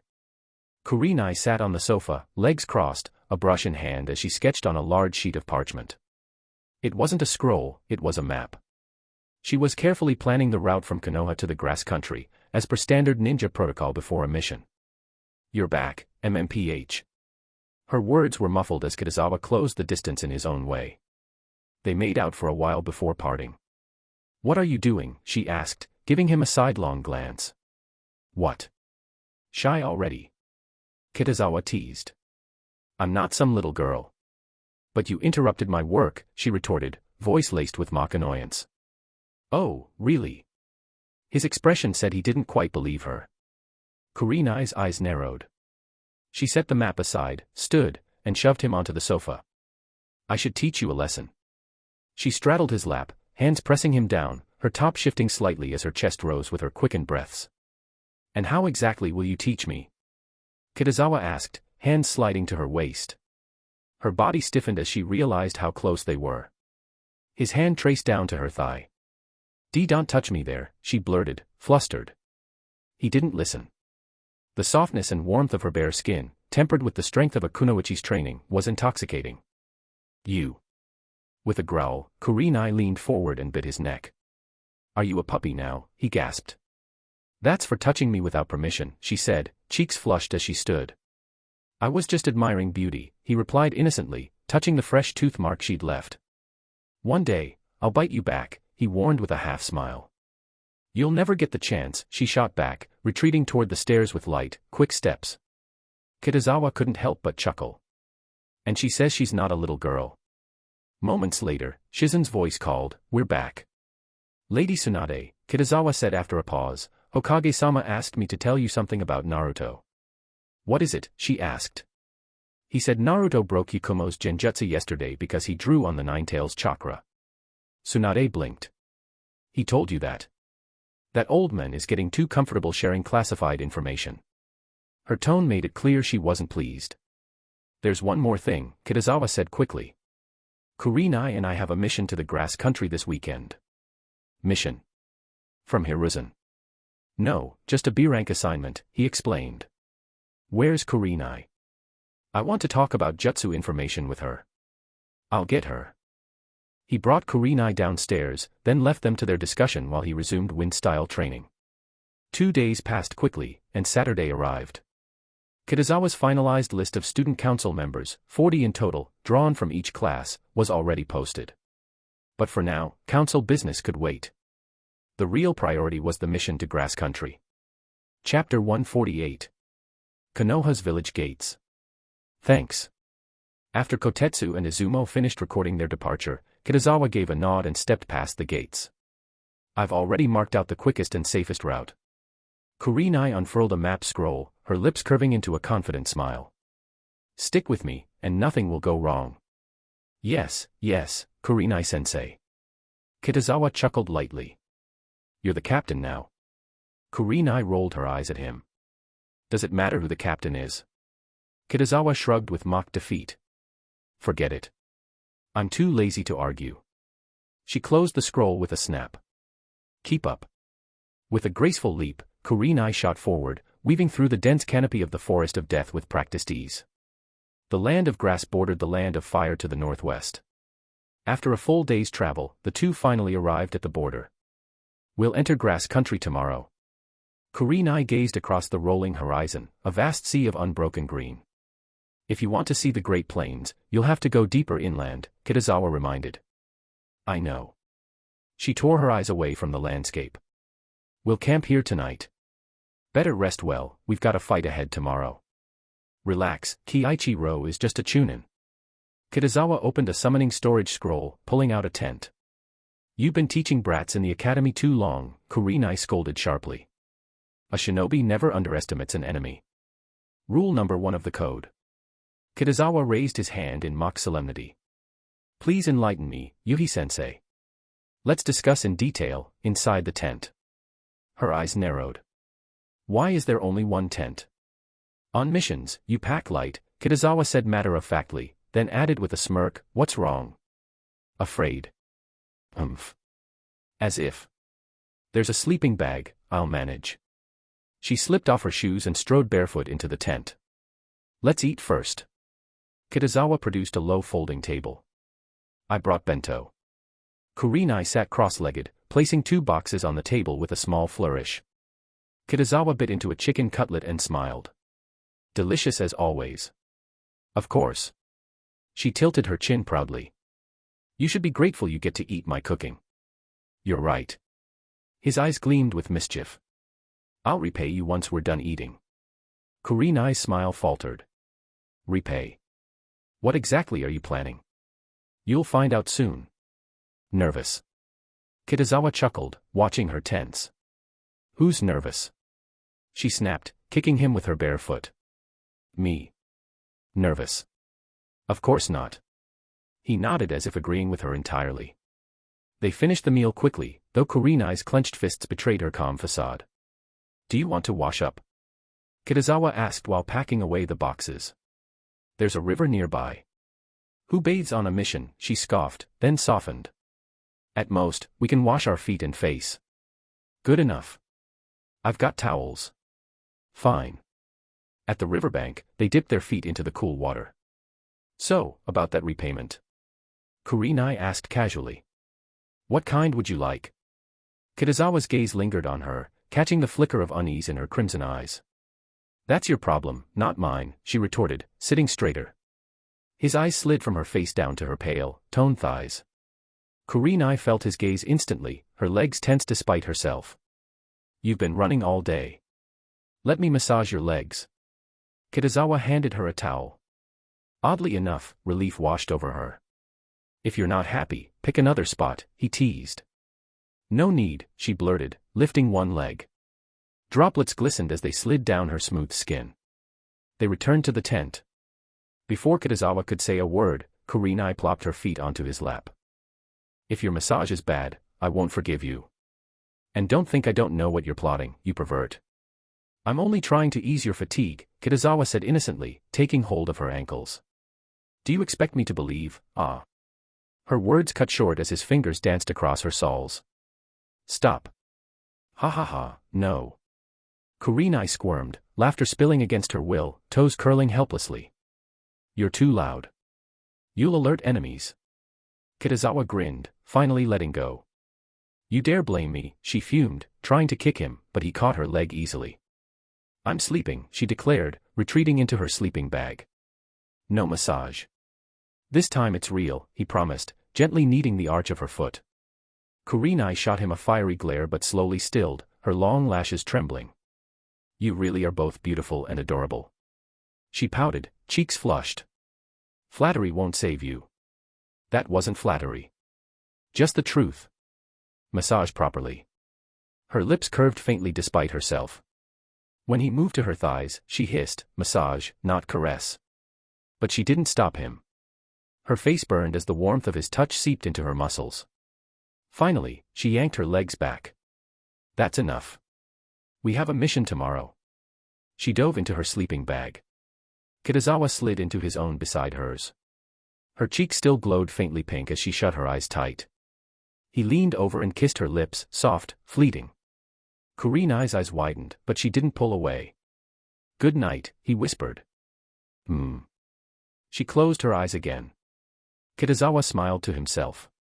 Her reaction told him one thing: the affection between them had already reached its peak. The rest was only a matter of time. The next morning, they entered the land of grass. The endless plain stretched into the horizon, tall grass rippling beneath the wind. According to the mission scroll, Kiichiro is hiding in the Kusa capital. Kurenai's tone hardened as she pulled her thoughts back to the task. "We should plan carefully before moving. No need to overthink it." Kitazawa shook his head. "We'll just go straight to the capital and find him." Kurenai hesitated, then nodded. Against a mere Chunin, there was no need to waste energy on unnecessary strategy. Another half-hour slipped by before Kitazawa and Kurenai finally reached the Kusa's capital. "Wait here. I'll use my sensory jutsu to track him down." Before Kurenai could respond, Kitazawa vaulted onto a nearby rooftop. The mission scroll contained Kiichiro's portrait, but no location, only that he had been sighted somewhere in this district over the past few days. Byakugan. The veins around Kitazawa's temples bulged as his eyes turned milky white. Within moments, he picked out every chakra signature in the vicinity. Only 7 ninja were present. He and Kurenai swept through them one by one until they found their target. Konoha Shinobi. Kiichiro's expression twisted the instant he saw them. He yanked his blade free without hesitation and lunged at Kitazawa. But vines erupted, binding his legs before he even reached his opponent. A tree, inside a room. No, it was the demonic illusion, tree binding death. Kiichiro's instincts screamed to form hand seals and break the genjutsu, but he was too slow. Pain lanced through his skull, and then darkness claimed him. That's it. Kurenai blinked, utterly speechless. She hadn't even had the chance to move. Hours of travel, and the mission ended in a single exchange. It wasn't that Kiichiro was weak, Kitazawa's sheer efficiency was just overwhelming. Single-handed seals and a flawless genjutsu had left their target no chance to resist. "We'll have to take A-rank missions next time," Kurenai muttered with a wry shake of her head. "If we stick with B-rank, I'll never even participate. It doesn't matter. The important thing is that the mission's complete." Kitazawa, however, was already thinking ahead. His real goal wasn't Kiichiro, it was Karen and her mother. But finding a reasonable excuse to head for Kusagakure was another matter entirely.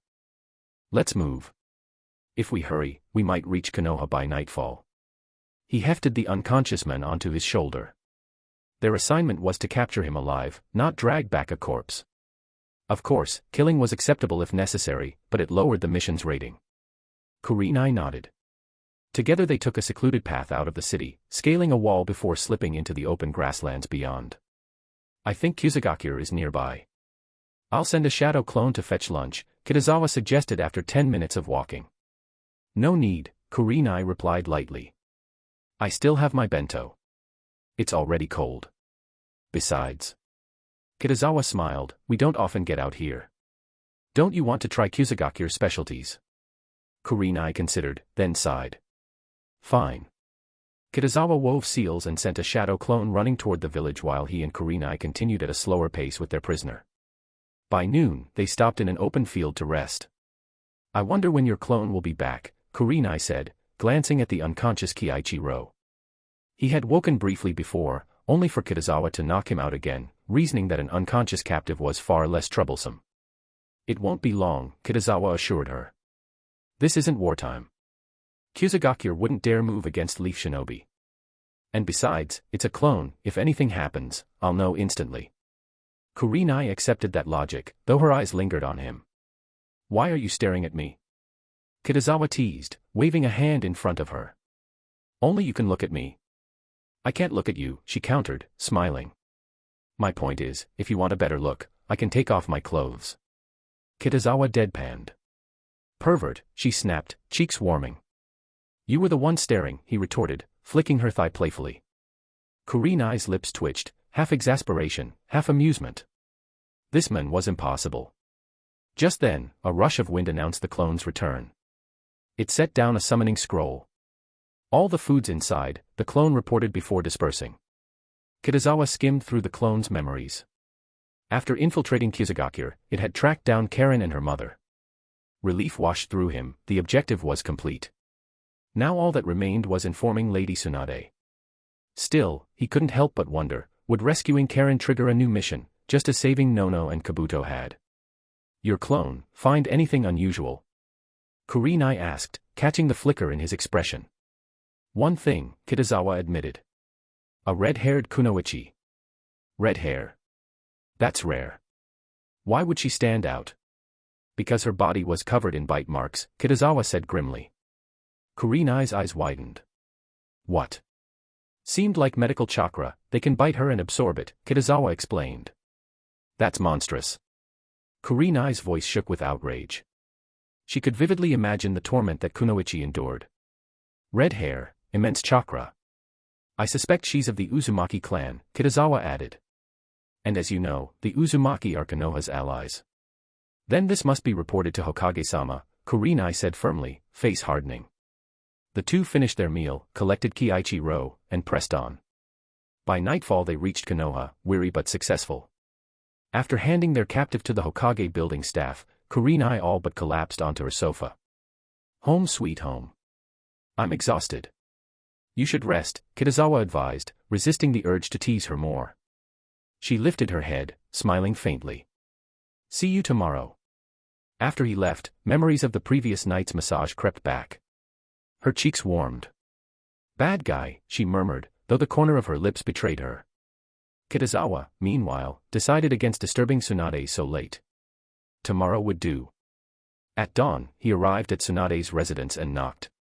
Shizun, still in a nightgown, answered the door. Kitazawa, she blinked in surprise, then flushed. I just woke up. I haven't changed yet. It's fine, Kitazawa said with a disarming smile. That nightgown suits you. Shizun coughed lightly, embarrassed. Thank you. But you're here so early, is something urgent? Yes. I need to speak with Lady Tsunade immediately. She isn't awake yet, Shizun admitted, then stepped aside. Come in. I'll go wake her. Thank you, Shizun-senpai. Kitazawa slipped off his shoes and entered. Chapter 149. Lady Tsunade. Shizun rapped lightly on the door. Silence. No response. Lady Tsunade. She raised her voice, a hint of urgency slipping through. Stop shouting. Came a muffled groan from inside.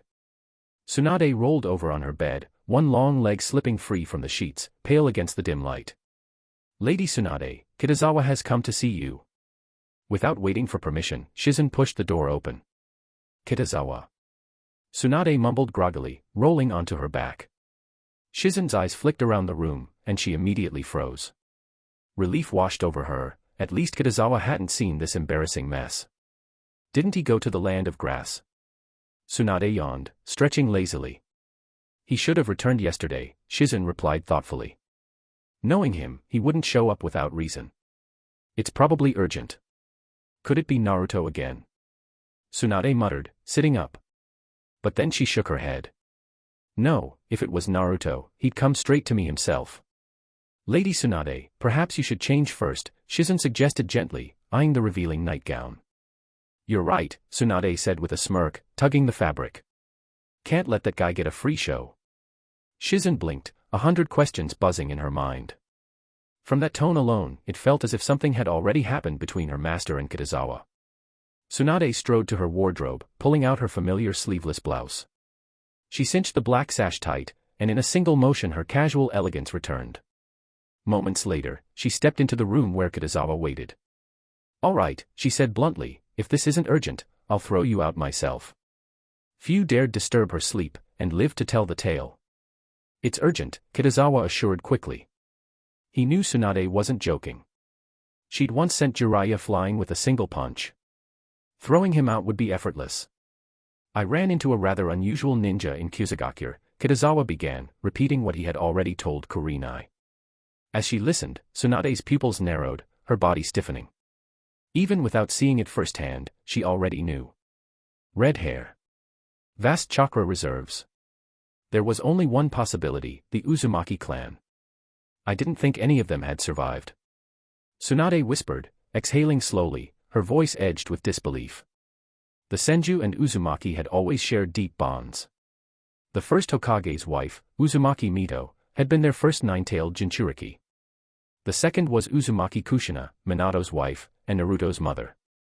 Kusagakure dares to keep them hidden. Tsunade's fists clenched, anger simmering. Come with me, we'll see the Hokage immediately.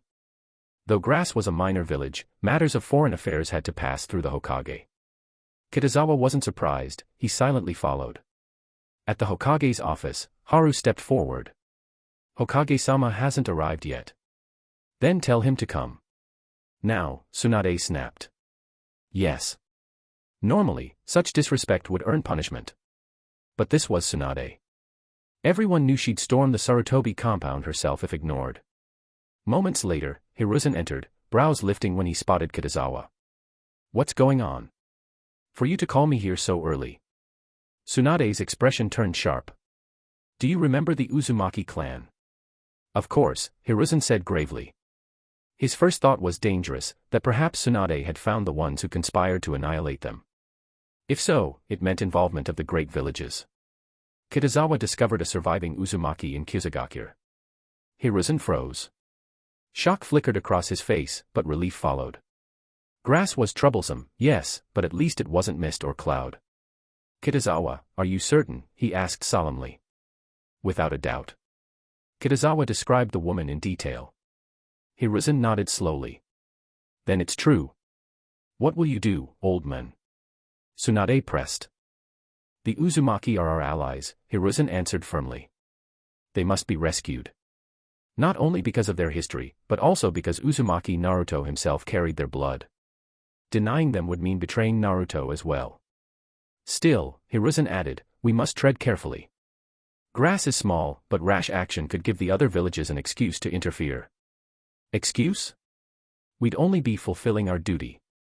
Tsunade snapped. As Hokage, I must weigh every consequence, Hiruzen countered. Then I'll go myself, Tsunade declared, rising to her feet. That would make us seem overbearing, Hiruzen said quickly. We need diplomacy first. Hokage-sama, Lady Tsunade, Kitazawa interjected smoothly, why not courtesy before force? Tsunade's temper cooled a fraction. Explain. The Uzumaki were allies of Konoha, Kitazawa reasoned. If we approach Grass formally, through a letter, demanding they hand over the survivor, it places all responsibility on them. If they comply, problem solved. If not, then we'll have just cause to act. That's wise, Hiruzen admitted, visibly relieved. If they refuse, the fault is theirs alone. Then stop wasting time. Tsunade growled. Every moment delayed means more suffering for her. Very well, Hiruzen said, his tone softening. Tsunade, I'll place the ANBU under your command, as I did during the Kabuto affair. You will lead them to deliver the letter personally. Tsunade's brow twitched. Again. Am I that easy to rope into your errands? This isn't an errand, Hiruzen said calmly. If Grass denies everything, we'll need your strength to make them comply. Tsunade paused, then sighed. Fine. What Hiruzen Sarutobi said wasn't unreasonable. To be safe, it was better if Tsunade went herself. I'll write the letter now. You head to the Umbu and gather a team, Hiruzen instructed. Then he paused, adding firmly, remember, this is a rescue mission, not an attack on Kusagakure. We don't need an army. In truth, he was worried Tsunade might bring all of Umbu along. I'm not a child, Tsunade muttered with a pout. 2 squads will be enough. All right then. Hiruzen raised his voice. Haru. Select 8 Umbu to accompany Tsunade to Kusagakure. Yes, Hokage-sama. Haru replied instantly. Tsunade flopped onto the sofa, too lazy to head to the Umbu herself. Before long, Haru returned with 8 masked Umbu. Kitazawa's eyes immediately caught Kakashi's unmistakable silver hair. He shot him a wink, the look saying, another mission together, huh? Fate's funny like that. Kakashi's gaze swept the room and lingered briefly on Tsunade and Kitazawa, surprise flashing in his lone visible eye. But Kitazawa's attention quickly shifted to the Umbu standing beside him. The frame, the eyes behind the mask, too familiar. He knew this one. Lady Tsunade, Haru introduced respectfully, these are the squad leaders, Kakashi Hatake and Uchiha Itachi. So it was Itachi, no wonder. Kitazawa's brows arched. Haru had chosen well. With Tsunade, Kakashi, and Itachi, they didn't just have the strength to pressure Kusagakure, they could storm Kimogakure if they wanted. Still, Kitazawa's mind flicked to Yamato. Twice now, Tsunade had taken temporary command of Umbu, and yet the would-release shinobi never showed. Was he truly away on another mission, or being deliberately hidden by Hiruzen? If Tsunade ever discovered Yamato's existence, she would inevitably dig into the would-release experiments. Orochimaru might have fled, but Danzo remained, and that would trigger another storm. The office grew quiet, filled only with the sound of Hiruzen's brush moving across paper. Itachi's eyes fell on Kitazawa. Technically, he was the odd one out here. Everyone else, Tsunade, Shizun, the Umbu, belonged to the Hokage's circle. A mere academy teacher shouldn't have a seat among them. But the fact that he did only confirmed his influence. His bond with Tsunade was real. The Uchiha clan's gamble on him hadn't been in vain. Done, Hiruzen said at last, handing the sealed letter to Haru. Haru presented it to Tsunade, who pocketed it without even glancing. We leave immediately. Kitazawa cleared his throat softly. Lady Tsunade, allow me to accompany you. Tsunade raised an eyebrow. Aren't you supposed to be teaching? Glancing around, Kitazawa leaned close and whispered something into her ear. Tsunade chuckled. Not a bad idea. Hiruzen hesitated, his brush freezing. Even I, the Hokage, don't get to hear this. But since it involved Tsunade, he let it go. Kitazawa's chest stirred with excitement as the system's familiar script unfurled before his eyes. A genius should carve his name into the ninja world. Take the first step, let Kusagakure taste your strength. Mission, safely escort Karen and her mother back to Konoha.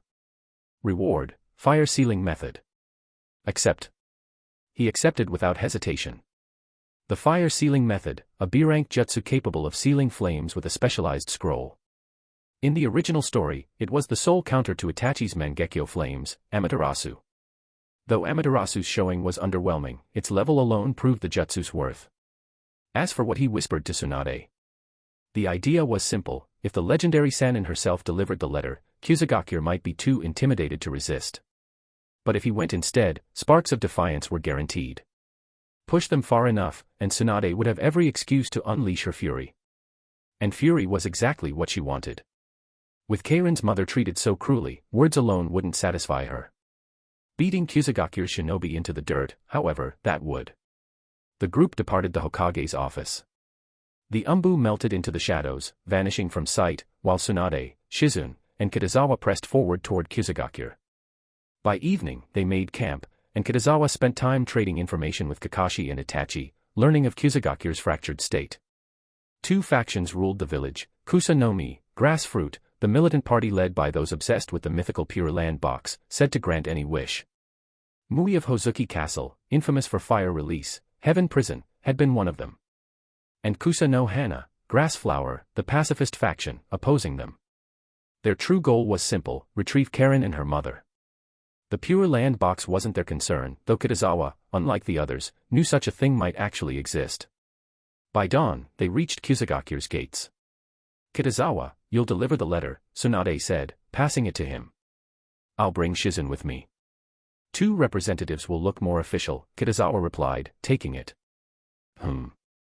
Shizun agreed with a nod. Kakashi. Itachi, Tsunade called. The two squad leaders appeared instantly. Slip into the village. Find the Uzumaki. Quietly. Their Sharingan made them ideal for reconnaissance. Though they believed there was only one survivor of the Uzumaki, soon enough they would discover it was a mother and daughter. Yes, Lady Tsunade, the two replied and vanished like ghosts. Kitazawa and Shizun walked openly toward the gates. Halt. Who goes there? Barked two Kusagakure guards. We're shinobi of Konoha, Kitazawa announced. Konoha. The guards exchanged wary looks. State your purpose. This letter is from our Hokage to your leader, Kitazawa said coolly. But understand this: if your village refuses, the consequences will be severe. The guards stiffened. Is that a threat? This isn't a threat. It's a warning. Kitazawa smiled faintly.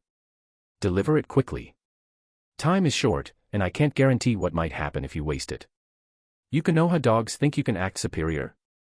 The younger guard snapped, hand flying to his blade. Correction. Kitazawa spread his hands mockingly. We don't think we can. We do. His disdain was genuine. Kusagaku's methods, slavery, were beneath contempt. And besides, this was his mission. Shizen glanced at him in shock. She had no idea what he and Tsunade had schemed, and his antagonistic tone made no sense to her. Is this intentional? The older guard held his comrade back. Fine. We'll notify the leader. And we'll repeat your words exactly. Chapter 150. This is outrageous. The moment Kusagaku's leader, Morimoto Shin, heard the young ninja relay Kitazawa's words, his face twisted in fury. Kusagaku might not rival Konoha in power, but it was still a hidden village with its own pride. For some nameless ninja to speak so arrogantly, this could only be Hiruzen's doing. The third Hokage must have sent him to provoke them. It was nothing less than an insult to Kusagaku. Leader, we can't possibly yield to such demands, the young ninja barked. Of course not, Shin snapped back without hesitation. Others might fear Konoha, but if he showed weakness as Kusagaku's leader, his authority wouldn't last the week. He snatched up the letter and scanned it. After just one glance, his expression hardened. How were you guarding them? He demanded, eyes narrowing at the middle-aged men across the room. You couldn't even keep watch over two unarmed women. Konoha's target is Rina and Karen. The deep, rumbling voice belonged to a masked figure, Ashioni, a Kusagaku elder, his ox mask glinting under the lamplight. But how would they even know of their existence? Asked another elder, Uma, wearing a horse mask. In the original tale, he and Hozuki Mui would later open the infamous box of ultimate bliss. This is impossible, the middle-aged man protested quickly, shaking his head. I've been guarding them without pause. They've never once left their quarters. Set this aside for the moment, Ashioni cut in sharply. His eyes turned to Shin. The Konoha shinobi is already at our gates. Leader, how do you intend to answer? Shin exhaled slowly, then spoke with resolve. Karen and her mother will not be handed over. Kusagaku was starving for medical support. And the Uzumaki, able to heal others with a single bite, was an asset far too valuable to surrender. Hide them, he ordered coldly. So long as there's no proof, Konoha won't dare ignite a war. In his mind, Konoha was overly cautious, weak, even. After all, hadn't they sacrificed Hyuga Hisashi, brother of the Hyuga clan head, just to appease Kumogaku? That's true, Ashioni agreed, his tone low. And Konoha was the one who acted rudely first. Kusagaku had survived all these years by playing both sides. The 5 great villages distrusted one another too deeply to ever unite. If Konoha overreached, the others would inevitably interfere, especially Kumogaku. The 4th Reiki's temper was infamous, and he never missed a chance to seize advantage. Come with me, Shin said at last, clenching his fists. I want to see if this Konoha brat truly has the courage to back up his words. With a retinue of Kusagaku shinobi at his back, Shin strode toward the village gates. Kid, you're finished now. The middle-aged ninja jeered, emboldened by his leader's presence. You're the one who spoke so boldly. Shin demanded coldly, his eyes fixed on Kitazawa. Who are you? Kitazawa asked evenly. He already had a guess but had never met the man face to face. I am Morimoto Shin, leader of Kusagaku. Morimoto declared. Kneel and apologize, or you will never leave this village alive. So. Kusagaku refuses to hand over the Uzumaki. Kitazawa asked, voice calm. The Uzumaki clan is long annihilated, Morimoto shot back. Why would Kusagaku harbor any of them? Then things are simple. Kitazawa clasped his hands behind his back, a faint smile tugging at his lips. Fire release, Great Dragon Fire Jutsu. The air warped as the temperature surged, 3 blazing fire dragons roaring forth in an instant. You dare attack? Morimoto roared, both stunned and enraged. What? Shizen's eyes widened. She hadn't expected Kitazawa to strike first, without even waiting for Lady Tsunade's command. But Ashioni and Uma reacted immediately. Water release, water wall. Twin barriers of water surged up, colliding with the fire dragons. Steam hissed violently, shrouding the battlefield. Seize them. Morimoto bellowed. Kitazawa had already thrown the first strike. If Kusagaku didn't retaliate, his own shinobi would question his strength. Shizun rolled up her sleeve. Hidden weapon, Senbon launcher. 5 poisoned needles shot out in a perfect line. Earth release, earth wall. Shin slammed his hands together, raising a wall of stone to block. But the next second. Crash. The wall shattered beneath a single fist. A pale, powerful arm broke through, followed by the figure of none other than Senju Tsunade. You're. Morimoto staggered back, recognition dawning too late. A scream rang out. Without the wall's protection, Shizun's Senbon struck true. 3 Kusagakure shinobi collapsed instantly, poison racing through their veins. Tsunade's gaze shifted briefly to Kitazawa. Well done, she said with a faint smile. In truth, he had drawn the heat away from her, but Tsunade would never let her people take the fall in her place. She gave a sharp wave of her hand. 6 masked ANBU materialized, squaring off against the Kusagakure shinobi. Then, without hesitation, Tsunade flickered forward, appearing before Shin. What? He panicked at her speed, fumbling through hand seals. Earth release, stone spikes. Jagged spears of rock erupted upward, lunging toward her. But Tsunade did not dodge. She clenched her fist, shattering the stone to rubble, and drove her punch straight into Morimoto's chest. Boom. He flew back like a rag doll, blood spraying into the air. Mirumoto-sama, cries of panic rippled through the Kusagakure ranks. Tsunade stepped back quickly, her breath trembling. Though she hadn't looked directly at the blood, the stench alone made her body seize with old fear. Die. A Kusagakure shinobi, enraged, lunged at her with a blade. But before the strike could land, a spinning shuriken, wrapped in wind chakra, sliced clean through the attacker. A gale swept the battlefield, carrying away the blood's scent. Tsunade-sama. Kitazawa's voice called from behind her. She exhaled shakily and steadied herself. Wind release, great breakthrough. Kitazawa's jutsu roared forth, blasting the front line off their feet. When an earth wall rose in defense, he surged forward, Raiznan swirling in his palm. Crash. The jutsu tore through stone, hurling its caster aside in a blast of chakra. The Kusagakure shinobi rallied, unleashing a wave of ninjutsu and weapons toward him. But Kitazawa flickered back, landing before Tsunade once more. Do you need me to step in? Tsunade asked, uncertainty in her eyes. No need, Kitazawa said firmly. Hold on. Once Kakashi and Itachi return, it'll be over. He clapped his hands together. Nirvana Temple Jutsu. Feathers drifted down from the sky, lulling many Kusagakure shinobi into sudden drowsiness. Some shook free, but others collapsed too late, only to be consumed by another wave of fire dragons. The battlefield screamed with chaos. What terrifying fire release! A calm voice cut through the smoke. Kitazawa turned. At last, Uchiha Itachi had arrived, with Kakashi at his side.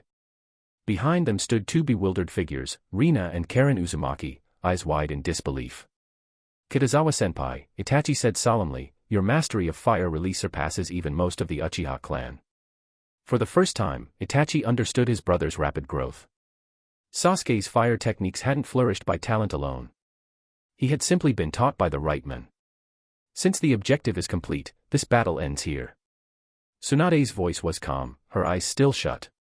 Tell them all to stop fighting. Their mission had never been to slaughter Kusagakure.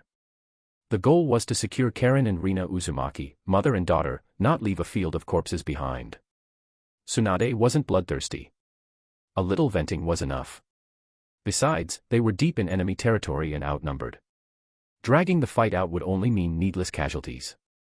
I'll handle it. In a blur, Itachi vanished with the body flicker, reappearing before the Kusagakure shinobi. Sharingan, Genjutsu. A ripple of unseen force pulsed outward. In an instant, more than a dozen enemy ninja froze, their wills shackled. The battlefield fell silent. Anyone who values their life, stop fighting. Kitazawa raised one hand, a seal forming with casual precision. 3 roaring fire dragons erupted skyward, casting their blazing glow across the stunned enemy. His words, under that fiery backdrop, carried an undeniable weight. Stand down. Ushi and Uma finally stepped forward, forced to take command with Shin incapacitated. Tsunade's gaze turned to the red-haired woman and child at her side. Her tone was cold, sharp as a kunai. Kusagakure claims it has no Uzumaki clan members. Then, who are they?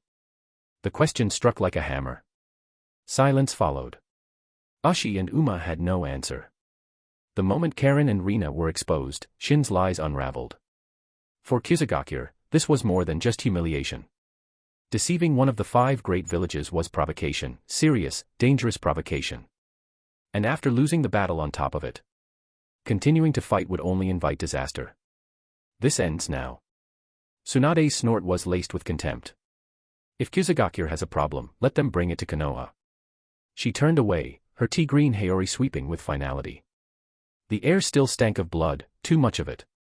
If she lingered, her hemophobia would surface, and she would not risk losing composure here. Only Kitazawa and Shizen knew that weakness. To Kakashi, Itachi, and the others, she was still Tsunade, the unshakable Sannin. Let's move. Kitazawa followed in her wake. Kakashi, Itachi, and the Umbu fell back, alert but unchallenged. Kusagakure's shinobi had been cowed, not a single one dared raise a hand. We should have just handed them over earlier. Uma muttered bitterly, glancing at the injured littering the ground. To lose so many for 2 living blood bags was senseless. And in the end, they hadn't even kept them. Kusagakure gained nothing. Lost everything. It's pointless, Ushi said grimly. Konoha never intended to negotiate. Are we really going to let this go? Uma pressed. We'll wait for the leader to recover, Ushi replied. Then we can alert the other great villages. If they don't react, we drop it. Kusagakure is simply too weak. Uma's expression hardened. That's why we must use the paradise box. Ushi's eyes narrowed. In 2 days, we'll seek out Mui.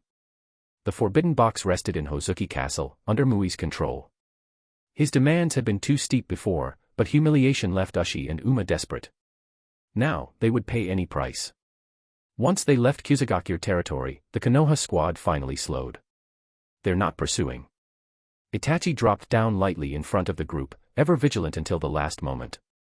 Tsunade gave a curt nod before turning to the red-haired pair. Please, don't hurt Karen. The older woman, trembling, stepped protectively in front of her daughter. I'll do anything you ask, just spare her. Tsunade's sharp eyes softened slightly. We are Konoha shinobi. Her gaze fell on the woman's body, littered with bite marks. Normally, an Uzumaki's vitality would heal such wounds swiftly. The fact they remained meant her chakra reserves had been drained to the brink. Rage stirred in Tsunade's chest. If she hadn't just humbled Kusagakure already, she might have marched back and reduced them to rubble. Keikonoha, the woman whispered, disbelief clouding her expression. Once, the Uzumaki and Konoha had been bound by alliance. But years of captivity had buried trust beneath scars. I am Senju Tsunade. Green chakra bloomed from her hand as she reached out.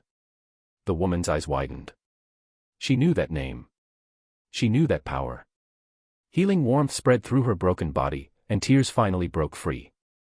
Your body's been depleted, Tsunade said gently. Back in Konoha, with proper treatment, you'll recover. And I swear, no one will harm you or your daughter again. Thank you. Lady Tsunade. Her sobs carried the weight of years of suffering. What's your name? Tsunade asked softly. Rina Uzumaki. She drew her daughter forward. And this is my daughter, Karen. Lady Tsunade. Karen's voice was clear, strong. Tsunade's eyes lingered on her before asking, carefully, do you have anything left unfinished in Kusagakure? She had wanted to ask about Karen's father, but one look at Rina's eyes told her the truth, those treated like livestock had no choice in the matter. No. Rina's voice was firm. She glanced back only once, her tone filled with quiet hatred. All I want is for my daughter and I never to return there. You won't. Tsunade's reply carried conviction. We're going home.